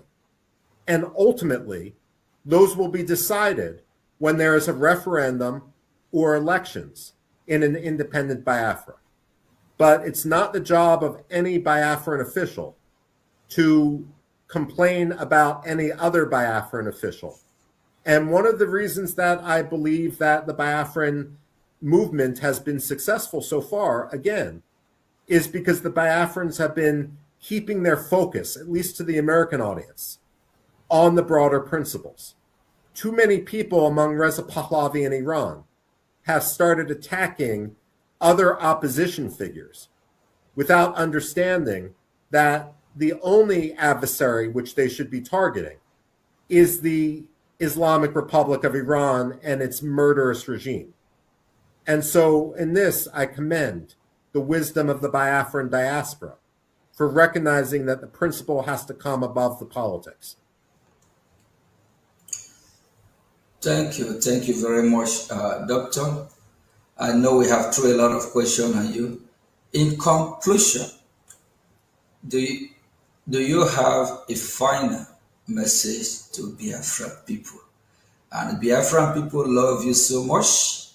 You have been in their midst several times, and they appreciate you being on VOB on Politics Insight today. What is the final message you have for Biafran people? Thank you. Look, my final message is this. Every dictator wakes up, every Democrat wakes up knowing when his term in office is going to end. Every dictator wakes up knowing that today will be his last. Over the years, I've had the ability to interview people. Lech Walesa in Poland, for example. People in Iraq after the fall of Saddam Hussein, and others. And what they say is, we fought and we fought and we fought. And sometimes it seemed hopeless. But then when the change happened, it happened much faster than anyone expected it would. And I suspect the same thing is going to happen with regard to Nigeria and the collapse of Nigeria. It may seem far off, and diplomats, American diplomats, European diplomats, may seem to almost with tunnel vision just support the status quo. But as Nigeria collapses, it will be amazing how quickly things change. And so it behooves the Biafran community not only to advocate for their cause, but to plan for the day after. So when the Republic of Biafra is internationally recognized, it can start its operation right away. Its ministries, its economic philosophy, its legal code will all be prepared so that Biafra and the Republic of Biafra will be successful. And in that, I have no doubt that you will. The human capital, the intelligence, the lived experience of the Biafrans put them in a category much closer to Somaliland than to a country like South Sudan, which failed almost as soon as it began. And so I commend everything the Biafran community is doing in order to preserve its national rights and in order to protect the livelihood of the Christians who are now undergoing a ongoing tragedy. Thank you very much, Michael, Senior Fellow at the American Enterprise Institute. We really appreciate you, and we are honored to have you in VOB. I know this what we went through before the interview. We have some difficulty at the time, and we appreciate your patience. We love you very much. Keep doing the good work to save the minority, also Christians that have been persecuted, even non-Christian. God will reward you. Humanity love you. On behalf of the Biafran people, I'm saying a very big thank you. And the global community that know what you are doing, they love you very much, because we know you are doing this from the bottom of your heart.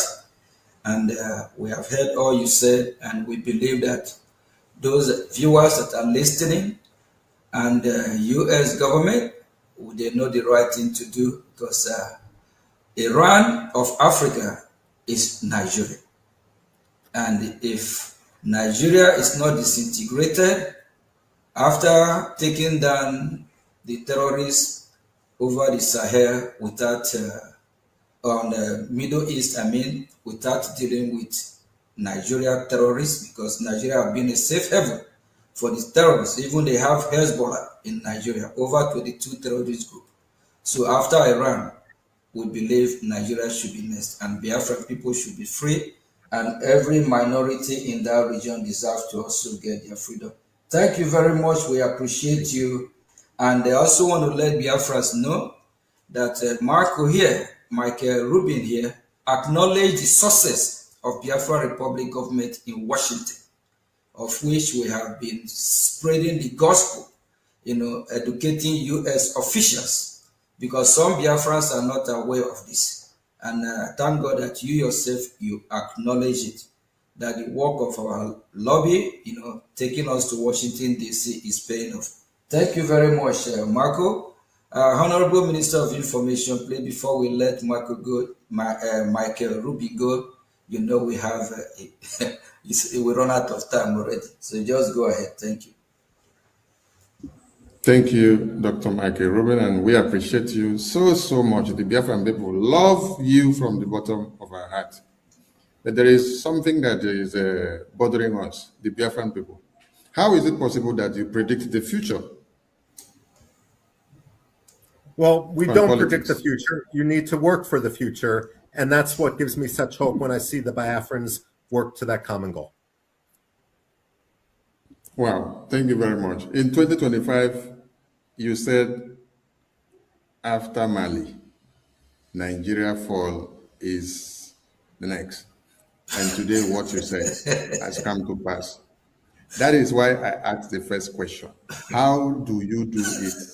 The same way you had written and predicted about Iraq, Iran, and many other countries and many other nations, most especially every conquest agenda team that has to come to Islamize the entire nation. You're always on it.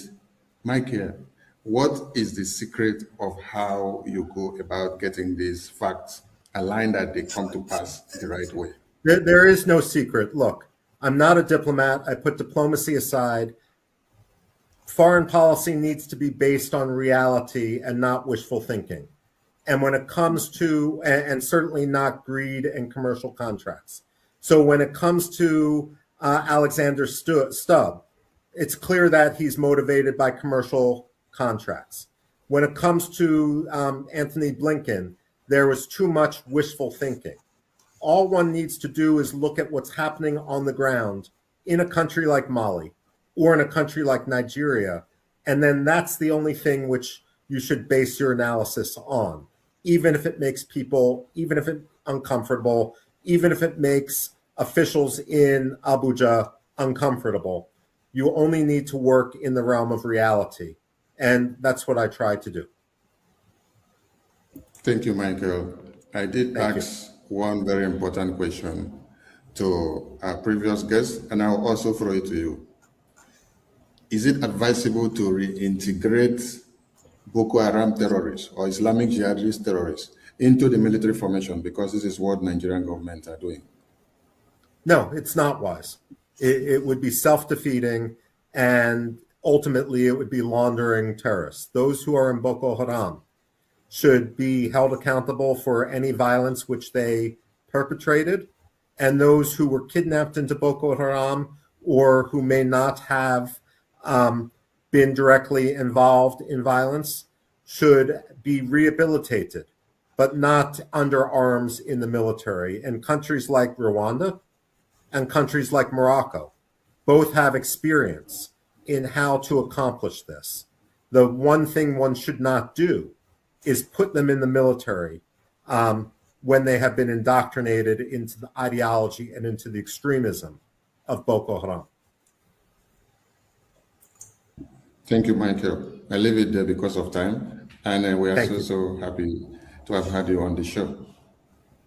Thank you. Prime Minister, over to you, sir. Yeah, thank you very much, Mike. Really appreciate, and hopefully in near future, we have you on VOB again, where we might you might have more time, because your word and your insight, your knowledge is encouraging, it's uplifting.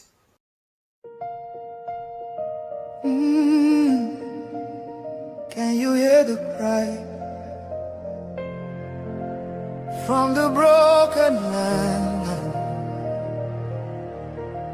from the wounded hearts? Nigeria, they bleed, people they cry, tears for the ground, nobody asks why. Over 7,000 souls don't fall every single day, we still there call. Oh, yeah. Churches burning, hope fading fast. Since 2009, the pain don't last. 50,000, maybe more. Heaven they count every single soul. Children without home tonight, mothers praying through the night, fathers lost no strength to fight. Who go stand for what is right? Oh, stand for love, stand for life. Be the answer in this time. You can have to wipe their tears, you can calm their fears. Give a hand, don't turn away. Be the light in darkest day. Every little you provide keeps a soul alive.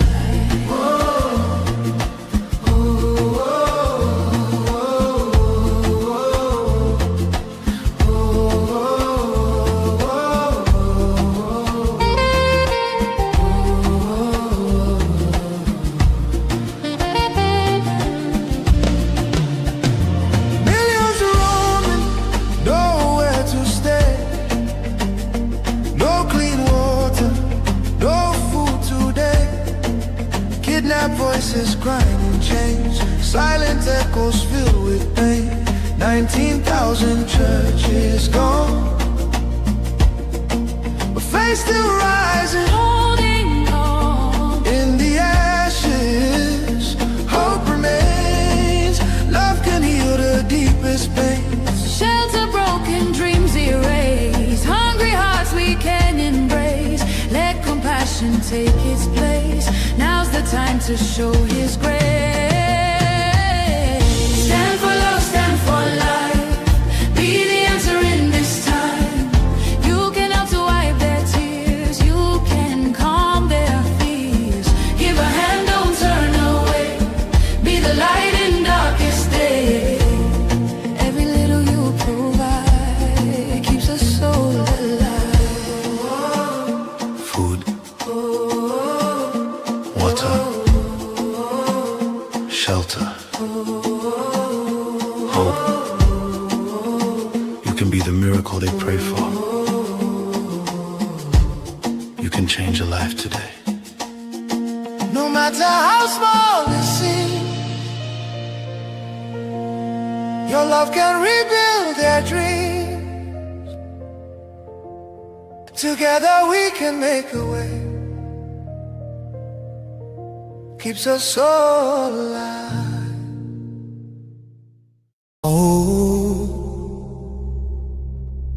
no.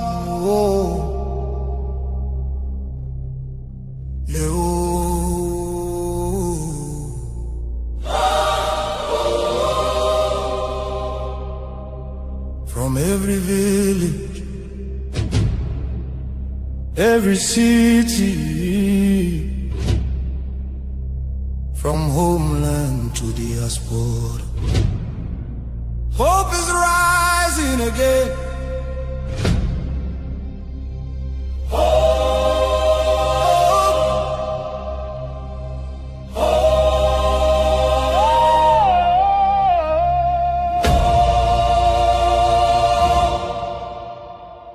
Biafra now our only hope. Biafra now our only hope.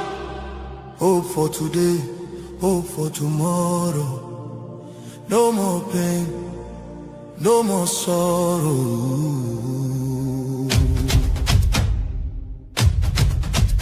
Ha! We bring better news, make your head on clear. We get hope, now Biafra we dey see ya. Beautiful nation, shining bright justice and fairness. Now the light. Biafra go be one beautiful nation. Every Biafran go enjoy true freedom. Fine, fine country, shining nation. Justice and fairness. Justice and fairness. Everybody equal, one love for rich and poor. Leader of citizen, no different, justice go speak with confidence. No oppression, no discrimination, rule of law for the nation. Truth and justice go reign forever. Biafra go get strong and better. Where your home? Biafra. Who be your home? Biafra. Waiting be your country. Biafra. No more suffering and smiling, no more fear, no more hiding. Respect and dignity for all. Every citizen standing tall. Free education, rich university, healthcare for every community. No more dying, because no money. Life go better for everybody. Biafra now our only hope. Biafra now our only hope. Stand up now, make we claim our Biafra now our destination. Women go deliver safe for hospital. Citizen go get support every month. Better roads go connect every city. Modern railways and airport. Clean water go flow for house. Electric light go shine every night. Security go protect every family. Day and night. Everything go right. You fit waka free for midnight. Go your road without fear. Kidnapping and violence disappear. Peace and progress everywhere. Mama and papa go get retirement benefits. Nobody go kill you for Biafra and go free. Now wahala, the person don't buy for him head. Oil and gas beneath our ground. And the people where get the land go control them. Resources go serve the people. Prosperity go spread for all. Anything we do for our land. Now our citizens go manage them. Development go reach every corner. Nobody go suffer again. No vote buying, no rigging game. Election fair and play. One woman, one vote. One man, one vote. Your voice go matter every day. Biafra now our only hope. Biafra now our only hope. Hope for today, hope for tomorrow. No more pain, no more sorrow.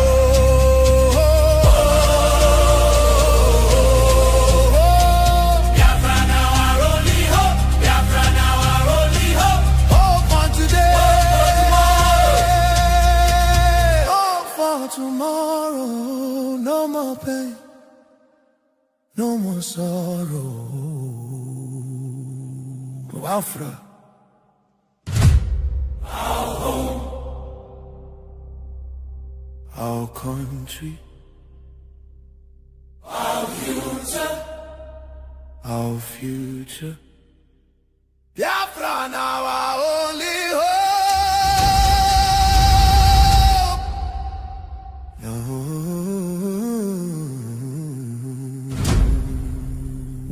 Great people people of Biafra. This is the voice of Biafra, the voice that cannot be silenced, the voice of truth, resilience, and freedom. Speaking to you in the spirit of courage and in the language of liberation, Nigeria government has lost control over insecurity. Fellow listeners, what was once whispered in fear, what was once denied in arrogance, has now become a reality too loud to ignore. A nation staggering under the weight of its own contradictions is rapidly losing control over insecurity. From the north to the south, from the east to the west, the land trembles, not from natural disaster, but from man-made chaos. Communities abandoned, villages raided under the cover of darkness, highways turned into corridors of fear. Citizens left to fend for themselves. In a country where the government once promised protection, the question now echoes across the land. Where is the government? Where are the security forces? Where is the accountability? In recent times, markets have become targets. Travelers have become victims. Families have become statistics. And yet, those in power continue to speak in rehearsed tone. Detached from the suffering of the people, observers say, this is no longer a matter of isolated incidents. This is systemic failure. A collapse of responsibility. A nation where innocent lives are wasted daily. As fear grips the population, a new reality emerges. The people have lost confidence. Trust has been eroded. Hope has faded. But here, on this frequency, we do not deal in fear. We deal in truth. And the truth is this: a government that cannot protect its people has failed its most sacred duty to the people. Listen. Remain vigilant. Remain aware. Remain strong. Nigeria has failed its citizens, and in awareness lies survival. This is a wake-up call. You are listening to the voice of Biafra, where truth lives and freedom speaks. Biafrans stand firm until justice speaks louder than silence. And stay safe. God bless Biafra Republic. God bless Biafra Republic, government in exile. Justice go reign forever. Biafra go reign strong and better. Where your home? Biafra. Who be your home? Biafra. Waiting be your country. Biafra. No more suffering and smiling. No more fear, no more hiding. Respect and dignity for all. Every citizen standing tall. Free education, rich university, healthcare for every community. No more dying, because no money. Life go better for everybody. Biafra now our only hope. Biafra now our only hope. Stand up now, make we claim our Biafra now our destination. Women go deliver safe for hospital. Citizen go get support every month. Better roads go connect every city. Modern railways and airport. Clean water go flow for houses. Electric light go shine every night. Security go protect every family. Day and night. Everything go right. You fit waka free for midnight. Go your road without fear. Kidnapping and violence disappear. Peace and progress everywhere. Mama and Papa go get retirement benefits. Nobody go kill you for Biafra and go free. Now wahala, the person don't buy for him head. Oil and gas beneath our ground. Now the people will get the land, go control them. Resources go serve the people. Prosperity go spread for all. Anything we do for our land. Now our citizens go manage them. Development go reach every corner. Nobody go suffer again. No vote buying, no rigging game. Election fair and play. One woman, one vote. One man, one vote. Your voice go matter every day. Biafra now our only hope. Biafra now our only hope. Hope for today, hope for tomorrow. No more pain, no more sorrow.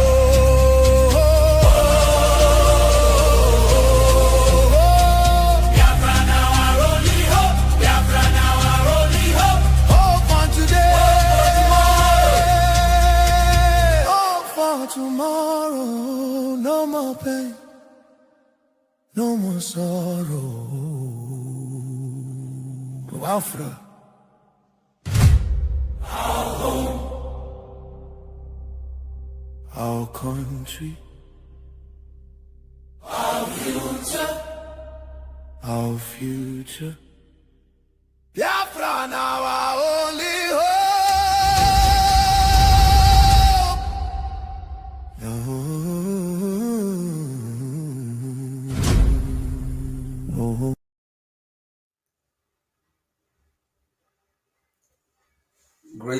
Greeting, fellow Biafrans and our allies and viewers all over the world.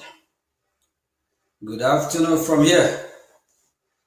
With me, I have our lobbyists, Elias, Washington, and Madison.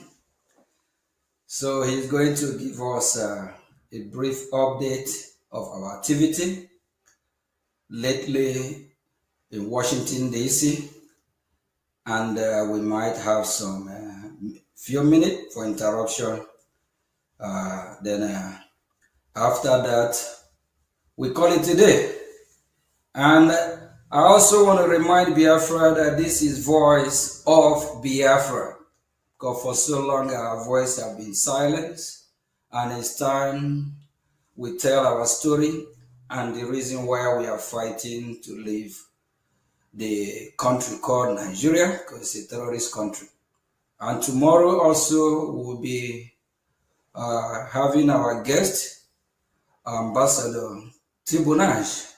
Please don't miss it tomorrow. We call Elias Mazi Elias. Mazi Elias, welcome to VOB. Thank you very much. Thank you, Mr. Prime Minister, Your Excellency. It's an honor to be here on Voice of Biafra. This is quite an honor, and I'm glad to be here as you inaugurate this new program, which will spread the Biafran message across Biafra and West Africa. We're just here today to, as was said in the flyer, to provide an update here from Washington, D.C., to have an organic discussion and touch base with our wonderful viewers and listeners. Prime Minister, as you know, and you've been coming to Washington, D.C. with me on a very frequent basis. We're making very significant breakthroughs in the relationship between Biafra and the United States, and we're now at the beginning stages of what is an unofficial relationship between Brgie and the U.S. government, which is growing significantly and which will eventually become an official relationship when Biafra is a recognized independent nation state. The things that we're discussing with the U.S. government are unbelievable. I think, as you know, some of the things that are being considered would not have even been thought of even just 1 year ago. to quote one of the influential officials here in Washington, D.C., the U.S. government views Biafra as very important and will be of increasing importance. And the U.S. government is going to consider things that is not previously considered because of both the promise that Brgie has provided as well as the failures of the Nigerian government. One thing I want to relay to our viewers is that they should feel very hopeful that Biafra is going from a dream into reality, but they also need to understand, given the nature of what Biafra is, given the nature of the sensitivities involved, a lot of our cooperation or progress with the U.S. government will be done so in a discreet manner, because Biafra is in the process of seeking its independence from Nigeria. It is what you would call a non-state actor. The U.S. government tends to be a little bit more discreet in terms of disclosure of its activities with non-state actors versus its official relations with foreign governments. So the reason why I want to mention this is, for example, some of our very enthusiastic Brgie fans and Biafran fans. Sometimes I see some of our supporters on social media and Twitter saying, "Oh, when's the U.S. going to hurry up? When's the U.S. going to support the Biafran Liberation Army or do certain things?" And what I would say to Biafrans is, how would you know, if the U.S. is not already doing those things? The thing is, when the U.S. works with non-state actors, they typically do not disclose the nature of the relationship, and that's not something we would disclose unless the U.S. government authorizes that. So for example, when the U.S. government worked with various Syrian rebel groups, for example, to effectuate democratic transition in Syria, that program was a secret program for a number of years before it was made public information. So Biafrans should be assured that things are happening, but they also need to understand that there will be aspects of the progress and of the relationship that we have with the U.S. government that will be what we call covert in nature and not overt in nature. So I think many people will be astonished by the progress we're making, by the things that are being considered. And over time, I think certain things may be made public when the time is appropriate. But we are trying to bring Biafrans along by publicizing the aspects of what we do that we can. For example, photos of meetings, with U.S. officials. And we saw the prime minister had that very nice photo of him posted by a very senior Trump administration official, Leo Terrell. And he had a very, there was a nice photo of the two of them that the Honorable Mr. Terrell posted. So we will be publishing our meetings, but the discussions that we have, the sensitive programs that are being considered are not things we'll be discussing publicly, not at least, until our counterparts in the U.S. government think it's appropriate to publicize certain activities. So I just want to tell Biafrans that if they know what me and the Prime Minister know, I think they'll be very excited, and we will continue to carry everyone along to the extent we can by publicizing certain meetings and certain activities. And I think that's what's distinguished the Biafra Public Government Exile, is that when we have meetings that we can publish, we publish those meetings. And so the Biafrans have a sense of the activities that we're doing. And there's a fine line between discretion and transparency, because, we want to show that the Biafra government wants to show that it's doing the work. At the same time, the Biafra government wants to protect confidentiality. And so it has to thread that needle in the middle both demonstrating accomplishments while at the same time protecting sensitive discussions. And I think the Biafra government is doing a good job of balancing that. So I want to say that this is a great honor to be here.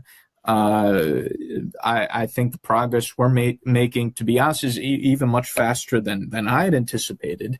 And my message to Biafrans too is you have to stay focused, you have to be serious, and focus on the goal and not get sidetracked with drama or nonsense. So thank you very much, and I'll turn it over to you, distinguished Prime Minister. Thank you. Thank you very much, Honorable Elias.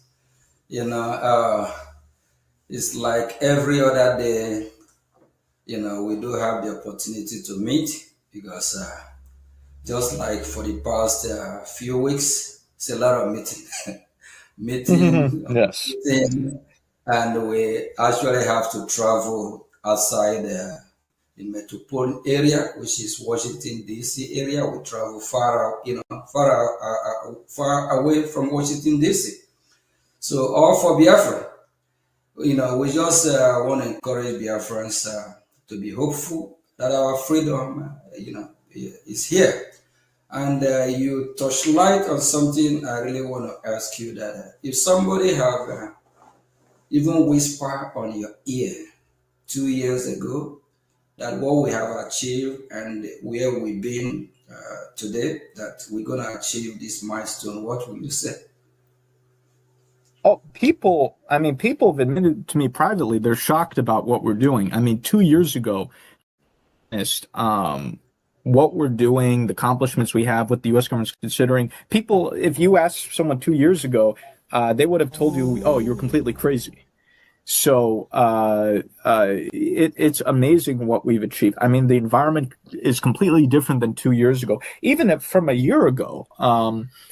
So things are very quickly shifting in our favor. And as you know, Prime Minister, certain individuals who didn't even consider Biafra now seriously considering Biafra, people who thought that, oh, this is completely unrealistic, all of a sudden they want to come on board. So it's been a very big shift, even within the past 6 months, I would say. Even it's like on a monthly basis, it's now shifting in our favor. Yeah, just like Ambassador, that will be at the VOB tomorrow. 2 years ago, if you have asked him to come to Voice of Biafra, the name Biafra, they were like, what? Because Washington, D.C., have not really know much about what is happening in Nigeria and how bad Nigeria situation is. So, the Biafra Republic government in Ezra, we actually do a lot of work, lecturing, talking. Like our last meeting, if you recall, we spent almost 2 hours, right? Elias, correct? Yes. Yes. So, talking, and now Washington ear is wide open.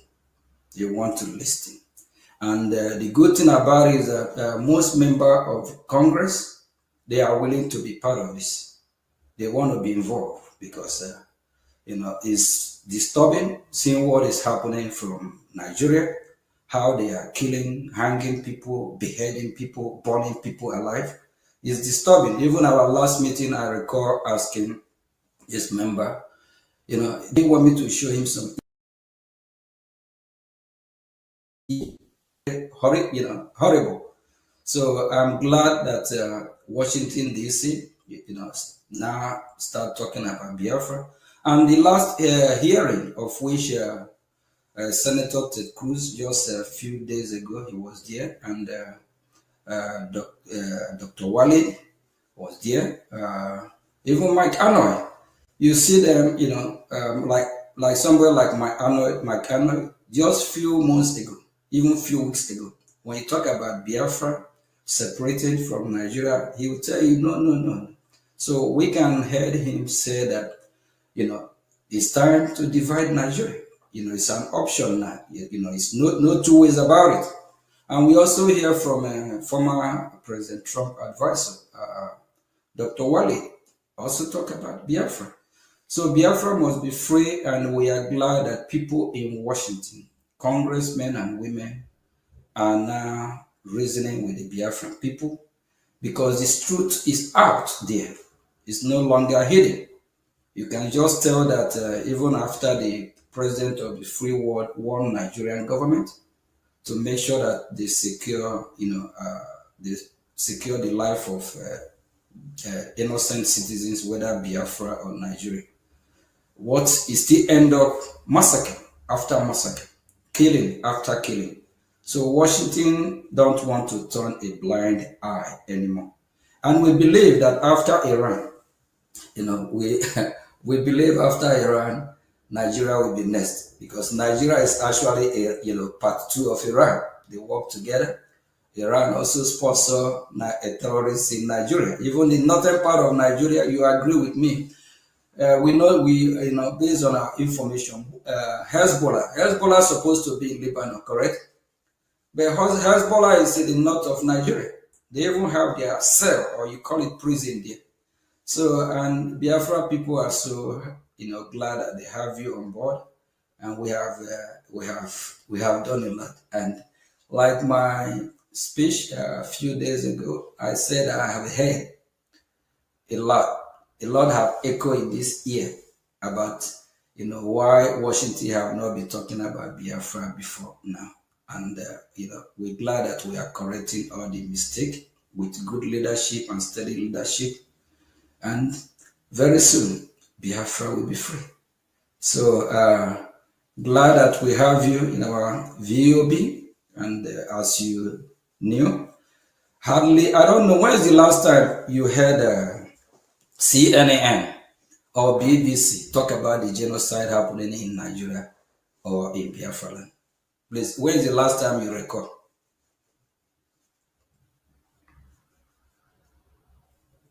Honorable Elias?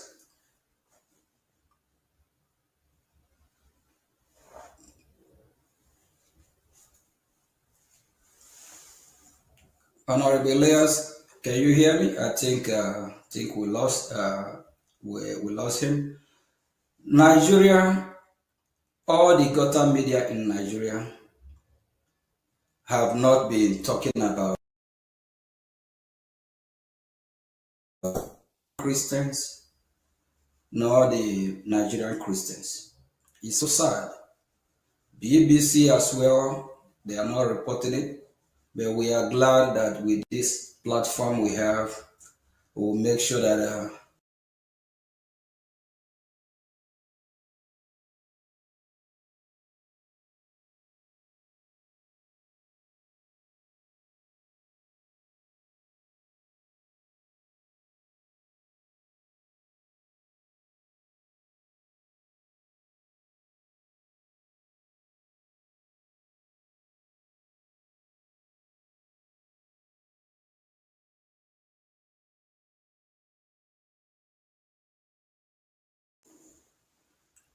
Hello? yes, I think we lost connection. Am I coming out now?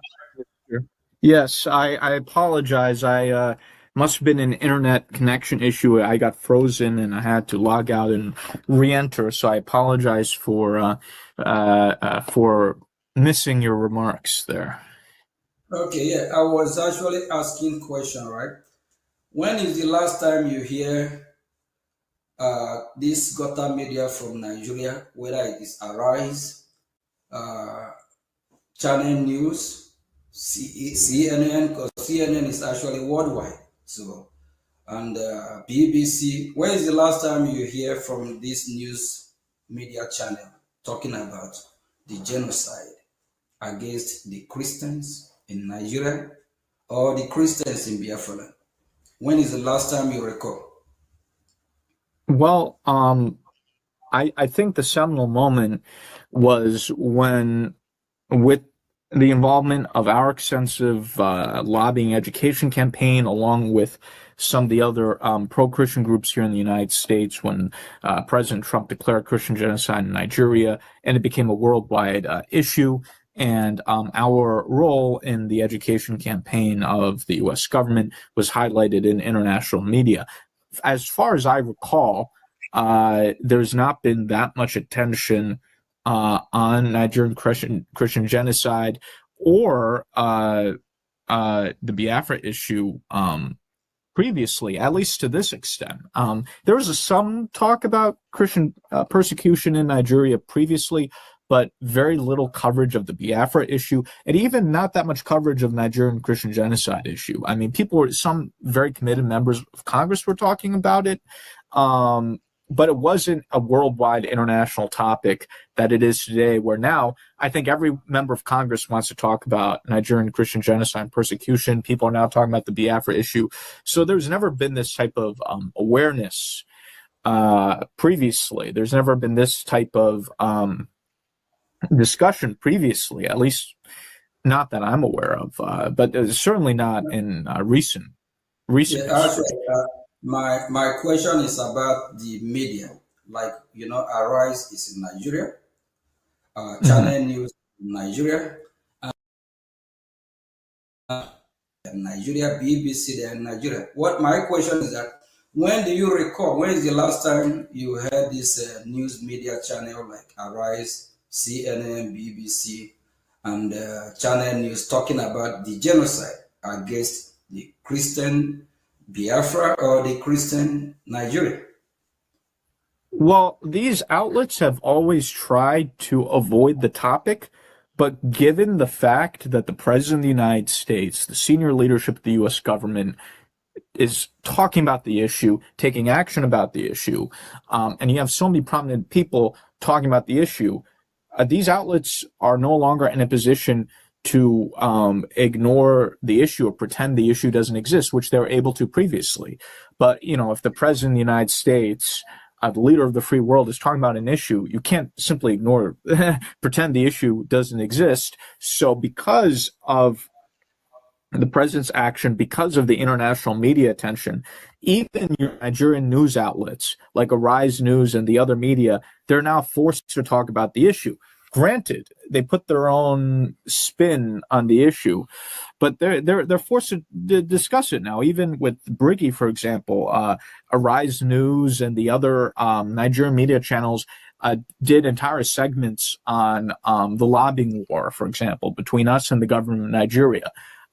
So because the issues gained so much prominence, even what we call the Nigerian gutter media is even forced to discuss these issues now because there's no being able to avoid these issues. So it's just, I think it's a different scenario now, and even the Nigerian media is forced to pay attention. And for the first time, they're discussing Brgie and the lobbying war between us and the government of Nigeria. So I think when we have, that's why what we're doing is so important, because if you don't have U.S. government attention, it's just very easy for Nigerian media and the Nigerian government to pretend the issue doesn't exist or to ignore the issue. Elias, do you know for years now that these media outlets I just mentioned are suppressing the news from, I'll call them terrorist news media because they work with the government of Nigeria. Yes, they are not covering it. They are not, they are actually suppressing it. It's so shameful. You remember what happened during this wonderful, great President Trump inauguration with Arise, right? Yeah, I remember that. I wanted to bring up that example. So they've suppressed the issue for so many years. When we bumped into, it was a complete accident, when we bumped into the Arise News reporter inauguration, he got completely freaked out. And he tried to pretend that, we didn't exist, and he was just losing his mind. Those days are over now because, they've suppressed the issue for so many years, and their policy was pretend the issue doesn't exist, or they would briefly mention the issue from time to time, in a brief way.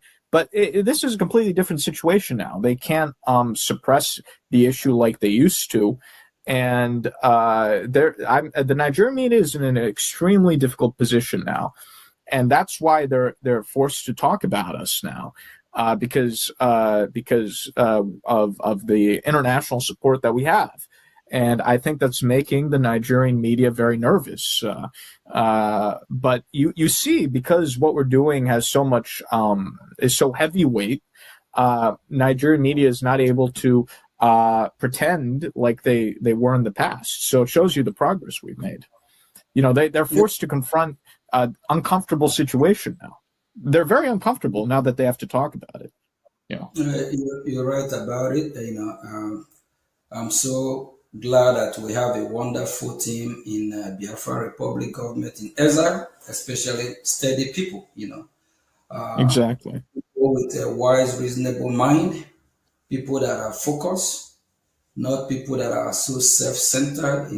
I'm glad I have a team like that working with me, and also you yourself. You are so wonderful.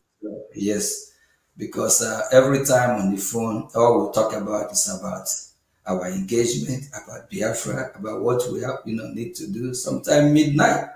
So, having something like you, we really, really appreciate, and Biafran people, glad that we have somebody like you. And what actually gives me joy, how I wish, just like you mentioned earlier, how I wish we can, let Biafran people know everything that, that we know. But there's some that are top secret. It's not everything we'll talk on air. But Biafra is here. And for enemy of Biafrans, what do you think what message you think we need to send to them? Because we have a lot of saboteurs, a lot of Biafran enemy, even our voice of Biafra. Some are not happy that we now have a voice of Biafra satellite and the radio. So we still have a lot of work to do to perfect it. But a lot of Biafran's enemy are freaking out because for so long our voice has been suppressed. It will never happen again. And during the genocidal war against the Biafran people, which lasted 3 years from 1967 to 1970, exactly what happened. The media never report how Biafrans have been massacred. They even lied to the international community. That is just, farmers' header clash and all that nonsense.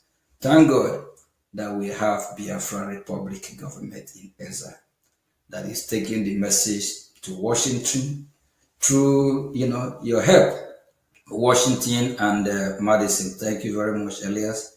So what message we have for those that are thinking that Biafra will not come, and for the saboteurs, what do they need to do?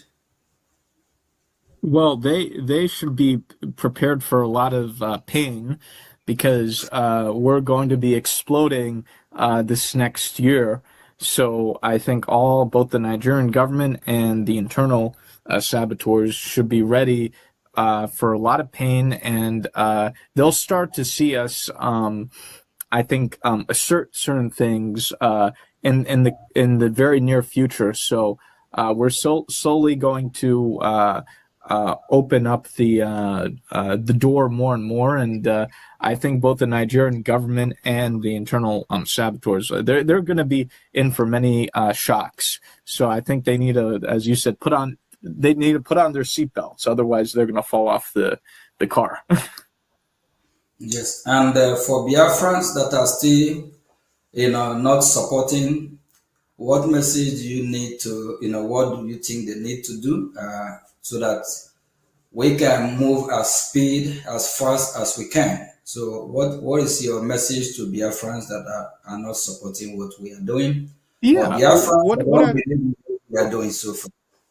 Yeah, so what I would suggest is, look, things always take time in any movement, in any revolution. It's understandable. What I would say to Biafrans now is, I think until this point, there's been a lot of chaos and instability in the Biafra movement. I think for the first time with the Biafra Republic Army in exile under your leadership, Mr. Prime Minister, we have a right group of people who are solid, who are stable-minded. There's been considerable restructuring of the government, weeding out of bad elements in the Biafra government leadership. And now we have a solid group of professionals in the Biafra government. It's very solid, very stable, the right group of people, professional people, committed people. and we're undertaking things in a very serious way, in a stable way. So what I would suggest is to Biafrans who may have been a little bit disoriented, given the chaotic nature for in which previous Biafran organizations were run or things were done in the movement, I would say, no one's forcing you to do anything, but watch carefully what we're doing and use your common sense. When you see that the Biafra Public Government in Exile is the only organization that's getting results, that has a pathway, that's a serious pathway to achieving Biafran independence, I think you should then become involved and become supportive.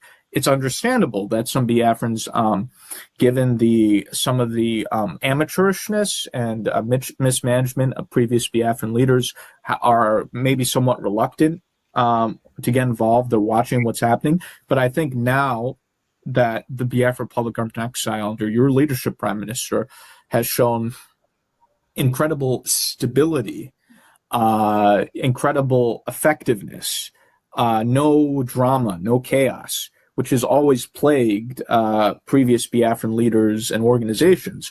I think it should encourage Biafrans to feel comfortable enough now to jump on board the winning train. So I think this is a turning point. For the first time, we have a Biafra organization with the right people, that's very stable and that doesn't have any crazy drama or nonsense. And I think that's very important. I think for whatever the reasons, there was a lot of chaos and drama previously, but that's no longer the case. So I think because we're in the situation we are in now, that should encourage Biafrans to feel comfortable to now get involved with supporting the Biafra Public Government in Exile. And there are many ways to get involved. Not everyone has to get involved in a public manner. You can people can support behind the scenes. So I think now Biafrans who should take a new look carefully at what Brgie is doing, and I think Biafrans who have common sense and who are thoughtful can look at what Brgie is doing and make a judgment for themselves. And I think based off of that judgment, they should be inclined to be supportive and to get involved, because I think Brgie is doing all the right things. And I think everything is now laid out in a way that Biafrans can now join in and be supportive.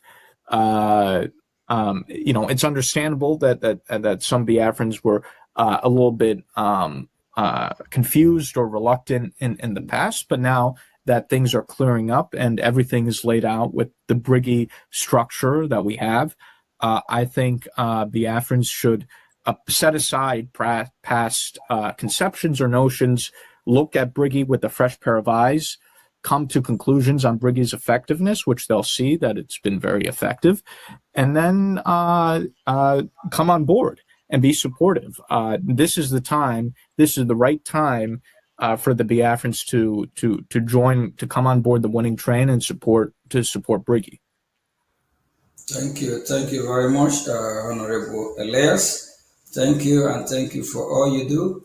And based on your understanding as somebody who worked closely with United States of American government, of which you also represent in a lot of countries from Africa, is there any other government, Biafran government, that is working hardly, very hard, or working with United States of America government, apart from Brigade, that a government that that probably still that one can look up even in U.S. government FARA document showing that this group or this government, they are fighting to liberate Biafra people. Is there any other government based on your own knowledge or understanding apart from Biafra Republic government in exile?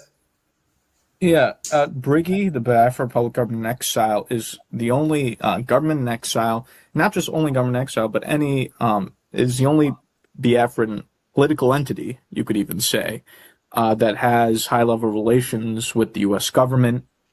While there are various Biafran groups that exist, the Biafra Republic government in exile is the only one that has a close working relationship with the U.S. government at high levels and is trusted by the U.S. government. Therefore, I think it's critical that any other Biafra group or Igbo organization be in touch with the Biafra Republic government in exile if they're interested in engaging with the U.S. government. They should do so through the Biafra Republic government in exile. So Brgie is the key organization with relations with the U.S. government, and as such, Brgie will play a critical role in the future of Biafra, and Brgie cannot be in any way circumvented from decision-making on Biafra, because any attempt to go around Brgie in some way means you're trying to also cut out the U.S. government. So Brgie is the only organization that has that's viewed in a serious way by the U.S. government. Thank you very much, Honorable Elias. And Biafran people, you have heard it from, we call him Mazi Elias. So we Biafrans have given Honorable Elias a title as well, Mazi Elias. And he worked closely with U.S. government. So he knows more than a lot of us, and is somebody who represents not just Biafran people. He also represents other countries from Africa. So this is his field. This is his profession. So he have given the Biafran people, a well meaningful advice. If you're a Biafran and you love freedom for your people, you love freedom for Biafra, come on board. Support Biafra Republic government in exile. This government is government of the people by the people. And the government officials, they are servants of the people. These are men and women that volunteer their time, their effort, their energy to serve the people of Biafra. Please, you are welcome on board. Any group that you are affiliated with, you are welcome to join Biafra Republic government in exile, the government that is working closely with United States of America. And I, as the Prime Minister of Biafra Republic government in exile, I am a living witness. I have had series of meetings with U.S. government officials. So I heard what echo in my ear, and I also heard what we need to do, and their advice, and what is expected of us. We need to unite. We need to focus. We need to organize. We also need to know that United States of America have our back. The question is that, how ready are we? Are we ready for our freedom? And I also want to remind Biafrans what happened in Iran. Why Iranian citizens are protesting on the street, even not minding that the Iranian terrorist regime is killing the citizens of Iran. Iranians are so determined to go out the street, protest, make a loud noise, and it get to the ear of the president of the United States of America, the president of the free world, and he told the Iranian people they should keep protesting, that freedom, their freedom is in their hand, meaning that help is on the way. If the Iranian people have stopped protesting, sending a strong signal to the world about what is happening, if they have stopped to alert the world that they are ready to be free, do you think what is happening in Iran today will be happening? And do you know that very, very soon the people of Iran will be free? So my fellow citizens of Biafra, we need to make some noise. We need to show how serious we are. And we need to stop this emotional blackmail that the Nigerian terrorist state have used on us. We are so glued with our past. Let's focus on the present. We understand that we have Biafrans that are, have been massacred, and like Mazi Nnamdi Kanu is kidnapped from Finland, from Kenya, by these terrorists Nigeria. And we also understand that Mazi Simon Ekpa likewise is arrested, all because of fighting for the people of Biafra. So we're not going to dwell on past. Let's dwell on present. And the present is what we revive our past. We that are fighting are the ones that will free all the political prisoners, because that's what they are. They are political prisoners because they are locked up because of agitating or fighting for Biafra freedom. So let us all stop this emotional blackmail that the Nigerian terrorist state are using on us and support the current leadership, of which I'm the Prime Minister. So Biafra Republic government in exile will do everything humanly possible to release all political prisoners. It's a task. We represent the entire Biafra, so we don't represent some group of Biafra and avoid other group of Biafra. So all Biafrans are citizens of Biafra, so we'll do everything humanly possible to free all political prisoners. So your support will hasten it, your support will speed it up. But when you keep dwelling on the past, we'll go nowhere. So let's dwell on the present and focus on the government that is making it happen. The government that have taken the cause of Biafra to Washington, D.C. Because for over 10, 20 years, Washington, D.C. have not been talking about Biafra like today. Please, your support will go a long way. Thank you very much. And Honorable Elias, let's get your closing remark to Biafran people. I know you already encouraged Biafran people. I'm still getting a message that they would like you to speak more, but because of time and other engagement, and we will be wrapping up. So Honorable Elias will also be at VOB in near future, very soon. Thank you very much. Yeah, thank you. It's an honor to be here.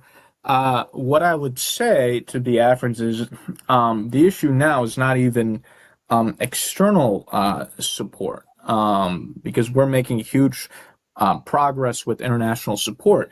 In fact, I think the challenge is if the Biafrans themselves can move quickly enough and show that they're ready for their independence. So how fast everything moves, in a way, depends on you, the Biafran people. And I think you need to show seriousness. I think you need to show determination. You need to show commitment. When you have, let's say, Biafrans that are, talking about 2027 elections and people in the Southeast voting for these Nigerian politicians and, all this sorts of stuff, that shows lack of seriousness, right?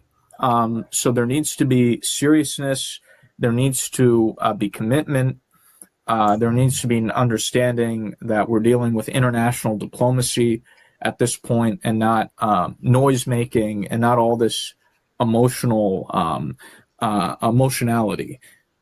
So I think the Biafrans have to show greater seriousness and determination. And part of this will, yes, depend on external support, but part of it will also depend on the Biafrans themselves. If you show the necessary level of maturity that's needed for what we're trying to embark on. So thank you, and it's an honor to be with you today. Thank you very much, Honorable Elias, and I'm still going to be seeing you in a few days. We have other engagement in Washington because it's all we do. So it's all about Biafra, freedom of Biafra, freedom of Christians, whether in Nigeria, Middle Belt, Biafra, is our job, and we have to free them. So the voiceless, we have to make sure that we send the message to the international community to come to our aid. And while we Biafrans also need to focus. It's time that we change the dimension. It's time that we all align with Biafra Republic government in exile. The leadership of which I'm the Prime Minister, so Washington, D.C., U.S. lawmakers in Washington, D.C., they are pleased to have somebody like me, and they are pleased to know that I'm steady, and I'm somebody with common sense. I'm not somebody that they cannot count on or rely on. That's what matters. So last week we traveled out of town for a very important gathering, of which we also have some very meaningful meeting. Just a few days ago in Washington, I came across some of the members that we met at the occasion. They remember who I am, and they always say good luck, in what we are doing. So they wish us well because they know we are fighting a just cause. Please, if you're a Biafra, support the current leadership. Ask yourself question: if this leadership of Brgie is delivering? The answer is yes. Of which Honorable Elias pointed out earlier. He also talked about how the Nigerian newspaper have talked about our impact in Washington, D.C. Actually, there's a time they are attacking us, right? They said, yes, but now Nigeria as country of particular concern we are the one behind it. Yes, we play a very vital role. Since 2014. Go ahead. Yeah, Prime Minister, even the Nigerian gutter media, if you notice, if you watch Rise TV, unlike previously when they let's say mocked IPOB or mocked different Biafran leaders, now they even the Nigerian gutter media is very careful in the way they talk about you and Brgie. Because they're now reporting on these international news stories about you and Brgie, and they're much more careful now with what they say, and they're a little bit more respectful. So the Nigerian gutter media is very they feel a little bit nervous. I think they feel very nervous. Yeah, because our message is sinking in, and I also want to appreciate Biafrans that are active in social media. Just like Mike Anoy that we talked about earlier. We remember months ago, if you talk about Biafra or about separation, before, it's all about how things will work Nigeria, one Nigeria, but, based on what he himself observed and what he has seen, he came to a conclusion that Nigeria will not work, that Nigeria will not just work. And that also drew my attention to this group that are calling Save Nigeria group. I laugh, know why I laugh, Elias? I remember Gowon, right? Gowon is from Middle Belt. Yeah, Gowon fought and he killed Biafrans in millions. He tried to save Nigeria. Gowon try hard, very, very hard to save Nigeria. The same Nigeria that he tried to save is the same Nigeria that is killing his people. Even our former leader, Ojukwu, told Gowon that Gowon would be alive and watch Nigeria kill his people. And it's happening. Yes. His community is being killed, is the one being killed. Yeah. The one that tried to save Nigeria, just like this young man called Henson, whatever his name is. I'm like, what's wrong with him? You can't save Nigeria. You can't. A former president named Obasanjo said Nigeria insecurity can never stop. Obasanjo said Nigeria insecurity can never stop. That means what is happening, it just can't stop. And I thank God that Washington D.C. is beginning to realize, like one of the speaker at the hearing just a few days ago, he compared Nigeria to like Yugoslavia, right? Yes. Yes. So Nigerian people, they need to go and get their own separate country. So like if the Fulani people, if they believe Nigeria is their country, they can go coexist with the north, like the Hausa. We call them Hausa Fulani. So we encourage the middle belt. Nigeria can't be saved. Don't deceive yourself. And the funny thing is that the more they try to save Nigeria, the more Nigeria killed. It happened in Lekki Toll Gate, while Nigerians are waving Nigerian flag, protesting against police brutality. Tinubu, the same terrorist president, do you know that Tinubu ordered the military to open fire and kill a lot of these people protesting for freedom? Not to even these people at Lekki Toll Gate, not that they are protesting to exit Nigeria. They are just protesting for better Nigeria then. They are just protesting against the police, a police force called SARS, because these SARS are actually terrorists. The way they, the SARS turned to terrorists that are kidnapping people for ransom, because if they arrest you, they will tell you how much you need to pay before they release you. So they're committing a lot of crime. Tinubu ordered military to kill this innocent Nigeria protesting. Nigeria can't just be saved, so this Save Nigeria group need to stop wasting their time, because whenever they keep posting of their meeting from Washington D.C. to save Nigeria, that go on, their brother, uncle tried to save. It never worked. And the same Nigeria that they try to save is killing them. So it's high time Biafran people wake up, since they know that Nigeria can never work. Please support Biafra Republic government in Ezra. Biafra is here. We need to be more organized. We need to be more serious than ever before. So how I wish I can break some news that will make your day, but just believe me when I say Biafra is here. So there's a lot of talk going on. A lot of countries that want to support Biafra. They are just waiting for the... Elias, what are they waiting for? Go ahead. Green what? Well, they're waiting for green light. So Biafra is yes, here. green light, yes. Biafra is here. So they are watching us. Thank you very much. Thank you from here. And thank you for being our first guest in VOB, Voice of Biafra. And, we are happy. Go ahead. It's a great honor for me. It's a great honor. Yeah, thank you very much. Thank you. God bless you. Thank you. Thank you. Thank God bless you too. All right, have a great day, Biafrans. Prime Minister, Yeah. thank you. Thank you. Thank you. Thank you very much. Biafran people, I hope we are ready for our freedom. Our freedom is in our hand. Our freedom will not be given to us in a platter of gold.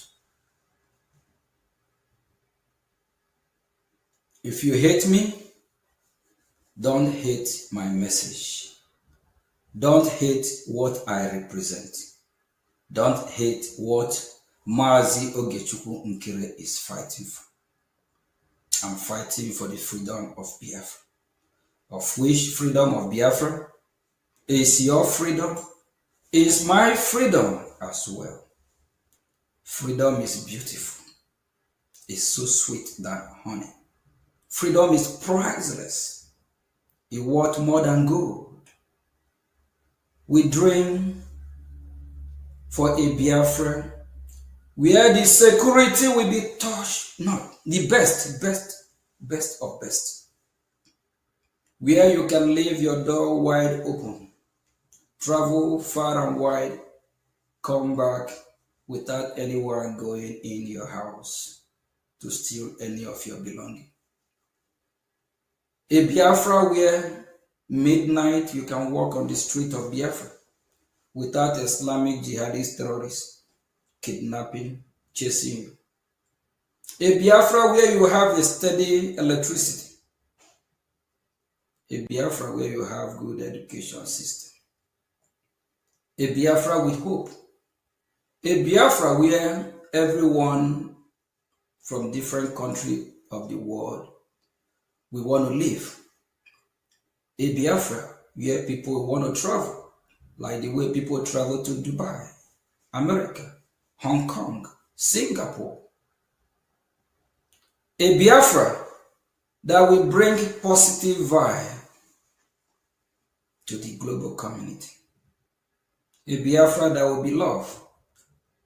A Biafra of live and let live. A Biafra where neighbors will love themselves, cherish themselves. A Biafra with the same ideology, not like Nigeria, where you have this Islamic jihadist terrorists with different ideology. While you are preaching peace, while you are preaching unity, while you are preaching live and let live, the Islamic jihadist terrorists of Nigeria are preaching hate. While they are preaching jihadism, how you will be killed. With your support, with your help, we can all achieve this milestone. It's our dream. Our forefather dream, when are we going to be free? That is the reason why our leader, Ojukwu, resurrect the hope for Biafran people, for us to be free. Because we deserve to be free as free people. And we know that if we don't fight to be free, if Biafra land is overrun, the West should prepare that these terrorists will attack them, even from Biafra land. That is, if they succeed, capture Biafra. We encourage the West to support Biafran cause. We also encourage United States of America to hasten up so that we can all fight this one common enemy, this terrorist state of so-called Nigeria. Thank you, thank you, thank you, thank you. And for those that will be supporting now and those that will support later, we appreciate you. We appreciate all of you sacrifice. Thank you from here, and God bless you.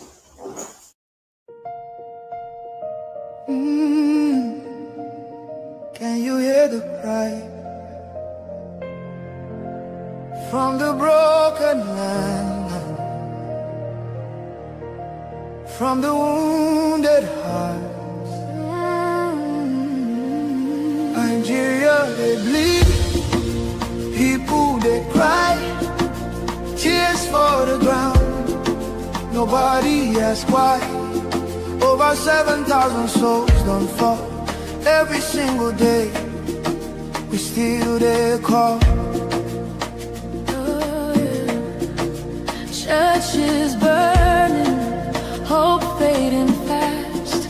Since 2009, the pain don't last. 50,000, maybe more. Heaven they count every single soul. Children without home tonight, mothers praying through the night, fathers lost no strength to fight. Who go stand for what is right? Oh, stand for love, stand for life.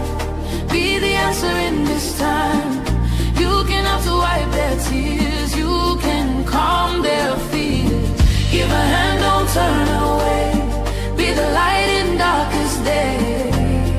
Every little you provide keeps a soul alive.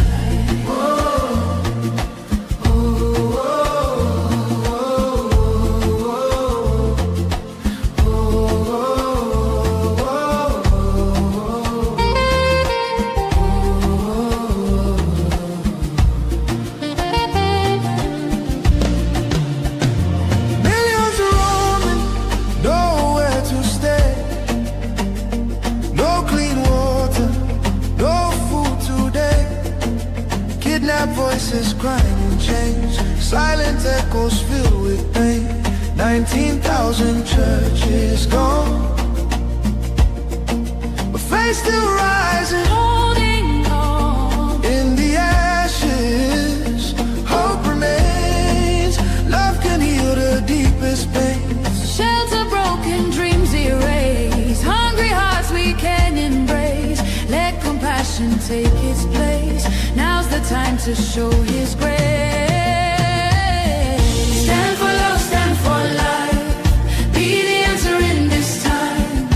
You can help to wipe their tears. You can calm their fears. Give a hand, don't turn away. Be the light in darkest day. Every little you provide keeps a soul alive. Food, water, shelter, hope. You can be the miracle they pray for. You can change a life today. No matter how small it seems, your love can rebuild their dreams.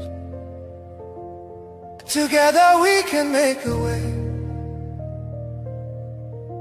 Keeps us all alive.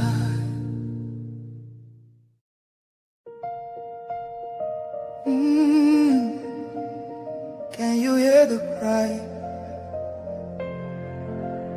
from the broken land, from the wounded hearts?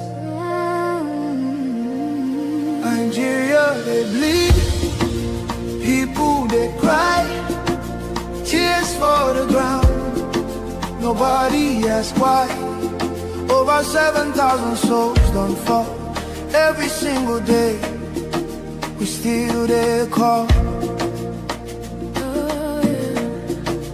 Churches burning, hope fading fast. Since 2009, the pain don't last. 50,000, maybe more. Heaven they count every single soul. Children without home tonight, mothers praying through the night, fathers lost no strength to fight. Who go stand for what is right? Oh, stand for love, stand for life. Be the answer in this time. You can help to wipe their tears. You can calm their fears. Give a hand, don't turn away. Be the light in darkest day. Every little you provide keeps a soul alive.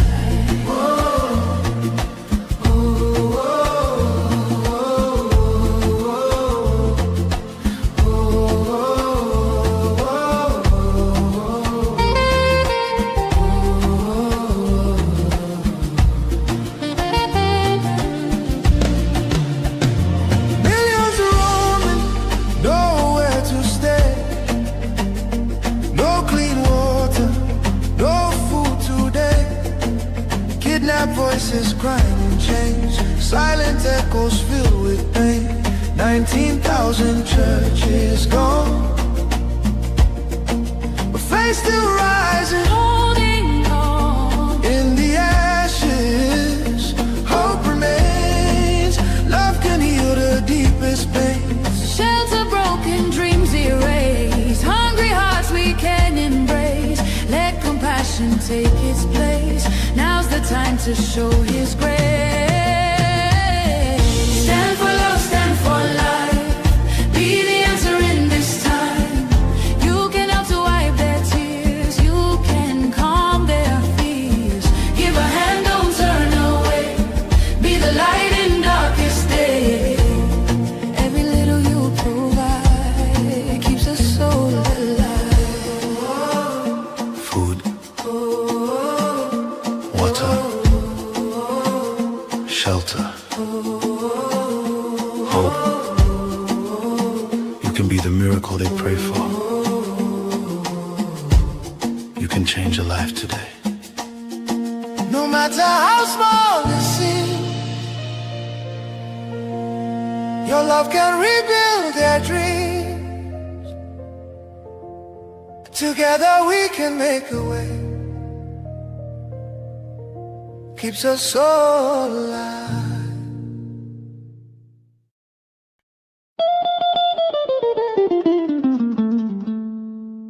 In the heart of Africa, a nation bleeds. Not from a single wound, but from 1,000 cuts,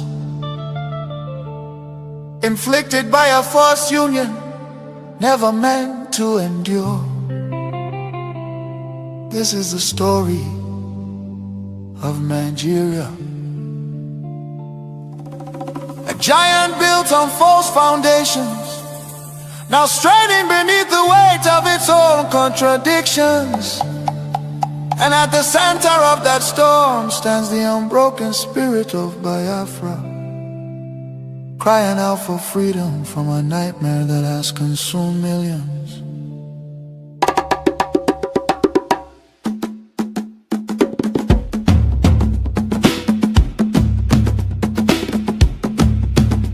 It began with the rivers of blood in 1966. Thousands of Biafran men, women and children, professionals, traders, students and families who had built lives across the Federation, became targets in the northern city, fueled by ethnic hatred and religious hostility. Mobs descended upon innocent civilians. They were slaughtered in their homes, in crowded markets, and aboard trains carrying desperate families back to the east.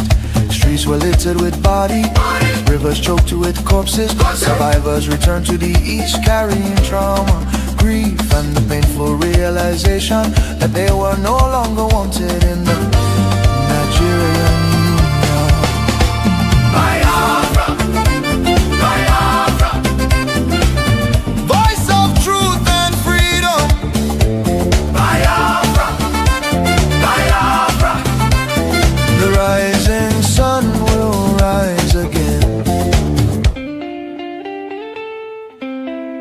Then came May 30th, 1967, a desperate act of survival. What followed were 30 months of unimaginable devastation.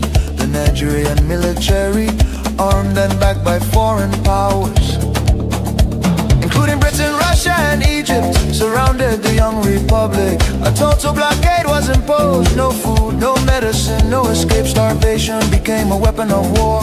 5 million, mostly civilians, many of them children, perished during what was not just a conflict but genocide against Biafra. Bombs fell on markets, hospitals and villages. Communities were razed. The world watched in silence while famine hollowed the faces of innocent children. Some nations spoke out, but many turned away.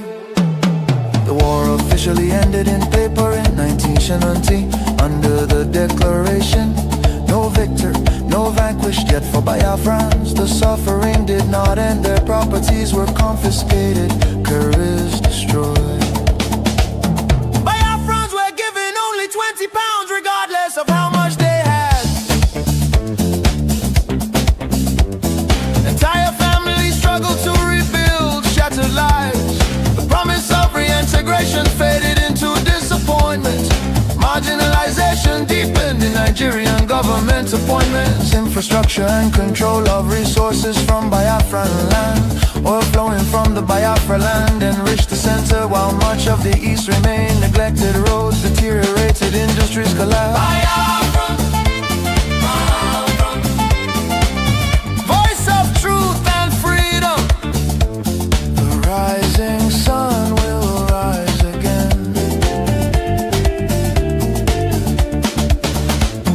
The nightmare did not disappear, rather it evolved. Across Nigeria today, violence and insecurity continue to devastate communities. Armed attacks by Fulani herdsmen, terrorists, have left villages destroyed, farmers killed, women violated, children orphaned and churches burned. Boko Haram and its offshoots have unleashed terror across multiple multiple regions in the southeast. Demands for Biafra and self-determination are often met with military crackdowns, arrests and bloodshed. Protesters have been killed, fear and tension continue to rise.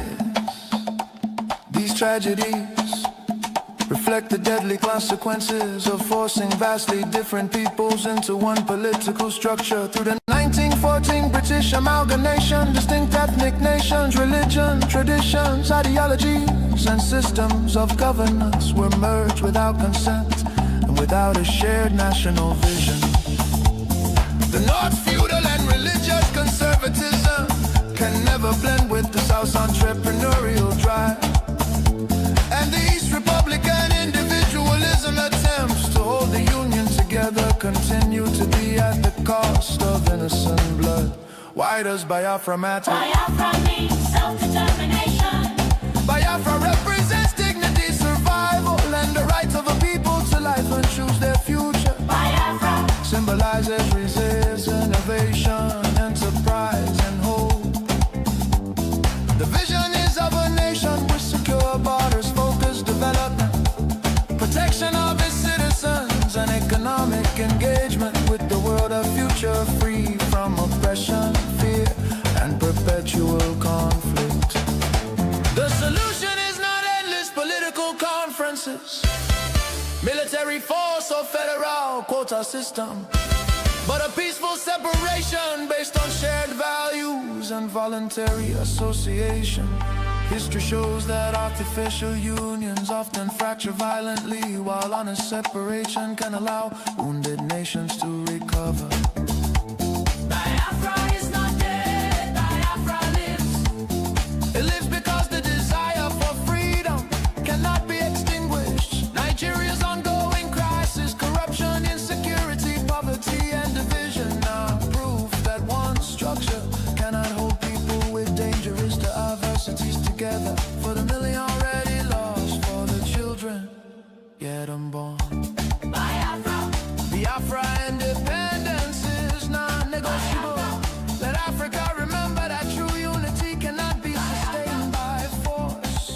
The world must listen before more lives are lost. Biafra, Biafra live, freedom calls. God bless Biafra. God bless the land of the rising sun. God bless Biafra Republic, government in exile, led by Prime Minister His Excellency Okechukwu, for standing tall in the pursuit of Biafra independence. Biafra, Biafra.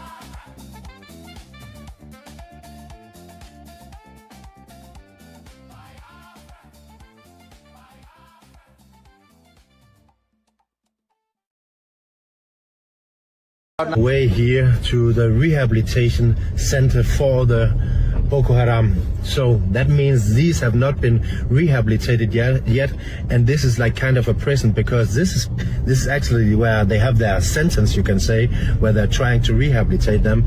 So this will be even more risky than before, but let's see if we get the allowance to get in. So this is not so easy to get into this rehabilitation center. So the people are very friendly, and one is calling his boss, and another is calling his boss, and another was calling his boss, and now we're going to meet with our general of everything. Yeah, they are imprisoned inside here. I'm not sure if these are, they're probably not. If maybe they are, they could be Boko Haram, and then they are allowed to get outside, because he just told me some few of them will get a pass or something to get outside to, yeah, get some water here from the well, or maybe, yeah, little by little try to go out in the town to rehabilitate. So it could be, but they are inside here, and there's like 100 plus Boko Haram members inside here.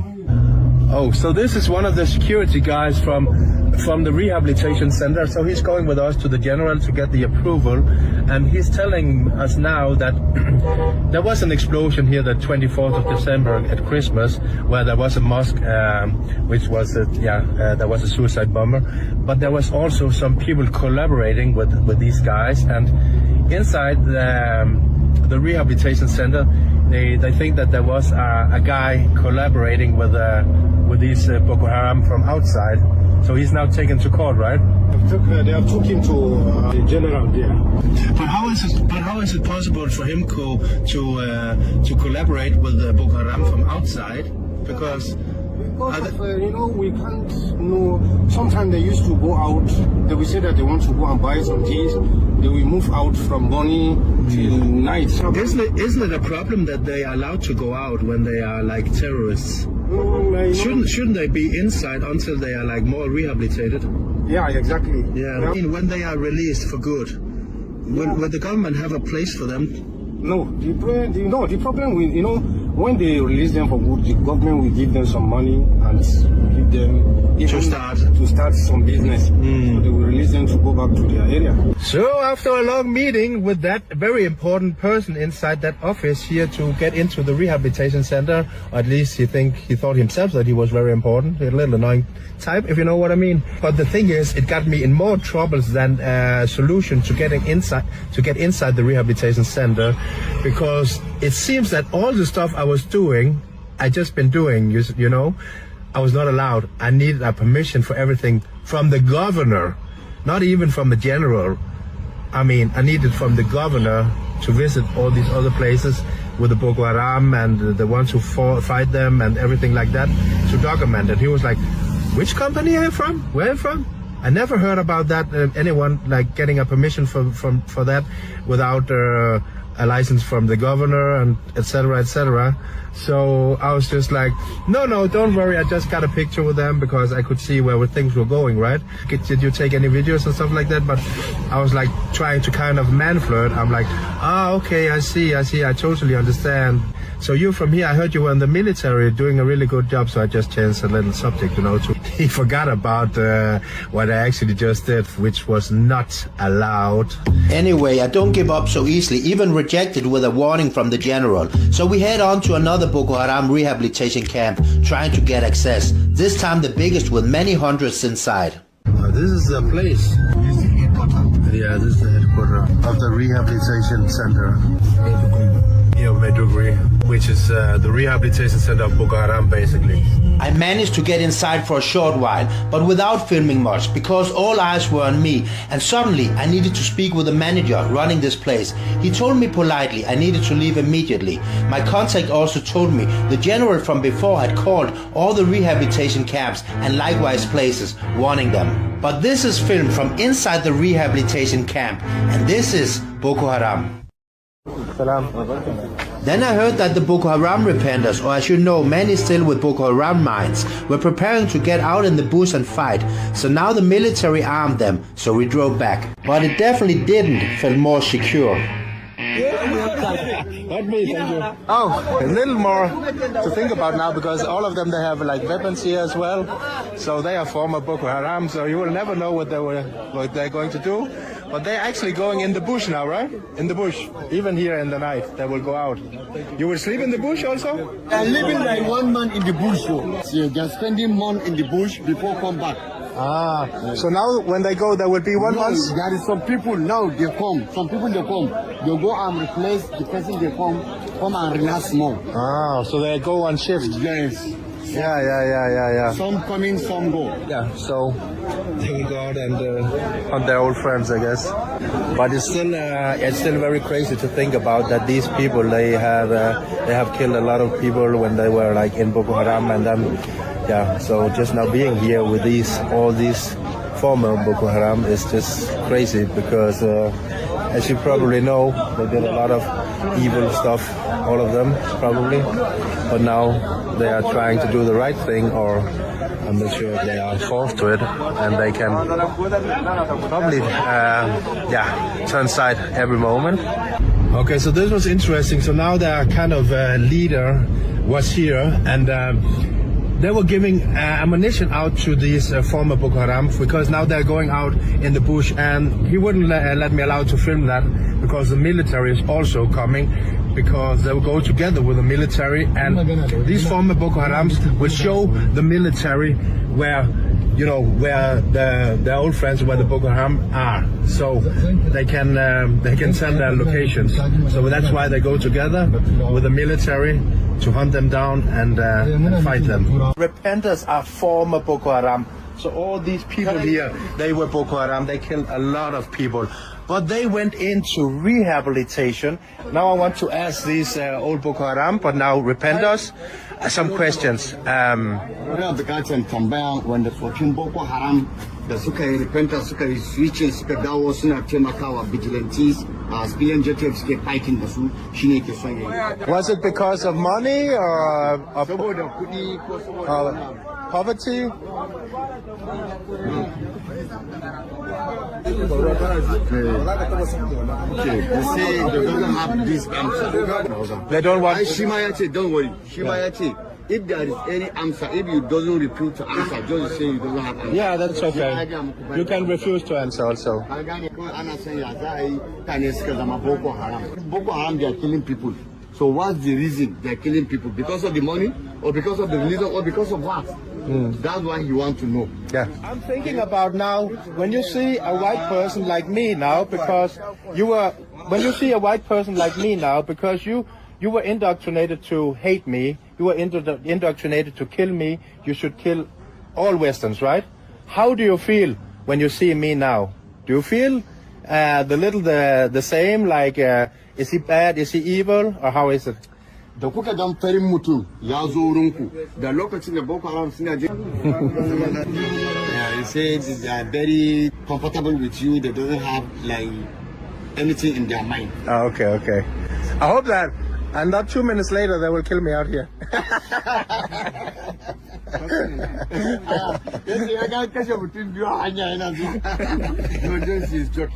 I'm joking. Just when I'm standing here, joking, thinking I'm okay, there comes this man from the side with something hidden inside his jacket, approaching me, but luckily getting stopped by one of the others. They took him away, and I was later told he had a knife in his jacket, which he tried to attack me with. This is where I realized that many of these people will never change. They are still Boko Haram terrorists inside, now just being paid by others for a moment.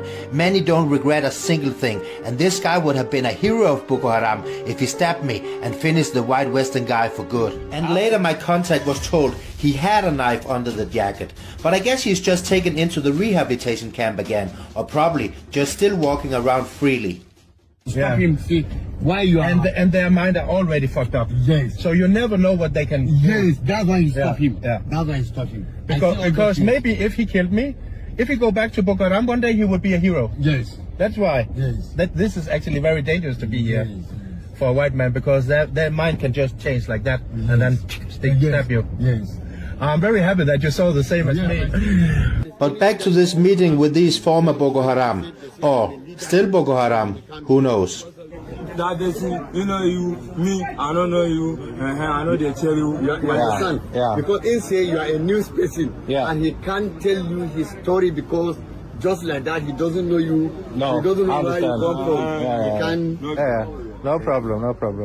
When they are killing people out in the bush, I mean, why do they also kill other Muslims?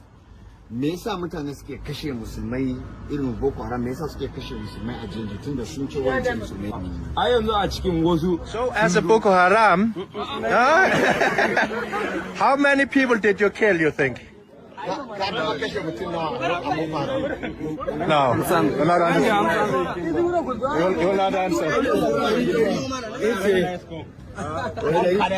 This man say he killed like 100 people. 100 people? Yeah. So you killed, I mean, normal people around Maiduguri and in the bush? Only in the bush. Only in the bush. What was your age when you started? 10 years. 10 years, starting with the gun. Yes. And the elders, they forced you to kill. Manyan da suka dinga sa ku kuna kashewa. Manyan ne suna nema kuma. Yes, the elders they give instruction to kill. Wow. Yeah. So this guy, he killed more than 100 people. Yeah. And now he's hopefully on the right path.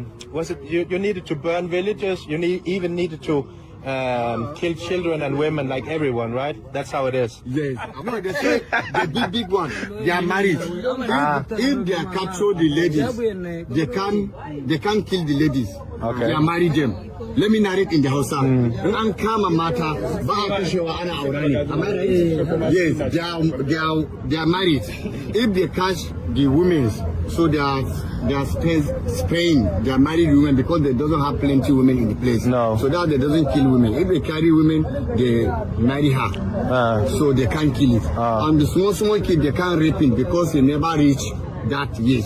Okay. You understand? Look at this. Who would have thought that I could just go here and meet these former Boko Haram and without killing me now?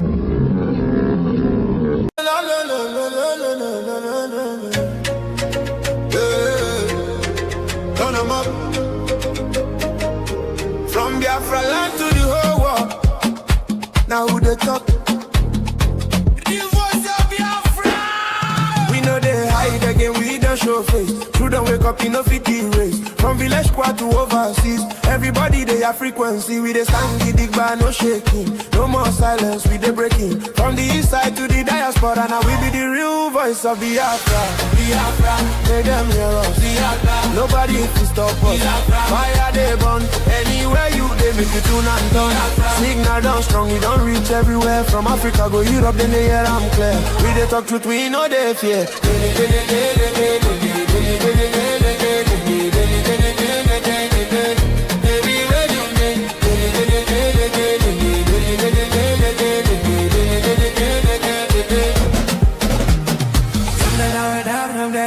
I'm Barrister Daliop Solomon Manturi, the National President of Birom Youth Molder Association, presently in NTV community where women and youth came out en masse and staged a protest over the unwarranted arrests and detention of unarmed young people who were offering complementary security services to the existing federal security on ground by helping them with the intel and to also cover some loopholes where if there is any suspicious movement, they could call on the conventional security for needed response. But we learned from them, 4 of them that are here behind me, were giving such a service, and military personnel from nearby community, Mejanke, came into this community and arrested these young people and whisked them to Gashish FOB. That was on Saturday, a day before yesterday. And it was around 9 p.m. of Saturday.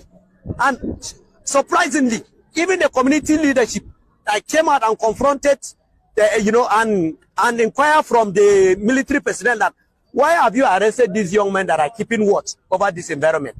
Can I have these boys back? They said no, that they were arrested, one for moving in the late hours, and secondly for playing snooker, which there is no snooker in that place. It's an old stock that has already been destroyed. There is no possible for people to have been using that snooker. And thirdly, that they were drunkards. And I don't know where in Nigeria that drunkenness has been termed as an offense that will warrant an arrest of people, and then they are kept in continued detention for good 2 days. And not only they were brutalized, they were subjected to all sorts of inhuman treatment as if they are not members of human family in this environment. So that particular act is highly condemnable and unacceptable.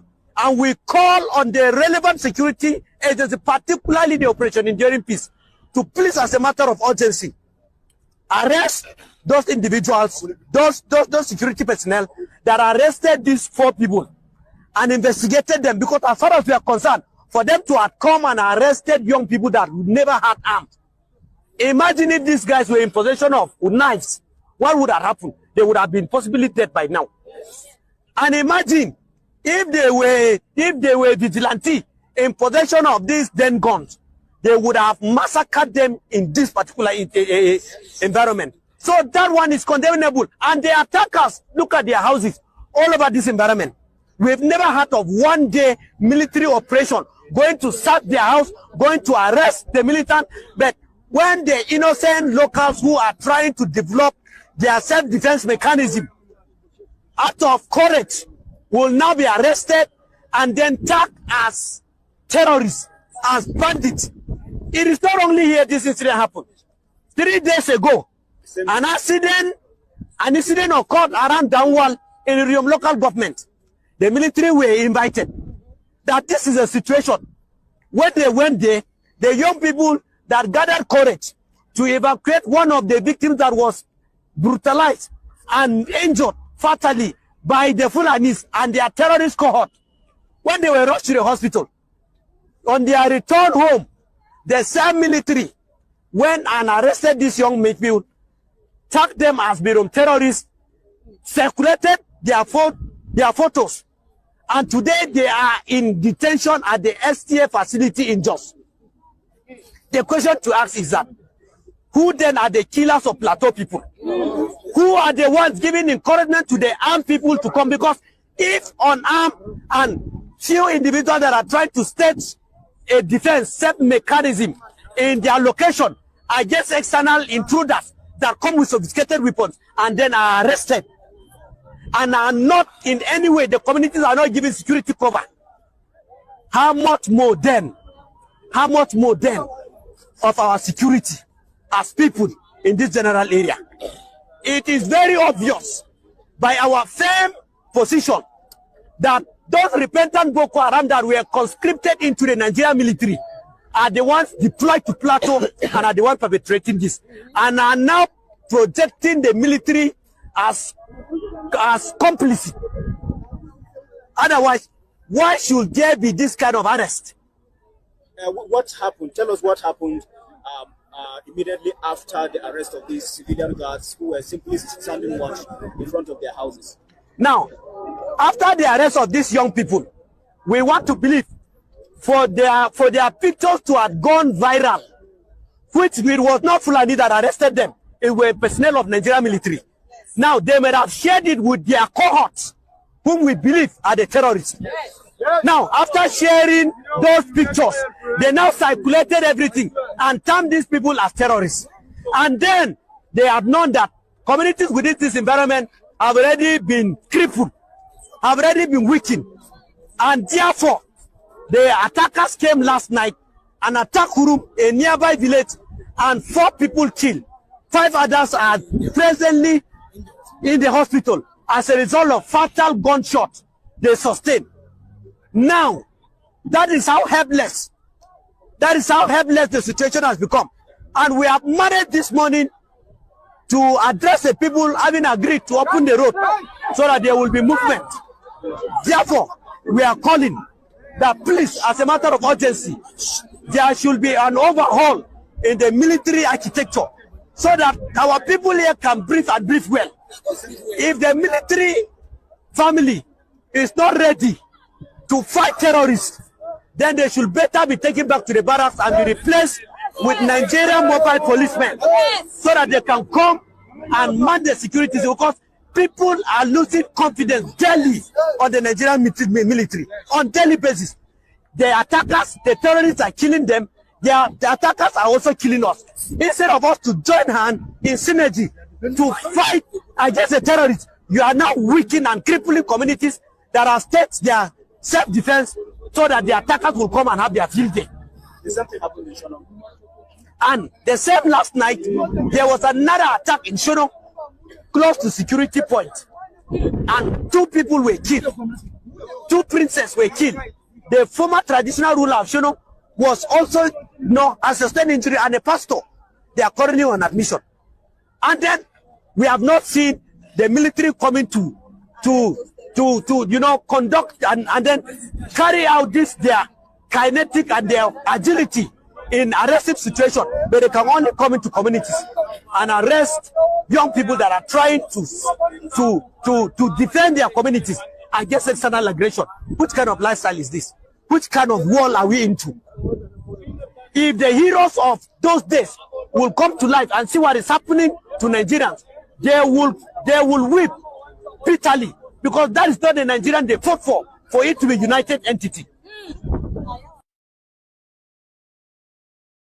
Great people of Biafra. This is the voice of Biafra. The voice that cannot be silenced. The voice of truth, resilience, and freedom. Speaking to you in the spirit of courage and in the language of liberation. Nigeria government has lost control over insecurity. Fellow listeners, what was once whispered in fear, what was once denied in arrogance, has now become a reality too loud to ignore. A nation staggering under the weight of its own contradictions is rapidly losing control over insecurity. From the north to the south, from the east to the west, the land trembles, not from natural disaster, but from man-made chaos. Communities abandoned, villages raided under the cover of darkness, highways turned into corridors of fear. Citizens left to fend for themselves.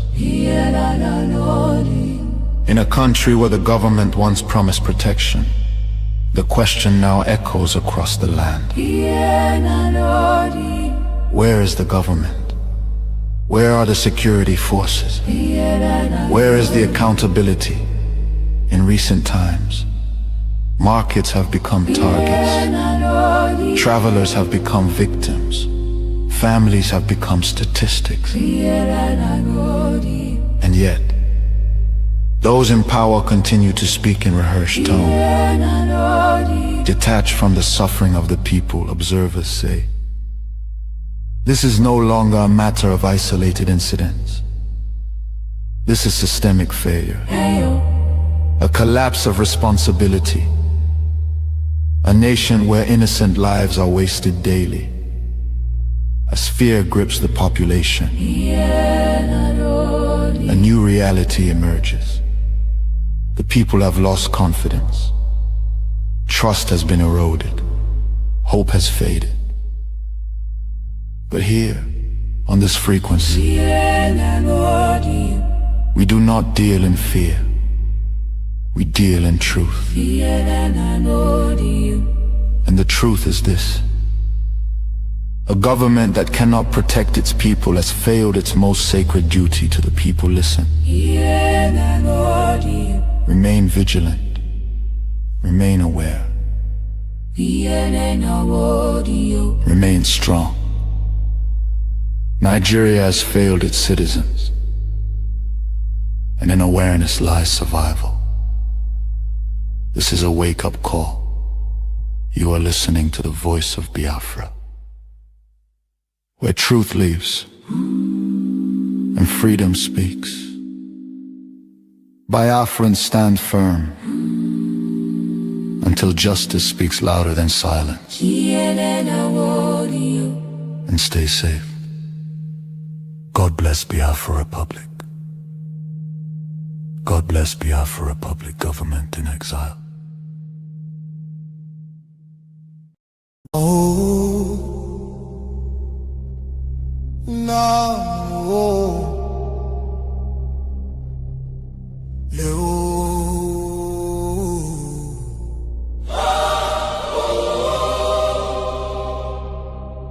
From every village, every city, from homeland to diaspora, hope is rising again.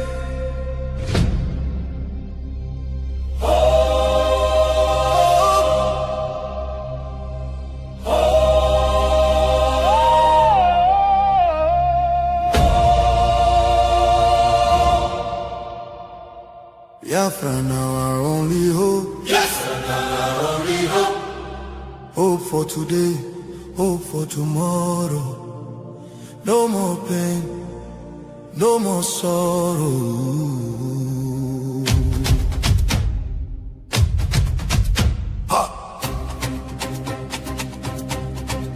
We bring better news, make your head on clear. We get hope, now Biafra we dey see ya. Beautiful nation, shining bright justice and fairness. Now the light. Biafra go be one beautiful nation. Every Biafran go enjoy true freedom. Fine, fine country, shining nation. Justice and fairness. Justice and fairness. Everybody equal, one love for rich and poor. Leader or citizen, no different, justice go speak with confidence. No pressure, no discrimination, rule of law for the nation. Truth and justice go reign forever. Biafra go get strong and better. Where your hope? Biafra. Who be your hope? Biafra. Waiting be your country. Biafra. No more suffering and smiling, no more fear, no more hiding. Respect and dignity for all. Every citizen standing tall. Free education, rich university, healthcare for every community. No more dying, because no money. Life go better for everybody. Biafra now our only hope. Biafra now our only hope. Stand up now, make we claim our Biafra now our destination. Women go deliver safe for hospital. Citizen go get support every month. Better roads go connect every city. Modern railways and airport. Clean water go flow for house. Electric light go shine every night. Security go protect every family. Day and night. Everything go right.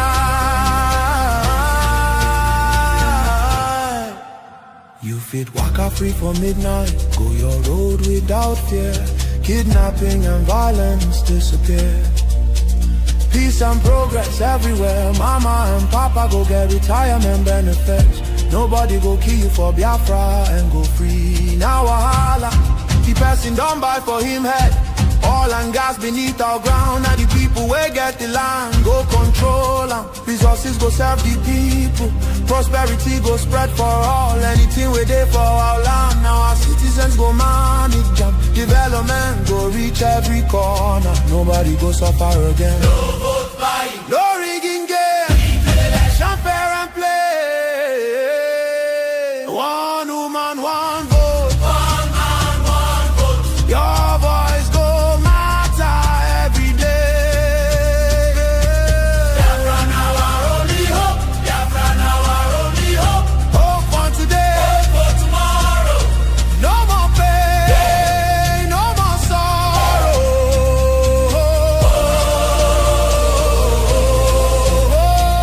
Biafra now our only hope. Biafra now our only hope. Hope for today. Hope for tomorrow. No more pain, no more sorrow. Biafra. Our home, our country, our future, our future. Biafra now our only hope. No.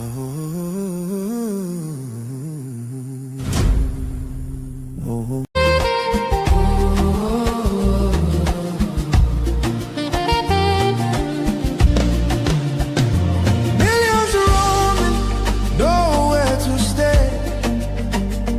No clean water, no food today. Kidnapped voices crying in chains. Silent echoes filled with pain. 19,000 churches gone, but faith still rising. Holding on.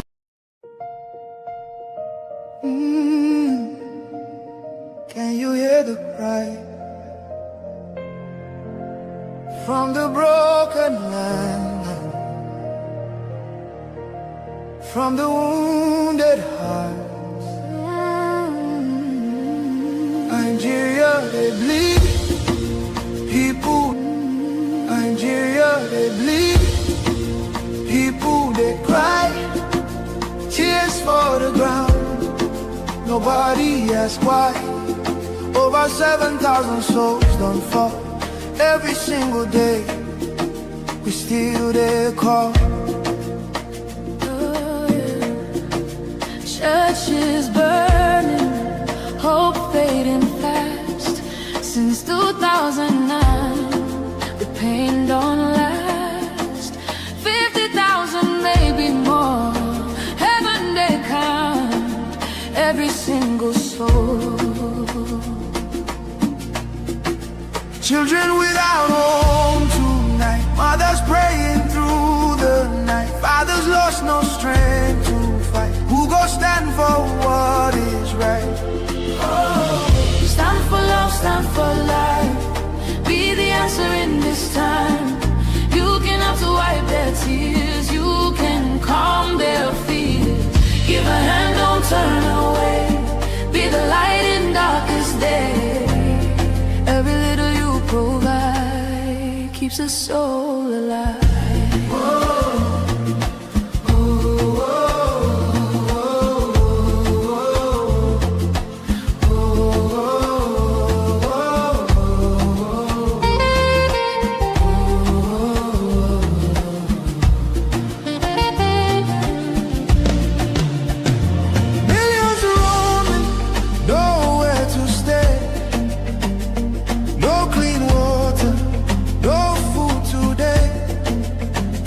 Voices crying in chains, silent echoes filled with pain. 19,000 churches gone, but faith still rising, holding on. In the ashes, hope remains.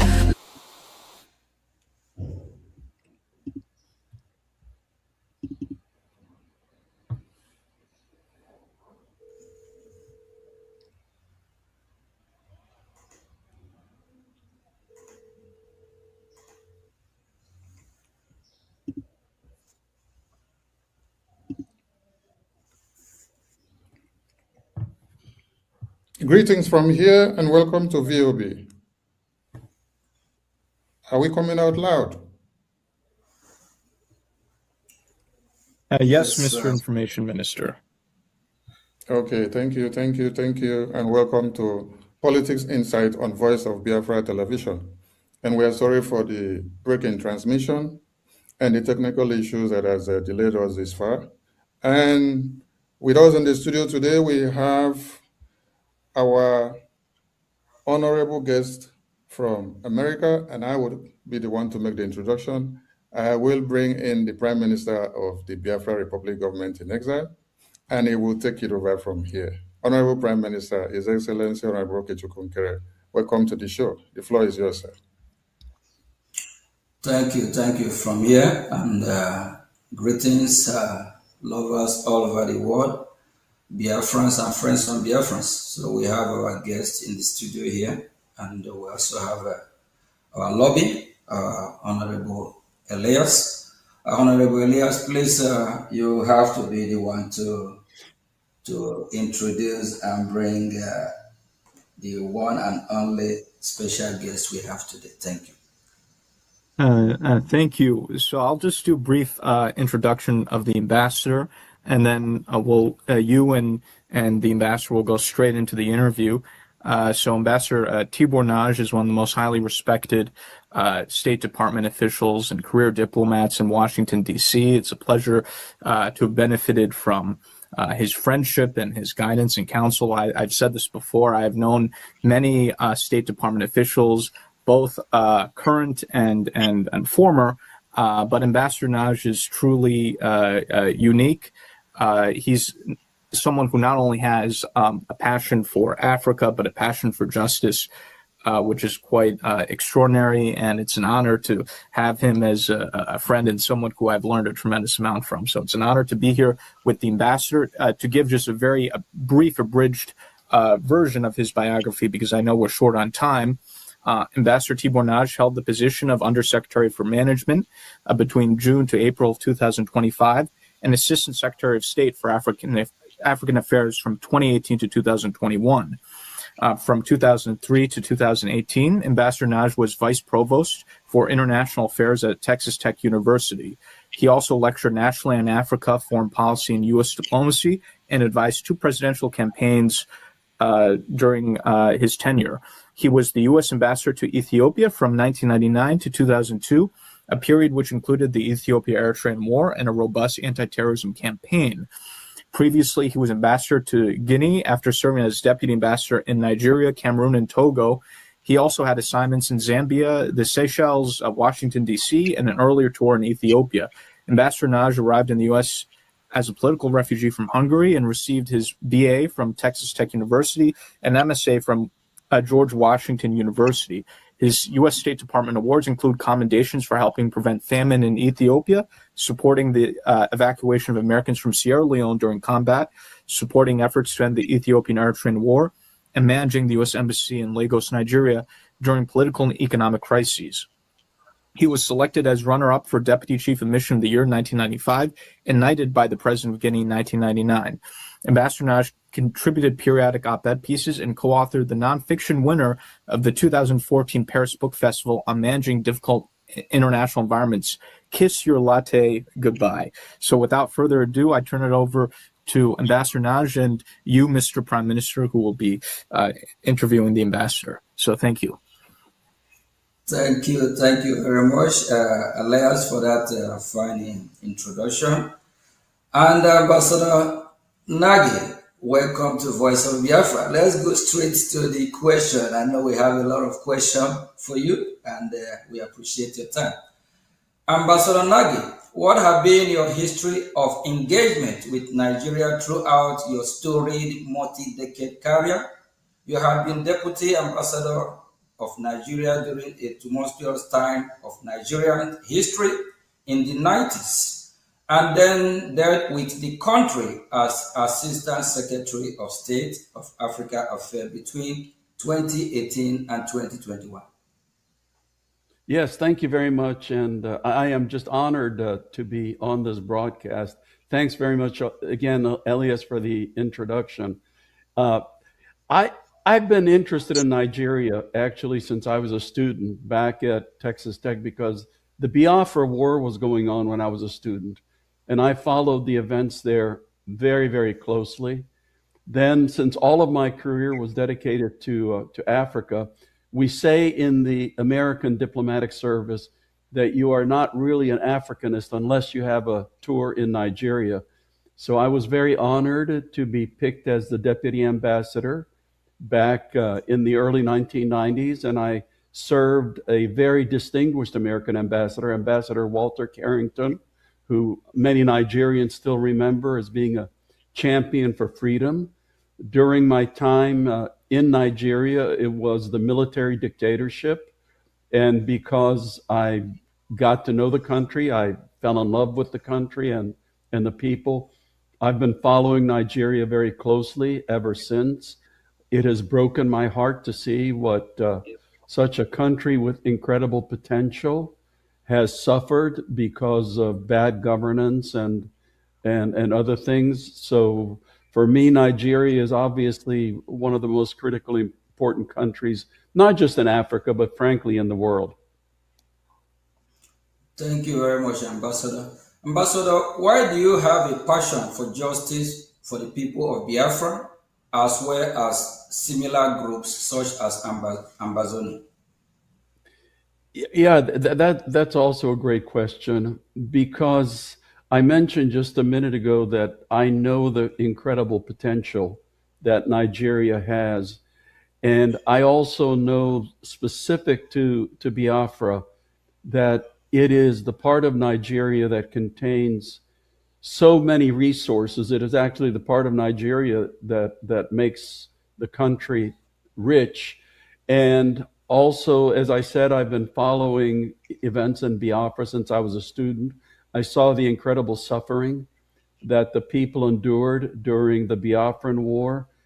And even now, I've been following closely how the people of Biafra do not get the share of resources. They do not get the investments.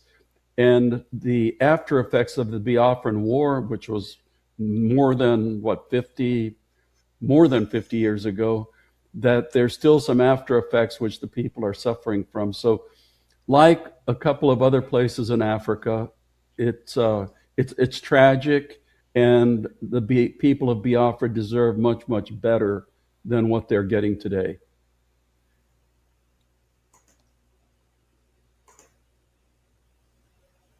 Thank you very much, Ambassador.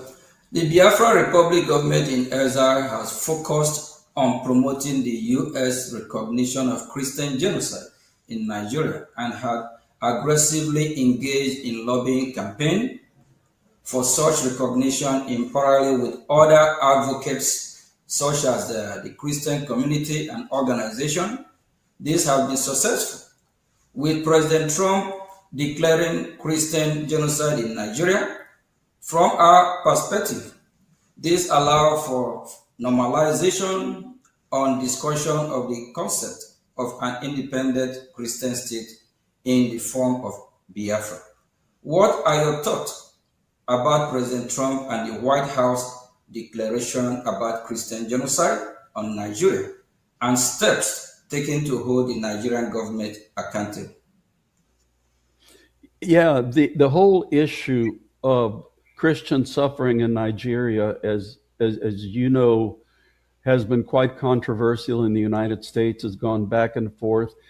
And the people who deny Christian suffering use an argument which I would label as plain sophistry, because people say, people who object to the concept of Christian suffering say, oh, you know, if you look at Nigeria, there are many more Muslims who die because of terrorism and violence and extremism than Christians. And what those people refuse to admit is that there are several consecutive crises going on in Nigeria at the same time, because you can look at what's going on in the Northeast, which is absolutely, it's a heavily Muslim area. So the violence that's going on in the Northeast is between terrorist organizations and the Muslim population. Central north part of Nigeria, it's kidnappings. Again, a heavily Muslim part of Nigeria. Northwest Nigeria is starting to be impacted by local groups and also by some of the terrorist organizations in the Sahel. Again, an Islamic area.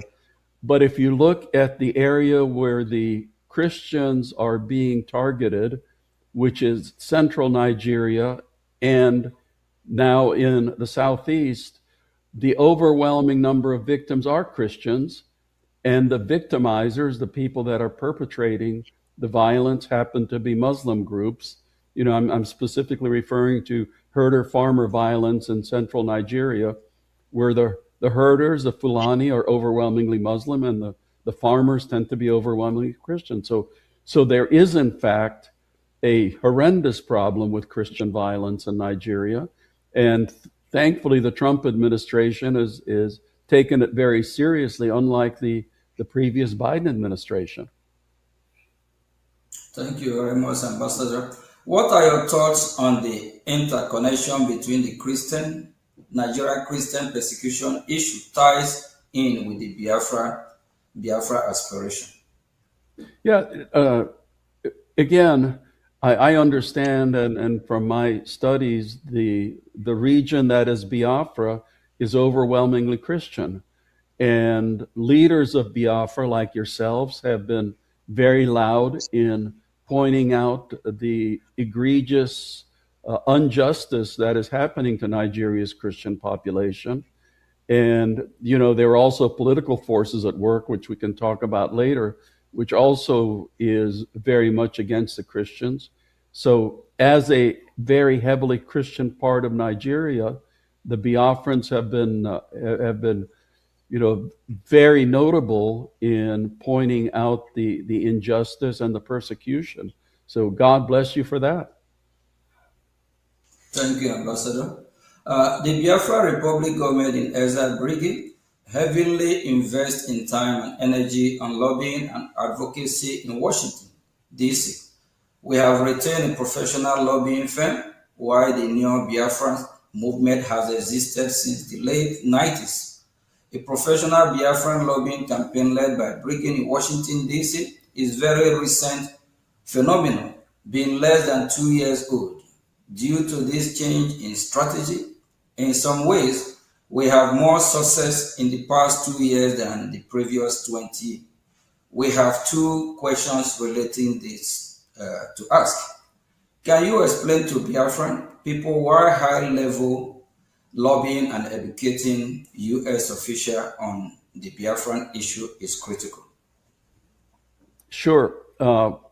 Number one, I am not a lobbyist. I have never been a lobbyist. I don't get any money for the causes I support.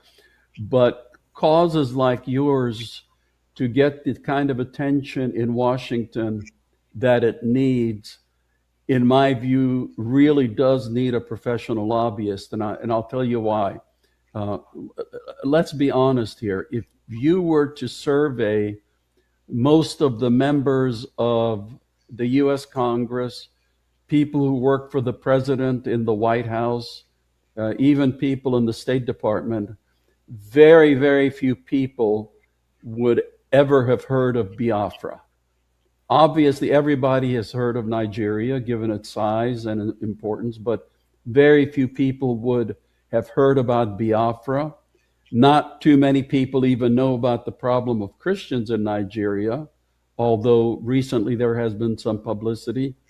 So to get people, especially policymaking important people, to pay attention to your cause, to your issues, there needs to be a sophisticated, strategic, and high-level information and education campaign.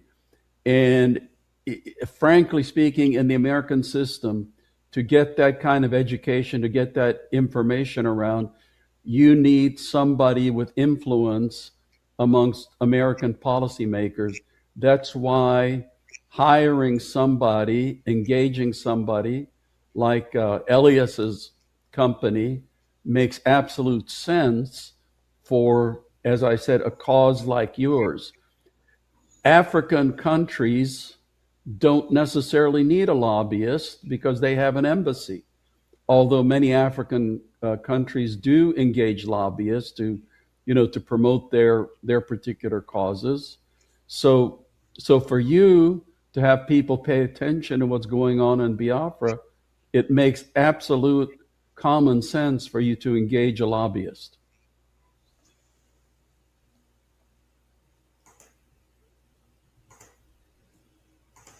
Thank you very much, Ambassador. In addition to the preliminary successes the Biafran lobby has had, where would you point to as lobbying successes, past or current, for groups similar to the Biafrans? Yeah, for groups such as yours, lobbying is really about the only way that they can get their cause into the attention of American policymakers. So I would point, in the past, liberation struggles, which were trying to get justice for their cause, the African National Congress, leading to the freedom in South Africa, the Sudan People's Liberation Movement. Now you have successful efforts, for example, Somaliland. Like you, Somaliland has gotten a lot of attention recently. Your friends across the border in Anglophone Cameroon, Southern Cameroon, the Ambazonians, they're also trying to pursue their cause for justice. So again, these are the kind of causes that get the best efforts through engaging with the lobbyists in Washington. Thank you, Ambassador. So what you're saying is that what Biafra Republic government is doing is the right way to to get the attention of U.S. government and the right way to also get our freedom, correct? Absolutely. And again, it means engaging the right person, because unfortunately, as with anything, there are some people who are very effective at doing this, and there are other people who are not so effective at doing this. So it's essential for you to engage somebody who knows the people in Congress, who knows the people in the White House, who knows who does what at the U.S. Department of State, to make sure that your cause is promoted the way that you want to promote it. Thank you very much, and special thank you to our lobby, Elias, for being our voice in Washington. Thank you, Elias. The Biafra Republic government in exile has trans-action approach in engaging the U.S. government, making beneficial offers in the area of defense, security, and natural resources in exchange for U.S. political support, similar to what Somaliland is doing. What are your thoughts on this approach? Okay, so, I am not now speaking for the U.S. government. That's very important to say. I am no longer working for the U.S. government. I've now retired 4 times, so currently I'm retired. But obviously, Biafra has incredible natural resources. Biafra has incredible human resources. So,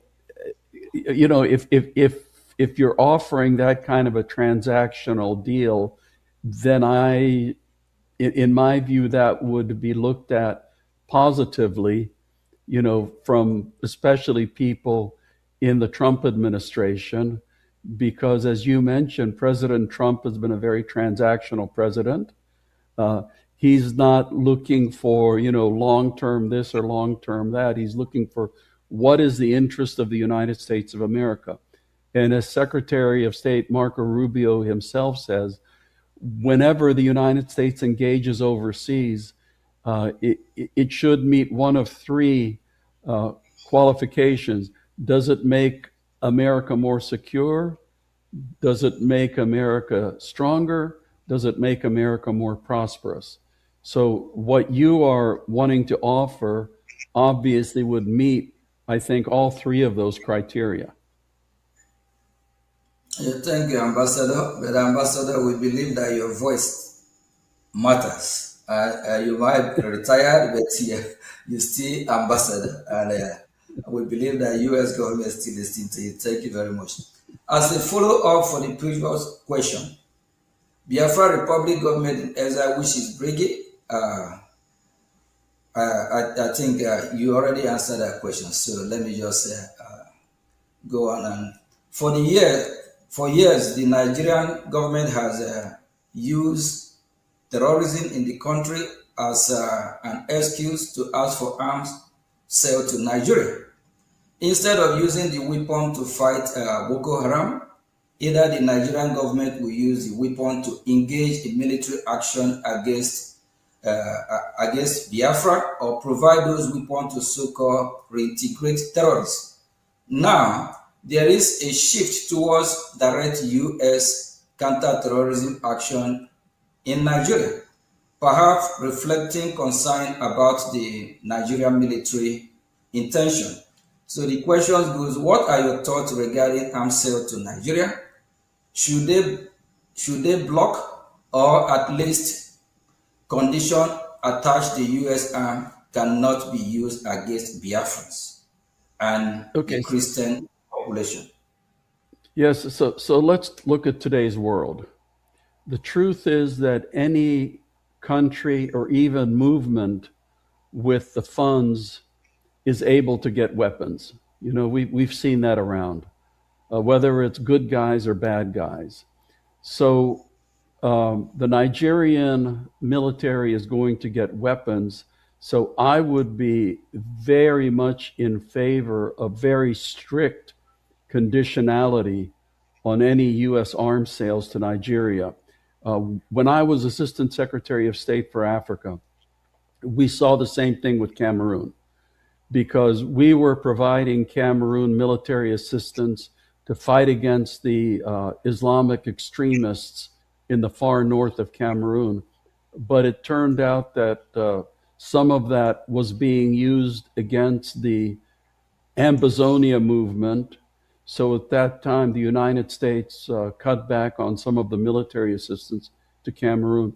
So in my view, given today's world, yes, it's, it may as well do the military support, but it has to be with very strong conditionality, because if the United States doesn't engage in military support, then they turn to China, they turn to Russia, they turn to Belarus, other places. But conditionality is extremely important. Thank you, Ambassador.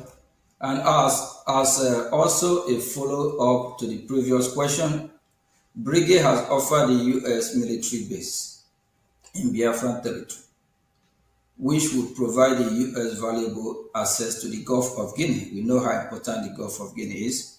We believe this is valuable, given increased terrorism in West Africa and the loss of U.S. presence in the Sahel. This idea of having U.S. military base in Biafra has been spoken about by foreign policy experts in Washington, D.C. What do you think of this idea? Again, I cannot speak for the U.S. government, but obviously the United States is looking for strategic geopolitical areas for basing rights. So, in your engagement, that obviously would be something else that would be attractive for you to be putting on the table. Okay, thank you, Ambassador. I also have another question regarding this. Can the Biafran military force, the Biafran Defense Force, Biafran Liberation Army, be an alternative for the U.S. in the area of Nigerian military, similar to how the Kurds have been helpful to U.S. in Middle East? Well, right now, official U.S. government policy is to recognize Nigeria. So that kind of a question would only be applicable in the future if there's further political evolution that goes on. Because right now, the United States of America deals with the Nigerian military, not with other components. Even in the case right now of Somaliland, which actually runs its own territory, it has an army.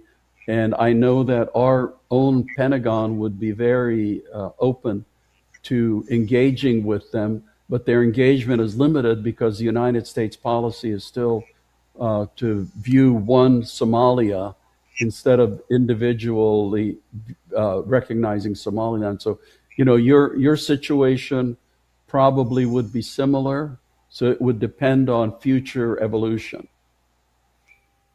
Thank you, Ambassador.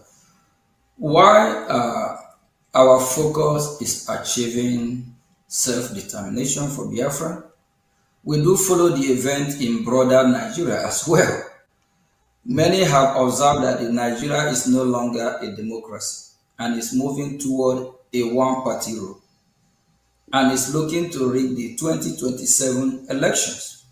What are your thoughts on this, and what should the U.S. reaction be if the 2027 election do end up being rigged?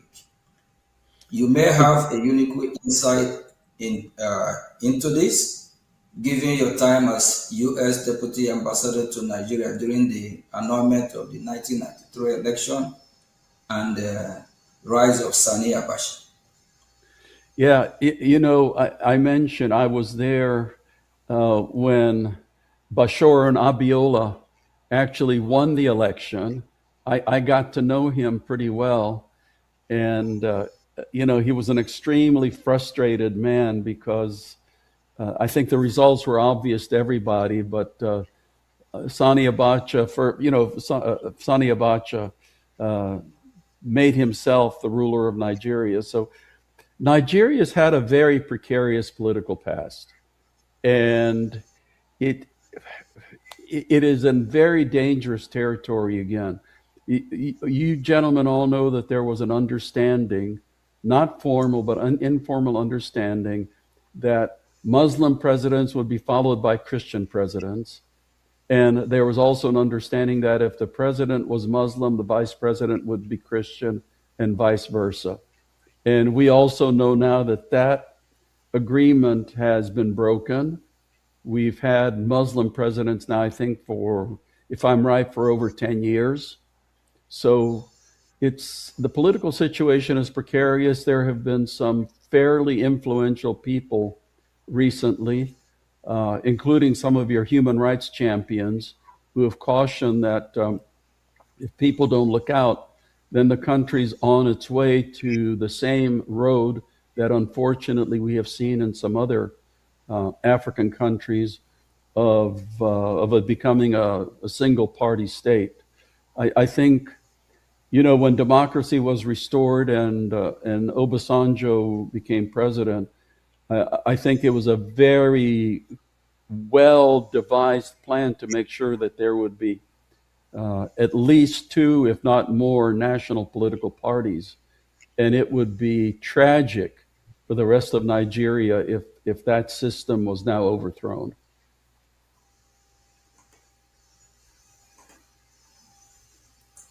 Thank you, Ambassador.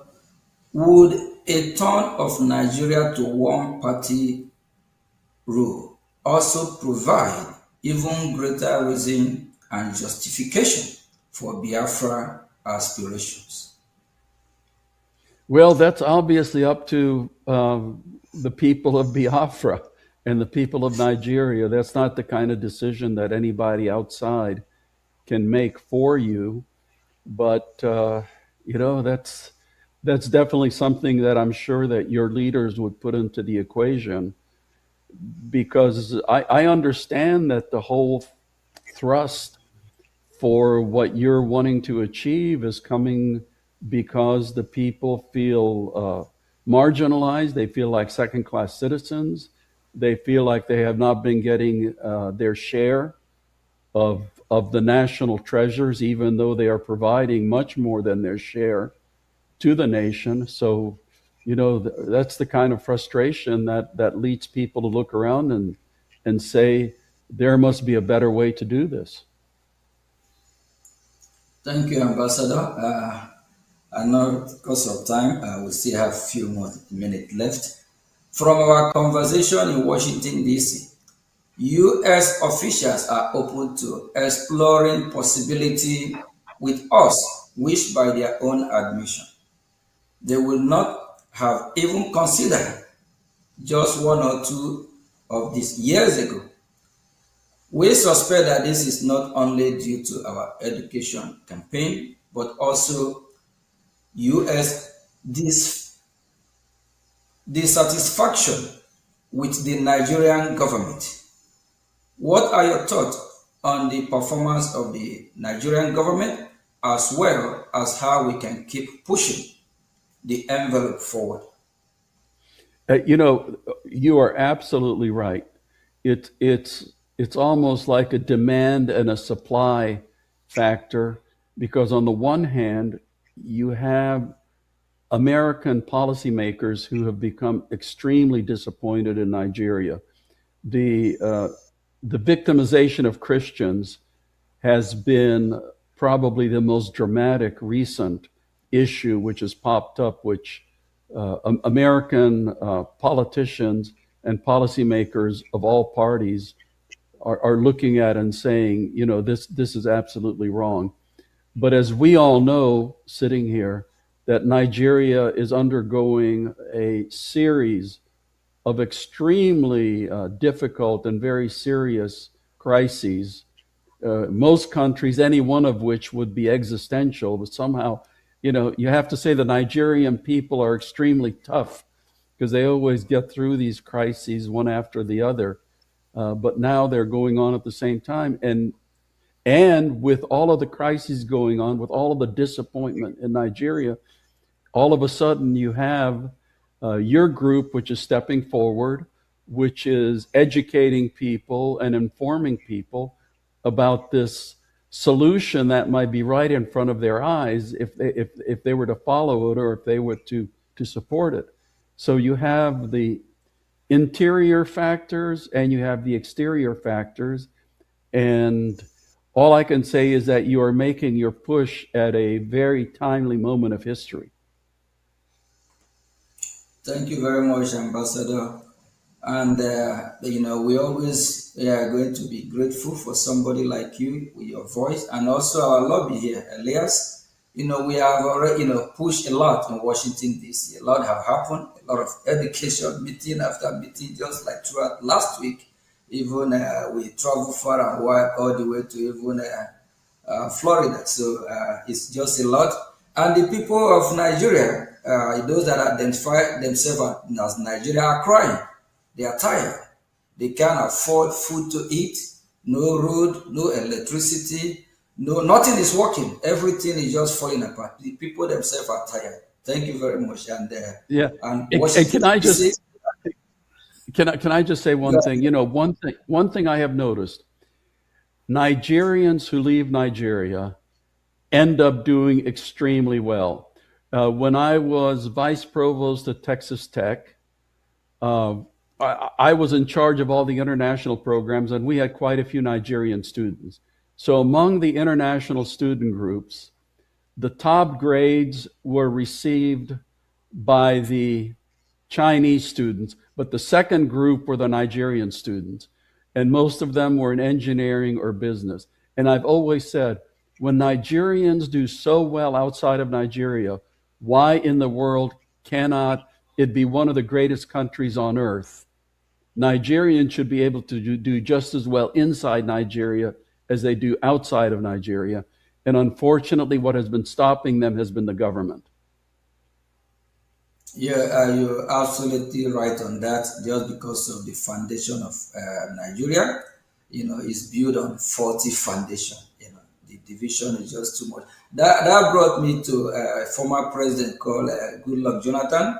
Goodluck Jonathan quote from former president before him, like Nnamdi Azikiwe, Tafawa Balewa, and other before him, that they said that Nigeria, that the British government is trying to make it work, but the people are not making it work because the people are different. So they always like if the Yoruba today happen to be the president, from the Southeast Biafrans, they're not gonna like it. If the North happen to be the president, both the Southwest, Southeast, they have problem. Then if it just don't just work. So I think the best thing is ours to go our separate way, and that's where it's heading to. Thank God that the US is doing what they're supposed to do as leader of the free world now, and I'm so happy because going to Washington for the past 2 years, Elias have really taken me on the journey. We have a lot of meet a lot of US. Actually, we have met with you, I believe, 3 or 4 times too. So, and what we hear coming from Washington, they are now beginning to shift, move from how they think about Nigeria before, because now they find out it's not going to work. Thank you very much, Ambassador. And just one thing I want to add, Prime Minister, too. I think another timely aspect, and Ambassador, you might find this interesting, is that unlike in the 1960s during the first Biafran civil war, when you had a strong sense of Nigerian nationalism, because so many communities throughout Nigeria had been marginalized, unlike in the 1960s, a lot of Nigerians outside of Biafra, people from other tribes and other regions of the country, are not opposed to what the Biafrans are doing because they themselves have been victims of either bad governance in Nigeria or have been victims of terrorism and these general plights. So if you in monitoring and speaking with non-Biafrans, the mindset of a lot of not the government but the Nigerian people is, okay, if the Biafrans want to go, let them go, because we're also suffering a lot of the same issues. So I think the good thing is I don't think we're going to have a repeat of the 67 to 70 war, because a lot of people throughout the country see the flaws in the system and now personally relate to many of the things that the Biafrans have gone through. Granted, the Nigerian government is, of course, vociferously opposed to the to what the Biafran aspirations are, but putting the government aside, I think in terms of the general population, even outside of Biafra, there's a lot of, if not sympathy, at least understanding. And I don't think the Nigerian government will even have the moral support to engage in a heavily militarized conflict against the Biafrans. I think what they're doing against the Biafrans is already unpopular throughout the country. Even many non-Biafrans have criticized the Nigerian government for their heavy-handedness in dealing with the Biafrans. And I think from a population perspective, I think many things are moving our way. Of course, the Nigerian government has its vested interests, and they'll be much more aggressive towards the Biafrans for the foreseeable future. So I just want to add that perspective as well. Thank you very much, Elias. And Ambassador, I know we have thrown a lot of questions on you. We just have a few more to go. And it actually shocked me, and I believe it shocked other people when they see this, find out that the same people that have been massacred today, like the Middle Belt, both the minority in the North, these are the same people that fought against Biafra, killed Biafrans in millions. And these are the same people that years ago, all of them be campaigning one Nigeria to save Nigeria. The same Nigeria they try to save is killing them. So they themselves, I believe, they want to leave, they want to exit Nigeria. They are getting tired. We need to save the life of the Middle Belt, minority in the North, even the Muslim moderate, whether Muslim moderate or whatever, no one deserves to die. So, each region just have to go their separate way. I believe even the North will live better on their own, the Southwest will be better on their own, the Southeast, which is Biafra, will be better on our own, and the Middle Belt, and they are good in agriculture, did not have a gold. There's gold in Zamfara, so the Southwest have, minerals, and they also have a potential of surviving as a country of their own. We Biafrans also, we also survive on our own, of which if they don't, we will help them. Thank you very much, Ambassador. Ambassador, we have just two more questions for you. What are your thoughts on how Biafrans should frame the Biafran struggle to the U.S. government and to international audience who may be unfamiliar with the conflict? I personally think that Elias is eminently qualified in that regard, because the way to do it is to present very much what you were just saying, is that Biafra, I think, historically, the term was used in the 17th century, in the 1600s. So there is a distinct history, there is a distinct people, there is a close historical record.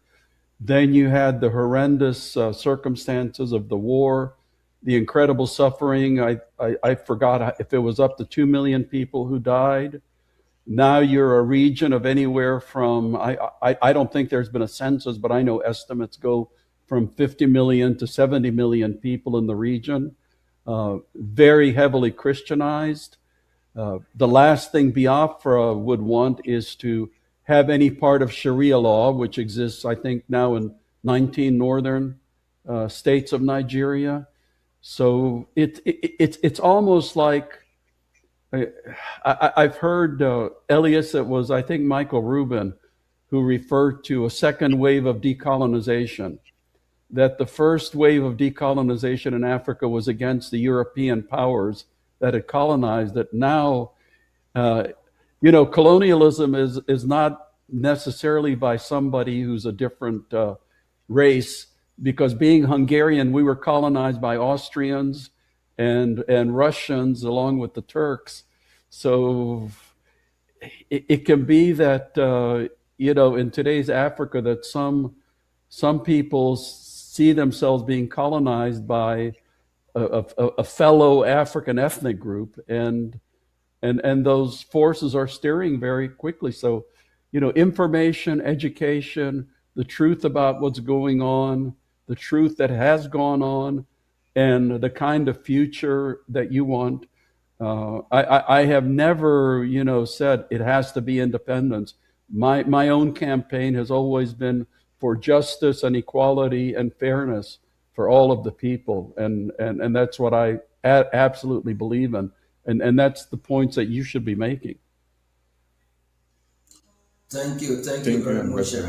Thank you. Thank you very much, Ambassador. And that justice, that's where we are. Because when you mention of Sharia law, we are Christians, 100% Christians. From that, we Biafrans, that's who we are as Christians. Sharia law is a no-go for Biafran people. And these Islamic jihadist terrorists, with their own ideology, they said we must be converted to Islam, of which they want to Islamize us. So automatically the division is there. It's just we need justice because it's not going to work. And justice have to play its own role, its own part here, since we are not going to accept that Sharia law. And it's part of the reason why all feeling the middle belt and even a minority in the north, and they are actually pushing it towards the Biafran territory to try to, see how they can penetrate with this so-called Sharia law and whatever they call it. I just want to quickly add to this. This is not an overblown concern. This is a very legitimate concern. Senator Ted Cruz, for example, has introduced legislation addressing this issue of the spread of Sharia law in Nigeria. It's throughout the North, but what people are less aware of is that the radical Islamic politicians in Nigeria are trying to bring it into the Middle Belt and even into the South. So, for example, in some parts of the Southwest, what we call the Yoruba traditional territory, they're now discussing in some states the introduction of Sharia law, which is very, it's not native at all because, Ambassador, as you know, the Yorubas, they're a mixture of Christian and Muslim. They tend to be very moderate.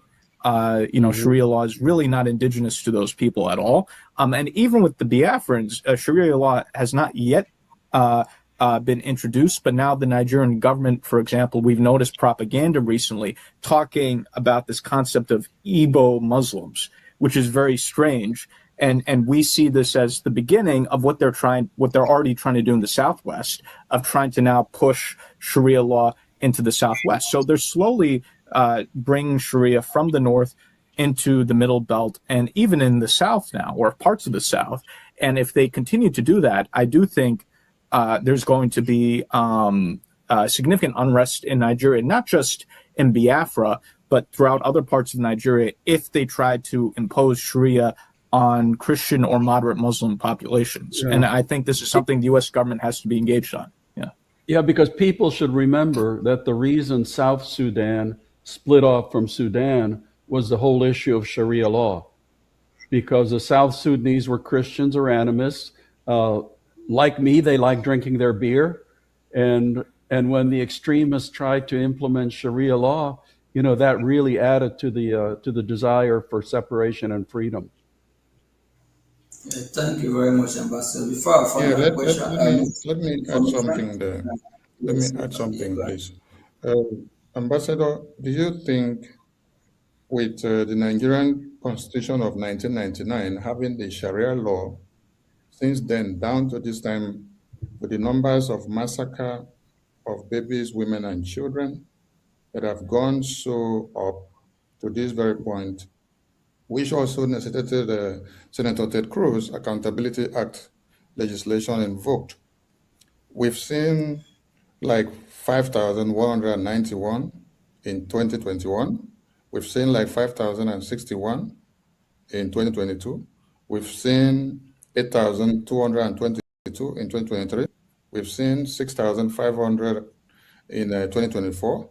2025 has 7,500 Christians massacred.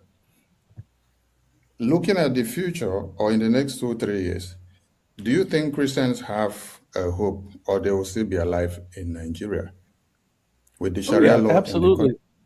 No, Christians absolutely have a hope, because they have to stand up and against this kind of what I call religious intolerance.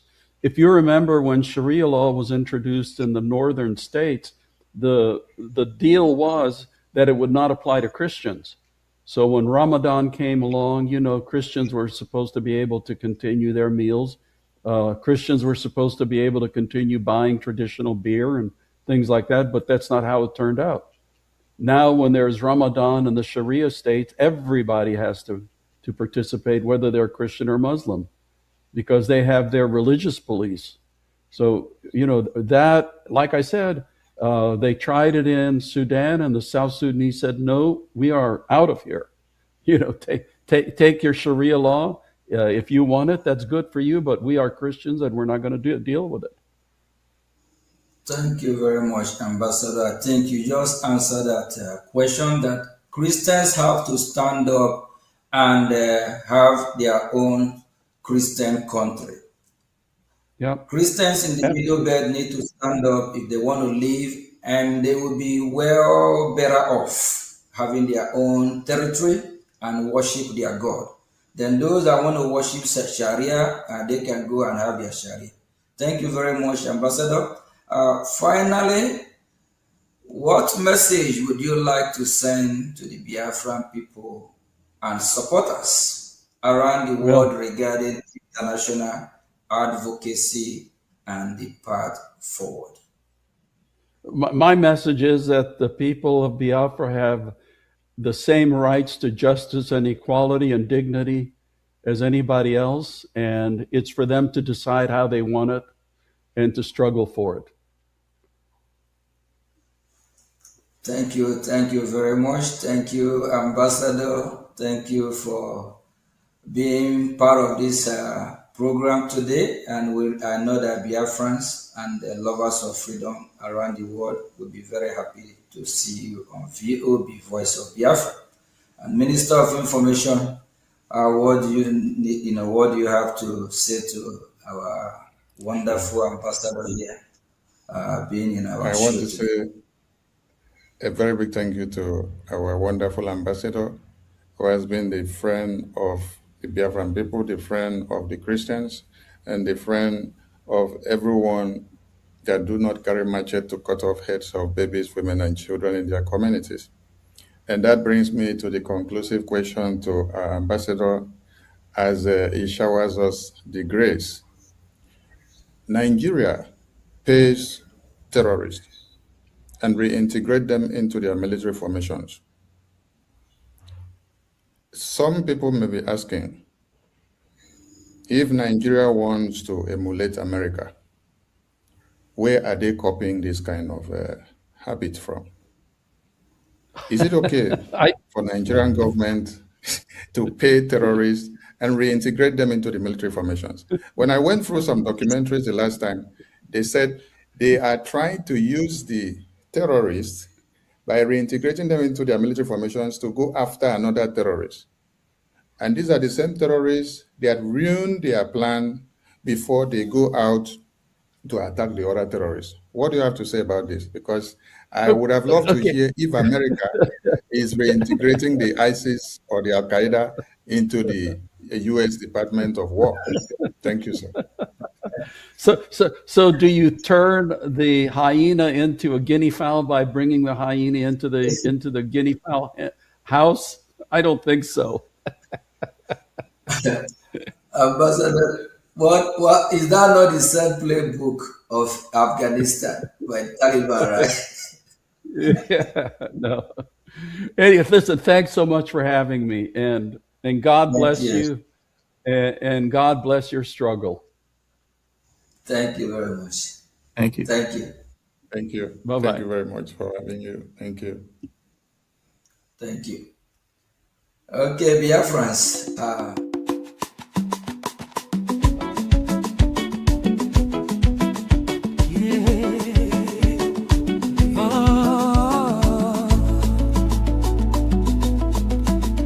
For the Biafra homeland, in the soil where our fathers bled and fell, our children wake to the morning bell. They speak our tongue, they dream our dream, but shadows gather from the northern stream. If jihadists take over our sacred land, our churches will be razed and burned down. Our voices will be silenced. No more markets, no more songs of old. Our daughters will be veiled like masquerades and stripped of their dignity and womanhood. Our sons will be humiliated in slave chains. Awake, O Biafran sons and daughters. The hour is late, there is no other time. Your silence now becomes a chain that binds the land in endless pain. Rise, Biafra, rise and take your stand. Fund the freedom with your money and your hand. Every dollar, every pound will hasten the independence and freedom of our nation, where our glory shall be found. From village square to the diaspora shore, together we open freedom's door. Biafra is calling, her spirit strong and true. Contribute now, the future waits for you. Warning to those in homeland, they come with sword and holy book in hand, promising peace while conquering every land. Fulani herdsmen turn to invaders and settlers, taking farmlands and destroying our green vegetation. If we sleep and let the takeover succeed, our Biafran blood will flow like stream of water. Terror and fear will take over where children used to play. Mothers, fathers, youth of Biafra land, your contribution is the protection that will hasten our independence and freedom. Donate the money, the brick, the tools our government needs to actualize our independence and freedom. Unity and resources will guarantee our safety and freedom. To diaspora Biafrans, you fly across the ocean, safe and far, building empires under foreign stars. But hear the cry of the motherland in chains. Your brothers slaughtered, your sisters kidnapped, raped and beheaded. If you turn away and refuse to give and donate, the fire dies and our children cease to live. Your millions scattered will become a curse, wandering forever, strangers in every place. No root, no nation, no flag to call your own. Your grandchildren will ask why you left us alone. The risk is real, extinction in disguise. Our people scattered till their memory dies. Biafra calling all, from Biafra streets to Washington's busy lane, from hills and valleys of Biafra to Atlanta's rain. Lawyers, doctors, traders, engineers, send your skills, knowledge and power to support your only government. 1 million voices, 1 million hands can birth our nation today and now, and save our people from these burning sands. Not by bullet first, but by clear vision. Fund the diplomats, the media, the lobbyists, the attorney, who are our voice in Washignton D.C. Rise, Biafra, this is our time to shine. Every contribution draws our freedom line closer, from homeland soil to diaspora might. We must fund our freedom to reclaim our right. No more begging, no more second place. Biafra rising with glory on her face. Invest, contribute, donate today to Biafra Republic, government in exile, under the leadership of Prime Minister His Excellency Ogechikunke, who is engaging United States congressmen and policymakers in Washington D.C. for the freedom of Biafra, the land of the free and the brave, the land of the rising sun. This sun has risen to set no more. Donate and fund your freedom now. Donate and fund your freedom now. Donate and fund your freedom now. God bless Biafra. Donate and fund your freedom now. Donate and fund your freedom now. Donate and fund your freedom now. God bless Biafra.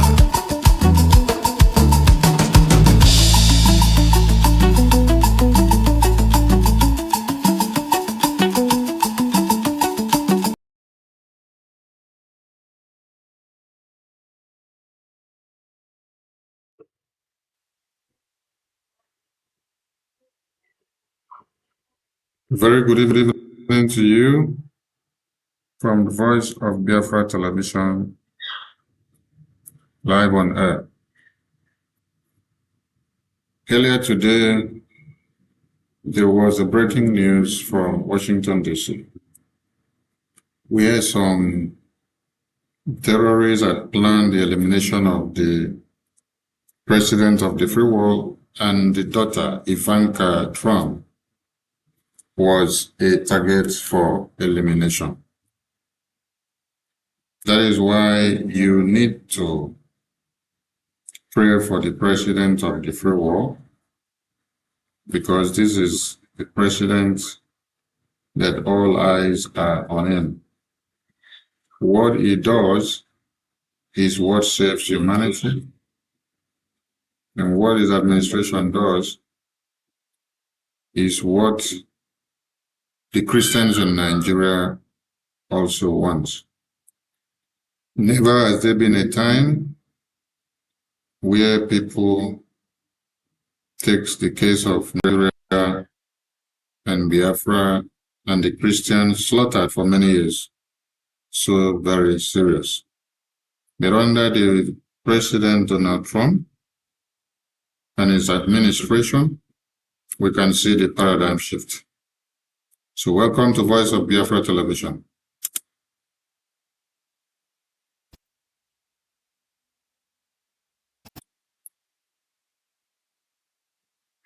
It's good to have you on the show. It is Sunday night. And welcome to Voice of Biafra Television, where we give you the truth, we give you hope, and we give you the message of Biafra for tomorrow, today, and what you should do so that you can be safe and not taken out by the terrorists that has ravaged the entire Nigeria. It's been a very good week.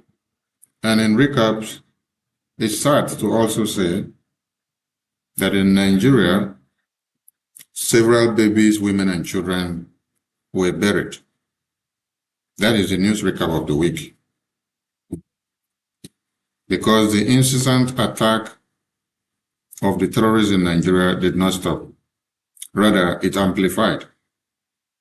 People were kidnapped in Katsina, many of which that went to churches were kidnapped and slaughtered, many of which that also went for marriage ceremony were kidnapped and slaughtered, many of which that went for different kinds of occasions and events were kidnapped and also slaughtered.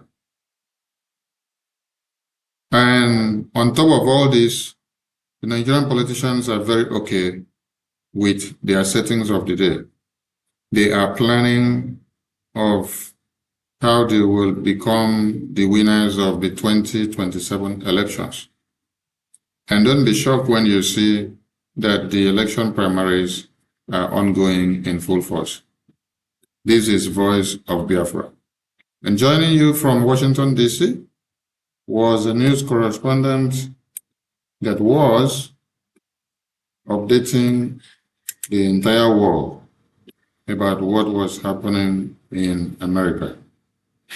We wonder why they want to eliminate the president, Trump, and everyone doing well in his administration. You know why? Because he is the end to the terrorist regime. This is Voice of Biafra Television, and it is Sunday night. The line is open to anyone that wants to call in. Our calls comes in on WhatsApp, and for those that have other measures of calling in through Telegram, it is permissible, so you can call in. Welcome to Voice of Biafra, and we delve into the issue of the day. Voice of Biafra TV, the voice of truth, the voice of the people.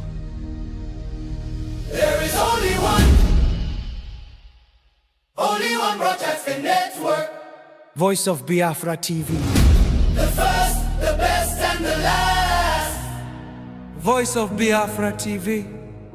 We lead, we shine, we last. From the east to the world, hear the truth unfold. No other station does it better. Truth be told, real stories, real power, real Biafran soul. Every day, every hour, we taking control. Breaking every silence, letting voices rise. Standing for the people, opening their eyes. Strong and unshaken, both for all to see. Broadcasting the future. Voice of Biafra TV. There is only one. Only one broadcaster network. Voice of Biafra TV. The first, the best, and the last. Voice of Biafra TV. First to speak, best to watch, last to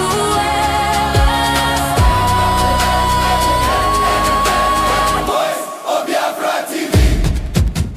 Voice of Biafra TV. Holy war, holy war. Voice of Biafra TV.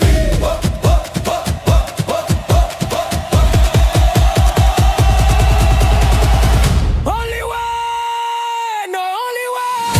Only one, only one. Voice of Biafra TV.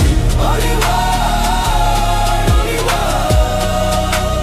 Voice of Biafra TV. Only one, only one, only one, only one, only one, only one. Voice of Biafra TV. Only one, only one, only one, only one, only one, only one. Hear the people sing at last. Voice of Biafra TV.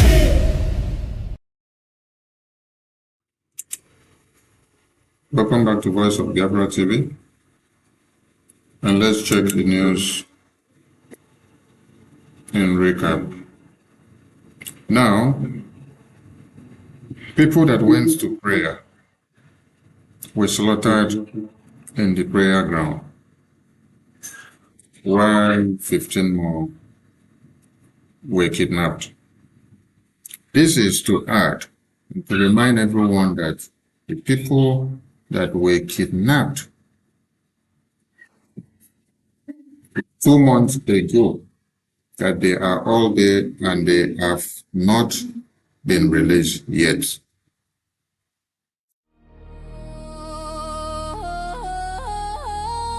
Voice of Biafra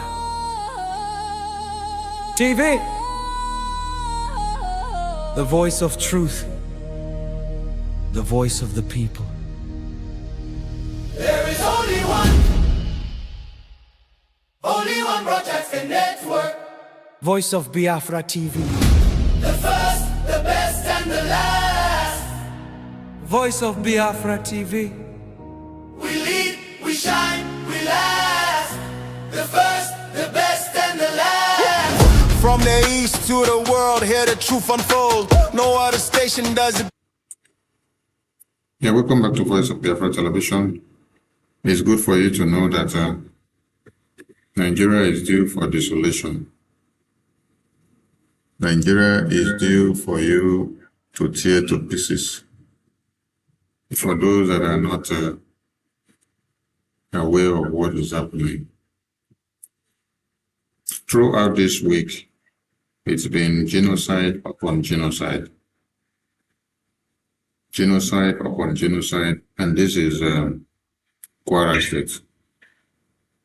But this will also shock you to see that while these were being talked about, the president of Nigeria was more concerned about his political ambition of 2027.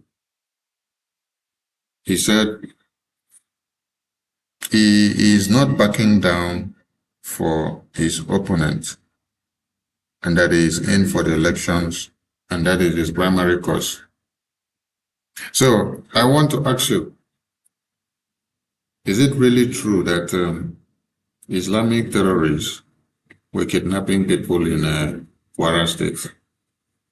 And then the government of today, I hear, so concerned about their political campaign of 2027. If it was these politicians here, if it was these politicians here that were kidnapped by the terrorists, or their children or their babies, women and children were kidnapped by the terrorists, I don't know if they will still be here having these political discussions and political campaign. Because while they are here, over 50 people were slaughtered, and over 15 were also kidnapped. This is Kwara State.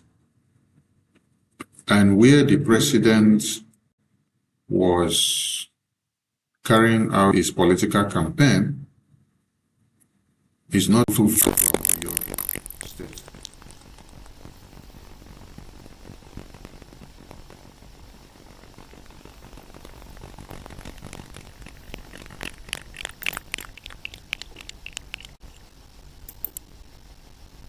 Real stories, real power, real Biafran soul. Every day, every hour, we taking control. Breaking every silence, letting voices rise. Standing for the people, opening their eyes. Strong and unshaken, both for all to see. Broadcasting the future. Voice of Biafra TV. There is a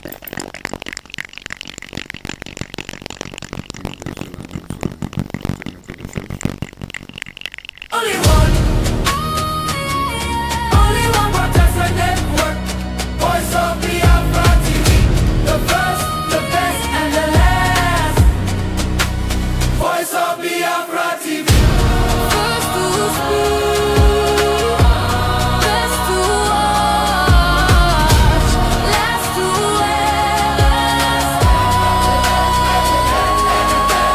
Voice of Biafra TV. Voice of Biafra TV. Holy war, holy war. Voice of Biafra TV.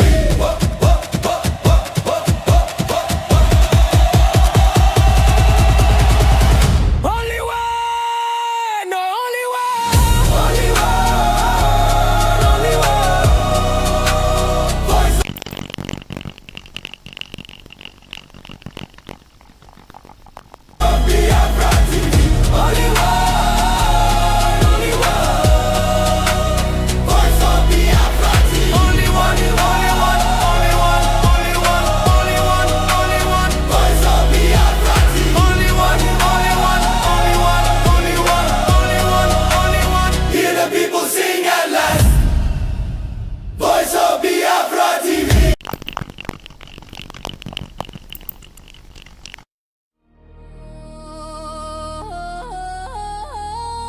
Voice of Biafra TV, the voice of truth, the voice of the people. There is only one broadcasting network. Welcome back to Voice of Biafra TV.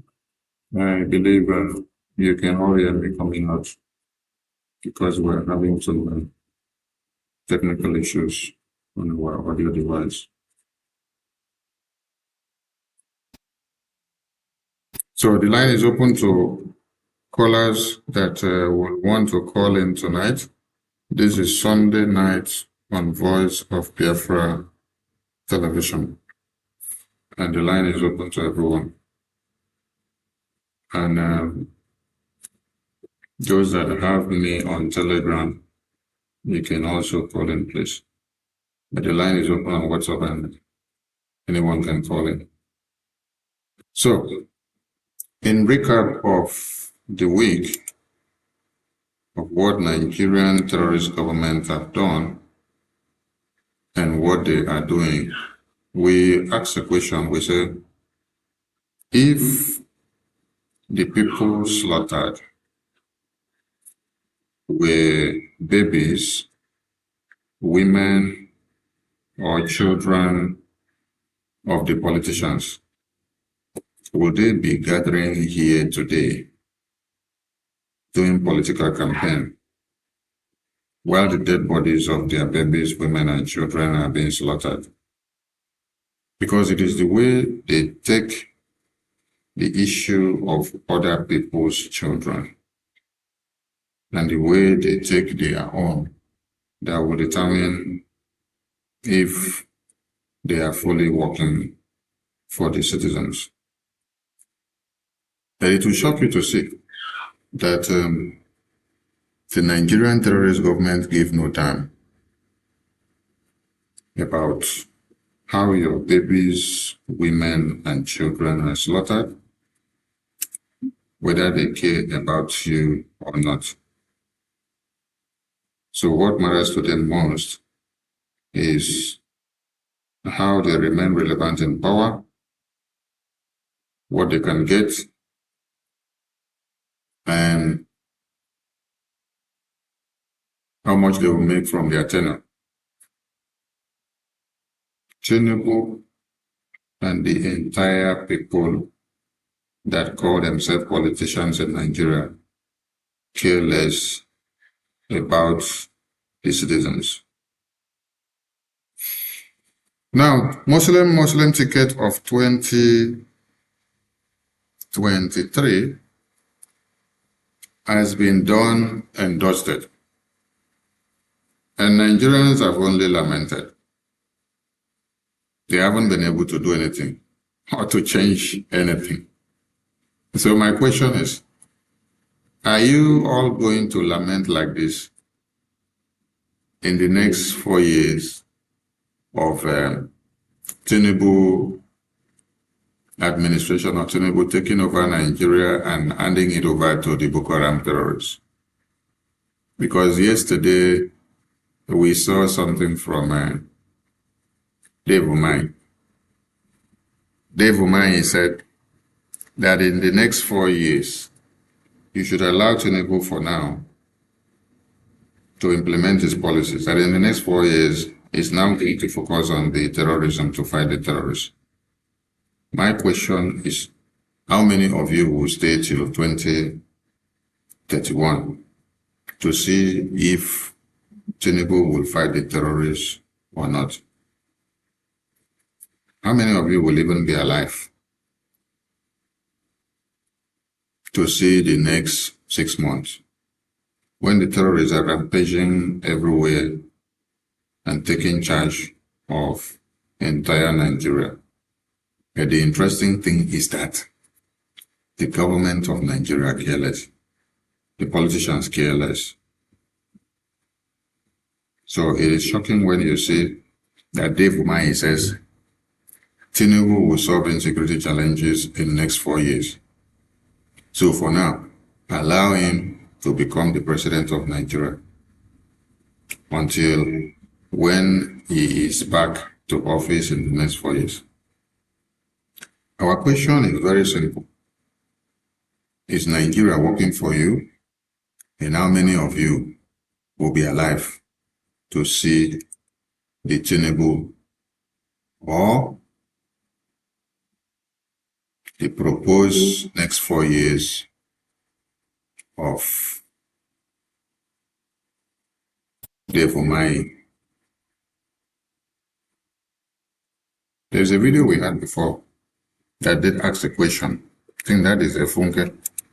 Let's see if we can bring her to the screen again, where she asked, is Nigeria working for you?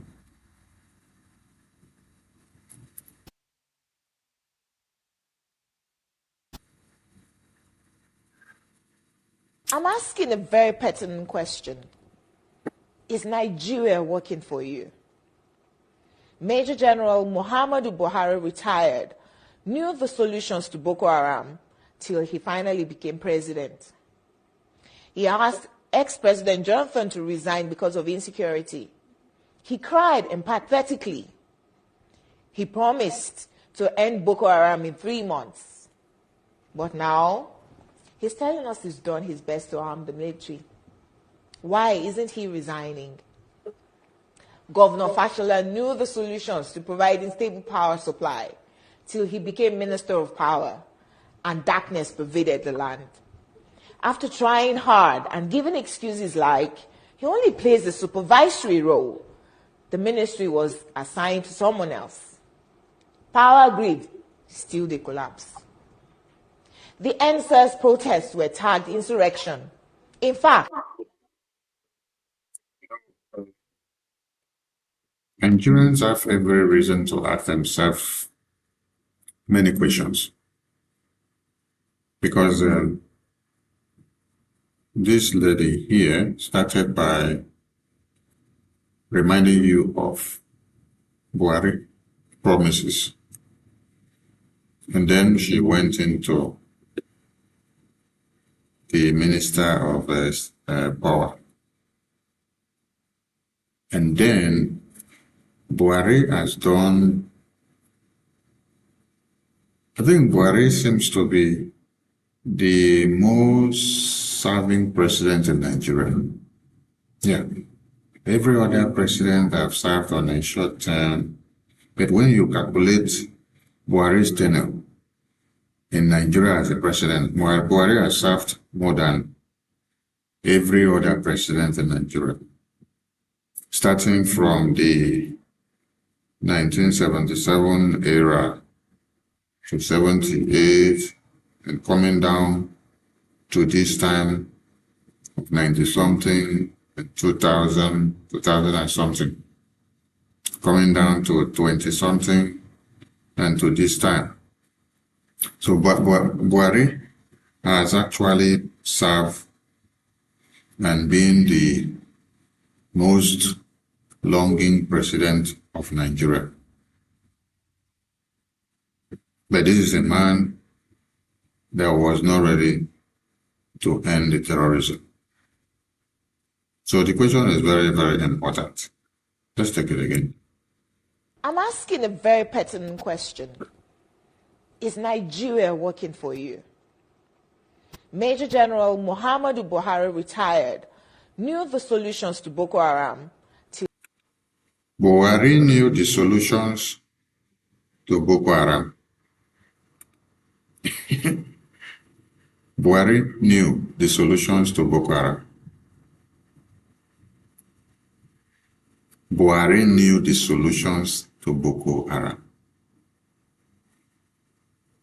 So if Buhari knew the solutions to Boko Haram, but he refused the solutions to be implemented, what does that tell you? And they went on and on to draft out contracts to Boko Haram terrorists, because almost all Boko Haram terrorists were given contracts.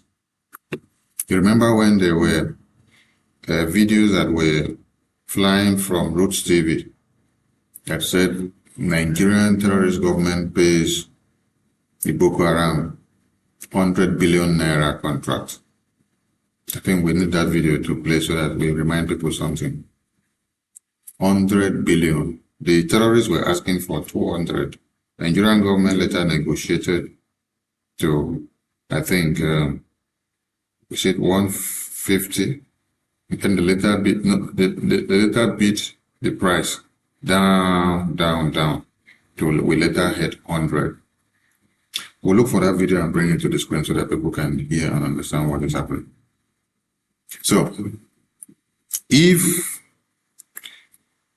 Buhari knew the solution to Boko Haram terrorists, but Buhari refused,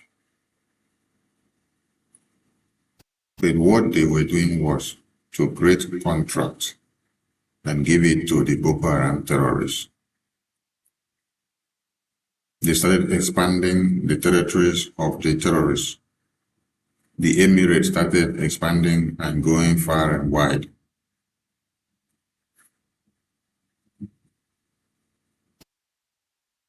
And today,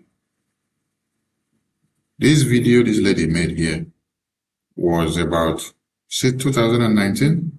She made this video, 2019 or thereabout. Now we are in 2026. I want everybody to do their calculations.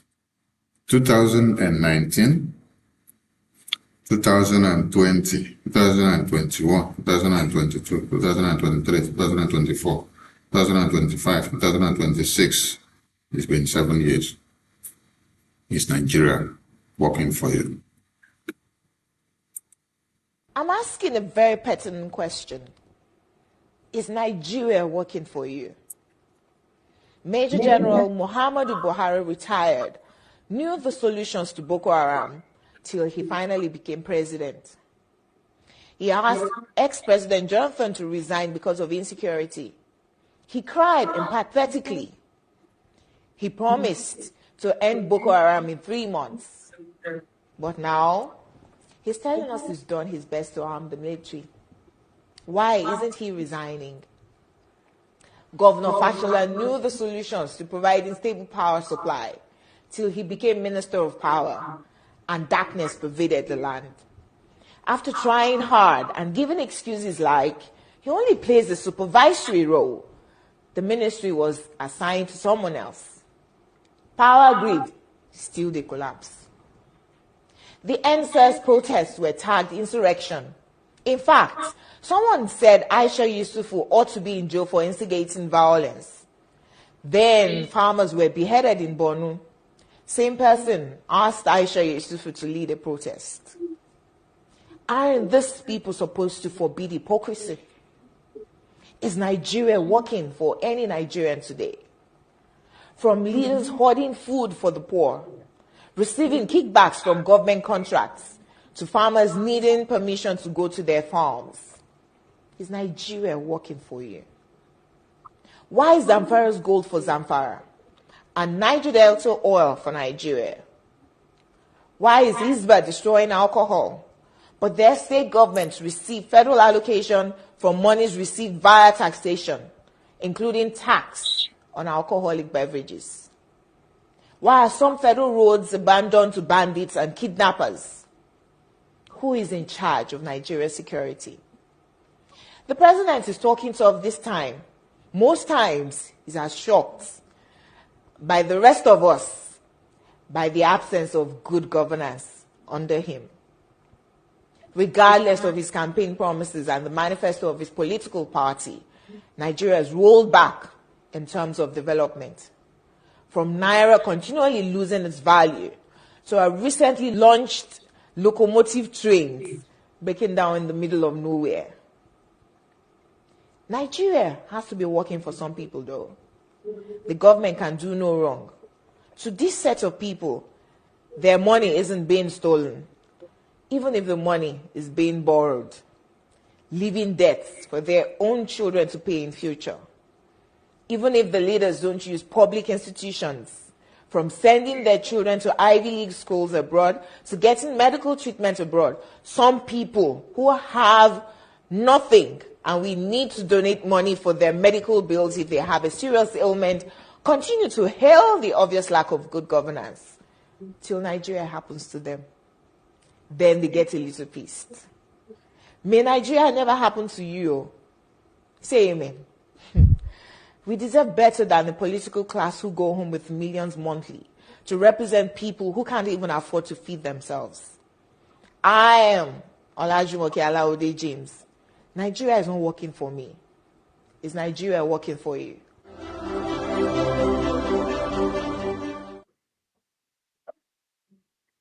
It's true that Nigeria is working for some people, like the political class and those that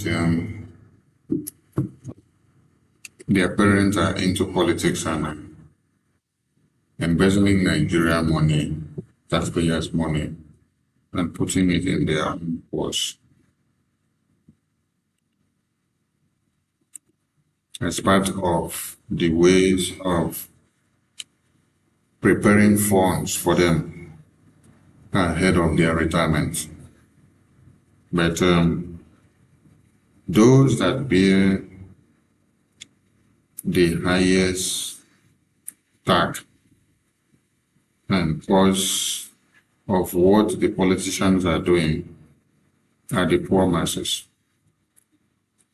Because looking at the community here, the people that were slaughtered were the poor masses. You did not see the politicians being slaughtered in this place. Rather, the people you saw that were slaughtered were the poor masses. So when a politician is telling you, while you are telling them that they are killing people in the next community, and they said, Tinubu will solve the security situations in the next 4 years. So that means you have to enjoy the death to today. You have to enjoy the terrorism that is taking people's life today. Just take the situation the way it is, and then wait until when we come back in the next 4 years, then we can talk about if we can do anything to save your lives. How many of you have seen the children of Dave Omai being victims of the Boko Haram Islamic jihadist conquest agenda? I did ask some questions the last time, and the questions I asked was, why is it that the terrorists has not captured any of the Nigerian politicians? And why is it that the terrorists have not captured any family members of the Nigerian politicians?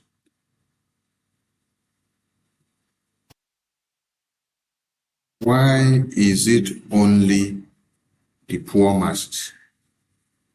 The poor masses that goes to the market to sell groundnut. The poor masses that suffer so much to make ends meet. The poor masses that toil with their sweat to see if they can be able to pay the school fees of their children. The poor masses that Nigeria has happened to them already. These are the people that the terrorist goes after. Why? Is there a kind of template that was given to the terrorists?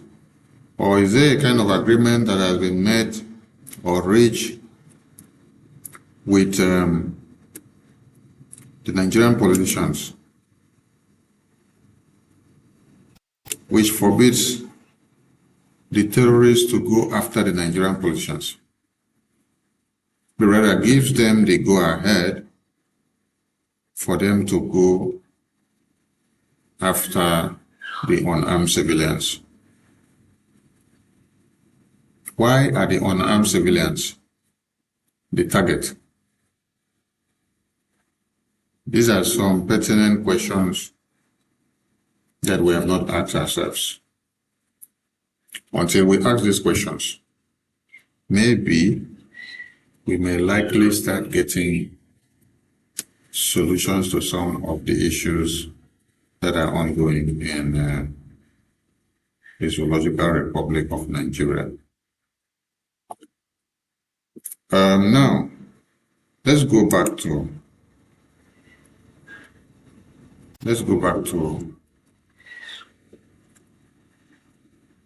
US, Washington, D.C. We have some important questions to ask. And then we are asking why every terrorist,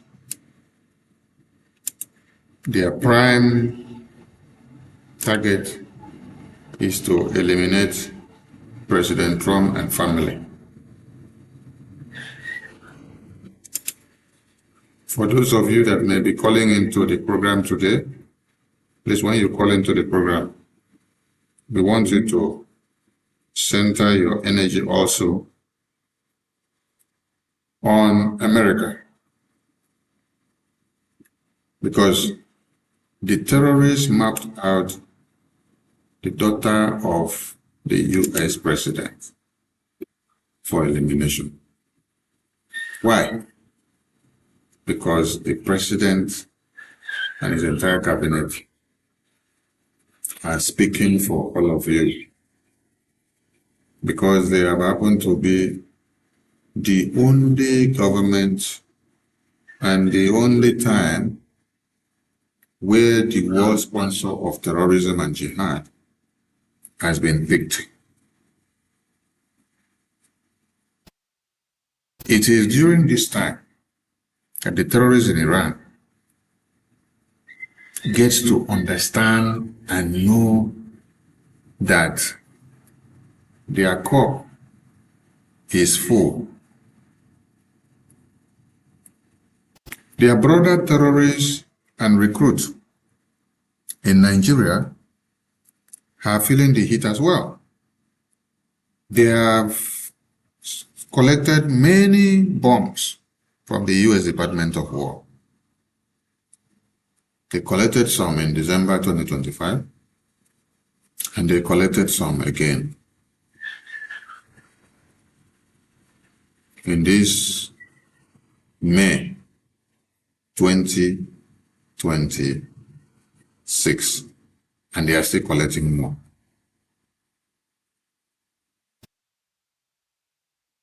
Now, it is on record. It is on record that UK, Europe, China, Russia, and every other continent and big countries in the world benefit and do